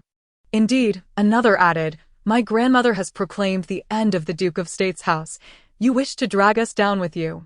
You're overthinking this, Su Changhe retorted. Tang Taisher is aware, and his daughter-in-law, Madame Qi, intends to visit as well. My mother enjoys company. I merely wish to uplift her spirits. Of course, if you prefer not to, that's your choice. Those willing may collect the pills from Ji Xiang, guaranteed to cure. Pei Yuan hesitated, knowing the long-standing rivalry between Tang Taisher and his grandfather. He felt inadequate. Attending would mean enduring the disdain of Madame Qi. However, if his grandmother went, it would be different. As the matriarch, her presence would command respect, and she might be grateful to the one who healed her grandson. Pei Yuan contemplated the implications. Meanwhile, someone had already approached Ji Xiang for the pills. His father, a minor official, would consider a visit to the Duke of State's residence a tremendous honor. His mother would be grateful for the opportunity. Ji Xiang, clutching the gourd, felt a pang of sympathy. His young master was being extravagant, giving away such precious items for merely a meal. Reluctantly, he produced a pill and handed it to a waiting individual, who eagerly swallowed it. Su Changhe looked at Su Xiaoxiao, silently praying, Sister, please don't falter at this critical moment. We agreed that once the black sesame pill was given, you would heal her. Heaven knows the effort it took for him to communicate with the usually silent Xiaoxiao. For their mother's sake, Xiaoxiao should not disappoint. After all, she had merely blown on her injury and had recovered.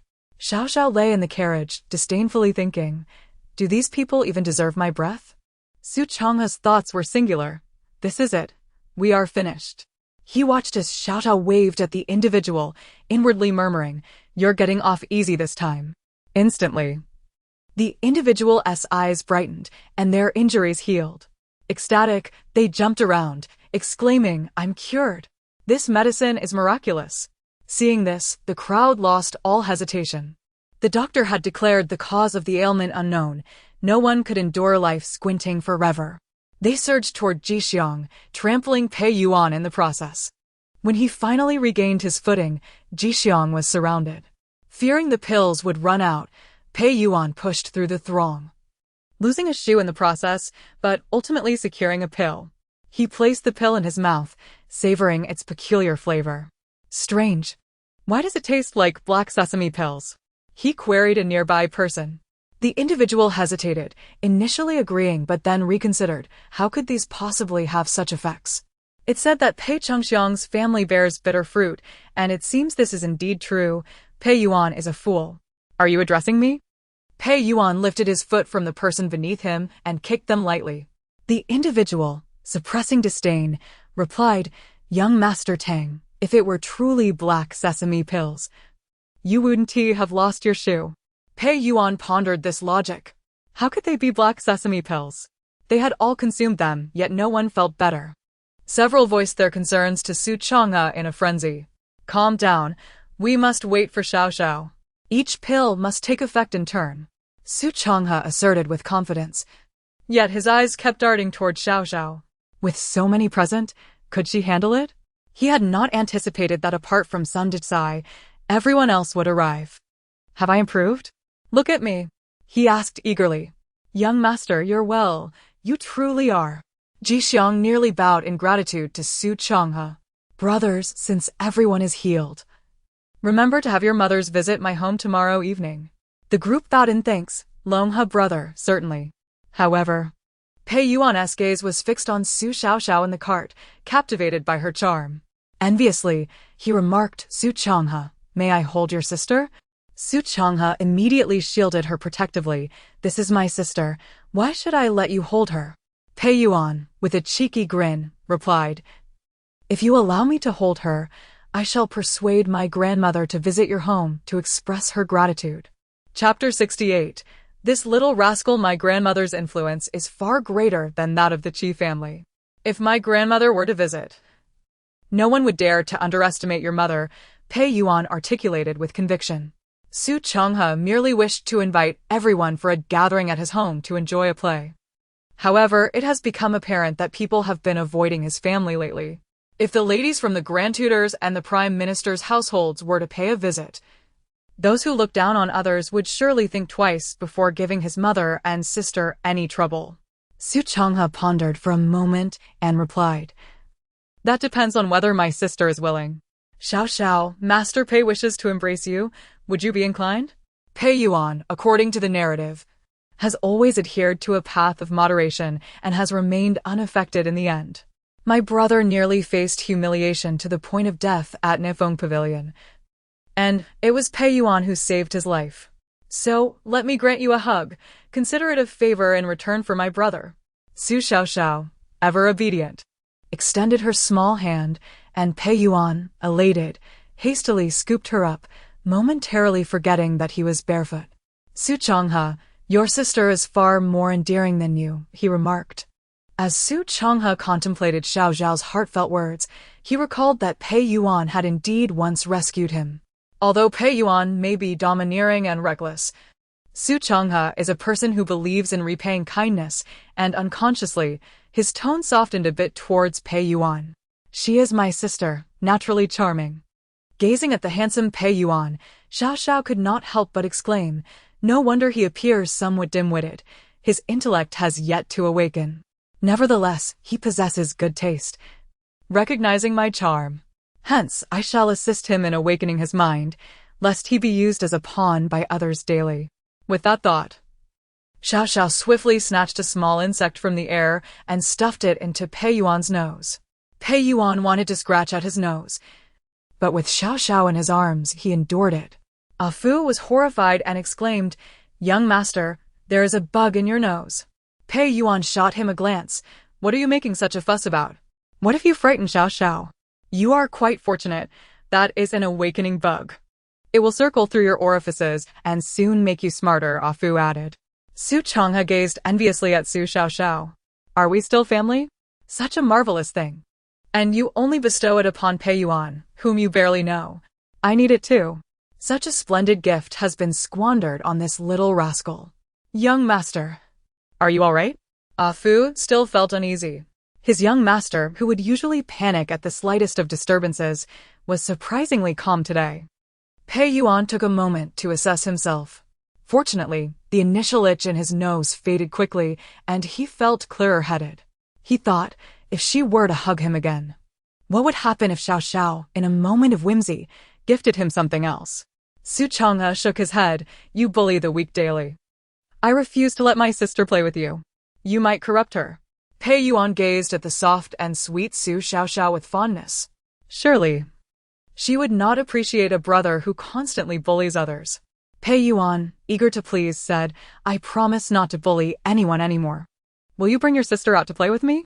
Su Changhe contemplated seriously, thinking, if you could truly amend your bullying ways, I would agree to this. He dared not enter through the front door nor even the side gate, opting instead to crawl through a dog hole with Ah Fu. The window of his room was still open. As Pei Yuan climbed onto Ah Fu's back and awkwardly entered the room, both his grandmother, Lady Pei, and his mother were present. Lady Pei was initially anxious. No matter how unworthy her son may be, he was still flesh and blood. She had endured considerable distress these past few days, and if Pei Chenxiang discovered that he had been fighting again, it would surely result in a severe punishment. The mere thought of it made her head spin. Lady Pei, resolute, pushed Pei Yuan towards the window once more. Yuaner, why not escape through that dog hole and hide for a while? I will bear the brunt of it with your grandfather. Pei Yuan cast a grateful glance at his grandmother. In critical moments, she was indeed a pillar of support. Without further ado, he swung one leg over the windowsill. Grandmother, I'm leaving now. Suddenly, the door was kicked open. You wretched boy, where do you think you're hiding? You haven't come to me for 3 days to check your homework. Have you grown wings? Pei Yuan found himself precariously perched on the windowsill, unable to decide whether to go up or down. Lady Pei glared at him. Look at what you've forced Yuan to become. He is sick and unable to open his eyes. How can he do homework? Pei Chenxiang glanced at his wife and, exasperated, replied, Pei Yuan is obstinately foolish. It's all your indulgence. His illness has left him unable to open his eyes, yet I see you are blind yourself.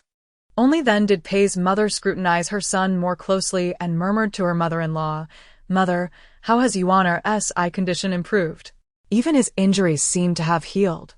Lady Pei observed closely and indeed found that her grandson bore no marks of injury on his face, and his eyes had regained their brightness, even appearing more spirited than before his ailment.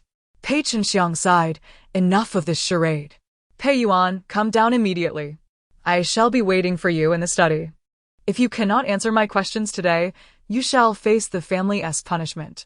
With that, he swept away dramatically, leaving a scene of chaos. Grandmother, Pei Yuan cried, tears threatening to spill. After Pei Chenxiang left, Pei Yuan's father, having been to see him, strode in and kicked him, calling for grandmother is useless.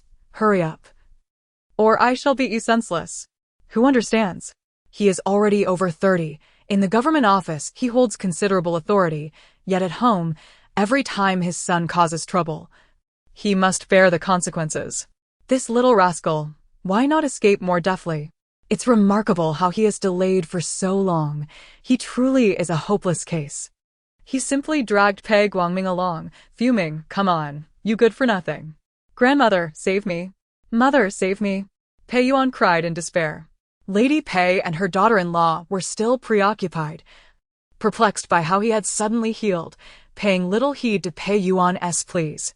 Mother, this is truly bizarre. I thought Yuan would be disfigured, yet he is well.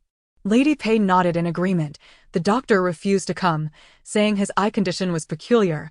How has he recovered? Pei Yuan surrendered to his fate, feeling certain that he must have been adopted. Chapter 69. Is there any left? Pei Yuan was thrown out of the house by his father. He stumbled to his feet, quietly wiping off the hay and mud he had accumulated while crawling through the dog hole, and made an effort to smooth out the wrinkles on his clothing, only to realize that he was wearing only one shoe. The other had been lost during the scuffle for the pills. What are you dawdling for? You'd better perform well today. Pei Guangming was even more anxious than Pei Yuan. He had arranged to meet his colleagues for drinks and would be the subject of ridicule if he failed to show up again. With his head hung low, Pei Yuan entered the place he dreaded even in nightmares, his grandfather's study. Grandfather, Pei Yuan spoke, his heart filled with trepidation. The anger of the Prime Minister had dissipated significantly along the way. He had been trying to self-soothe, thinking that with so many descendants, it was quite normal for one or two to be lacking in talent. Fortunately, he was still vigorous, and that unique offspring from old Tang's family was indeed remarkable, albeit frail. Regardless, he felt he had triumphed. He would rather compete fiercely with Tang Taisher's numerous progeny than feel he was abusing his authority. He habitually picked up the ruler and tapped it lightly against his palm. What has the sage taught recently? To review the old and learn the new, Pei Yuan replied. Means we must revisit what we have learned before and glean new insights from it. Such a person is fit to be a teacher. Upon uttering this, Pei Yuan shivered. How could something so simple have seemed so obscure before? The Prime Minister hesitated for a moment, contemplating whether to leave well enough alone to avoid further frustration.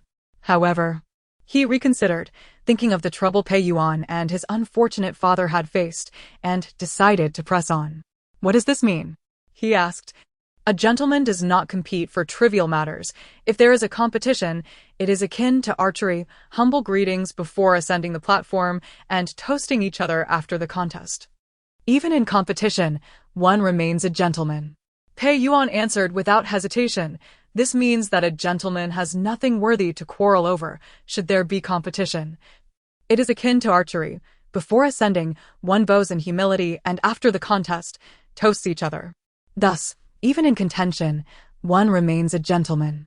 The Prime Minister's ruler fell to the table, his eyes wide with astonishment. Who taught you this? Pei Yuan was perplexed. Naturally, it was the sage.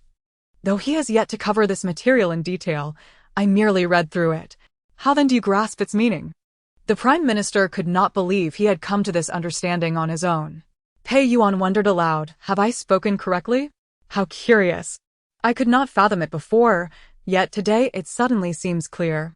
Seeing his bewilderment, Pei Yuan surmised that he had merely stumbled upon the right answer at a critical moment, and stated solemnly, You, my boy. Knowing what you know and not knowing what you do not know, that is true knowledge. The Prime Minister eagerly pulled Pei Yuan closer, tears of joy welling in his eyes. Yuan, you have finally grasped it. Ha ha ha, smoke is rising from the ancestral grave of the Pei family.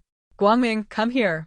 Pei Guangming, who had been anxiously pacing at the door, nearly fell over in surprise. What a name to have, Guangming.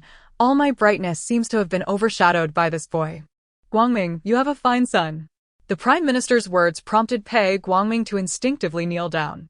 Father, please do not be angry. It is my failure in teaching. I willingly accept punishment. Pei Yuan covered his eyes, peeking at his father through his fingers, wondering why he was kneeling for no reason when his grandfather had not yet expressed anger. Such an act was wasted and would have to be repeated later. The Prime Minister looked quizzically at his son. Why are you kneeling? A man's knees are worth gold. This must be fear of your wife's influence. Pei Guangming dared not reply, his heart in turmoil. Is it fear of my wife that leads to success? I fear not only her, but also my father. The Prime Minister, unusually gentle, said, Why are you still kneeling? Today is a joyous occasion. Pei Yuan answered remarkably well, at 10 years old. You could not have tackled such difficult questions. Pei Guangming stood up, trembling. He answered well? Father, you cannot be serious. He has always found it safer to remain kneeling, lest his knees buckle. The Prime Minister affectionately placed his arm around Pei Yuan's shoulder. Tell your grandfather, why the sudden improvement? Truly, it feels as if 3 days apart has made me see you in a new light. It merely means that 3 days apart. Pei Yuan interrupted. No need for further examination. Today has sufficed, and we may reserve more for tomorrow. The late-arriving Lady Pei and the younger Lady Pei were taken aback by the scene before them. Lady Pei patted her daughter-in-law. Ling, am I seeing things? How can your father be so close to Pei Yuan? The younger Lady Pei rubbed her eyes again, confirming the scene was indeed real. Mother, are we witnessing a ghost today? One strange occurrence after another. Lady Pei shot a disapproving glance at her daughter-in-law. I see you resemble a ghost. Your father must have preemptively subdued Yuan to prevent him from escaping. The younger Lady Pei found her mother-in-law's reasoning quite sound and replied, Then you must hurry. Otherwise, your grandson will be in trouble again. Do I need you to remind me? Lady Pei shot her daughter-in-law a look before hastily moving forward, with the younger Lady Pei quickly following. Pei Yuan was lost in thought, pondering how he had suddenly become so clever. Could it be due to being beaten by Su Changhe? Unlikely. Until this morning, his mind had still been buzzing, and he was fortunate not to have been rendered dull. Yes. After taking that pill this morning, not only had his injuries healed, but it seemed his mind had also sharpened. Previously, he had no idea how to crawl through the dog hole. Each time, his grandfather had caught him at the main entrance. Pei Yuan exclaimed, It must be because I took the magical pill from Su Changhe. It surely is. Do you have any more left? Both the Prime Minister and Pei Guangming asked in unison. Chapter 70. The ancestral tomb is emitting smoke. Pei Yuan gazed incredulously at his grandfather and father. What are you thinking? The father-son duo soon realized their own greed. The fact that their grandson could possess even a single piece of such a treasure was already a stroke of good fortune. Pei the Prime Minister felt a twinge of regret, thinking, old Tang's son and grandson have both received one. This round, I have lost. Pei's grandmother kicked him lightly, exclaiming, at your age, still acting like a child. What do you even have to compare with Tang Taisher? Greed leads to ruin. Pei Yuan wholeheartedly agreed, recalling his grandfather's earlier lesson that a gentleman does not engage in rivalry. You should not only have shown respect to Tang Taisher before the contest, but you haven't even spoken to him properly in ages. That hardly embodies the spirit of a gentleman. Pei Guangming felt his moment of hope extinguished by his son's harsh words. You little rascal, why bring up such things?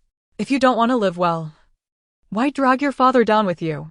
What use is your tongue after decades of grievances? The Prime Minister's expression darkened, and Pei's grandmother delivered another kick. Look at you. Even your grandson is more enlightened. Because of you, how many years have I not seen Tang's matriarch? After receiving a reprimand, Pei the Prime Minister became more subdued and sought a way out. Indeed, Yuan has gained insight and can apply his learning. My dear, the smoke from our ancestral tomb signifies a time for ancestral worship. Yes, ancestral worship. Finally, Yuan won't be punished anymore. Pei's grandmother, exhausted from her daily duties, felt a sense of relief. Not so fast. Pei Yuan interjected repeatedly. I promised Su Chonghe that my grandmother would visit their home tomorrow to express gratitude. We should conduct the ancestral worship afterward. His voice grew softer, realizing he was pushing his luck. The Prime Minister nodded approvingly. Such a significant matter warrants thanks. I've heard the Tang family will also be attending. We must not fall behind. Linger, you should accompany your mother. Pei's grandmother sighed, feeling exasperated by her husband's relentless competitive spirit. I cannot believe this old man. I've heard the medicine is extremely precious and can cure numerous ailments. Yuan's injuries have healed, and his wits have returned. Indeed, we must express our gratitude, and not just casually. With a decisive wave of her hand, Pei's grandmother instructed, Linger, come with me to the storeroom and find some suitable gifts. Tomorrow, we shall visit the Duke of Zhen's residence to convey our thanks. Pei Guangming felt a sense of pride. His son had finally made something of himself, and he would no longer face punishment from his father. Joy filled the air. Master, auspiciously reminded, you're healed, and tomorrow, you must return to school. You still have 10 passages of the Analects to memorize. At the Duke of Zhen's residence, Su Xiaoxiao was engaged in a battle with the jerky sent by the Crown Prince. It was undeniably fragrant, yet quite tough, and she had been gnawing on it all morning, uncertain if any had actually made it into her stomach. Lian Xiao remarked, the Imperial Kitchen is truly exceptional. It specializes in delivering food that is both visible and tangible yet remains just out of reach, making it perfect for the third young lady. Awan Yu observed her daughter, whose face was smeared with drool, and smiled indulgently. This child, unable to speak properly, has already developed such habits. What will become of her in the future? With her hands full of jerky, Su Xiaoxiao could offer no protest, merely thinking to herself, no. I have always loved food and wealth, and now I also adore my mother. I will not become unruly. Zhao Wanyu chuckled, appreciating her child's thoughtfulness. What news is there from the other side? Lian Xiao replied, the matriarch has scheduled a banquet for tomorrow evening, and the second lady is preparing the feast. I expect her to visit us shortly. As anticipated, Lu Shi arrived not long after. In just 6 months, she appeared considerably aged. Since Zhao Wanyu entered the household, she had not had to concern herself with anything. Every matter was meticulously managed, and Zhao Wanyu's dowry shop was under her careful guidance. Supporting Sun Kai Dai and her family, Zhao Wanyu had been diligently attending to domestic affairs, and the two women standing together looked more like sisters than mother and daughter-in-law. In contrast, Zhao Wanyu, who had previously been sheltered from domestic chores, had taken on the responsibilities of managing the household, effectively revitalizing the once declining marquisate. While she had become somewhat haggard, her marriage was harmonious and her children well-behaved. Her spirit and appearance had even improved since her wedding day. The stark contrast left Lu Shi fuming, standing beside Zhao Wanyu. Sun Kai Dai resembled a maid next to a young lady. Zhao Wanyu smiled warmly. "Mother, what brings you here?" "I thought you might be disturbed by the noise, so I did not dare to visit you to avoid causing disruption." Lu Shi feigned a smile. "You are busy with the children. We are family and do not require such formalities. I have come to discuss something important. Ling Shi is no longer a child, and the marriage proposal from the Duke of Dun's residence has been withdrawn. We cannot keep delaying matters for her. Tomorrow evening, I've invited some old friends over for tea. Please bring Ling Shi along to meet them. Perhaps someone among them will take a liking to her." Zhao Wanyu internally scoffed. Knowing the caliber of guests Lu Shi would invite, it felt as though she were merely setting a trap for her. However, she maintained a facade of gratitude. "How thoughtful of you, Mother. As it happens, Madame Qi from the Taisha residence will also be visiting tomorrow, so we can have a gathering." Lu Shi smiled with feigned sincerity. "Wonderful. The more, the merrier. It has been ages since our household has been so lively. More people mean more excitement. Just wait until you see Madame Qi. You'll find it impossible to clear your name once you are in her presence." Zhao Wanyu replied docilely. "Should I prepare a few more dishes?" Su Changhe rushed in. "Mother, merely adding a few dishes won't suffice. Some of my classmates' mothers have also said they will come to our house tomorrow." Zhao Wanyu felt her eyelids twitching. "You little rascal, have you stirred up trouble again? Why are they coming here?" Su Changhe hurriedly denied it. No. I just helped them with a small favor. Their mothers want to thank you for your excellent parenting skills." Wanyu felt uneasy. There was something about his words that did not sit right with her. Lu Shi recalled Sun Kai Dai mentioning that Su Changhe had gotten into a fight with the entire class. Wasn't he that trouble? This was a perfect opportunity for them to see the consequences of poorly laid foundations. She chimed in. "Wanyu, what are you saying? Guests are guests. Even if they come seeking trouble, can we really turn them away? With Bo Wen's incident, everyone has been avoiding us. This is a chance to lighten the mood." Wanyu obediently replied, "I will follow your wishes, Mother." Chapter 71. A convergence on a narrow path on the following day. The Duke of Town's residence prepared a lavish banquet early on, and several ladies acquainted with Lu arrived as promised. Lu's maternal family was of little consequence. She had initially been a concubine, only elevated to the status of the principal wife after the demise of the legitimate wife and the birth of her son. Consequently, the prominent ladies of the capital looked down upon her. The few she invited were all from humble beginnings, and though they had not been in touch for years, they felt obligated to attend, albeit with a sense of dissatisfaction.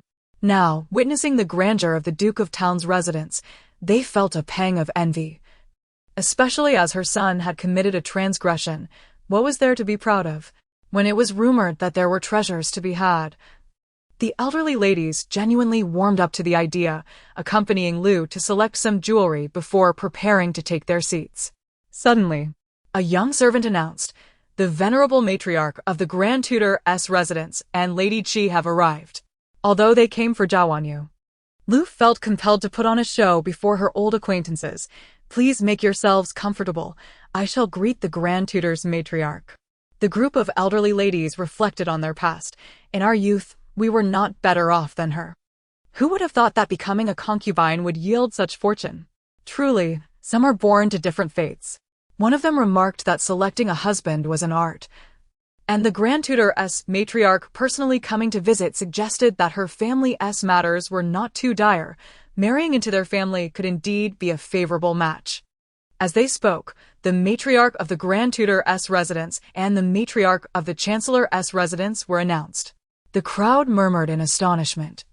These two had never been seen together at any gathering apart from court banquets.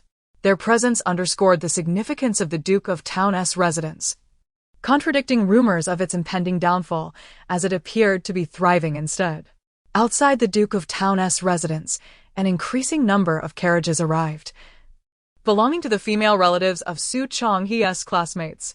Having heard that a miraculous remedy from the Duke of Town had cured her child's sudden ailment, they insisted on expressing their gratitude.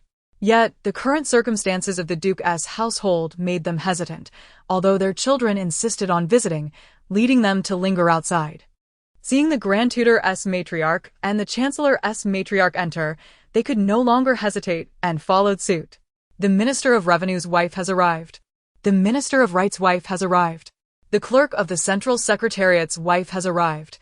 The young servant at the entrance nearly hoarsed his voice from calling out the arrivals.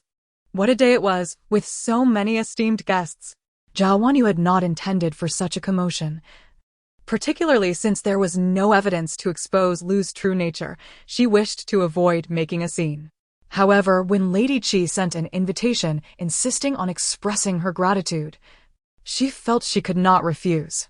Changhe mentioned that classmates' families would be attending, but she had not anticipated such an impressive turnout, including the Chancellor's wife and many other distinguished ladies.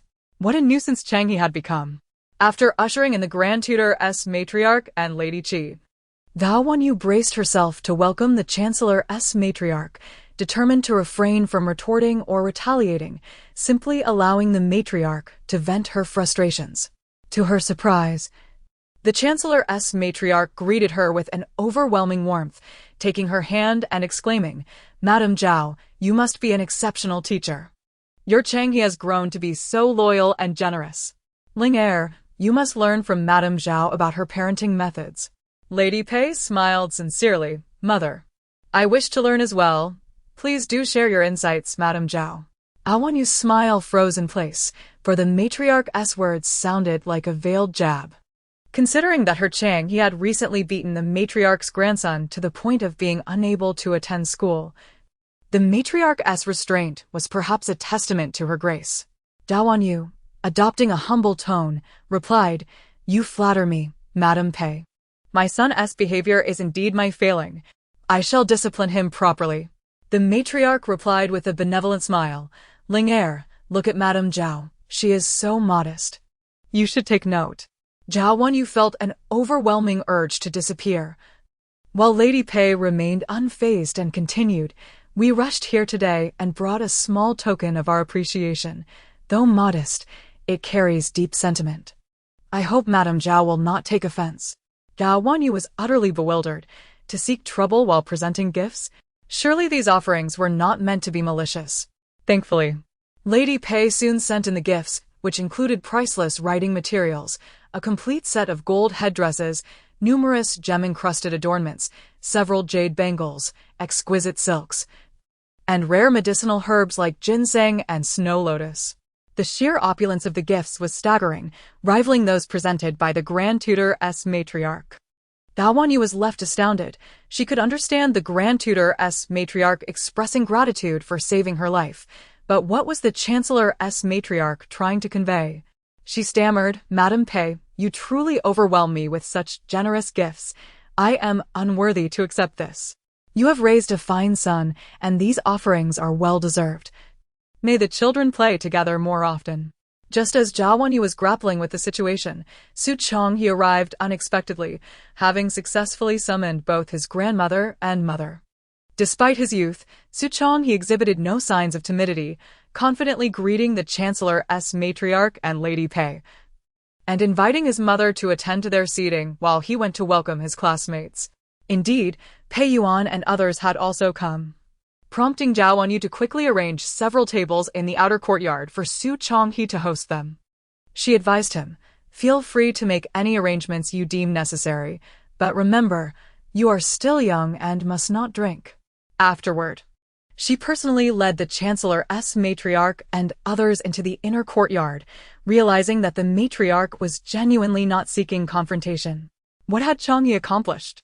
Meanwhile, the Grand Tutor's matriarch was engaged in conversation with Lu when she saw the Chancellor's matriarch approach, her expression stiffening as if confronted on a narrow path.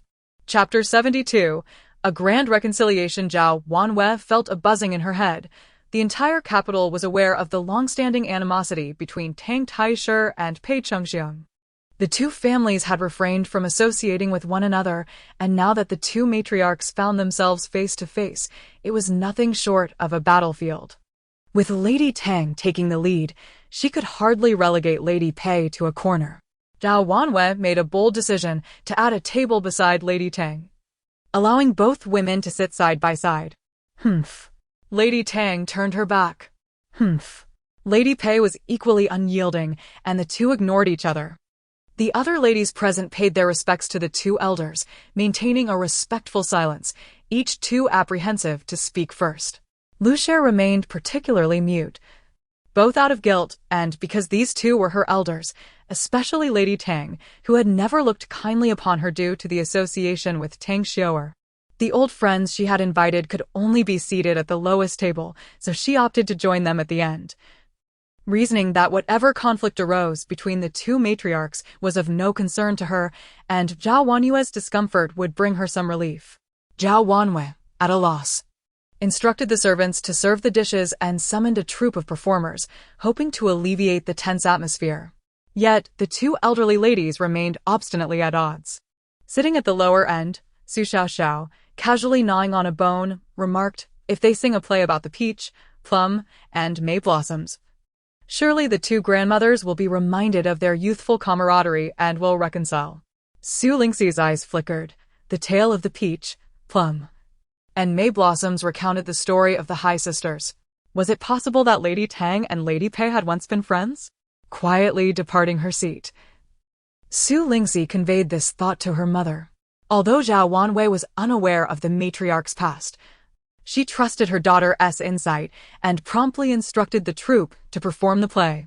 As anticipated, when the lead actress began to sing, both elderly ladies were drawn to the stage, and as the performance progressed, Lady Tang even produced a handkerchief to dab at her tears. Lady Pei, too, felt her eyes welling up as she coldly remarked, "Who are you putting on this emotional display for? If one did not know better, they might think you were deeply sentimental." Lady Tang was undeterred, raising an eyebrow. "If I were not sentimental, I would not have forgotten my past sisters after marrying. Back then, we swore that men would come after our sisters, yet here you are, having turned your back on me after marriage." Lady Pei exploded. "How dare you speak of turning your back? It is you who has disavowed our friendship. I sent you countless invitations, yet you refused to see me." The more Lady Tang reflected, the more incensed she became. "You may have invited me on the 1st of the month, but I waited for you at Dafu Temple for 3 days without a word from you. Even if Tang Lu triumphed over your Pei-san in the imperial examination, that is a matter for the men. As sisters for so many years, do you truly have such a heart of stone?" Lady Pei was perplexed. "Dafu Temple? When did you tell me you were waiting there?" "I was too preoccupied with the examination results to celebrate with Pei Lu and had Autumn Ling send you a message that I was at Dafu Temple waiting for you. When you did not arrive for 1 day, then 2, I intended to visit the Pei residence, but you sent Autumn Ling with my gift, telling me you never wished to see me again." Now, recalling those words, Lady Tang felt her heart constrict. Autumn Ling had claimed you no longer wished to meet.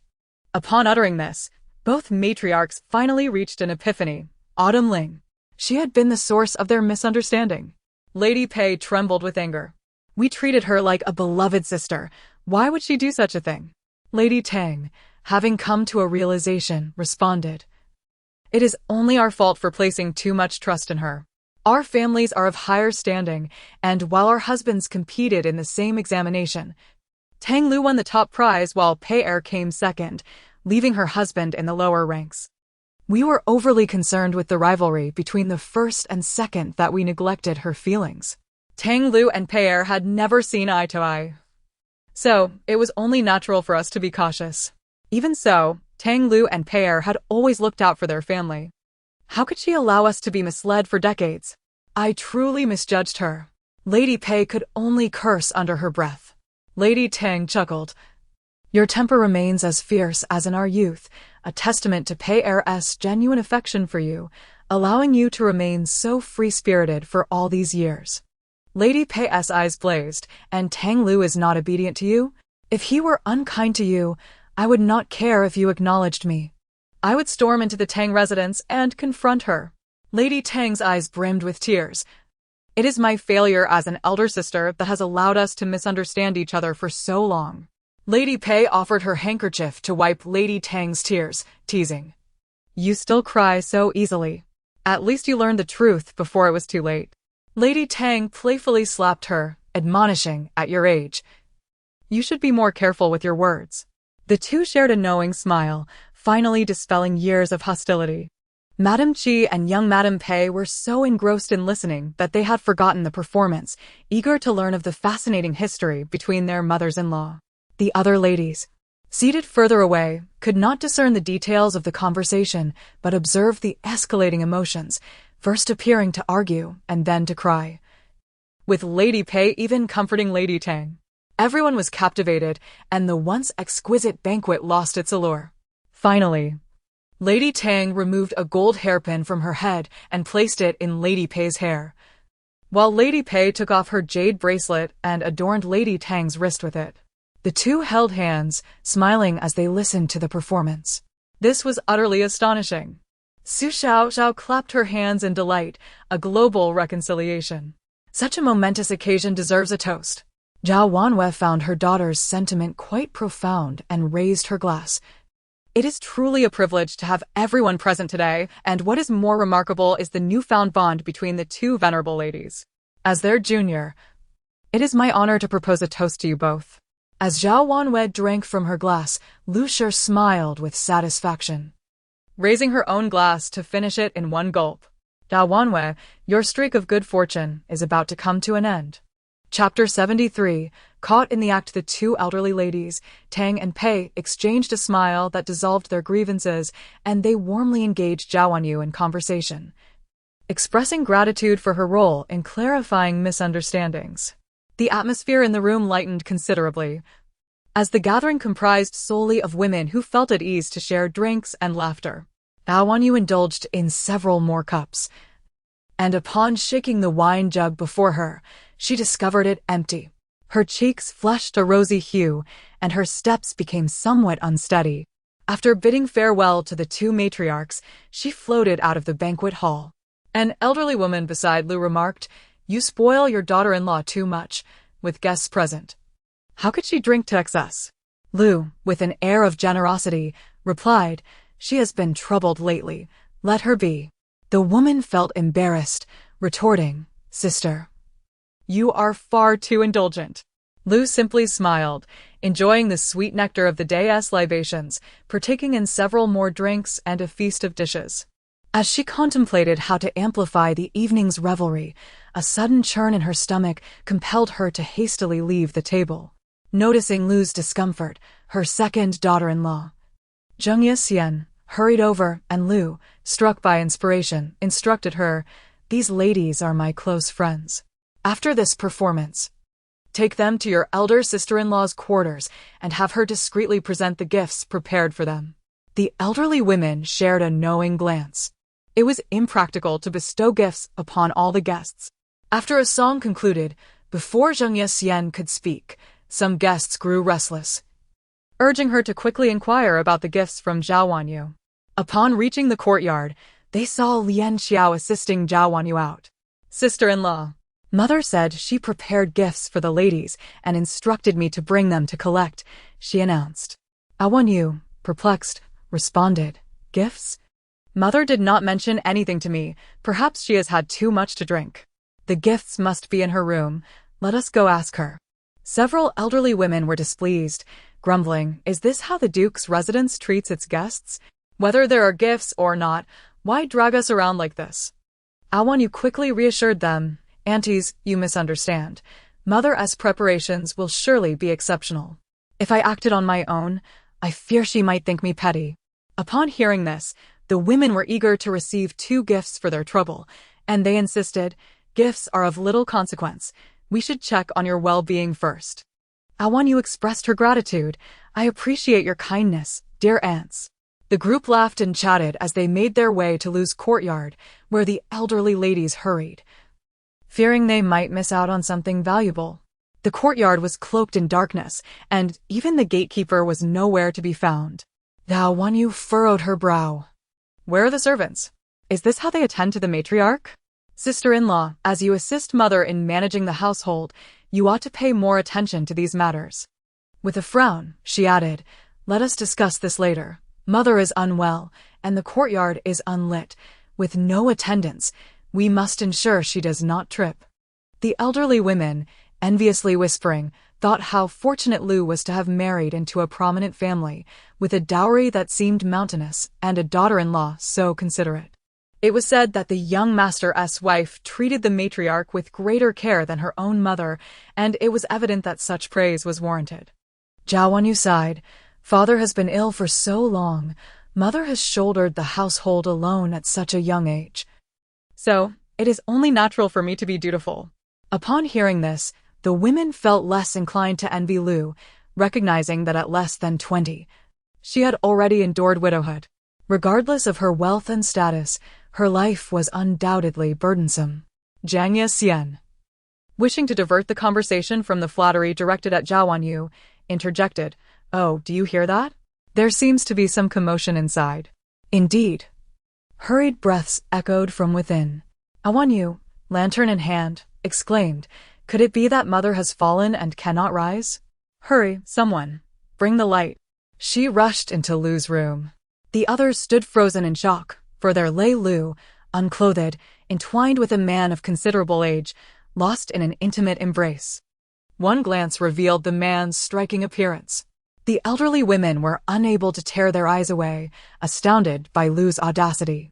Zhao Wanyu, astonished, questioned, "Mother, what are you doing?" Lu, suddenly aware, felt a rush of clarity, realizing the absurdity of her actions. She had intended to confront Zhao Wanyu, but found herself entangled in this scandal. Uncertain of how this man had come to be there, she felt a surge of vitality, abandoning all restraint. In a moment of impulsiveness, Lu pushed the man away and shouted, "Get out, all of you." Bai Ji rushed in. Panic-stricken, "Madam, it's terrible. We discovered 2 people in compromising positions in the old lady's chamber." Hearing the commotion, Lian Xiao remarked, "The madam drank too much and insisted on visiting the old lady. There must be something amiss." Concerned for Zhao Wanyu, both Tang and Pei hurried to check, and the guests dared not linger, hastening to Lu's courtyard. They arrived just in time to see Sun Kai die and a man in disarray, while Lu hid beneath the covers, too ashamed to show herself. Lu, in a frenzy, cried out, "Zhao Wanyu, you plotted against me." Zhao Wanyu, feeling wronged, replied, "Mother, I am aware of your struggles over the years. Father has remained unconscious, and you have sent him to a distant estate. Yet today, with so many esteemed guests, you should have exercised some restraint. We must consider the dignity of our Duke's residence, as well as the reputations of Bo Wan and the children." Her words underscored Lu's long-standing indiscretions, alluding to how the Duke had been sent away to recuperate merely to relieve Lu of her obligations. The seemingly glamorous life of Lu was revealed to be fraught with scandal. Chapter 74.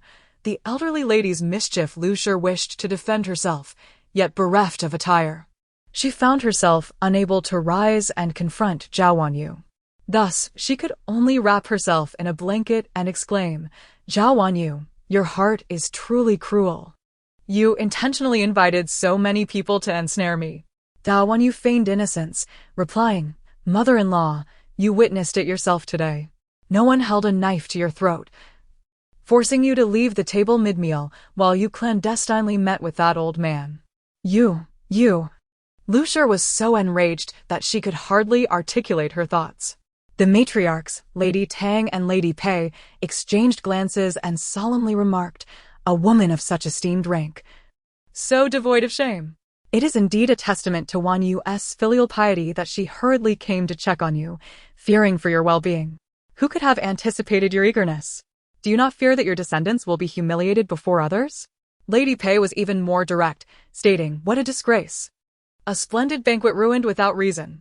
The truth of this matter is as clear as day. Since I am here, I shall ensure that no innocent person suffers unjustly." Lu Shi, hasten to don that garment of modesty. You are a disgrace.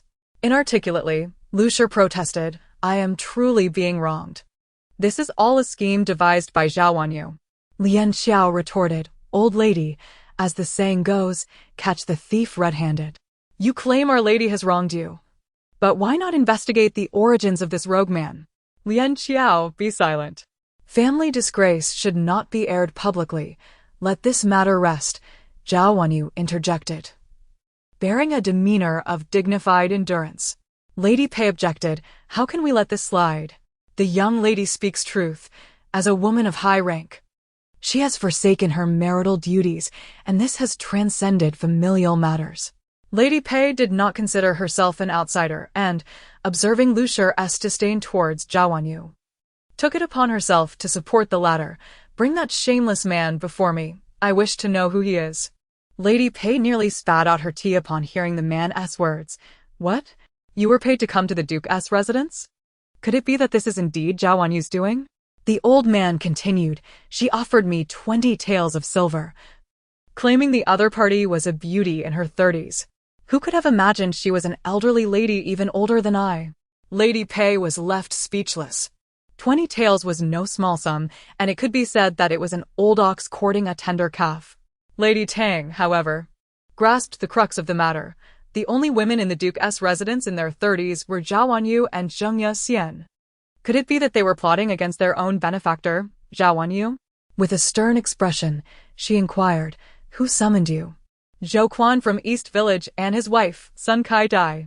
He blurted out, explaining that her husband frequently visited the brothel across from them, and he had often seen her lurking about.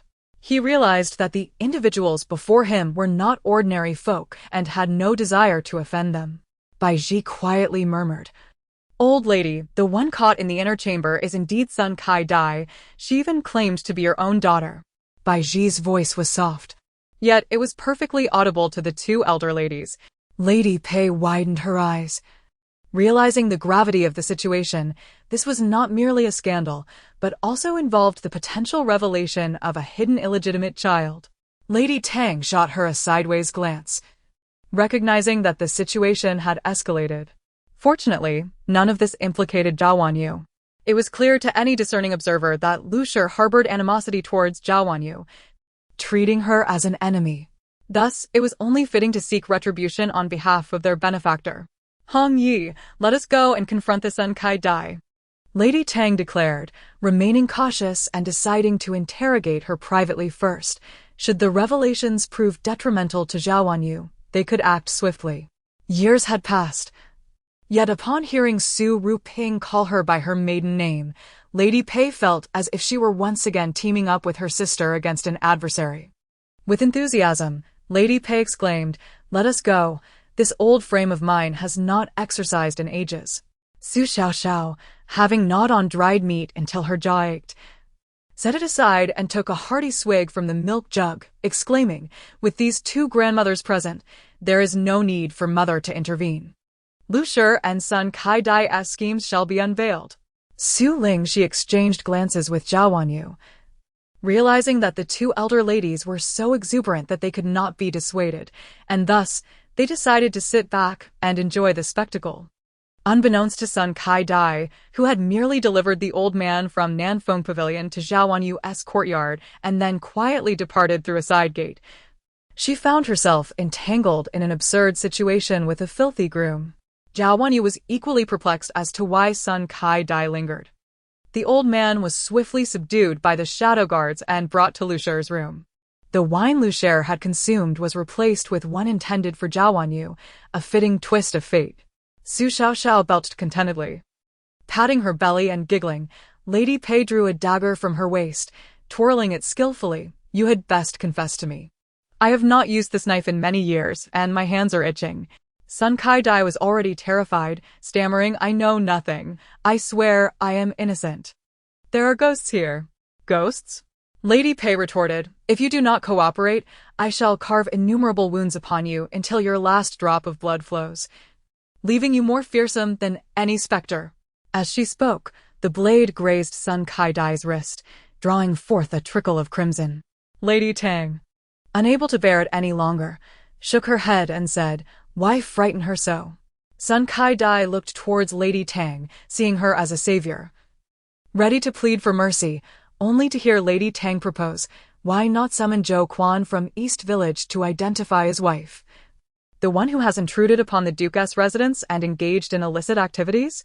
Lady Pei interjected. Would that not be unwise? Might it lead to her being cast aside? Lady Tang responded. Surely it is better than allowing her to bleed out, becoming a lifeless husk amidst endless torment. Sun Kai-dai thought to herself, this is no benevolent savior. She is a demon demanding a life. Dawan Yu, Qi Shi, and Lady Pei's daughter all gasped at the two elder ladies' audacity. Sun Kai-dai, overwhelmed by their banter, cried out in desperation, no, please. I will do whatever you ask. Just spare me further torment. And thus, the matter reached an anticlimactic conclusion, leaving Lady Pei unsatisfied as she sheathed her dagger and inquired, the old man from Nanfeng Pavilion, was he brought here by you? Sun Kai-dai nodded obediently yes.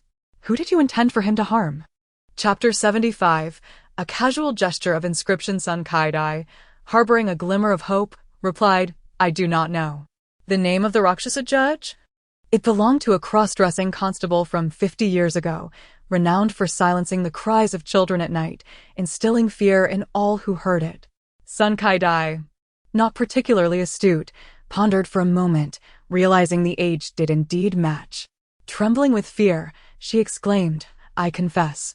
We poisoned Zhao Wanyue's wine, intending to ruin her reputation amidst the throngs today. As she beheld the gleaming knife in the hand of old Madame Pei, Sun Kai-dai could no longer withstand the pressure and, with her eyes closed, confessed, it was the Duchess who instructed me to find you, so she could rightfully divorce you and claim your dowry.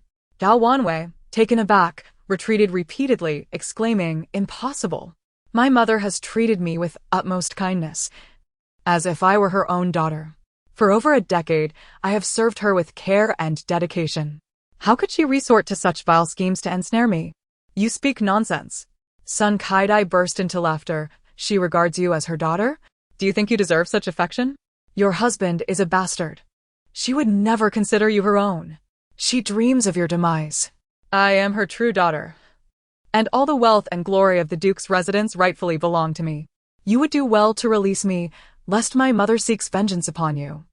Old Madame Pei, stunned, gasped, Your mother is Liu? Are you serious?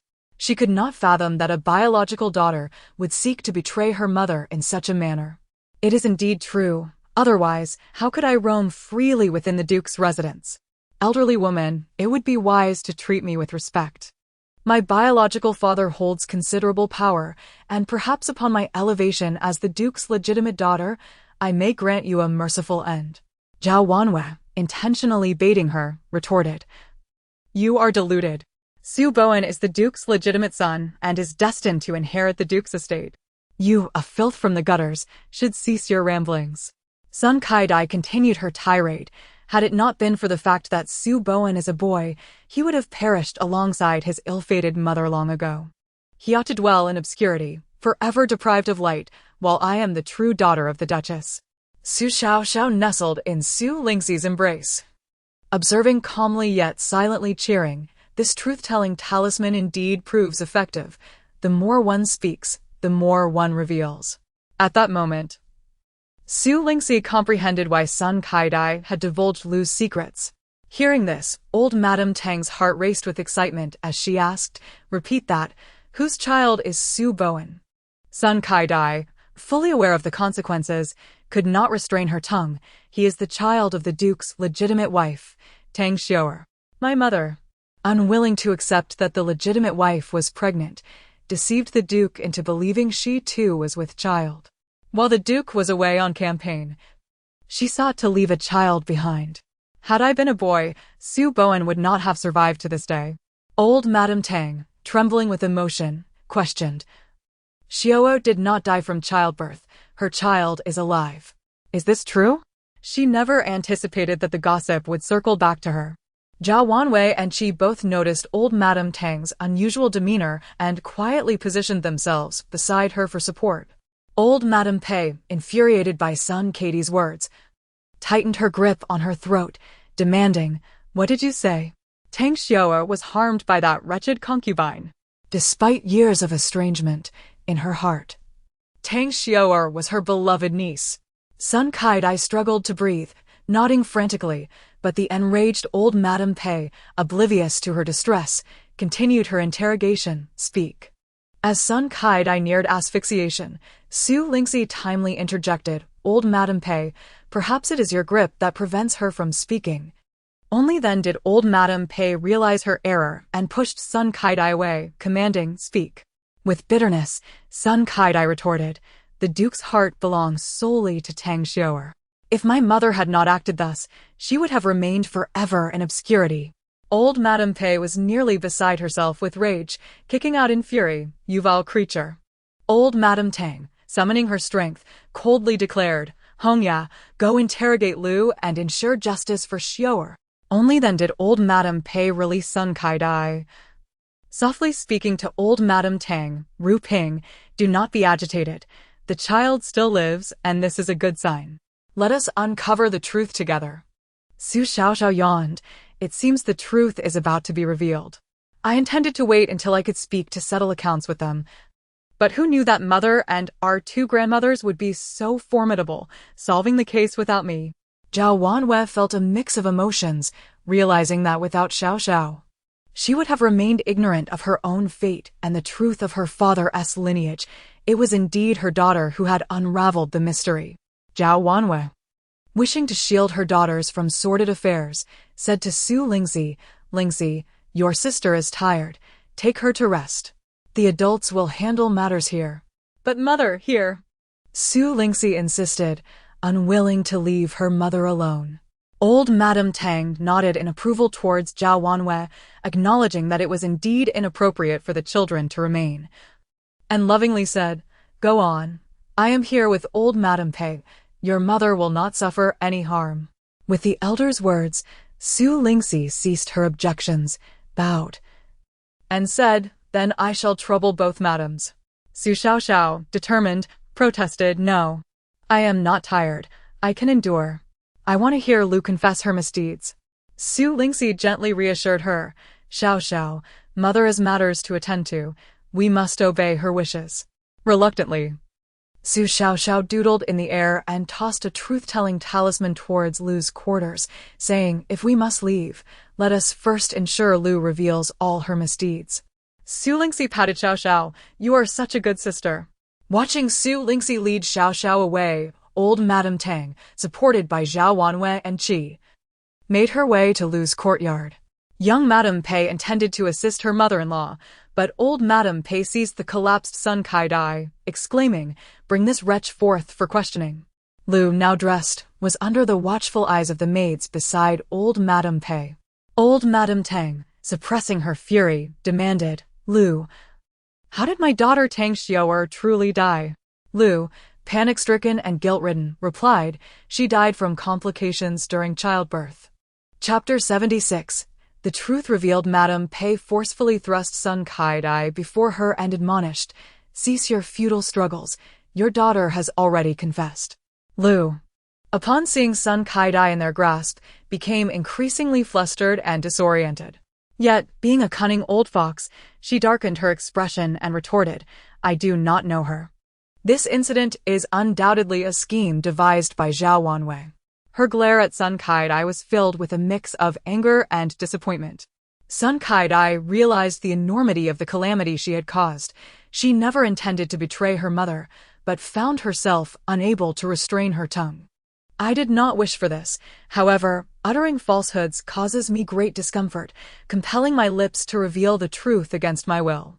I am utterly powerless. Silence. As soon as Lu's words fell, she felt as though swarms of insects were gnawing at her insides, igniting both pain and itchiness. Her mouth uncontrollably opened, confessing, It was I who swapped her prenatal medicine with safflower, leading to her premature and tragic demise. At this revelation, Madame Tang nearly fainted from the anguish. Her daughter had indeed fallen victim to the machinations of this venomous woman. Lu, in horror, clamped her hands over her mouth, incredulous that she had revealed the truth. Zhao Wanwei, recognizing that the truth-telling spell was in effect, hastily inquired, Madame Tang was already at term, what became of her child? Lu bit her lip, rendered speechless, knowing nothing of what to say. Yet a tremendous force pried open her lips, spilling forth her innermost thoughts. Heaven is truly unjust. Why must Tang Xiaoer be born into privilege, receiving all the adoration and care from her parents, while I, merely of lesser lineage, am relegated to the role of a concubine, constantly subjected to humiliation? Madame Qi, as the head matriarch, deemed Lu's treatment harsh enough and queried, "The head matriarch has shown you compassion. Why do you repay her with schemes?" Lu scoffed. "Compassion? She personally delivered Su Bingquan to my chambers. Yet as soon as she departed, he warned me not to harbor delusions, for his heart belonged solely to that wretched Tang Xiaoer. They conspired together to humiliate me. I was unwilling to accept this degradation, so I lit aphrodisiac incense in my room, yet he preferred to plunge himself into cold water rather than touch me. I resorted to administering a sleeping potion to create the illusion of intimacy. When Tang Xiaoer fell pregnant, he was consumed by anxiety. I bribed a doctor to claim that I too was with child, yet all he could utter was 'take care of yourself.' My resentment grew. His indifference led me to seek affection elsewhere, and 3 months later, I finally conceived a child of my own."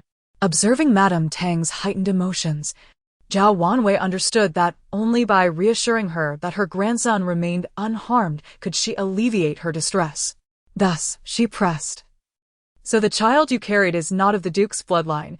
You have yet to tell me what became of Madame Tang's child." Lu's eyes brimmed with fury. Tang Xiaoer had already suffered severe bleeding and fainted, yet somehow found the strength to awaken and gave birth to a son. Initially, I deceived Su Bingquan into believing I was pregnant, and now the time had come for my own delivery. However, my child was only 6 months along and also a boy, whom I chose to keep. Later, I bore a daughter, and to secure my position as the Duke's consort, I had no choice but to place her in the care of another while nurturing the son of my adversary. At this juncture, a collective sigh of relief swept through the assembly. Thankfully, Xiaoer's child was indeed alive. Madame Qi hastily comforted Madame Tang. "Mother, did you hear? Eldest sister's child is alive. It's Su Shizi." Madame Tang finally wept openly. "Xiaoer, my poor daughter, you have suffered so greatly. Heaven has eyes. In this lifetime, I shall see your child once more." Madame Pei, sharing in her friend's sorrow, delivered a sharp kick to Lu's chest and demanded, "Who is your paramour? The Duke is robust. How could he suddenly fall ill and lose consciousness? Did you have a hand in this?" Lu, having shared the full account of Su Bowen's lineage, realized her demise was imminent. Fortunately, she had not yet revealed Shen Tianyou's identity. No one knew that Su Boheo was not of the Su bloodline. Su Boheo was her only son, and, even in death, she could not disclose this truth. With steely resolve, Lu bit through her own tongue, ensuring that no force could compel her to utter another word. Yet, for Madame Tang, this was sufficient. She trembled as she stroked Zhao Wanyue's head, saying, "Good child. It turns out you are my granddaughter-in-law. Heaven has indeed delivered. Xiaoer, you have a noble daughter-in-law who has saved our Tang family." Zhao Wanwei, overwhelmed with emotion, wept tears of joy. "Grandmother, your granddaughter-in-law bows before you." Once Madame Tang and Zhao Wanwei regained their composure, Madame Pei remarked, rupeeing, although Lu cannot speak. "Her daughter can still articulate. With so many present today, we must make this matter known far and wide, exposing Lu's true nature and vindicating Xiaoer and Bowen's family." Under the influence of the truth-telling spell, Sun Kai-dai recounted everything she knew before the gathered ladies, eliciting gasps of disbelief. No one had anticipated Lu's duplicitous nature, poisoning the matriarch while preserving her own offspring. Zhao Wanwei, desiring to turn the tables on Lu and tarnish her reputation, was astounded by the support from both Madame Tang and Madame Pei, along with Xin Xiaoxiao's covert assistance, as they resolved a dilemma she had long struggled to address. With an apologetic demeanor, she addressed the assembly. "I sincerely apologize for the disturbance you witnessed upon your first visit. It was truly neglectful of me. Once I have tidied the chaos at home, I shall host a grand feast to properly entertain you all." The guests waved their hands dismissively. "Madame Zhao, you are too gracious. Your esteemed son bestowed us with a miraculous remedy that cured our little one's ailment. We came to express our gratitude. To witness the truth of Su Shixi's lineage is indeed a privilege. Once you have settled your affairs, we shall reconvene. As the ladies departed, Madame Pei gazed vacantly and asked, Linger, did they all receive the miraculous pill from Shanghai? The mother and daughter-in-law chimed in unison. Then you honor must be the dullest of them all. Chapter 77, The Steamed Bun? No, it's the antidote. Although the old matriarch Pei felt regret for her grandson, her predominant sentiment was one of joy for the old matriarch Tang. Sun Kaidai and Lu were both imprisoned, and the elderly acquaintances Lu had invited, upon learning of her transgressions, no longer dared to covet any gifts. They simply hoped the Duke's household would not take their actions to heart. Just as they contemplated a discreet escape, they were halted by Zhao Wanyu, who said, How can I allow my aunts to leave empty-handed? Ling Qiao, bring the gifts. Ling Qiao presented each elderly woman with a golden hairpin, exquisite in style and quality, something they could hardly aspire to possess. The women were taken aback, and one remarked, Sister Lu truly should not have acted so recklessly. If she had treated the heir and his wife well, the secrets of decades past might never have surfaced, and she could have lived out her days in splendor. What nonsense! Someone interjected, cautioning her against her indiscretion, causing the woman to fall silent. Yet, all were acutely aware that Lu was foolish. Having seized the position of the Duke's wife, she should have kept the secret buried deep within her heart, allowing her to live in peace. Alas, she had squandered a winning hand. Moreover, the news would spread throughout the capital by the next day, revealing that Lu was not the biological mother of Su Bowen. Rather, he was born of the legitimate wife, Tang Xiu'er. Zheng Yaxian felt as though this day stretched longer than a lifetime. The scandal of her mother-in-law caught in adultery was already sensational, but there was more to come. Her eldest brother was not born of their mother, and with such shameless actions from her mother-in-law, her life alongside Su Boheo under Su Bowen and Zhao Wanyu would undoubtedly become more challenging. She fumed at the realization that Lu had been so miserly towards her, having lavished all good fortune upon her biological daughter. How pitiful she was, having previously courted Lu's favor, only to now seek Zhao Wanyu's goodwill. Her fate seemed most unfortunate. After bidding farewell to the two elderly matriarchs, Zhao Wanyu felt utterly numb. The day had been nothing short of extraordinary. Zheng Yaxian offered her support, saying, Sister-in-law, I never imagined my mother-in-law to be such a person. How furious will my brother and Boheo be upon learning this? Zhao Wanyu, having overheard Su Xiaoxiao's thoughts, surmised that Su Boheo and Su Bowen were likely not half-brothers. Lu was desperately trying to silence her, evidently to protect Su Boheo. Zhao Wanyu was in no rush to deal with Zheng Yaxian. She deemed her rather dim-witted. Although Su Boheo was a scoundrel, he treated her with respect. She knew that any course of action would require evidence and a consultation with Su Bowen's perspective. This statement served as a reassurance for Zheng Yaxian. For the time being, Zhao Wanyu had not deemed her an outsider. The following day, the entire capital buzzed with news of the Duke's wife plotting against the legitimate wife, abandoning her children in a bid to eliminate the heir's wife, with whispers suggesting that the Duke had fallen ill after discovering the illicit affair. Upon hearing the news, Shen Tianyu fell from his chair, his face pale with shock. Shen Qingyu dismissed the attendants and helped him up, saying, Grandfather, I have already investigated.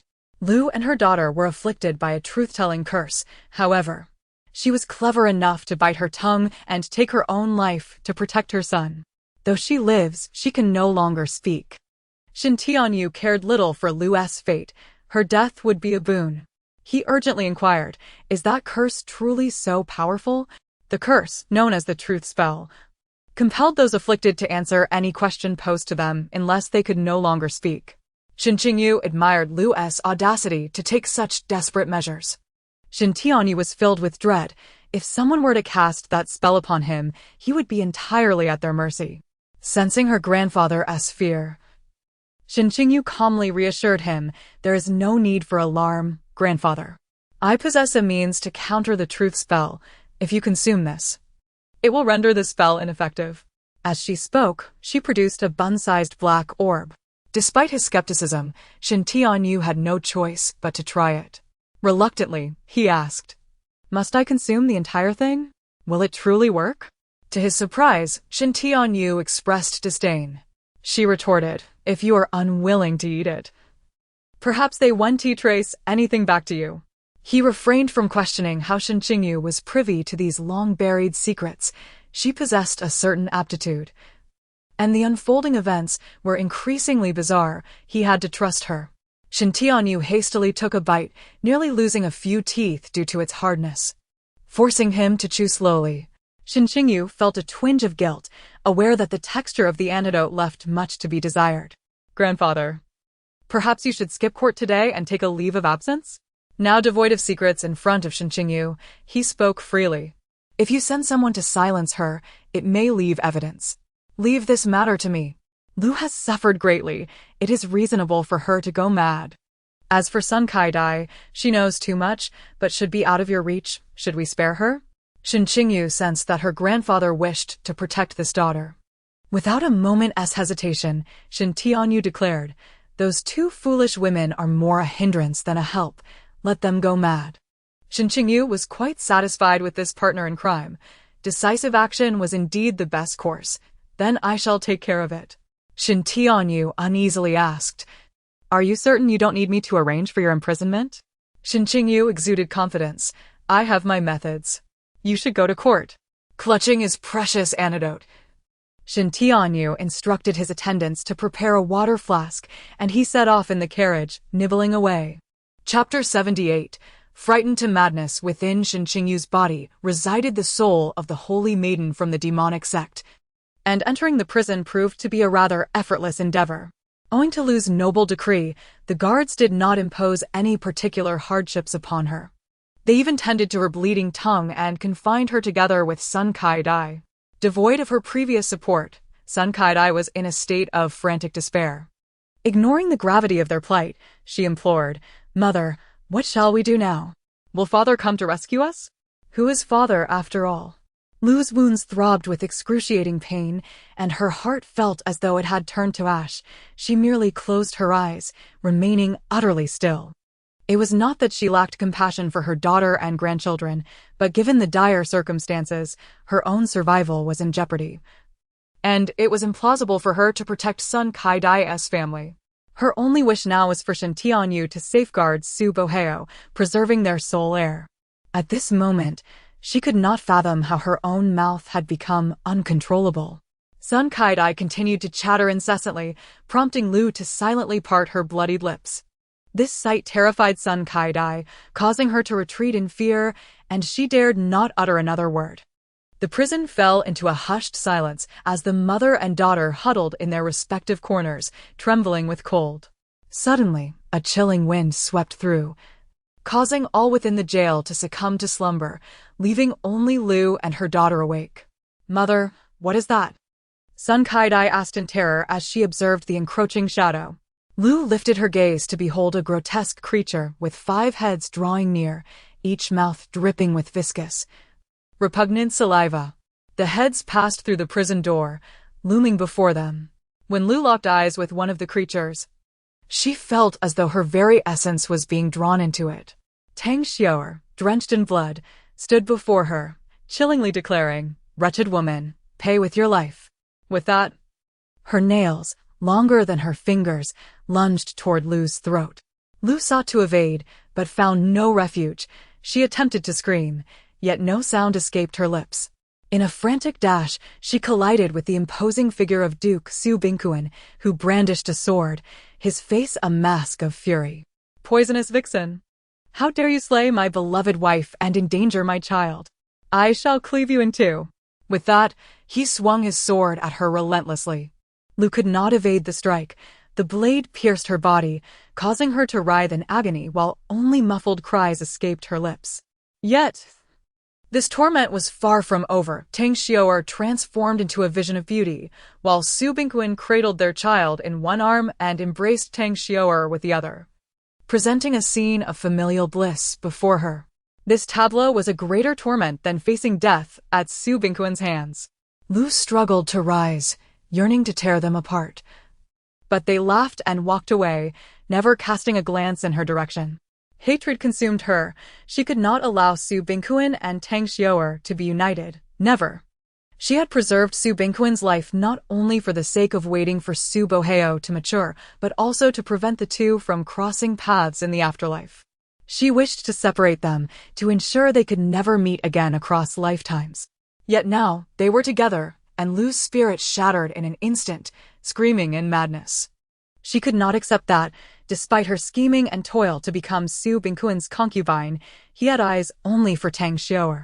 How could General Su possibly favor a lowly-born concubine like you? Do not harbor such delusions.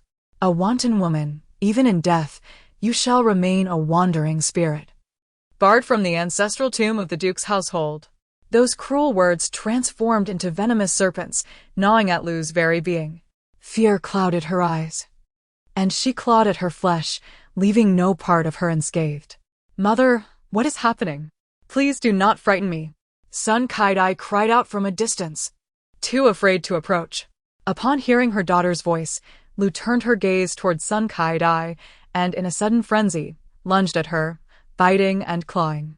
Lu had completely lost her mind, and Sun Kaidai, terrified by her mother's horrifying transformation, succumbed to madness as well.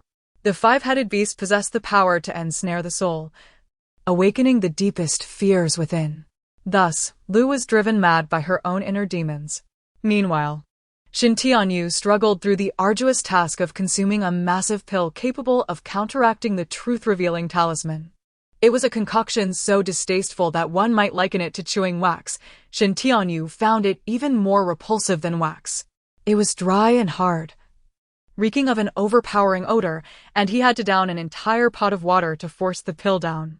The coachman and attendants exchanged puzzled glances, wondering why Lord Shen had suddenly developed a taste for coarse grains, making them hesitant to produce the white bread and pickles they carried, feeling it improper for a servant to eat better than their master. The happenings at the Duke's residence had become common knowledge among the court. Many officials had their wives gossiping about the events all night, revealing the details of the affair. Numerous gentlemen found themselves dragged from their beds to face inquiries about whether they had secretly favored concubines over their wives or if there were illicit affairs outside. Some even speculated that, due to their husbands' misdeeds, they had conspired with a mistress to swap their own children. How else could they be so foolish? In short, among the court officials, few managed to sleep soundly that night, all appearing with dark circles under their eyes. In contrast, the emperor, residing in the depths of the palace, learned of the matter only when Grand Minister Tang requested to interrogate Lu and Sun Kaidai, seeking justice for his deceased daughter. I always thought Su Bowen bore a striking resemblance to Grand Minister Tang Yanjun. It turns out they are indeed family, murmured the bystanders. You cannot deny. Su Shitzi walks just like the young Grand Minister Tang. Grand Minister Tang felt increasingly assured that Su Bowen was his grandson. Realizing that the familiar sensation he felt upon seeing Su Bowen was due to the bloodline of his daughter, the emperor, deeply moved, commanded the chief of the capital's magistrate, Xia Yicheng, to oversee the investigation. Xia Yicheng, appearing troubled, replied, "Your Majesty, this case cannot be adjudicated." The emperor erupted in fury, preposterous. How can a magistrate declare that a case cannot be tried? Are you idle all day? With calmness, Xia Yicheng responded. This case cannot proceed due to the sudden madness of the key witnesses, Lu and Sun Kaidai. I received this news only while on my way to court. The murmurs among the crowd ensued. With the witnesses gone, who can verify the identity of Su Shitzi? Yet it would not be difficult. Locating Lu's lover would clarify everything. Chapter 79. A fart to fame upon hearing the news of the search for Lu's paramour. Shin Tianyu felt an overwhelming sense of panic. Earlier that morning, after consuming an oversized pill and drinking copious amounts of water, he sensed that the arid pill was gradually being diluted within him, multiplying in discomfort. His anxiety led to a spasm in his stomach, accompanied by a cacophony of gurgling sounds. Realizing the gravity of his predicament, he knew he could not delay any longer. Suddenly, a resounding explosion echoed through the imperial court, swiftly filling the air with a noxious stench. Without awaiting the emperor's approval, he bolted for the exit in search of a restroom. Yet, within the confines of the palace, locating such a facility proved to be a daunting task. Shin Tianyu, unwilling to act recklessly, proceeded cautiously. The palace maids and eunuchs regarded him with curious glances until one steward approached and inquired, "Lord Shin, what is it that you seek?" With little regard for his dignity, Shin Tianyu replied candidly, "Esteemed eunuch, I am in search of a restroom." Before the steward could provide directions, Shin Tianyu could no longer contain himself. Another alarming noise erupted, followed by an overpowering stench that nearly incapacitated the steward. Covering his nose in disgust, the steward remarked, "What is the meaning of this, Lord Shen? Forgive my indisposition. I must take my leave." Shin Tianyu had never felt such humiliation. With that, he dashed out of the palace gates. The steward's assistant stood in stunned silence. Did Lord Shin just soil himself? The steward, still pinching his nose, grumbled, "What a dreadful morning. Ensure this path is thoroughly cleaned and scented. We cannot offend the emperor's senses." Meanwhile, within the hall of diligent governance, numerous palace attendants were dispersing incense to mask the odor, not due to the emperor's fastidiousness, but because Shin Tianyu's flatulence had proven excessively potent, causing two frail officials to faint from the stench. To safeguard the well-being of the officials, the emperor instructed the Minister of Justice, Xia Yicheng, to keep a close watch on the Lu mother and daughter, ensuring that any inquiry conducted would be thorough. He also reassured Grand Tutor Tang regarding Su Bowen's lineage as it pertained to the continuation of their bloodline, and hurriedly adjourned the court due to the unbearable stench. The coachman muttered under his breath, "What on earth smells so foul? Has someone's latrine exploded?" The attendant, having just expelled his breakfast in response, was about to join in the lament when yet another muffled noise emanated from the carriage, intensifying the already overwhelming odor. "Isn't it fragrant?" Su Chang'e waved a large chicken leg enticingly before Su Xiaoxiao, who, having stayed up late the previous night, had yet to fully awaken. "Where is that delightful aroma coming from?" Su Xiaoxiao's senses were suddenly ignited. "Wow, a chicken leg!" She could not contain her excitement as saliva began to pool. Su Chang'e, with a glimmer of pride in his eyes, reveled in the attention his sister garnered, earning him admiration from all his classmates, even the likes of Pei Yuan, who proclaimed his allegiance to Su Chang'e. Thus, upon hearing from their mother that Xiao Xiao had sprouted several teeth and could now gnaw on a chicken leg, Su Chang'e eagerly came to express his gratitude. As Xiao Xiao stirred awake, he cheerfully urged, "Xiao Xiao, let Baiji help you wash your face. We are about to feast on chicken legs." Baiji had been waiting and quickly assisted Su Xiao Xiao in changing her attire. Upon removing her nightgown, Baiji gasped, "Xiao Xiao, where's your pendant?" Though unaware that the pendant was a miniature jade bracelet gifted by the princess, they knew it was precious and typically worn daily. Concerned that it might have been taken amidst the crowd yesterday, Baiji's urgency grew. Su Xiao Xiao instinctively touched her neck and found it bare. Baiji, anxious, sent a little maid to inform Zhao Wanqing while she hurried to dress Xiao Xiao. "What is the rush? Little Hong is probably just off playing. It's unfair. She can come and go freely while I need help dressing. But I have a chicken leg to enjoy, and little Hong is missing out, huh?" Su Xiaoxiao's exuberant voice echoed through the room, easily audible to Su Chang'e, yet he comprehended none of it. He was well aware of the pendant's origin. The bracelet had been shrunk, and he and his sister had marveled at it for quite some time. Yet, the notion that the pendant could venture off on its own was beyond his belief, and he resolved to search for it promptly. When Zhao Wanqing arrived, the room was in disarray as everyone sought the pendant.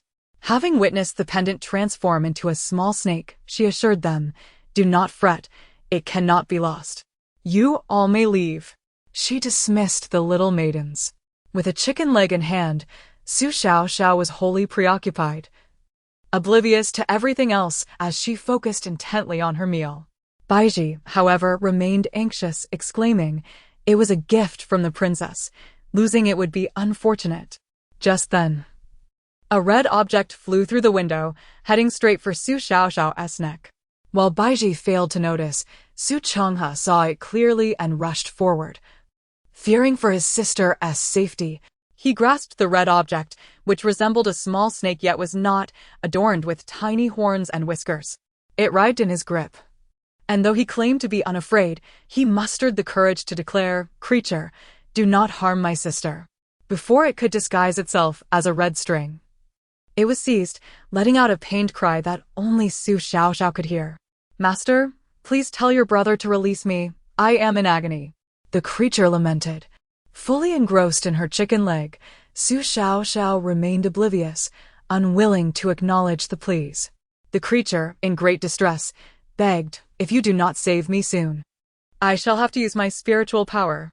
Suddenly serious, Su Xiaoxiao snatched the creature from Su Changhe's grasp and, with indignation, tossed it onto the ground. "How dare you threaten me? Have you lost your mind?" The creature, appearing pitiful, protested, "I would never threaten you. I was merely pleading. I woke early to assist you in dealing with Shintianyu, yet this is how you treat me? It saddens me greatly." The creature began to weep. Chapter 80. My pet is a 5-clawed golden dragon. Zhao Wanwei and Su Changhe could not hear the voice of Xiaohong.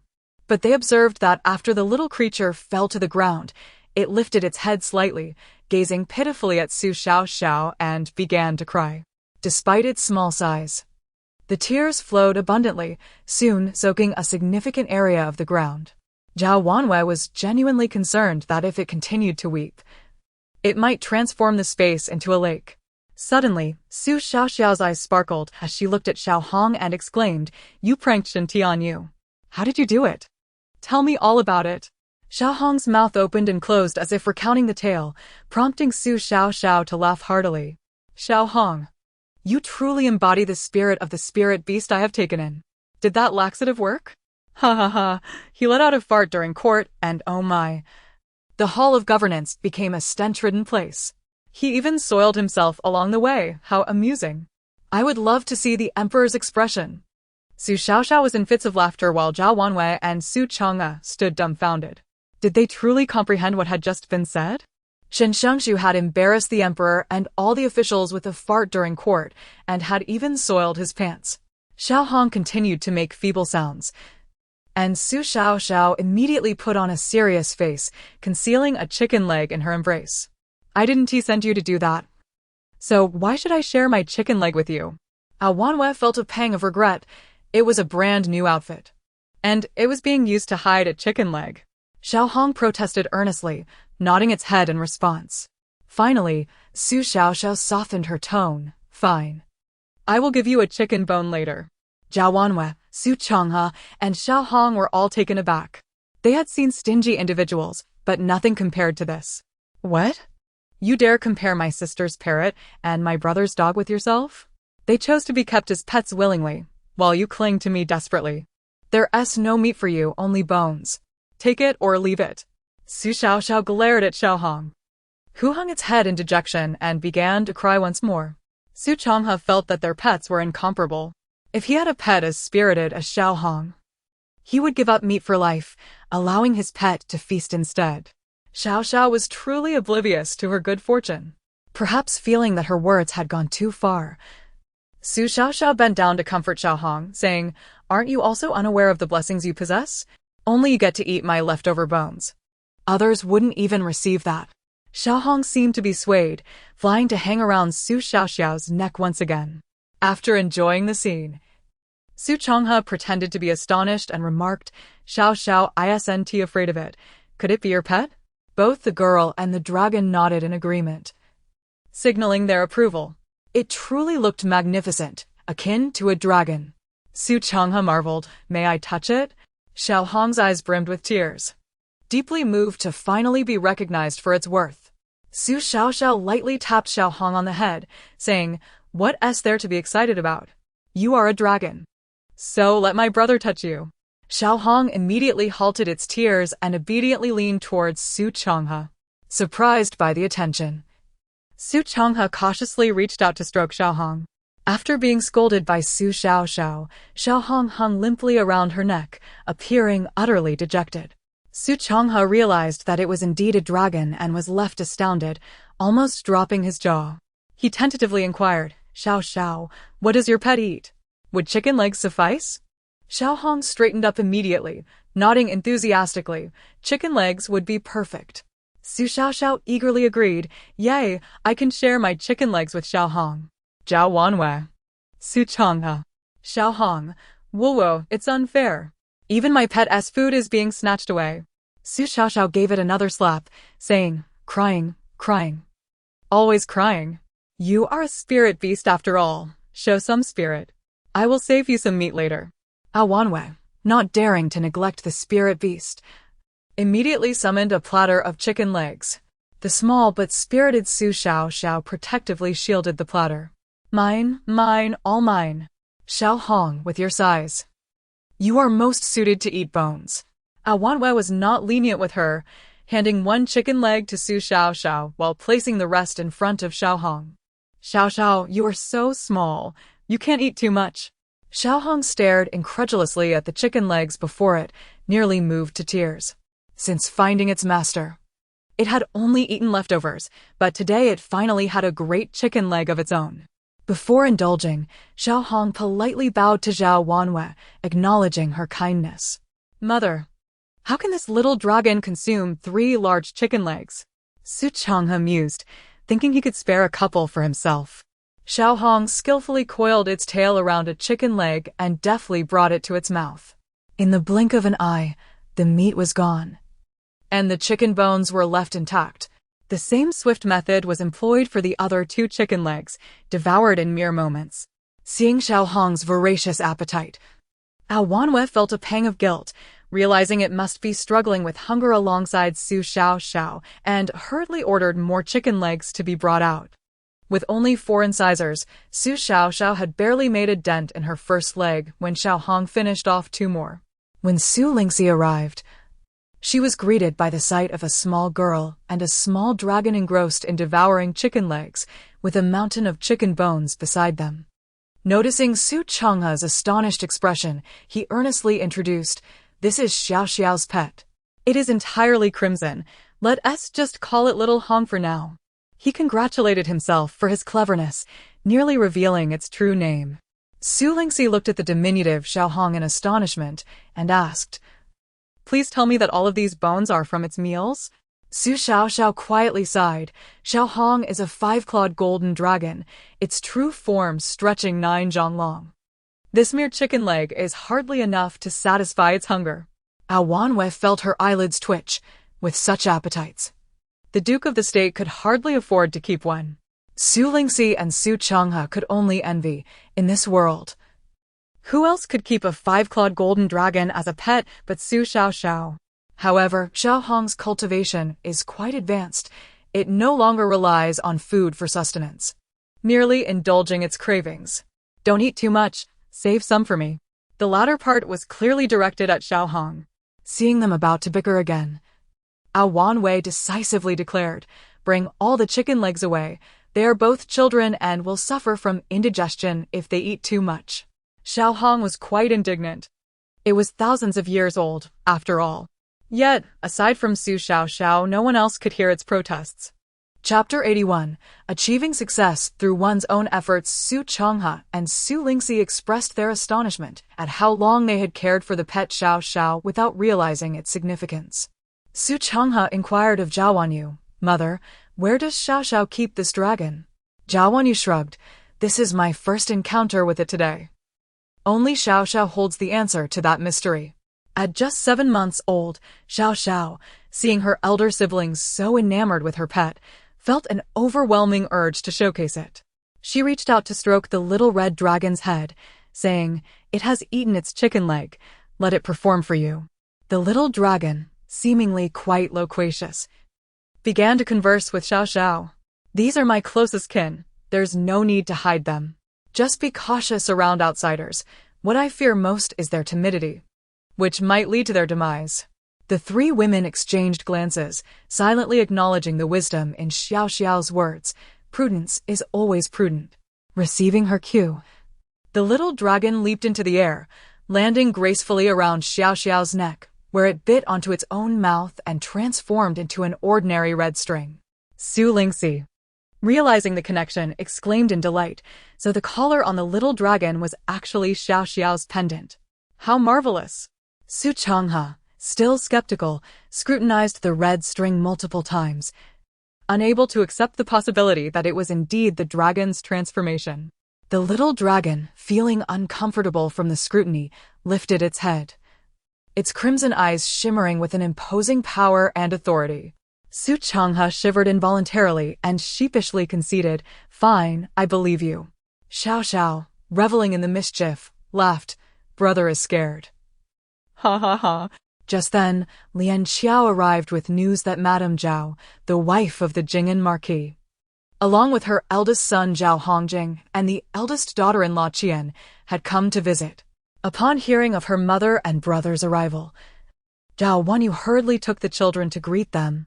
"Mother, brother, sister-in-law, what brings you here? Please come inside." Madame Zhao, with a pained expression, remarked, "I've heard the news. Lu's family attempted to harm you again last night. Just thinking about it terrifies me. If she had succeeded, your life would have been utterly ruined. It is all my fault for believing her to be virtuous, only to discover her heart is as venomous as a serpent's." Zhao Wanyu quickly reassured her mother, "Look, I am perfectly fine. Nothing has happened." Qian, maintaining a stern countenance, added, "Indeed, Wanyu is well and unharmed. She hasn't suffered any significant grievances." Zhao Wanyu remained silent. Dao Hongya shot Qian a disapproving glare. "If you cannot speak kindly, then silence is preferable. I told you not to accompany us, yet you insisted on coming. Are you deliberately trying to vex Wanyu?" Although Zhao Wanyu held reservations about Qian, she recognized her as family and a guest. So she attempted to smooth over the situation. "Brother, sister-in-law is forthright and means no harm." Upon hearing this, Qian retorted, "Having been with you for over 20 years, I still find Wanyu more understanding than you. I am simply blunt." Zhao Hongjing, visibly agitated, stomped his foot, while Madame Zhao, recalling Xiao Xiao's sentiments, recognized the trouble Qian had caused her family in a past life and felt little fondness for her. She remarked, "You are not blunt. You simply came into this world without your wits." Xiao Xiao interjected playfully, "Ha ha ha, grandmother's fighting spirit remains strong." Qian, taking a moment to process, asked, "Mother, are you implying that I lack intelligence?" Madame Zhao nearly succumbed to exasperation, realizing her past blindness in defending Qian while undermining Li Yunshu, who she once regarded as a refined young lady, oblivious to Qian's foolishness. Zhao Hongya coldly instructed Qian to refrain from speaking further, then turned to comfort his mother. "Mother, do not stoop to her level. We must not lose sight of our priorities." Madame Zhao smacked her forehead. "Look at me. So angered by your wife that I forgot the important matters." Qian attempted to assert that she had not angered Madame Zhao, but was silenced by a fierce glare from Zhao Hongya. Wanyu then inquired, "Mother and brother, is there something specific that brings you here?" With a sigh, Madame Zhao replied, "It pertains to the issue of Bowen's lineage. Lu and her daughter have suddenly gone mad, leaving us unable to interrogate them. Although the old Madame Tang was informed yesterday, without evidence, it is understandable that they would hesitate to acknowledge him. I genuinely worry for you all." Unbeknownst to Madame Zhao, rumors circulated that Lu had driven Zhao Wanyu to madness out of fear that Su Bowen's true identity would be revealed. Zhao Wanyu understood her mother's concern regarding the Tang family's potential rejection of Bowen, which would jeopardize his position as the heir to the Duke of the State. However, she remained unperturbed, smiling brightly as she said, "Time has passed. Lu is the sole witness to the truth. Given the current circumstances, if the Tang family refuses to acknowledge him, we cannot contest it. Even if Bowen loses his title, or even his official position, it matters not. We are healthy and prosperous, with ample resources to ensure our well-being." Madame Zhao sighed. "It is not as simple as you believe. Losing one's status means severing ties with the upper echelons of society. Lingxi and Changhe's marriage prospects could be adversely affected." Su Lingxi responded calmly, Grandmother, there is no need for concern. Joining a prominent family is not inherently advantageous. Marrying into a family of lesser status can sometimes be more honorable. Besides, I have no desire to marry. I simply wish to stay home with Mother. Madame Zhao, initially startled by Su Lingxi's declaration of disinterest in marriage, found herself unable to suppress a chuckle at Su Chang's response. You two are still young, unaware of the complexities of life. It is not as easy as you think. Dao Wanyu also laughed, while their views may seem fanciful. There is no cause for alarm. By the way, how are my second brother and sister-in-law faring? Dao Wanyu furrowed her brows. I fear my second brother has once again fallen under her control. Madame Zhao chuckled. Your second brother has grown quite assertive. He told Bai Shuang, my wife is unwell, and your presence here disturbs her recovery. If you truly find it inconvenient to stay with a woman, I have several colleagues your age who are either divorced or widowed. Of good character and background, I can introduce you. Did my second brother really say that? I am surprised. How is my sister-in-law? I have heard she is unwell, which worries me. Chapter 82. Why don't you marry yourself? And heir is doing well. She is expecting a baby. Upon hearing this, Dao Wanyu looked at her mother with a curious gaze. Mrs. Zhao subtly nodded, her eyes curved with a smile as she said, Your second sister-in-law is fine. The doctor confirmed her pregnancy. Your second brother is quite anxious, unsure if this child will be a boy or a girl. Yun Shu and your second brother have always wanted a daughter. If only they knew an heir was expecting a little sister, how delighted they would be. I personally prayed to the goddess of fertility, requesting her to ensure an heir has a little girl. Everyone present, except for Qian Shi, couldn't help but glance at Su Xiaoxiao. When she asked the Dragon King for rain, it was said she was conversing with divine beings. Now she seemed to be in touch with the goddess of fertility. How many celestial beings did Xiaoxiao know? Yet, the protagonist, Su Xiaoxiao, sat quietly on the mat, diligently sipping from her milk bottle. Su Xiaoxiao was a bit bewildered. Why are my maternal relatives looking at me like that? I haven't wet my pants. Dao Wanyu was startled. What does big brother mean by that? Where are you going? Zhao Hongyi smiled slightly and replied, to Shilin for disaster relief. The emperor has ordered me to assist with the recovery efforts. Shilin. That was even farther than the southern frontier, and recently there had been frequent earthquakes. Big brother, please be careful. Dao Wanyu expressed her concern. However, the emperor's orders were hard to refuse, and as a high-ranking official in the Ministry of Works, it was only natural for him to serve the court. She could only urge her brother to take extra precautions. Zhao Hongyi laughed heartily. Do not worry, I am your elder brother and can certainly take care of myself. Upon hearing that Zhao Hongyi was going to Shilin, Su Xiaoxiao put down her milk. Uncle, you must be cautious of someone named Jiao Er. He has replaced all the construction materials with inferior goods. After a minor earthquake, all the buildings, bridges, and embankments constructed over the year were destroyed overnight. And Uncle was wrongfully accused of embezzling disaster relief funds and imprisoned. Su Xiaoxiao sighed. What a dire situation. How can I inform Uncle? Should I send Xiaohong to leave a note at Uncle's house in the middle of the night? What if Uncle doesn't believe it? The little girl's brows were furrowed in worry. Seeing Su Xiaoxiao so anxious, Zhao Wanyu felt a pang of sympathy and said, Big brother, as you oversee the recovery efforts, you must be vigilant about the materials. If someone with ulterior motives finds a loophole, it would not only affect your career but also harm the people of Shilin. Zhao Hongyi nodded in agreement. Sister, your reminder is wise. I will thoroughly inspect all materials and strive to achieve great things. Mrs. Zhao added, merely ensuring the quality of materials is insufficient. One must also investigate the backgrounds of subordinates, especially those unfamiliar faces who can access the materials. It is best to replace them with trustworthy individuals. Su Xiaoxiao was taken aback, but aren't they all mere pawns? Any small fry could seriously injure them. How could they be so formidable? If that's the case, who can still tamper with anything? Well, I have nothing to do with it. With that thought, she felt unburdened and returned to her milk. These blood relatives were filled with deep emotions.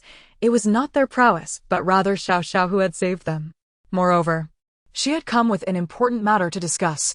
Your brother's favor with the emperor is a great thing. We shall await his victorious return. I have come today to discuss a significant matter with you. Mrs. Zhao glanced coldly at Qianshi and said, What significant matter could you have? Qianshi, unbothered, cheerfully replied, Mother, isn't Ling Shi's marriage a significant matter? Zhao Hongyi snorted. Ling Shi's marriage is managed by my sister. Why are you meddling? Qianshi, undeterred, replied, As Ling Shi's aunt, how can I not be concerned? Wan Yu, my cousin who is a minister in the Ministry of Revenue, is anxious. He has a son, handsome and well-bred, seeking to marry Ling Shi. Zhao Hongya's expression darkened. Isn't that boy already married a few years ago? He must be around 20 by now. Hearing this, both Mrs. Zhao and Zhao Wanyu's expressions changed. Yet, Qianshi remained cheerful. That was ages ago. His wife was frail and passed away a few months back. Our Ling Shi is an excellent girl. Marrying her, she would certainly be groomed to be the head of the household. Zhao Wanyu, weighing familial ties, could no longer tolerate such humiliation towards her daughter and coldly stated, This matter need not concern you, sister-in-law. I have my own plans for Ling Shi's marriage. Qianshi had already made promises to her cousin. She insisted, Wan Yu, as Ling Shi's aunt, how could I harm her? My nephew, although older, has experienced marriage and knows how to care for someone. Moreover, with the situation in the southern frontier still uncertain, who among the prominent families would wish to marry Ling Shi? I am the one, out of familial kindness, who sought this match for her, the son of the Minister of Revenue, with a bright future ahead. Many young ladies are eager to marry him. Su Xiaoxiao, infuriated, threw her milk bottle down, puffed her cheeks, and glared at Qianshi. If it sounds so good, why don't you marry him yourself? Your nephew is cruel and perverse. His deceased wife was tortured to death by him. Mrs. Zhao, enraged, retorted, Your nephew's wife indeed died of illness. It couldn't possibly be from torture. Let me make this clear. Ling Shi's marriage is not for you to meddle in. You should abandon this idea regarding your nephew.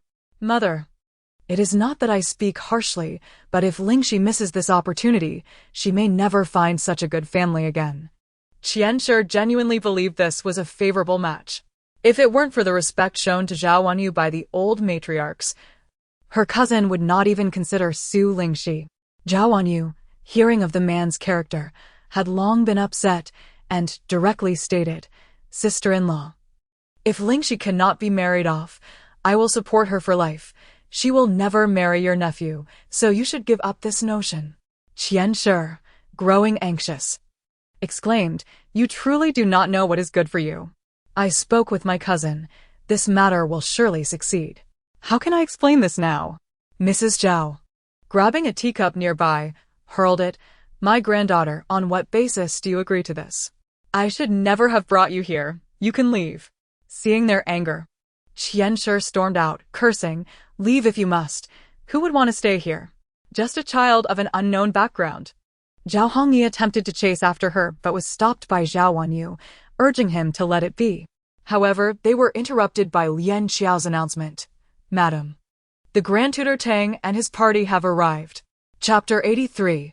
A genuine kinship. The esteemed Minister Tang personally visited, which was indeed a momentous occasion, prompting everyone present to hastily adjust their attire and prepare to greet him. Minister Tang appeared vigorous, while the matron of the Tang family wore a benevolent expression, urging everyone to rise and dispense with formalities, as they had come to acknowledge kinship. She inquired whether they would be willing to fulfill the humble desire of two elderly souls yearning for the company of grandchildren. Zhao Wanyu felt a jolt of surprise. The Tang family was of such distinguished lineage. How could they so casually acknowledge a relationship? The purity of bloodline was of paramount importance. Hesitant, Zhao Wanyu began, Minister, the origins of Bowen remain unclear. The matron interjected, You saved my entire family that day, and I had contemplated this union, but refrained due to the ties between our families. However, since Lu claims Bowen is Xiao heir's child, then he is indeed Xiao heir's child. Wanyu, you do not harbor any disdain for us old folks, do you? Zhao Wanyu, overwhelmed with gratitude, realized that with the Tang family's acknowledgement of this engagement, no one would dare question Su Bowen's identity any longer. Furthermore, Xiao Xiao had mentioned that Bowen was the grandson of Minister Tang, which could not possibly be erroneous. She quickly replied, "Your words are far too gracious, dear matron. To be your grandson's wife is indeed a fortune that Wanyu has earned over several lifetimes." The matron's eyes sparkled with joy. "Silly child. You are already my granddaughter-in-law. Why still call me matron?" Su Lingxi and Su Chonghe also respectfully paid their respects. The elderly couple, filled with excitement, assisted them one by one. Meanwhile, in Zhao Hongye's embrace, Su Xiaoxiao pondered. Although the Tang family is compassionate and does not delve too deeply into matters, I still feel uneasy. If only the minister could see the birthmark on my brother's arm. Upon hearing the mention of a birthmark, Su Changhe thought it simple enough. When Minister Tang approached to assist him, he deliberately rolled up his sleeve, showcasing the birthmark in front of the minister. "Changhe, do not be rude." Wanyu chided her son softly, noticing his mischief. Minister Tang, however, took hold of Su Changhe's arm, scrutinizing the mark intently, and then trembled as he exclaimed, "Madam, Bowen is indeed Xiao Er's child. Look, Changhe has the same plum blossom birthmark." Upon hearing this, the matron, Tang Yanjun, and Qi were quick to gather around to observe. Even Tang Yongning, who had been quietly standing aside, turned to look at Su Changhe's arm, noting that the birthmark was identical to his own. Lady Zhao, perplexed, approached and asked, "Matron Tang, this birthmark has been present since Changhe's birth, and his sister Ling she also possesses one. What is the significance of this?" Qi, chuckling, explained. "The Tang lineage bears this birthmark. With this evidence, no one can claim that Bowen is not the elder sister's child." Minister Tang, filled with excitement, proclaimed, "Heaven has eyes, allowing me in my lifetime to find Xiao Er's child. Madam, you are now a great-grandmother." The matron wiped her tears, saying, "Indeed, I never imagined I would live to see this day." She hurried to offer comfort. "Mother, this is wonderful news. Take care of your health." Tang Yanjun explained to Zhao Hongye, "The matter concerning my elder sister has deeply affected our mother. Her health has suffered for many years, but she has only recently begun to recover." Upon hearing this, Zhao Wanyu felt a surge of concern and stepped forward to offer her reassurances. Su Xiaoxiao, observing the matron's laughter, remarked, "What is there to hurry about? The other day I bestowed spiritual energy upon both grandmothers. They are in excellent health now and could easily live to 99. With that, Zhao Wanyu felt her worries dissipate, and she welcomed them into the house. The Tang family had come specifically to acknowledge kinship, preparing over 10 carts of gifts. Zhao Wanyu repeatedly declined, stating, "Just a few days ago, my grandmother and uncle brought numerous fine items. It would be inappropriate to accept more." Qi, while instructing the servants to bring in the gifts, said, "You and Bowen have endured so much hardship while caring for the children. What are these gifts in comparison? From now on, the entire Tang and Qi households are your family, here to support you." The matron shot a disapproving glance at Minister Tang. "You merely indulge in idle talk. After all, was it not you who hastily sent Bowen off to the southern frontier? Who knows how many dangers he faced along the way." The matron genuinely cared for her grandson, having revered the murderer of his mother as a loving figure. How could he be so pitiful? Minister Tang, in a leisurely manner, replied, "What do you understand? The issues in the southern frontier are clearly a setup. If Bowen does not investigate himself, others are either coerced or tempted. Who would genuinely strive to uncover the truth? Had he known Bowen was his grandson earlier, he would have certainly assigned him several capable aides." The matron felt reassured and turned to Zhao Wanyu, asking, "With Bowen absent, I can only ask your opinion on this matter. Lu and her daughter have both gone mad. According to the laws of Deshua, such individuals cannot be executed, so shall we simply imprison them?" Zhao Wanyu reflected on Su Xiaoxiao's cleverness.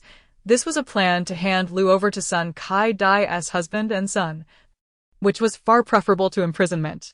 Tang Yongning and Su Changhe continued to amuse Su Xiaoxiao. Su Changhe, feeling disheartened, lamented, Tang Yongning, can I no longer be your friend? Tang Yongning, puzzled, wondered why he had shifted from being indifferent to now considering him a good friend. Only to hear such a statement. Chapter 84, She is not my wife. Tang Yongning was perplexed.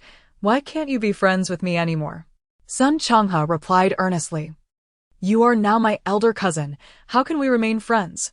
Tang Yongning was taken aback. We are of similar age and schoolmates. What does being cousins matter? Let us simply be friends. Sun Changhe exhaled deeply. You said it yourself. From now on, we shall be brothers. You must not impose the elder's authority upon me. Tang Yongning felt speechless, realizing that this fellow was merely afraid of being overshadowed. He chuckled. All right, henceforth, we shall consider ourselves brothers. He was delighted to have a friend again. Su Xiaoxiao, overhearing their discussion of familial hierarchy, became anxious. If Tang Yongning is my elder cousin, then Prince Brother is his younger cousin, which means Prince Brother is also my elder. No, I cannot allow them to gain such an advantage. Su Xiaoxiao pondered seriously, unaware that Tang Yongning was curiously observing her. Changhe, your sister is truly adorable. I wish I had a sister as well. You have no hope of that. Your mother is carrying a brother, Su Xiaoxiao retorted without a moment's thought. She had just seen the lively child within Qi's womb. Sun Changhe, feeling pleased, replied, Don't hold out hope for a sister. Your mother can indeed provide you with another brother. Tang Yongning perked up. Really? A brother would be fine as well. Perhaps a brother is even better. Sun Changhe was displeased. What is wrong with having a sister? Sisters are 1,000 times better than brothers. Tang Yongning sighed. It's not that I think sisters are undesirable, but my health is frail, and I do not know how long I will last. If I had a brother, he could uphold the Tang family, caring for my grandfather, grandmother, and father. Sun Changhe was taken aback by Tang Yongning's pessimism. Yet he recognized the gravity of Tang Yongning's health and was at a loss for how to console him. Rest assured, you have consumed my elixir. All your chronic ailments have long since been healed. You shall not meet an untimely demise. It would be a pity for someone as handsome as you to perish. Sun Changhe cast a glance at Su Xiaoxiao, thinking his sister was quite the beauty enthusiast. Brother, you truly know how to comfort. Every word you speak is true. Tang Yongning smiled. If that is the case, it is indeed for the best. Ever since I took the pills sent by your mother, I have felt significantly better. Su Xiaoxiao, feeling smug, thought, of course, before I arrived, you were destined to be mere fodder, and naturally, your lives were short-lived. Now that I am here to protect you, you will surely turn misfortune into fortune. Sun Changhe wholeheartedly agreed, and said to Tang Yongning, Trust me. You will be just fine. Let me share a secret. Ever since Xiaoxiao joined our family, we have indeed turned bad luck into good fortune. She is our family's treasure. You should embrace her often, and you will surely enjoy health and happiness. Tang Yongning doubted that merely holding a baby could change one's fate. But Su Xiaoxiao was undeniably adorable. He, feeling grateful for Sun Changhe's kindness, took Su Xiaoxiao into his arms and said, Changhe, since Xiaoxiao is so delightful, you should bring her to the Tang residence more often to see grandmother. Seeing Xiaoxiao will surely lift her spirits and improve her health. Sun Changhe readily agreed. There's no problem with that. Previously, the threshold of the Tang family was too high for us to approach, but now that we are family, it will come naturally. The two families, the Su and the Tang, had finally seen the clouds part and the moon emerge. However, misfortunes continued to plague the Sun family. Sun Detsai's eyesight had deteriorated, worsening progressively. He raged at home, and Zhou Quan was somewhat intimidated by his son. After all, attending Yulin Academy meant he was acquainted with influential individuals, providing future avenues for connections. Zhou Quan was not concerned about Sun Kaidai's safety. He feared she might squander their wealth on her own enjoyment, which only intensified his anxiety. Sun Detsai's eyesight had long been poor, and his temper was worsening. He shouted, Didn't I ask you to fetch a doctor? Are you truly hoping for my blindness? Zhou Quan, feeling impatient, retorted, "Seeing a doctor requires money. Your mother has gone who knows where to find a wild man. What can I do? Just bear with it." Sun Ditsai already looked down on his father, and hearing him speak ill of his mother only fueled his resentment. "You should be quiet. If you hadn't squandered all the family money, we wouldn't be in such dire straits." Oh Quan did not back down, scoffing, "Do not just blame me. You spend dozens of taels a month on food, drink, and entertainment. You are the one who spends the most. I am the eldest son of the Sun family. It is only natural for me to spend. You, an outsider with no skills, have no semblance of a father." The father and son began to exchange harsh words and insults. Eventually, it was unclear who initiated the physical altercation, but they soon found themselves locked in a fierce struggle. Just as they were entangled in their brawl, someone began to pound on the door with great force. "Open the door. Hurry up and open the door." A voice called from outside. Zhou Quan, irritable, replied, "What is all the noise? We are in the middle of a fight. We have no time." The person outside was unyielding. "We are officials. If you do not open the door, we will break it down."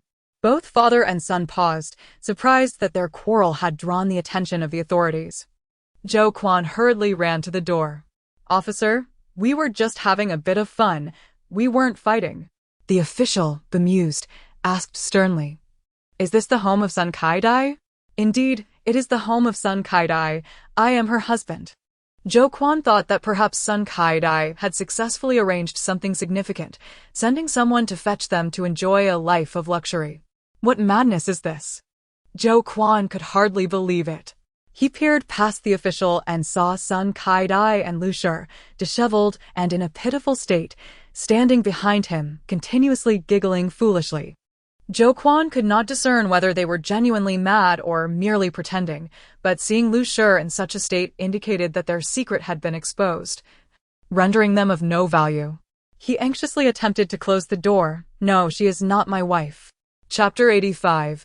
The wealth left to you, the officer, not delving deeply into the matter, merely inquired, "You are not the husband of Sun Kai-dai, hence this house does not belong to you." The official records clearly state that the property is owned by Sun Kai-dai. Beside him, a burly man with a thick beard interjected, "Since he is not the master of the house, why waste words? Orders from above are explicit. These two must be properly accommodated, and this squatter must be removed." As he spoke, two men seized Zhou Quan, intending to throw him out. Zhou Quan struggled vehemently, exclaiming, "On what grounds do you detain me? This house rightfully belongs to me." The officer retorted, "The house is Sun Katie's, and her name is the only one on the deed. You have no relation to her. Thus you cannot reside here." With that, they unceremoniously ejected him from the premises. In a panic, Zhou Quan pleaded, "Officer, I am indeed Sun Katie's husband. My son is here, and I have a daughter as well. Our neighbors can attest to this." The officer, maintaining his good-natured demeanor, asked, "Then recognize her well. This is your wife, is it not?" "Yes, indeed," Zhou Quan hastily affirmed. "Then sign here, and you shall be responsible for these two from now on. We will conduct regular inspections, as she is the rightful owner of the house." Zhou Quan, not being foolish, knew he could not take in two mad women without any ulterior motive. He would not acknowledge Sun Kai-dai if it were not for the house. The property belonged to Sun Kai-dai, and the elderly woman was her mother. As the great Shua dynasty governed with filial piety, if he did not wish to care for her mother, he ought to leave swiftly. The court would send someone to take over. The officer had been expressly instructed to ensure that Zhou Quan felt justified in taking these two in. How he treated them was irrelevant, but they could not be abandoned. These officers were astute, aware that someone above was deliberately testing them. Yet, they had brought it upon themselves. The offenses committed by these two truly warranted their fate. Zhou Quan's not-so-bright mind raced rapidly. If he did not take in Lu Shi, he would be cast out, homeless. Retaining the property was preferable, even if it meant accommodating two mad women. The officer had merely stated that he must take them in. He could consider them as two extra dogs in the yard for the time being. Resolute in his decision, Zhou Quan feigned sorrow, saying, "Alas, it truly is my mother-in-law. How has she come to this? I failed to recognize her at first. I will sign. Rest assured, officer, I shall care for them well. Once the door closed, Zhou Quan's demeanor changed instantly. He impatiently remarked, "You two cannot really be mad, or are you merely pretending?" Sun Katie's gaze was vacant as she spotted chicken droppings on the ground and lunged for them, exclaiming, "Pearls! Precious pearls!" Lu Cher stood dazed, mumbling, "Damn you. Even in death, you cannot be together." "No, absolutely not." Zhou Quan felt a wave of frustration wash over him. He kicked them both, shoving them into a corner, angrily muttering, "What a nuisance." Once the officer departed, Sun Ditsai emerged to ask, "What was all that commotion about?" Zhou Quan scoffed, "Stop acting like a young master. Your mother and Lu Cher have both lost their minds. From now on, we must fend for ourselves. Let me be clear. Do not rely on me. I am struggling myself." Sun Ditsai was struck with a thunderous realization. Both Sun Kaidai and Lu Cher had gone mad. Who could he depend on now? His eyes were becoming increasingly swollen, and he could hardly see. Without Lu Sher's support, how would he manage his daily needs? He staggered towards Lu Sher, unwilling to accept his fate. "Grandmother, look at me. I am Ditsai. I need silver for my eyes. I need silver to study. Bring me the money." Lu Sher's gaze lifted. Upon seeing Sun Ditsai, she screamed as if confronted by a ghost. Do not come near. I have realized my wrongs. Spare me." She began to kowtow repeatedly, as though the grandson she cherished had transformed into a demon. Sun Ditsai's expression grew colder as he turned to Sun Kaidai. "Mother. It is me, Ditsai. Wake up. Where is the money? You must give it to me. I will make something of myself and honor you." Sun Kaidai tilted her head, looking at him with sudden clarity. "Ditsai, my son, I have money. Come, let us go get it." A spark of hope ignited in Sun Ditsai's dim eyes. "I always knew you cared for me. Where is it?" Sun Kaidai whispered conspiratorially, "Shh, quietly now. Do not let anyone find out." Sun Ditsai replied eagerly, quietly. He followed her to the chicken coop, eyes brimming with anticipation as Sun Kaidai busily rummaged beside the nest. Zhou Quan, seething with fury, exclaimed, "I knew you were keeping secrets from me. Who would have thought you hid the money here?" He abruptly pushed Sun Kaidai aside and leaned in. Sun Ditsai would not allow him to succeed. He rushed forward, engaging Zhou Quan in a struggle. As the two fought, Sun Kaidai dove back towards the chicken nest, hurriedly stuffing items into her embrace. Quan and Sun Ditsai were locked in a fierce tussle, each pulling at the other's hair and tearing at garments, both sustaining injuries. In a fit of desperation, Sun Ditsai picked up a stone and struck Zhou Quan on the forehead, rendering him momentarily incapacitated, allowing Sun Ditsai to break free. Mad with urgency, Sun Ditsai lunged at Sun Kaidai, pleading, "Give it to me, all of it." Sun Kaidai hastily shoved what she had into his arms, insisting, "Hide it well. Do not let anyone discover it." Sun Ditsai felt the weight of his pockets, realizing they were suspiciously light. Instinctively, he reached in, only to find his hands coated in the sticky filth of chicken droppings. Furious and humiliated, Sun Ditsai shoved Sun Kaidai away, finally understanding the source of the foul smell. This so-called treasure was nothing but a pile of excrement. "You crazy woman, are you mocking me? Where's the money?" he shouted, on the verge of breaking down. Sun Kaidai, ignoring her injuries, rushed back to Sun Ditsai, attempting to shove the droppings into his pockets while chiding, "Ditsai, this is all treasure. You cannot just throw it away. This is meant for you." Sun Ditsai kicked her several times in rage, declaring, "Stay away from me, you madwoman." Zhou Quan, nursing a bleeding head, could not suppress his laughter. Did you not want your mother to give you treasure? Why toss it aside? You ought to pick it up and hide it." In a fit of exasperation, Sun Ditsai kicked Zhou Quan and shouted furiously, "Zhang Ma, hurry, bring me water for a bath." Chapter 86. Instant Karma. Zhang Ma, filled with indignation, exclaimed, "It has been months since you last provided me with my monthly allowance. Have you truly mistaken me for your servant? I shall make it clear, unless my payment is settled, I shall do nothing. You, assigned slave bound for eternity to my household, dare to demand a stipend? How audacious! Sun Ditsai, like a rabid dog, attempted to strike Zhang Ma. However, she, being a robust laborer, deftly evaded him, causing him to stumble and fall flat on his face. Although Zhou Quan had just quarreled with his son, he found himself agreeing with Sun Ditsai's sentiment. Zhang Ma indeed ought to serve as their family's eternal servant, and how dare she flaunt her authority before her master? Struggling to his feet, he seized a nearby wooden stick and swung it at Zhang Ma, shouting, "You wretched servant, have you lost sight of your true place in just a few days?" Upon witnessing his unsteady stance, Zhang Ma sneered, "A parasite who feeds off others, and yet you presume to be a master? If you possess any real ability, produce the contract binding me to servitude, and I shall acknowledge you as my lord. You insolent servant, I shall strike you down." Zhou Quan bellowed. But Zhang Ma hardly exerted herself to evade him.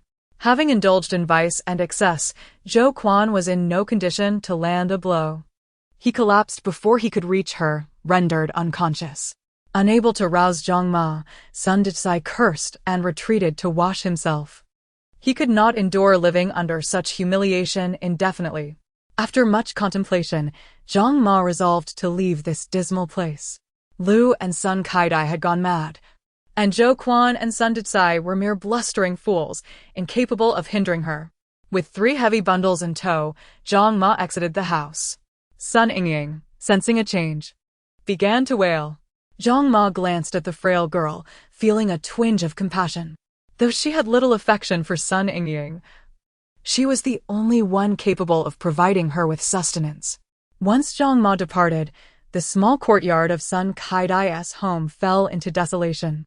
Since the incident with his mother, Sun Ditsai had become severely blind, now reduced to a sightless wretch. Lu and Sun Kaidai scavenged for whatever scraps they could find, while Zhou Quan spent his meager funds and soon had no income. He turned his attention to his son, who, during good harvests, could occasionally provide a bun, while during poor harvests, he would face violent beatings. Relying solely on Sun Ditsai's begging would not suffice to sustain Zhou Quan. Thus, he set his sights on Lu and Sun Kaidai. Yet, the 2 madwomen were of little use. Zhou Quan racked his brain but could not devise a solution. He considered abandoning them, but the officials came monthly to check on their presence. Initially, Zhou Quan would clean them up to present them decently. However, realizing the officials merely glanced and departed, he soon neglected their appearance, leaving them to rest beside the henhouse. Though they had lost their sanity, they still understood the concepts of warmth and coldness, gathering scraps of hay and rags to make their own makeshift abode. Due to Zhou Quan's constant beatings, they lived in fear of him, cowering in corners upon his approach, covered in fleas and filth, worse off than stray dogs. Unable to devise a means for them to earn money, Zhou Quan sent Sun Ditsai out to beg and retreated to a nearby tavern. He ordered a jug of cheap wine and a plate of peanuts, savoring his drink while neglecting the disappearance of his daughter, instead becoming engrossed in the chatter of those around him. Another patron, without hesitation, took the money and remarked, "You're quite something, aging like fine wine." They shared a knowing laugh. The disheveled man, after a hearty drink, departed cheerfully, prompting jests from others nearby. "Urga, you truly know how to scheme. Letting your own wife go for a few coins. You've fallen into the clutches of greed." Urga took pride in his actions, retorting, "What do you mean letting her go? I received payment for this." Zhou Quan realized what Urga was implying and pondered his own household, which contained 2 ready subjects. Their madness was of little concern. He frequented establishments of ill repute and knew of the dubious substances that, once administered, would render them compliant. Lu was not yet 50, although aging. Her life of luxury had preserved some of her allure. Sun Kaidai, while plain, was young enough to be made presentable. They shared their living quarters with chickens, their bodies infested with lice and fleas, emanating a foul odor. Zhou Quan devised a plan. He bound the 2 women with rope and submerged them in the courtyard pond for half a day before retrieving them. Their hair was a tangled mess, unmanageable, and lacking the patience to groom them, he simply shaved their heads. Realizing too late that he had acted hastily, how could a woman attract attention without hair? He had no choice but to accept the consequences. An idea struck him. He purchased 2 monks' robes and dressed them in the garments, giving them the appearance of flirtatious nuns. However, the lingering stench remained unbearable. Thus, he locked Lu and Sun Kai-dai inside, igniting a large quantity of low-quality incense, which smothered the foul odor overnight. Satisfied with his efforts, Zhou Quan ventured into the streets to attract customers. Being a rogue, he was well acquainted with others of his ilk, and soon enough, there were those willing to partake in his new venture. Due to the low cost, patrons were unfazed by Lu and her daughter's impaired faculties.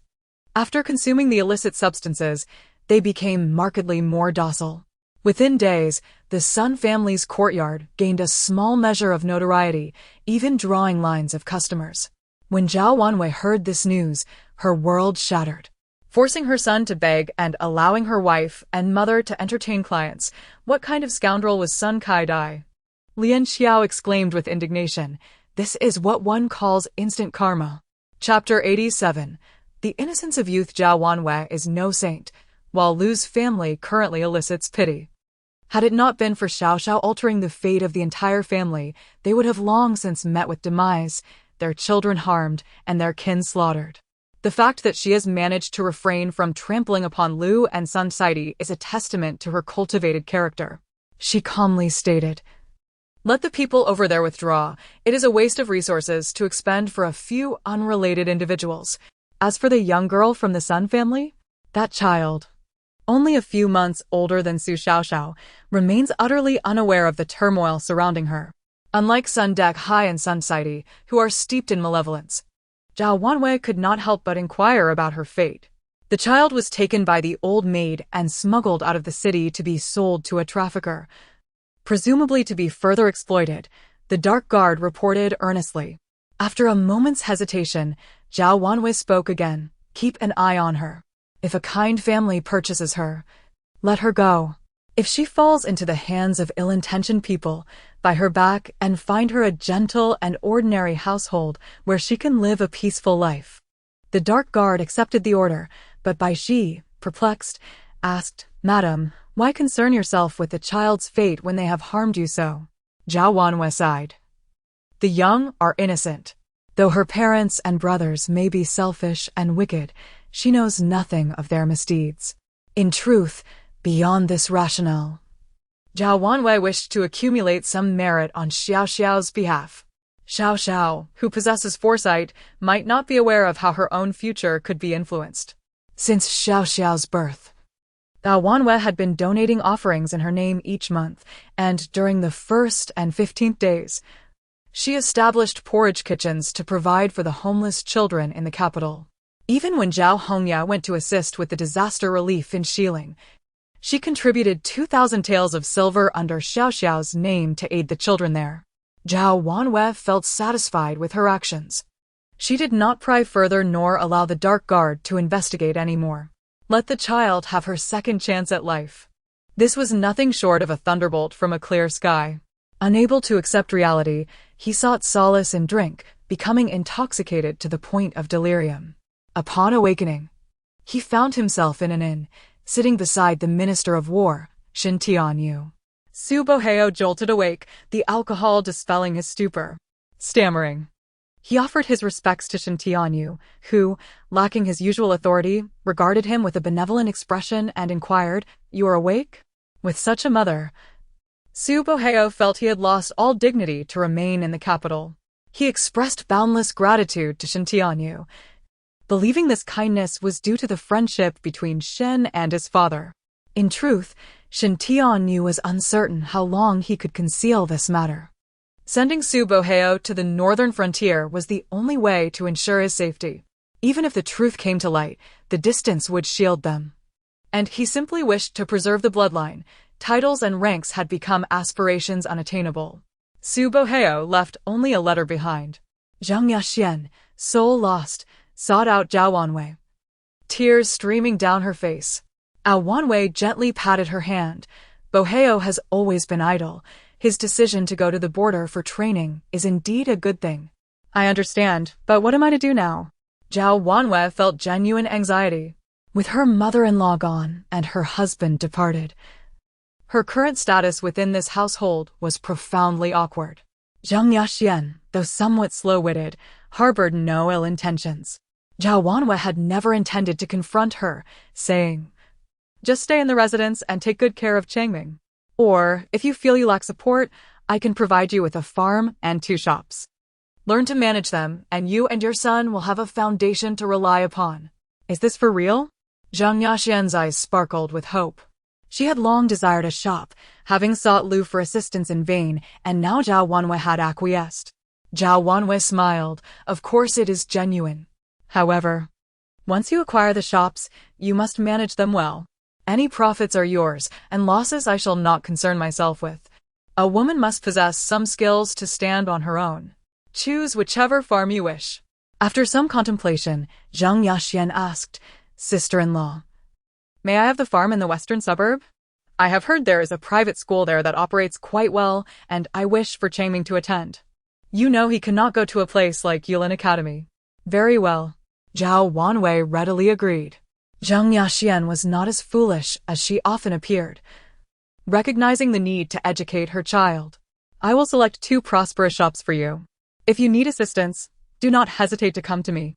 Sister-in-law, I have one more request. I wish to move Changming to the farm. This will facilitate his education and help him understand his identity." Zhang Yaxian believed Su Boheo's erratic behavior stemmed from a lack of clarity regarding his own identity, having indulged in his mother's favoritism. Rumors circulated outside, claiming Su Boheo was not the offspring of the Duke, and regardless of their truth, the current heads of the household were Zhao Wanwei and Su Bowen. Lu bore a grudge against them, having nearly harmed Zhao Wanwei and Su Xiaoxiao. No matter how magnanimous they might be, they could not genuinely regard Changming as kin. With a farm and shops as their support, it was prudent to distance themselves from such strife. Zhao Wanwei felt a sense of relief. Su Boheo's departure was a blessing, as was Zhang Yaxian's relocation. As long as they led a peaceful life, the sins wrought by Lu would be repaid by her own hand. Zhang Yaxian bowed to Zhao Wanwei with Changming in tow, gathered her belongings, and moved to the farm. Along the way, she instructed the 3-year-old Su Changming, "You must remember the kindness of the lady. She has given us a chance at life." In a tender voice, the young child replied, "Mother, I understand. Grandmother did wrong, and father no longer wants us. Do not cry, for I will protect you." Chapter 88. The Princess's Joy. The marriage of Lingxi requires your utmost attention, dear madam. It is not a matter of high lineage, but rather the integrity of character and the purity of family values that must be prioritized. For only then will Lingxi not suffer any grievances in her union. We must adhere to the principle of quality over quantity. As for Changhe, he is indeed a clever child, albeit rather unruly. He needs to be restrained a bit more. I noticed that the young nobleman Kong Wan was able to manage him well while he was copying texts at our residence. Perhaps they should spend more time together. Should he prove to be too mischievous, you may certainly discipline him a few times to instill some sense into him. Su Changhe rubbed his backside, thinking to himself how truly paternal this was. After all, he had endured his fair share of spankings. "It's my turn," Su Xiaoxiao exclaimed, her little feet dancing with excitement. Xiaoxiao has grown a few more teeth, hasn't she? I wonder if she has been sulking about not being able to enjoy the delicacies from the imperial kitchen due to my affairs. In Nanjing, there is a fruit covered in fine fuzz, bright green and sweet, soft and sticky inside, perfect for children. I've sent a basket with a messenger, and it should arrive in the capital just in time for her to enjoy. Make sure to give some to Xiaoxiao. Su Xiaoxiao perked up, her ears twitching at the mention of the fruit, her joy evident as she clapped her hands. Father is so kind. He brought me fruit. Su Changhe felt a pang of envy. While Xiaoxiao received exotic fruits, he was stuck with bamboo shoots stir-fried with meat. This family had its own peculiarities. While the world favored sons, there's cherished daughters. Please extend my regards to your family and the Tang household, dear madam. Everything is well in Nanjing, and matters are beginning to take shape, but the nights are long and arduous. Su Xiaoxiao ceased her reading, her brow furrowing as she pondered. The nights in Nanjing are longer than those in the capital. No wonder father says he needs to hold mother to sleep soundly. I, too, sleep more peacefully when I'm with mother. Zhao Wanyu, who had been listening earnestly, was taken aback by the sudden shift in tone, her cheeks flushing crimson as she lowered her head in silence. Su Lingxi and Su Changhe exchanged amused glances at their mother, who was blushing, and they left under the pretense of needing to attend to something. It was quite unexpected to see their usually stern father display such affection towards their mother. Su Xiaoxiao, puzzled, looked at her mother and siblings. What are they laughing about? Did I miss something wonderful? Unable to contain themselves, Su Lingxi and Su Changhe burst into laughter. Meanwhile, the oblivious Bai Shi, still flustered, remarked, "Madam, why is your face so red? Have you caught a chill?" Zhao Wanyu replied, "Thank you for your concern. You are quite kind." Just then, a servant announced that young Master Kong Wan had come to borrow books again, prompting Zhao Wanyu to straighten up and coldly instruct, "Su Changhe, young Master Kong has arrived. Accompany him to the study and learn from him what it means to be composed." Understanding his mother's embarrassment, he complied and departed. She then called Su Lingxi back, saying, "The Grand Princess has sent several letters requesting my presence at her residence. I hesitated due to fears that your father's situation might implicate her. But this morning she sent someone to urge me. If I do not go today, she may come to the door herself. Change into some appropriate attire and accompany Xiao Xiao with me. Consider it a brief respite. To visit Auntie the Grand Princess? That's wonderful. I can also bestow some spiritual energy upon the little sister in her belly. Soon, I will have 2 little sisters. How delightful!" Su Xiaohao exclaimed. Lost in her own excitement, Awenyu felt a jolt of surprise. The Grand Princess was with child. No wonder she hadn't rushed to the Duke of Town's residence. However, the imperial physician had said that she had sustained injuries during the birth of Yutong, which had rendered her unable to conceive again. This unexpected pregnancy, would it pose any risks to her health? Upon receiving this news, Zhao Wanyu could no longer remain seated. She hastily prepared herself and made her way to the Grand Princess's residence. The Grand Princess, with a stern expression, spoke in a low voice, "I thought Miss Zhao would never set foot in my palace again." Zhao Wanyu, with utmost deference, replied, "Your Highness, you are magnanimous. Surely you will not hold my previous hesitations against me. I have brought your favorite emerald buns as an apology. You wouldn't possibly hold a grudge over such a small matter, would you?" The Grand Princess swallowed hard, her voice icy. "You think a few buns will win me over? Let me be clear, were it not for Lingxi and Xiao Xiao, I would not have even allowed you to enter." Though she spoke thus, she had already linked her arm with Zhao Wanyu's, guiding her toward the main hall. Reflecting on the situation, the Grand Princess felt a surge of anger. "Zhao Wanyu, are you foolish? I am the Grand Princess. I can protect you." Zhao Wanyu felt warmth in her heart. The Grand Princess was still as protective as in their childhood. She inquired with concern, "You seem to have lost quite a bit of weight lately. Are you unwell?" Zhao Wanyu waved her hand dismissively. "You are a young lady. Do not trouble yourself with such worries." The Grand Princess smiled, saying, "Do not heed your mother's words. Those 2 are trusted attendants of the Empress Dowager. And just yesterday they remarked on Lingxi's intelligence. If you were here, you could certainly be of great assistance. Consider it helping your aunt." Chapter 89. Is it too late to return? After bidding farewell to Su Lingxi, the Grand Princess eagerly beckoned Zhao Wanyu to sit beside her and exclaimed, "Quickly bring me the jade dumplings you made. I have been longing for them these past few days."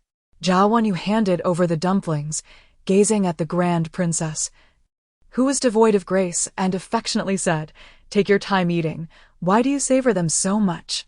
The Grand Princess paused only after devouring 4 dumplings, exclaiming, "You cannot fathom how miserable I have been lately. Everything I consume turns to nausea. I could retch up my bile." "What troubles you, Your Highness?" Zhao Wanyu dared not overstep, knowing that the Grand Princess's inability to conceive was a thorn in her heart. The Grand Princess looked at Zhao Wanyu with an air of mystery and declared, "You could never guess. I am with child." Although Zhao Wanyu had mentally prepared for this news, she was still elated for the Grand Princess. Is it true? That is truly a momentous blessing. Have you consulted the physician? Will your body be able to endure this? The physician has examined me and declared all to be well. Save for my inability to keep food down, the Grand Princess replied, her eyes brimming with anticipation. Zhao Wanyu felt an increasing sense of guilt. You should have informed me of your pregnancy. I have been burdening you with my worries daily. Had I known, I would have visited you sooner and not troubled you at all. You adore my cooking, do you not? I shall come daily to prepare meals for you. That is unnecessary. You need only bring Xiao Xiao to amuse me from time to time, the Grand Princess said, dismissing the attendants and leaning closer to Zhao Wanyu. Whispering, I believe this child is a blessing bestowed upon me by Xiao Xiao. Zhao Wanyu was puzzled. How could the Grand Princess hear Xiao Xiao's thoughts? The Grand Princess continued, one night, I dreamt of my mother, who urged me to express my gratitude to Xiao Xiao, even suggesting I revere her as a deity. Alarmed, Wanyu quickly stood, exclaiming, Your Highness, Xiao Xiao is still but a child. She cannot bear such exaltation. The Grand Princess gently pressed her back into her seat, saying, Do not be so apprehensive. Perhaps my mother's words were exaggerated. Yet ever since Xiao Xiao visited my home, everything has gone smoothly. Not only has Yu Tang flourished, but even the prince consort has been more attentive to me, now that I am with child. I must express my gratitude to Xiao Xiao. How shall you show your gratitude? Have you received more precious gifts? Xiao Xiao eagerly interjected, stretching her hands, wanting the Grand Princess to embrace her. The Grand Princess was inclined to do so, but was halted by Zhao Wanyu, who cautioned, Your Highness, you must not exert yourself, merely hold Xiao Xiao's hand. Based on her experience, Zhao Wanyu knew that Xiao Xiao could transmit her energy without direct contact. Holding hands would suffice. Xiao Xiao took the opportunity to share some energy with the Grand Princess, who indeed appeared rejuvenated. Cheerfully, she remarked, Xiao Xiao is truly a treasure. I have felt lethargic lately, yet upon seeing her, I feel invigorated.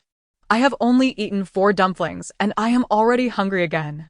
Now you see how well I am. What reward shall you bestow upon me? Xiao Xiao did not forget this point. Just then, Liu Tang entered. Transformed after months apart, his youthful innocence replaced by a spirited demeanor. He elegantly bowed, saying, I have come to see my mother and Lady Zhao. The Grand Princess beamed with joy. Why are you so sweaty? How was your day at the Guozijian? Liu Tang chuckled sheepishly. The teacher tested me, saying I have made some progress. Upon hearing that Xiao Xiao was here, I hurried to see her. The Grand Princess laughed heartily. Then take Xiao Xiao to the courtyard to play. Bring along a few maids and servants. Mother, a remarkable acrobatic troupe has arrived in the capital. The Crown Prince and Xiao Jiao have invited me to join them. May I take Xiao Xiao with me? Liu Tang asked, aware that his inquiry might be presumptuous. Casting a cautious glance at Zhao Wanyu, Tang Yongning, Su Changhe, and Pei Yuan will also attend. With Changhe there, Xiao Xiao will not feel out of place. The Grand Princess gently inquired, Are you all going? Does Xiao Xiao wish to join? Xiao Xiao nodded vigorously, exclaiming, I want to go. I love lively gatherings. The Grand Princess chuckled, Since you all wish to go, alas, I cannot decide. This matter must be discussed with Aunt Zhao.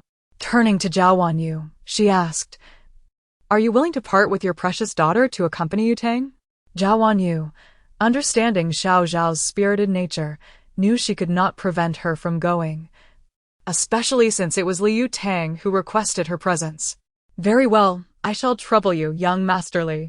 Liu Tang gratefully thanked Zhao Wanyu and the Grand Princess, then instructed the servants to prepare Xiao Zhao's spare clothing, filled 2 flasks with milk, and gathered a variety of treats suitable for Xiao Xiao before finally taking her out. As they exited the estate, they spotted the carriage of the 9th prince approaching rapidly. To avoid unnecessary complications, the Crown Prince had borrowed the 9th prince's carriage. Liu Tang, observing the hurried descent of the Crown Prince, inquired, Did we not agree to meet in the east of the city? Why are you here in such haste? The Crown Prince replied nonchalantly, I was bored. So I decided to come directly to fetch you. The 9th prince, Gu Huaiyan interjected. The crown prince first went to the Duke of State's residence to collect Xiao Xiao. Upon learning she was here, he rushed over without delay. I nearly ran myself sick. The crown prince coolly remarked, if you are feeling unwell, why not rest at your aunt's residence? Liu Tang was puzzled. If you went to the Duke of State's residence, did Su Changhe accompany you? Gu Huaiyan quickly covered his mouth. Realizing he could not disclose that Su Changhe had followed the carriage for an entire street without the crown prince allowing it to stop. Though unaware of the reason for his silence, he understood that mentioning it would lead to dire consequences. Xiao Xiao, come here for a hug from your uncle. Gu Huaiyu called out, extending his arms. Liu Tang good-naturedly handed Xiao Xiao over to Gu Huaiyu, saying, Xiao Xiao is familiar with you. You may take her in your carriage. Holding Xiao Xiao, Gu Huaiyu felt a sense of reassurance. The 9th prince's carriage is spacious. Let us sit together. I know you adore Xiao Xiao. We shall go together, with the attendants following. I also love Sister Xiao Xiao. Gu Huaiyan chimed in, unwilling to be outdone. Chapter 90. The juggling performance. Gu Huaiyu found it utterly amusing. How could Xiao Xiao be so endearing? Usually quite carefree, Gu Huaiyan noticed something amiss in Xiao Xiao's expression. He extended his chubby little hand and said, Sister Xiao Xiao, please don't be unhappy. There are many delightful treats and fun activities outside. Shall I buy you some candied hawthorn? Oh, and the juggling troupe can perform astonishing feats. The idea of astonishing feats sounds rather mundane, but for the sake of the candied hawthorn, I suppose I shall go and see.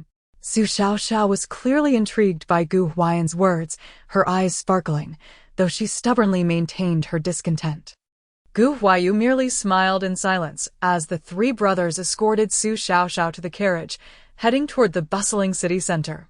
Li Yutong teased, Your Highness. For someone so composed and cautious, the juggling troupe should hardly captivate your interest. Little Jiao insisted on causing a ruckus, but at 9 years old, Gu Huaiyu remained unfazed, appearing more mature than Li Yutong. Gu Huaiyan thought to himself, so I am merely here to bear the blame. It was clearly my second brother who informed me of the remarkable juggling troupe in the capital, coaxing me into persuading our mother to allow us to leave the palace. How did it come to this? Being utilized in such a manner indicated that he possessed value. Although Gu Huaiyan was just over 3 years of age, he was not foolish. Besides, his elder brother studied diligently every day. It was only right for him to take him out to see the world. Gu Huaiyu appeared calm and collected, but internally he was calculating the origins of this juggling troupe, which had seemingly appeared out of nowhere, their backgrounds astonishingly clean, leaving no trace of suspicion. Overnight, they gained fame in the capital. The extent of their publicity was evident. Reports from the secret guards indicated that their motives were not financial, which raised many eyebrows. He had originally intended to warn Su Chang'e against bringing Xiao Xiao along, but upon reflection, he realized that although Xiao Xiao could not speak, she would find countless ways to know the truth. It would be safer to keep her close, especially since he had set up a comprehensive network of protection around her. He hurried over, concerned for his cousin Yutong's innocence. Should anything happen while he was with Xiao Xiao, it would be disastrous. He felt an inexplicable fondness for Su Xiao Xiao, and their father constantly reminded him to safeguard the foundation of the Dasha dynasty, insisting that he take good care of Su Xiao Xiao, emphasizing that any affection shown was not excessive. The place was teeming with people, and even with Su Xiao Xiao riding on Li Yutong's shoulders, she could see nothing. The 9th prince fared even worse, only able to witness a parade of posteriors before him. Su Chang'e squeezed into the crowd like an eel, raising his voice. What are you all watching? Pei Yuan has already reserved the best seats for viewing. Let us go. Indeed, Pei Yuan was the epitome of a spoiled rich kid. This spot offered an unobstructed view of the performance. Gu Huaiyan settled comfortably in his seat and remarked, Pei Yuan, why did you not mention such a splendid location sooner? I've been staring at backsides for ages and inhaling quite a bit of unpleasantness. Su Chang'e shrugged. I chased after your carriage to tell you this, but who knew you would ride off so swiftly? Gu Huaiyan glanced at his second brother, while Gu Huaiyu calmly picked up a milk jug to offer Su Xiao Xiao. Xiao Xiao, are you thirsty? Have some milk. Before Gu Huayan could process the moment, he was captivated by the resounding drumbeats as the performance officially commenced. The performers took to the stage wearing masks and peculiar attire, slowly beginning to dance. However, their movements were markedly different from those of Dasha, imbued with an inexplicable sinister aura. Pei Yuan tossed a peanut into his mouth and lazily commented, "This seems more like a shamanic dance. It's not nearly as wondrous as rumored." Tang Yongning, sitting upright, remarked, "It appears to resemble a ritual. This juggling troupe is rather peculiar." Su Xiaoxiao cast a fleeting glance, but was quickly drawn to the towering skewers of candied hawthorn in the crowd. "Wow, candied hawthorn!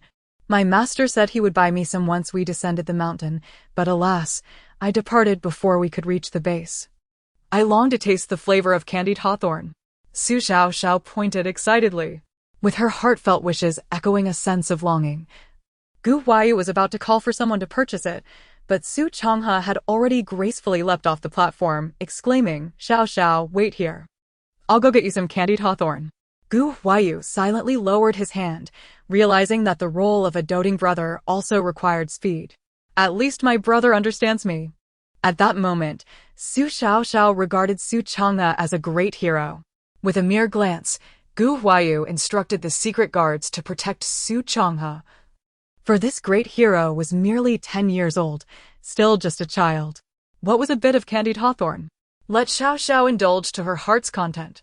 Among those present, including Tang Yongning and the Crown Prince, everyone held a stick of candied hawthorn, finally embodying the essence of childhood. As Su Xiaoxiao took a lick of her candied hawthorn, tears streamed down her cheeks. "So this is the taste of candied hawthorn." She gazed at the dirty little children below the platform, enviously eyeing her, and couldn't help but reflect, "Before meeting my master, I was just like them. Now my master is gone, but I have my brothers, many brothers. Thankfully." She added the part about having many brothers, otherwise, our little prince would surely be consumed by jealousy. Su Changhe, moved by Xiao Xiao's heartfelt sentiment, nearly succumbed to tears himself, pondering how something as simple as candied hawthorn could evoke such emotions.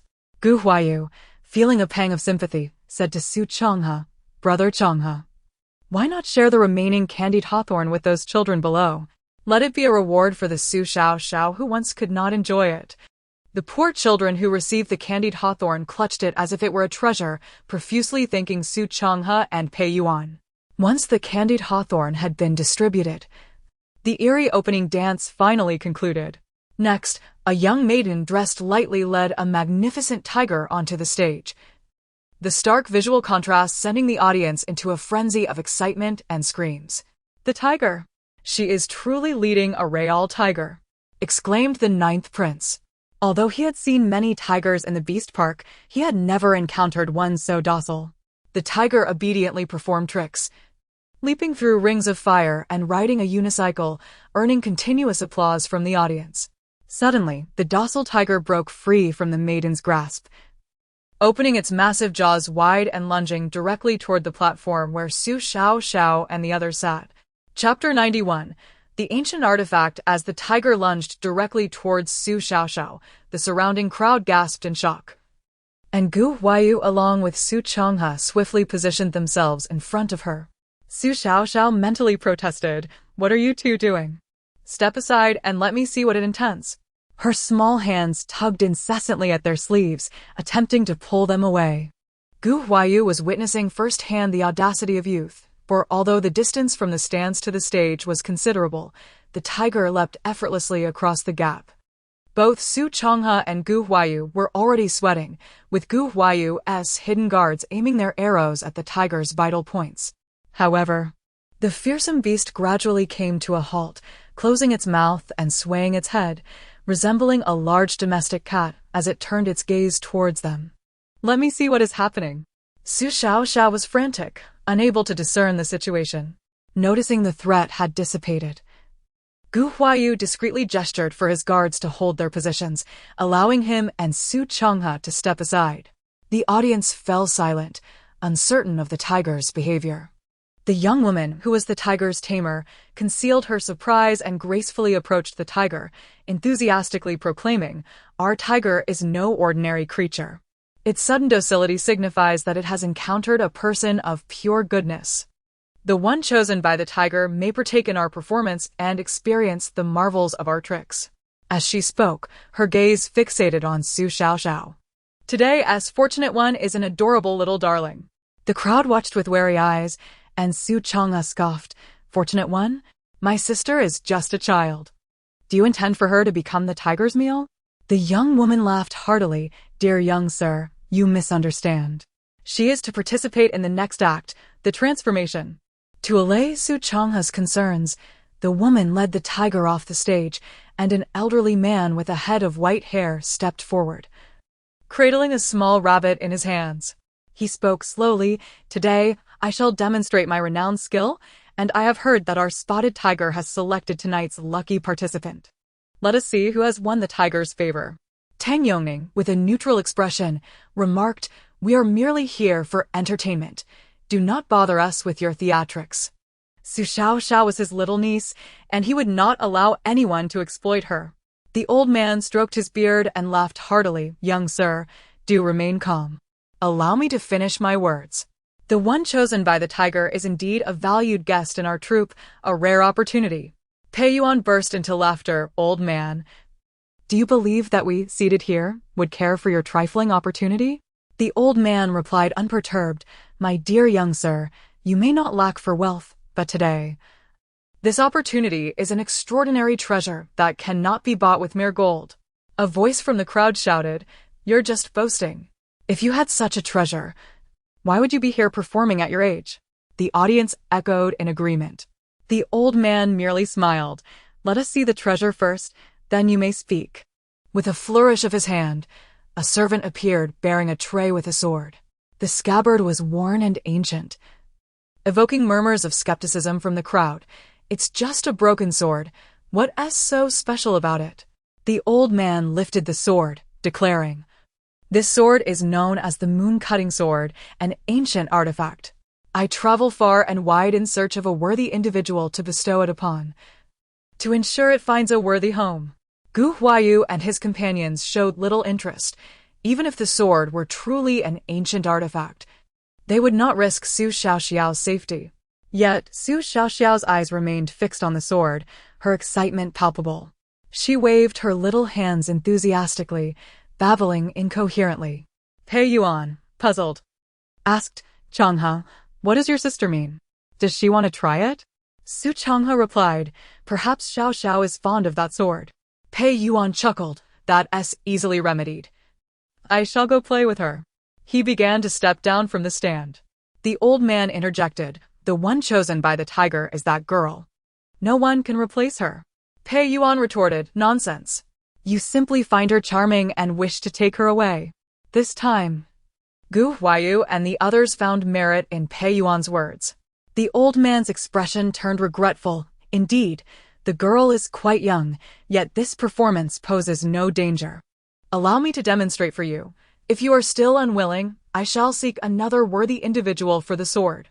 With that, he waved his sleeve, and the sword vanished from sight.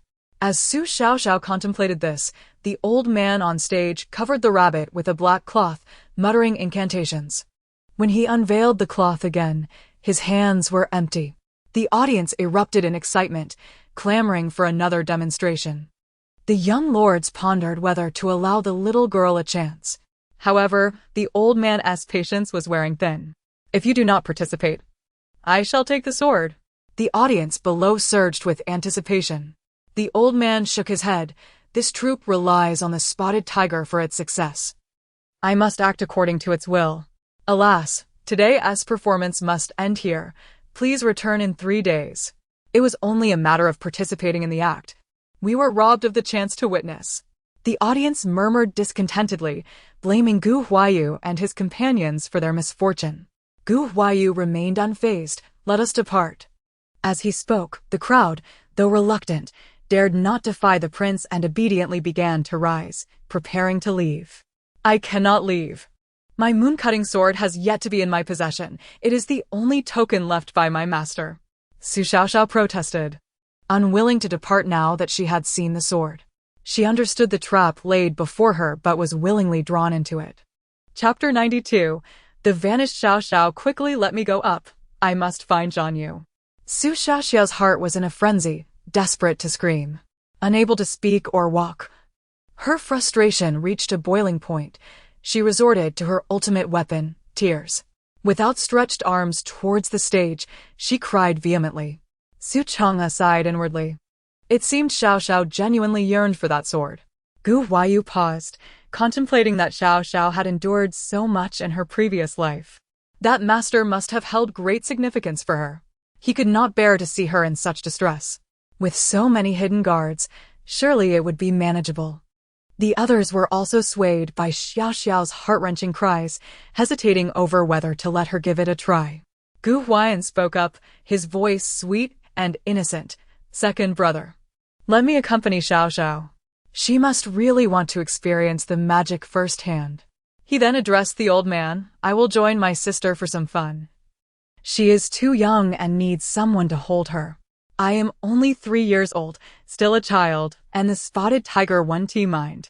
The old man, initially anxious they would leave, was taken aback by this unexpected turn and hastily agreed. Observing the child's demeanor, he recognized her as a fated one for the ancient artifact. In that case, the two of you may ascend the stage together. Gu Huaiyu interjected. Wait, I have a condition. Once my brother and sister are on stage, hand the ancient sword to my sister. The performance can wait. The old man readily consented, of course. The sword was in a dilapidated state, covered in gray-green rust, and he found nothing remarkable about it. Su Xiaoxiao cast a grateful glance at Gu Huaiyu. Indeed, my brother the prince understands me best. Yet, Gu Huaiyu remained slightly apprehensive, his brow furrowed with concern. Su Chang'e felt a chill in his heart. Could he still call her his sister?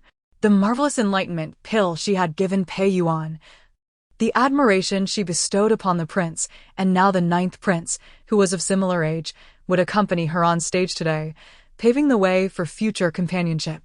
The bond of childhood friends was forming. And there were Li Yutong and Tang Yongning, all eyeing her enviously. His sister was about to be taken away. While Su Chang'e lamented, Gu Huaiyan had already scampered up to the stage, holding Su Xiaoxiao in his arms. He ignored his jealousy, keeping his gaze fixed on her, fearful of any mishap. Su Xiaoxiao grumbled to herself, what is this 9th prince doing here? I still have to keep an eye on you. Gu Huaiyu, who had been tense, couldn't help but smile slightly. This girl was even dismissive of the 9th prince. Gu Huaiyan struggled to lift Su Xiaoxiao onto the stage, finding it challenging as she was a glutton, but he refused to accept help. Clutching the treasured sword, Su Xiaoxiao held it tightly. As the black cloth covered her head, Gu Huaiyan gently reassured her, do not fear, sister. I will protect you. Rolling her eyes, Su Xiaoxiao retorted, who is protecting whom is still up for debate. But this brother isn't bad. Let's protect each other from now on. Su Chang'e facepalmed, this sister's overzealous protectiveness. None noticed that when the Zhan Yu sword came into Su Xiaoxiao's possession, its rust began to fade, gradually revealing its brilliance. The old man once again muttered incantations towards the black cloth, and when it was lifted, only he remained on stage. He smiled faintly and smashed something to the ground, causing a thick cloud of smoke to billow, obscuring all vision.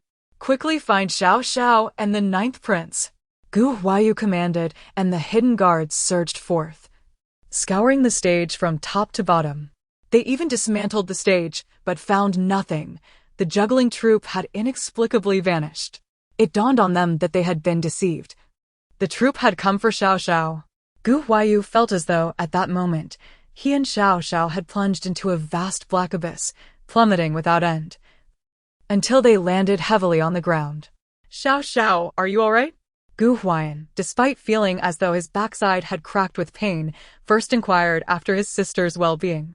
He fished a fire stick from his pocket, lit it to take a look, and nearly fainted from fright. They were inside a carriage, And even more alarming was that it was being pulled by a great black bear, an actual bear. Gu Huayan plopped back down onto the carriage, trembling, and said, "Xiao Xiao, do not be afraid, we will play dead. Brother says bears do not eat the dead." Su Xiaoxiao patted Gu Huayan and flashed him a sweet smile. "Poor child. You're so terrified. Don't worry, with me here, it can't hurt you." Suddenly, someone kicked her hard, jolting her awake. Infuriated, Su Xiaoxiao thought, "I was dreaming of roasted chicken, and just as it was ready, I didn't even get a bite. This is too much." Drawing the Jianyu sword. The sword's overwhelming aura stirred the air as it neared her assailant, sending him sprawling several feet back, blood spewing from his mouth. "Master, that girl has a formidable sword. We cannot approach her," a man gruffly reported. "Useless fools, you can't even handle a child," he retorted, striding forward. Yet, before he could reach Su Xiaoxiao, he was hurled back. A woman helped him up, seething. She actually activated the Jianyu sword. Heaven knows how much effort I poured into it, blood, offerings, polishing, and months of toil, and it remained inert. Yet, in Xiaoxiao's hands, it was activated effortlessly. Su Xiaoxiao was puzzled. In her previous life, she had possessed immense power, yet had been unable to reveal the sword's true form. Why was it different today? Whatever the case, this is a good fortune. Overthinking will only lead to headaches. But what now? The one inside is Gu Huayan. How could these fools have captured him? Losing a child is one thing, but losing the beloved youngest son of the Empress? They would turn the capital upside down. The man exclaimed in panic. Chapter 93, 500 Tales of Silver. "No. 5 roasted chickens," the woman sinisterly remarked. "Doesn't that leave you with a means to vent your frustrations? Rest assured, this place is quite secluded. Even if they turn the capital upside down, they will not discover it." Such a wicked person. Su Xiaoxiao scoffed. "What does it matter if they can't find us? We cannot even approach her. Did you not say that sword was merely a worthless piece of metal?" The man, evidently losing his patience, responded. The woman defiantly declared, "She's merely a little child. Surely we can handle her." Yet inwardly, she was in a state of panic, for this seemingly innocent child was indeed a formidable opponent. Listening to their conversation, Su Xiaoxiao realized they did not regard her as an outsider. Since they had come, why not invite them in? With that thought, she sheathed the moonslaying sword and went to rouse the slumbering Gu Huayan. Awakened, Gu Huayan found himself and Su Xiaoxiao trapped in a labyrinthine cave, instantly losing all drowsiness. "Mother, second brother, come save me." The 3-year-old was utterly terrified. Su Xiaoxiao looked at him, exasperated by his tears. Children were indeed troublesome. Outside, the 2 individuals sensed the sword's aura had diminished and rushed in, intent on seizing the moonslaying sword. Activated. The sword could cleave mountains and forge paths. Who could resist such power? However, the once unremarkable sword now felt impossibly heavy, rendering it immovable. "Let me try," said the man. Yet the outcome was the same. Both exerted their utmost strength, yet the sword did not budge an inch.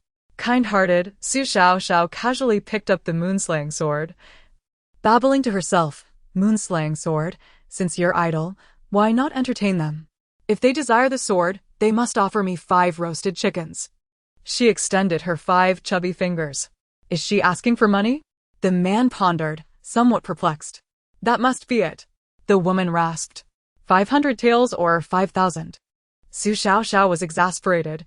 Wasn't he this the crown prince and Shen Qingyu? Wearing masks and speaking in rough voices, they thought they could disguise their identities. However, 5,000 taels was excessive. How about just 5 roasted chickens instead? Her eyes sparkled with mischief. Upon hearing this, the moonslaying sword became agitated, the sheath unable to contain its fury. Su Xiaoxiao gently stroked the hilt. "Enough, no need to cry. I was merely jesting. We have only met in our past lives. Do you think I am an ancient monster? If 5,000 is out of the question, at least trade me for 5 roasted chickens and some goat milk." The sword, having calmed momentarily, began to shake again. Feeling somewhat deflated, Su Xiaoxiao quickly regained her composure. If words failed, gestures would suffice. She gesticulated for half a day. But the crown prince and Shen Qingyu only grew more bewildered, utterly clueless as to her intent. Gu Huaiyan, forgetting his tears, hurried to comfort her. Sister, do not fret. Second brother and father will surely come to rescue us. Feeling helpless, Su Xiaoxiao finally resorted to mimicking a chicken's cluck, though it was not quite right. Why are they so dense? Can't they see my gestures? I dreamt of crispy roasted chicken and didn't he get to taste a single bite? As she grew increasingly frustrated, a voice from the seemingly lifeless little red chimed in. Could it perhaps be that your imitation is lacking?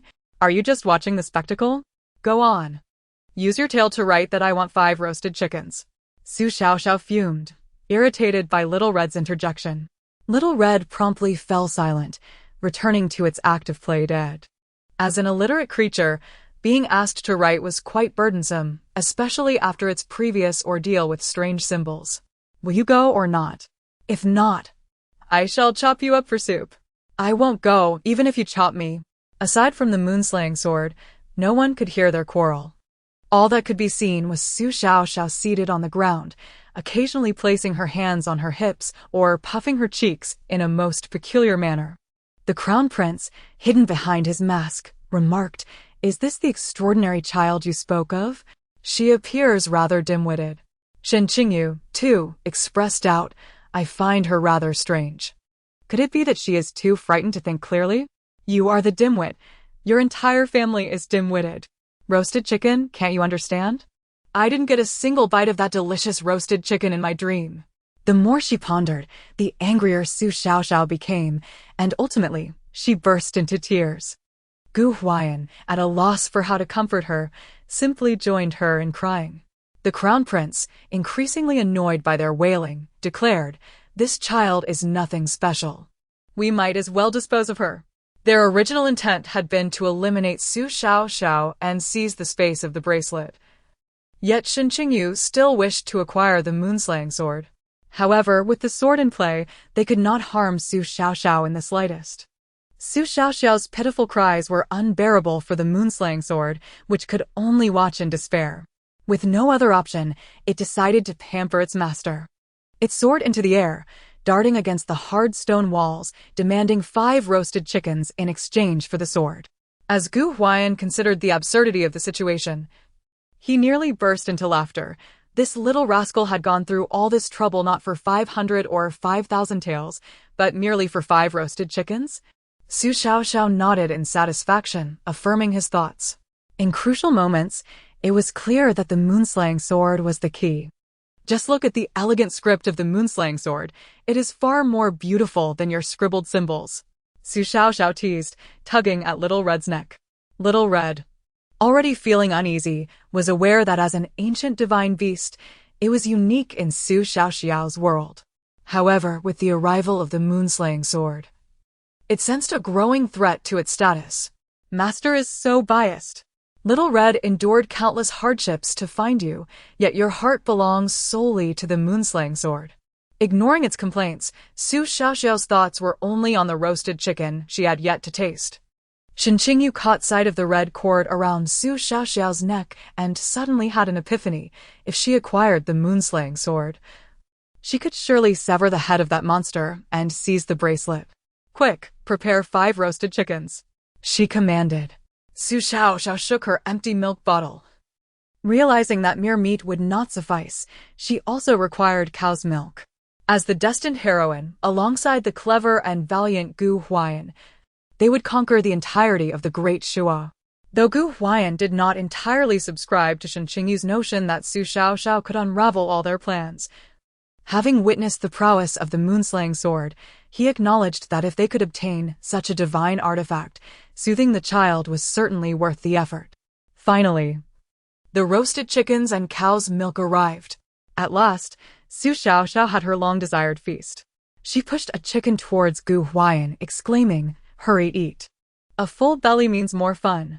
Though Gu Huaiyan could not comprehend her words, his hunger prevailed, and he eagerly tore off a chicken leg to devour.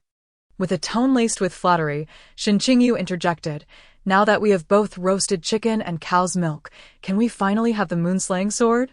Chapter 94.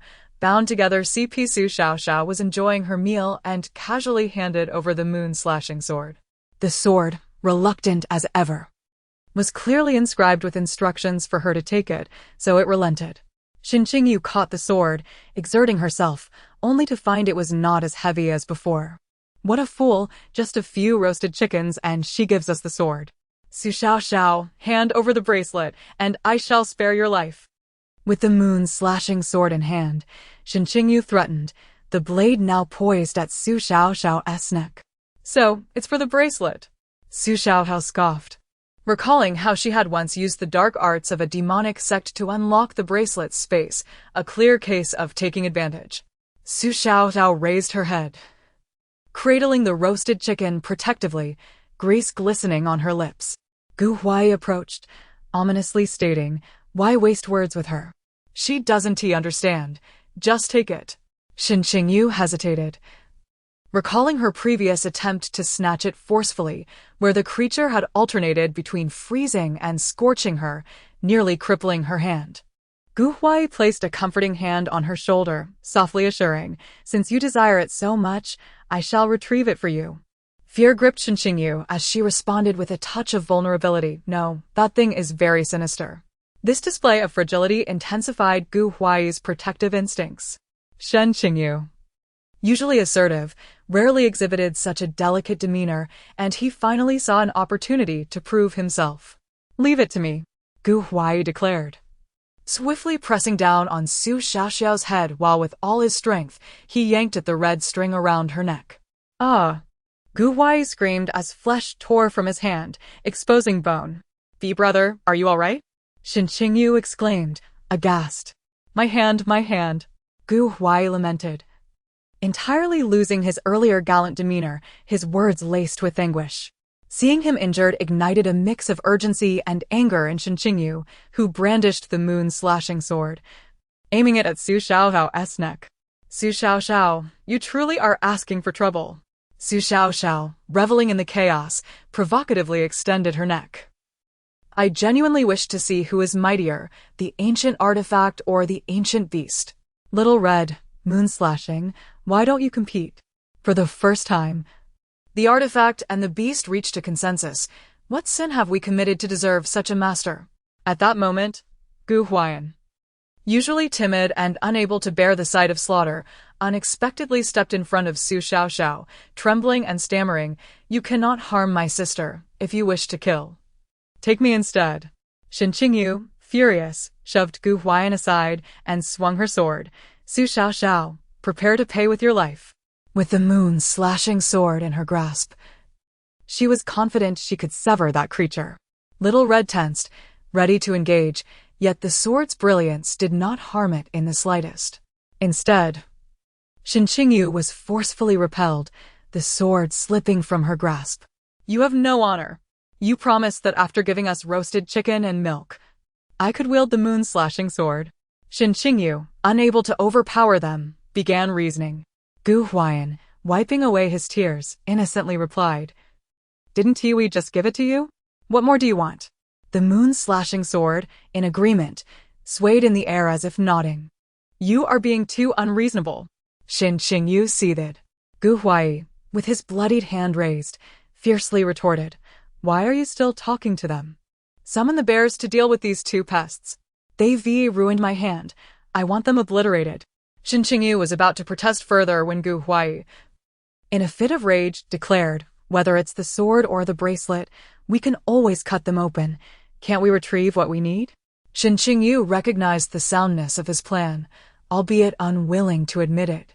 Even if Su Xiao was not fully aware, she was still beyond Qingyu's capabilities.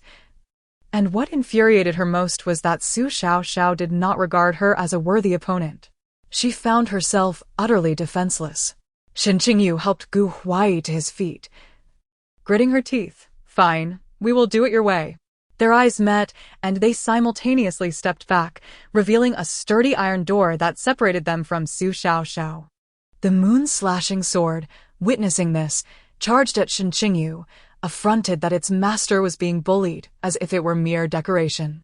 In a surprising act of bravery, Gu Huai shielded Shen Qingyu, taking the blow from the blade himself. Despite his exquisite golden armor, he collapsed, unconscious. Why are you so foolish? Why would you take a blade for me? Shen Qingyu was taken aback by Gu Huai's actions. Born a commoner, her mother held a lowly status. She had lived a life worse than that of a maid. As the holy maiden of the demonic sect, her mother was merely a minor demon who had climbed into the bed of the demon lord. The title of holy maiden brought no benefits, and she was often sacrificed, yet she had the bloodline of the demon lord. From a young age, she had been the scapegoat, always the one discarded. For the first time, someone had recklessly stood in front of her, and in that moment, her heart opened. Gu Huai was no longer just a tool in her story. He was the only one who genuinely cared for her. Do not die. Hold on, I will save you. Shen Qingyu's voice trembled with emotion. The moon-slashing sword, relentless, pursued Shen Qingyu, who struck the wall in frustration before vanishing through a mechanism. Meanwhile, in the isolated space where Su Xiao and the others were trapped, several fierce beasts descended from above. There were spotted tigers from circus acts, a large black bear pulling a cart in the darkness, and even a few hungry wolves. We're finished. Xiao Zhao. Today, we shall become their lunch. My 4th birthday has yet to pass. Gu Huaiyan began to cry again. Look at you, so pathetic. Even if you survived to your 4th birthday, you'd still be a short-lived creature. In the original story, you died before turning 5. Thankfully. Gu Huaiyan could not hear Su Xiaoxiao's thoughts. Otherwise, he would surely weep in despair. The beasts, attracted by the cries, advanced towards Su Xiaoxiao and her companions, leaving no room for escape. Gu Huai was in such a state of distress, tears streaming down his face, yet as the fierce beasts approached, he rolled up his sleeves, wiped his nose, and declared with a quivering voice, "You may eat me first. I am plump and have plenty of meat."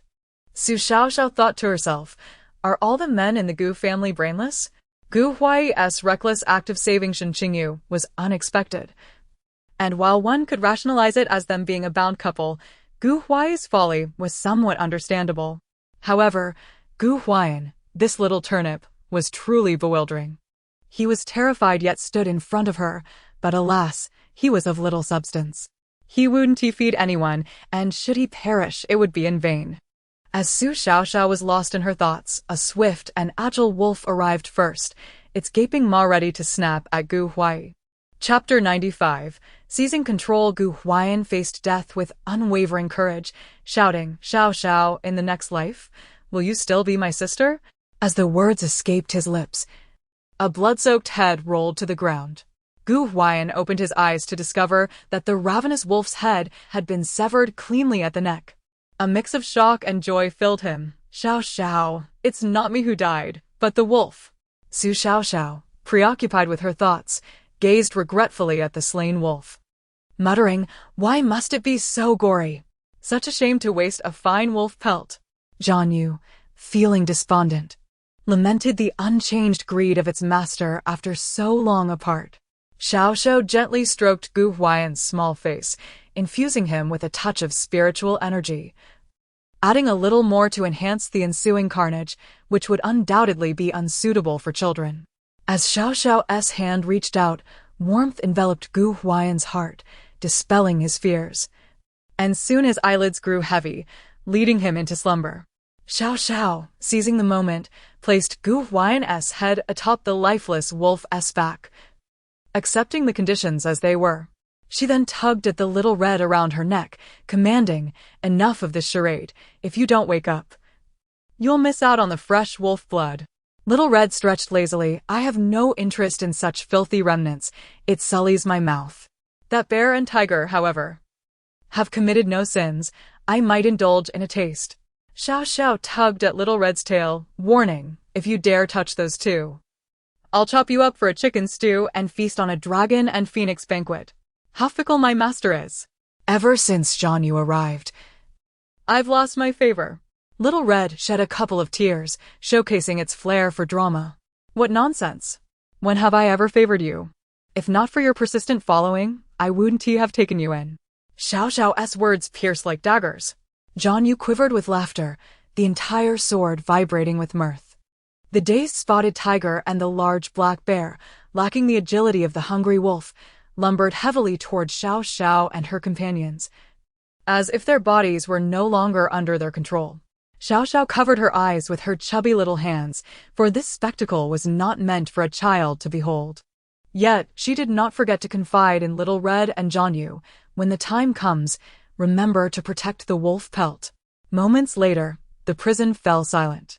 Xiao Xiao opened her eyes to find a pile of processed wolf pelts before her, while Jianyu and Little Red had successfully disposed of the wolf's remains far from sight. Content: Xiao Xiao stored the pelts in her space, planning to craft wolfskin coats and knee pads for her family when winter arrived. The spotted tiger was the first to reach Xiao Xiao, and as she waved her hand, something flicked onto the tiger's forehead. Its one-still eyes sparkled with life, and it continued its slow approach, kneeling before Xiao Xiao. She caressed its soft fur, and it obediently resembled a large cat. For the black bear, Xiao Xiao employed the same method. But upon regaining its senses, the bear erupted in a furious display, repeatedly pounding its belly. Little Red, perched on its ear, remarked, "Silly creature. Your cub has already been born. What are you searching for in your belly?" This comment only sent the bear into further frenzy. Xiao Xiao fixed her gaze upon its eyes, communicating her intent. "Do not fret. I will inquire about where they have placed your cubs." With that, she caught a cockroach, holding it to her ear, nodding occasionally before releasing it and pointing at the iron bars, declaring, "Your cubs are outside. I will lead you to them." The black bear comprehended Xiao Xiao's message, approaching the bars and pulling them apart with force. The spotted tiger nudged Xiao Xiao with its head, prompting her to climb onto its back. The black bear, following her guidance, scooped up Gu Huayan and made its way outside. They traversed a labyrinthine tunnel, with spiders, ants, cockroaches, and bedbugs guiding Xiao Xiao along the path. As she tugged on one of the tiger's ears, it instinctively turned, swiftly leading them to 3 little bear cubs. In a rush, the black bear tossed Gu Huayan onto the tiger's back and rushed to embrace its 3 cubs, emitting soft whimpers that conveyed its longing. The cubs nuzzled eagerly into their mother's embrace, and witnessing the scene, Xiao Xiao felt a surge of yearning for her own mother. Having been away for so long, she wondered if her mother felt as helpless as the black bear. The black bear cast a grateful glance at Xiao Xiao, who waved, "Go now. Take your cubs to the great forest." As she watched the black bear disappear into the distance, Xiao Xiao patted the spotted tiger's head, requesting it to lead her out. "Are you taking me somewhere else?" she inquired, and so she followed the tiger to the deepest part of the tunnel. To her astonishment, she found herself in a gold mine. Xiao Xiao faced a dilemma. While the treasures were undoubtedly splendid, relocating an entire mountain felt too conspicuous. The tiger guided her to a wall, whereupon it pressed its claws against it, causing the wall to open, revealing neatly stacked boxes of gold bricks inside. No wonder Gu Huai had been able to amass an army of hundreds of thousands in such a short period, earning the allegiance of neighboring kingdoms. It was all thanks to this gold mine and the power of currency. If this vast gold deposit were presented to the emperor, he could surely lead Deshua toward prosperity and wealth. Xiao Xiao knew she could not hoard the entire fortune, but surely taking a few boxes would not be amiss. With that thought, Xiao Xiao gently nudged Gu Huayan back to sleep before storing some gold bricks in her space. She was not excessively greedy, only wishing to take a few boxes for herself, yet her habit of gathering had become instinctual. In a moment of distraction, she had emptied the entire treasury. Pondering her next move, Xiao Xiao realized retrieving them again would be cumbersome, and the emperor would have to exert effort to investigate the theft of the gold mine. Therefore, she resolved to leave no traces behind. Hee. Xiao Xiao's mischievous thoughts danced in her mind. "Little Red, erase all signs of habitation here." With a nonchalant tone, she left Little Red behind, casually picking up an unrefined piece of gold ore while cradling Jianyu and riding out of the cave on the tiger. As they reached the mountain's edge, the ground trembled violently beneath them, and the towering peak suddenly collapsed, shrouding the area in swirling smoke. Little Red has its merits, Xiao Xiao remarked with genuine appreciation. Meanwhile, chaos erupted in the capital, with the Imperial Forest Army, the Golden Guards, and even civil and military officials scouring the streets in search of the lost children. Each city gate was under strict scrutiny, allowing entry but prohibiting exit. Dao Wanwei was on the verge of madness, lamenting the disappearance of her beloved child. Chapter 96. Auspicious Omen. Gu Huayu knelt outside the Hall of Governance, acknowledging his faults. While the Empress's heart nearly shattered, her little Jiao was merely 3 years old. The Emperor, with a furrowed brow, expressed his discontent.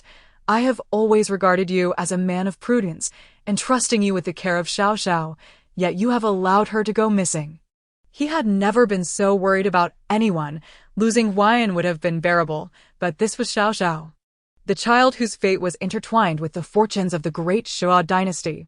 Emperor Xiaoda felt as though the coffin lid of his ancestors was about to burst open, and any moment now, they might rise to seek retribution. Pei Yuan faced a fierce reprimand from the old matriarch. This calamity is surely your doing, is it not? Look at the other children, Crown Prince, Tang Yongning. Each one is steady and reliable. It must be your mischief that led Xiao Xiao astray. Pei Yuan felt utterly wronged. I know Su Xiao Xiao is too young. I wanted to accompany her, but she insisted on going alone. Grandmother, it was nearly me who got lost. Please, spare me from your punishment. The matriarch's whip cracked a few more times. I would rather it were you. Xiao Xiao is so pitiful. She has just recognized her great-grandmother and has gone missing. How heartbroken Lady Tang must be. But grandmother, if I were lost, wouldn't you be heartbroken too? Pei Yuan protested, feeling anxious. However, this was indeed not his fault. In the past, when he was punished, his grandmother always defended him. This was the first time she had taken matters into her own hands. Everyone watched with cold eyes. Not a single soul spoke in his defense. Li Yutong was not faring much better. After years of confusion, he had finally regained clarity, only for the princess and her husband to dote on him. Yet this incident had also stirred their ire. Yutong, you carried Xiao Xiao away from our residence. You must take responsibility for her. How could you let her go missing? Even if she had to go, you should have accompanied her. Now, how am I to explain this to Wanwei and the Empress? The princess, in a state of desperation, sent all the guards, servants, and maids from the palace away, her guilt weighing heavily upon her. The prince comforted her. Do not fret. The city gate inspections are stringent. Xiao Xiao could not have exited the city. You are with child and must not let your emotions run high. Tang Yongning, meanwhile, escaped punishment as the Tang family was too preoccupied with searching for Xiao Xiao to pay him any mind. Yet he felt guilty. He had noticed the juggler troupe was suspicious, yet allowed Xiao Xiao to indulge her whims instead of stopping her. Zhao Wanwei initially held onto a glimmer of hope, thinking Xiao Xiao was safe with the protection of Little Hong and would soon be found. However, as time passed without a trace, she increasingly felt that those involved were targeting Su Xiao Xiao. Chonghe, tell mother again why Xiao Xiao insisted on going, she implored, her voice tinged with desperation. Su Chonghe, witnessing his mother's distress, felt more pained than if he had faced punishment himself. Su Lingxi consoled her mother with words, but her own eyes were secretly swollen from tears. The entire capital was in search of her, yet not a single clue emerged. Even during the sacrificial rites for rain, Xiao Xiao had inadvertently offended the deities. Just as despair enveloped everyone, the city trembled thrice. The emperor promptly summoned the chief astronomer Cheng Xingzhua to divine the omens. Is it truly auspicious? The emperor inquired impatiently. Cheng Xingzhua trembled as he replied, Your Majesty, the omens indicate great fortune. The southeast bears a vibrant aura, signifying immense wealth and nobility. Cheng Xingzhua felt aggrieved. The divination spoke as it did.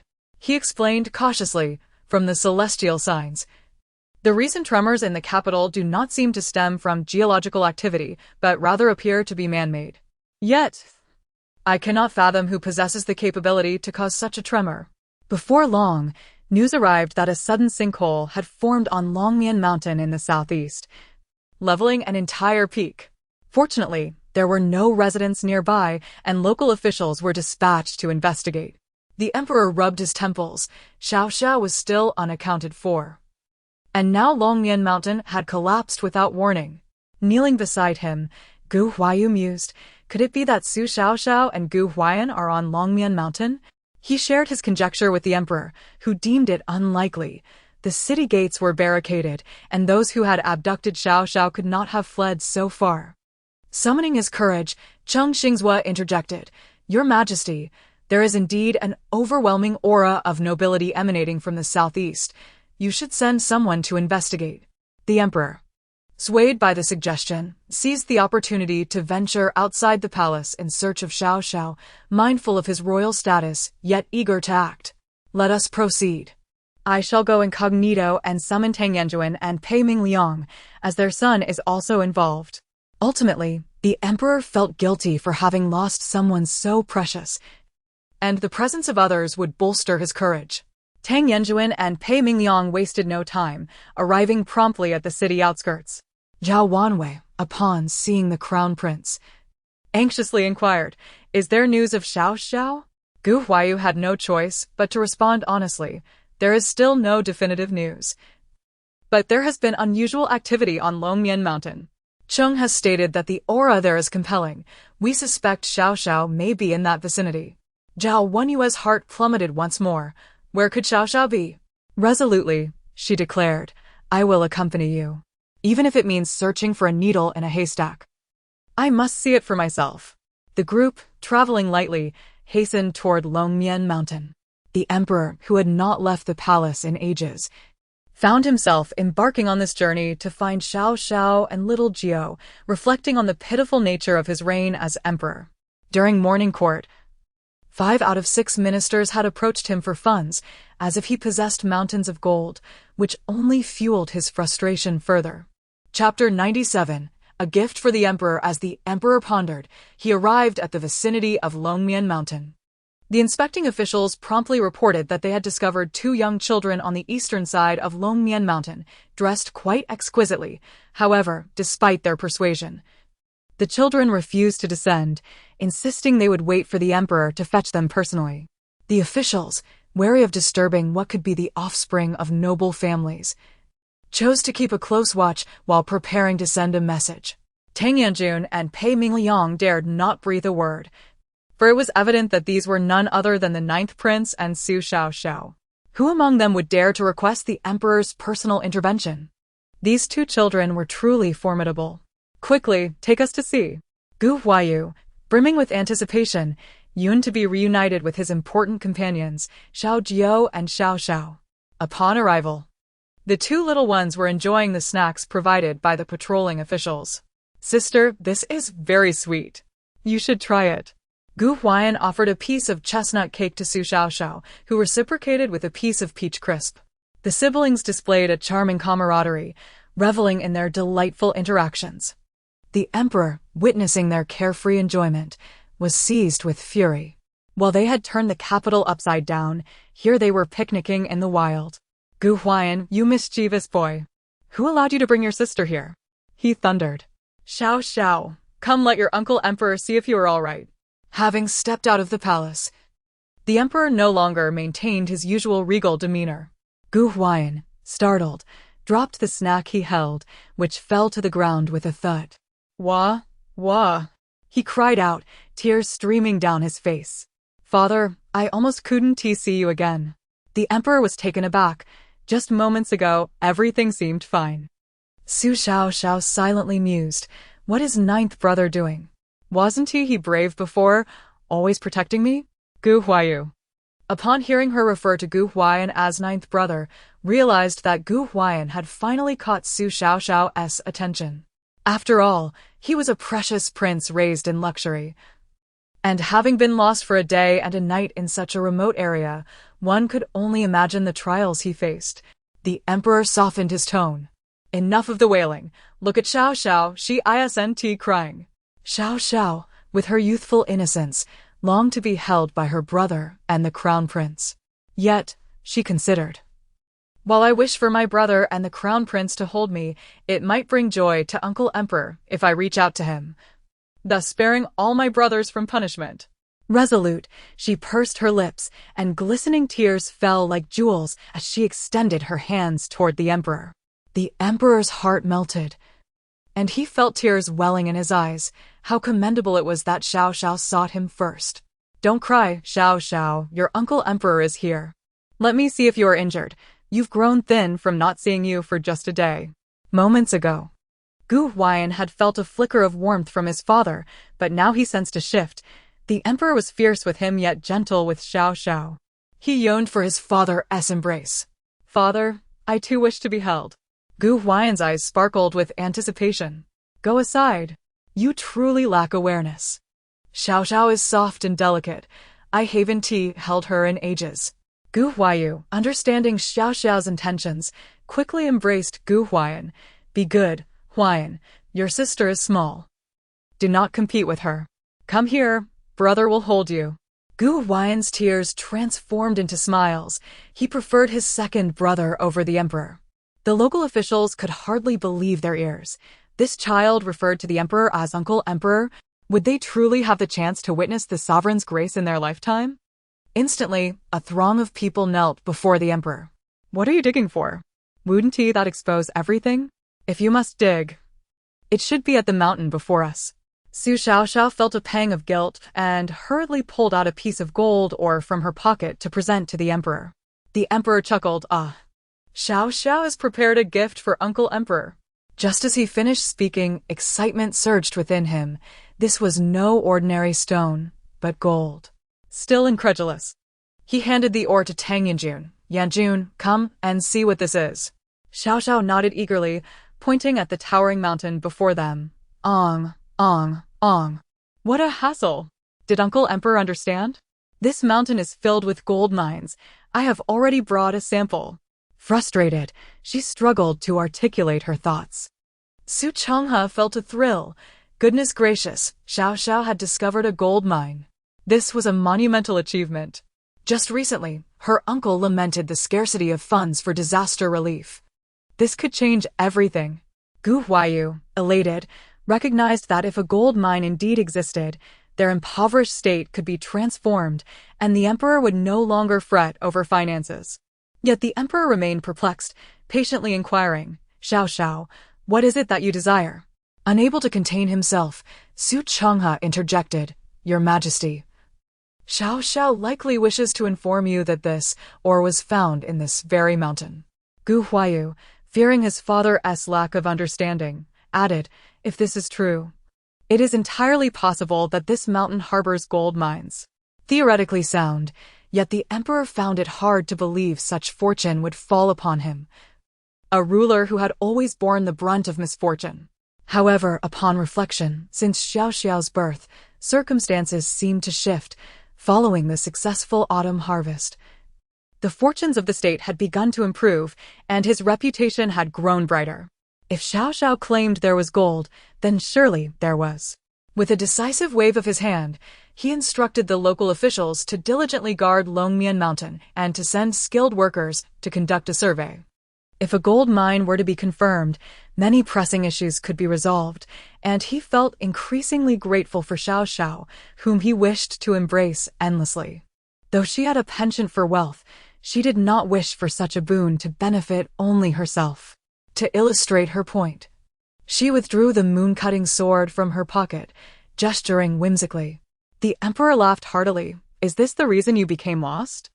You did not even consider how your little pouch could hold both a gold mine and a sword." Others remained oblivious, as Xiao Xiao's playful gestures inadvertently carved several deep gashes into the ground. Chapter 98. The Emperor's Illusions. The casually made openings glimmered with a brilliant golden light under the sun. It was gold. Some individuals, unable to contain their excitement, rushed over and began to dig with their bare hands. The local official, noticing this, stepped in with a swift kick. "Such greedy souls. In this vast world, nothing belongs to you but the crown's land. Even if there is gold, it belongs to the court. What are you foolishly pawing at?" Though he spoke thus, his heart ached deeply. having served as a local magistrate for nearly a decade. How had he failed to discover this gold mine? It was unfortunate that these mountains were so distant from the provincial capitals, making it inconvenient for the common folk to gather firewood. Had it not been for this recent land collapse, who would have paid attention?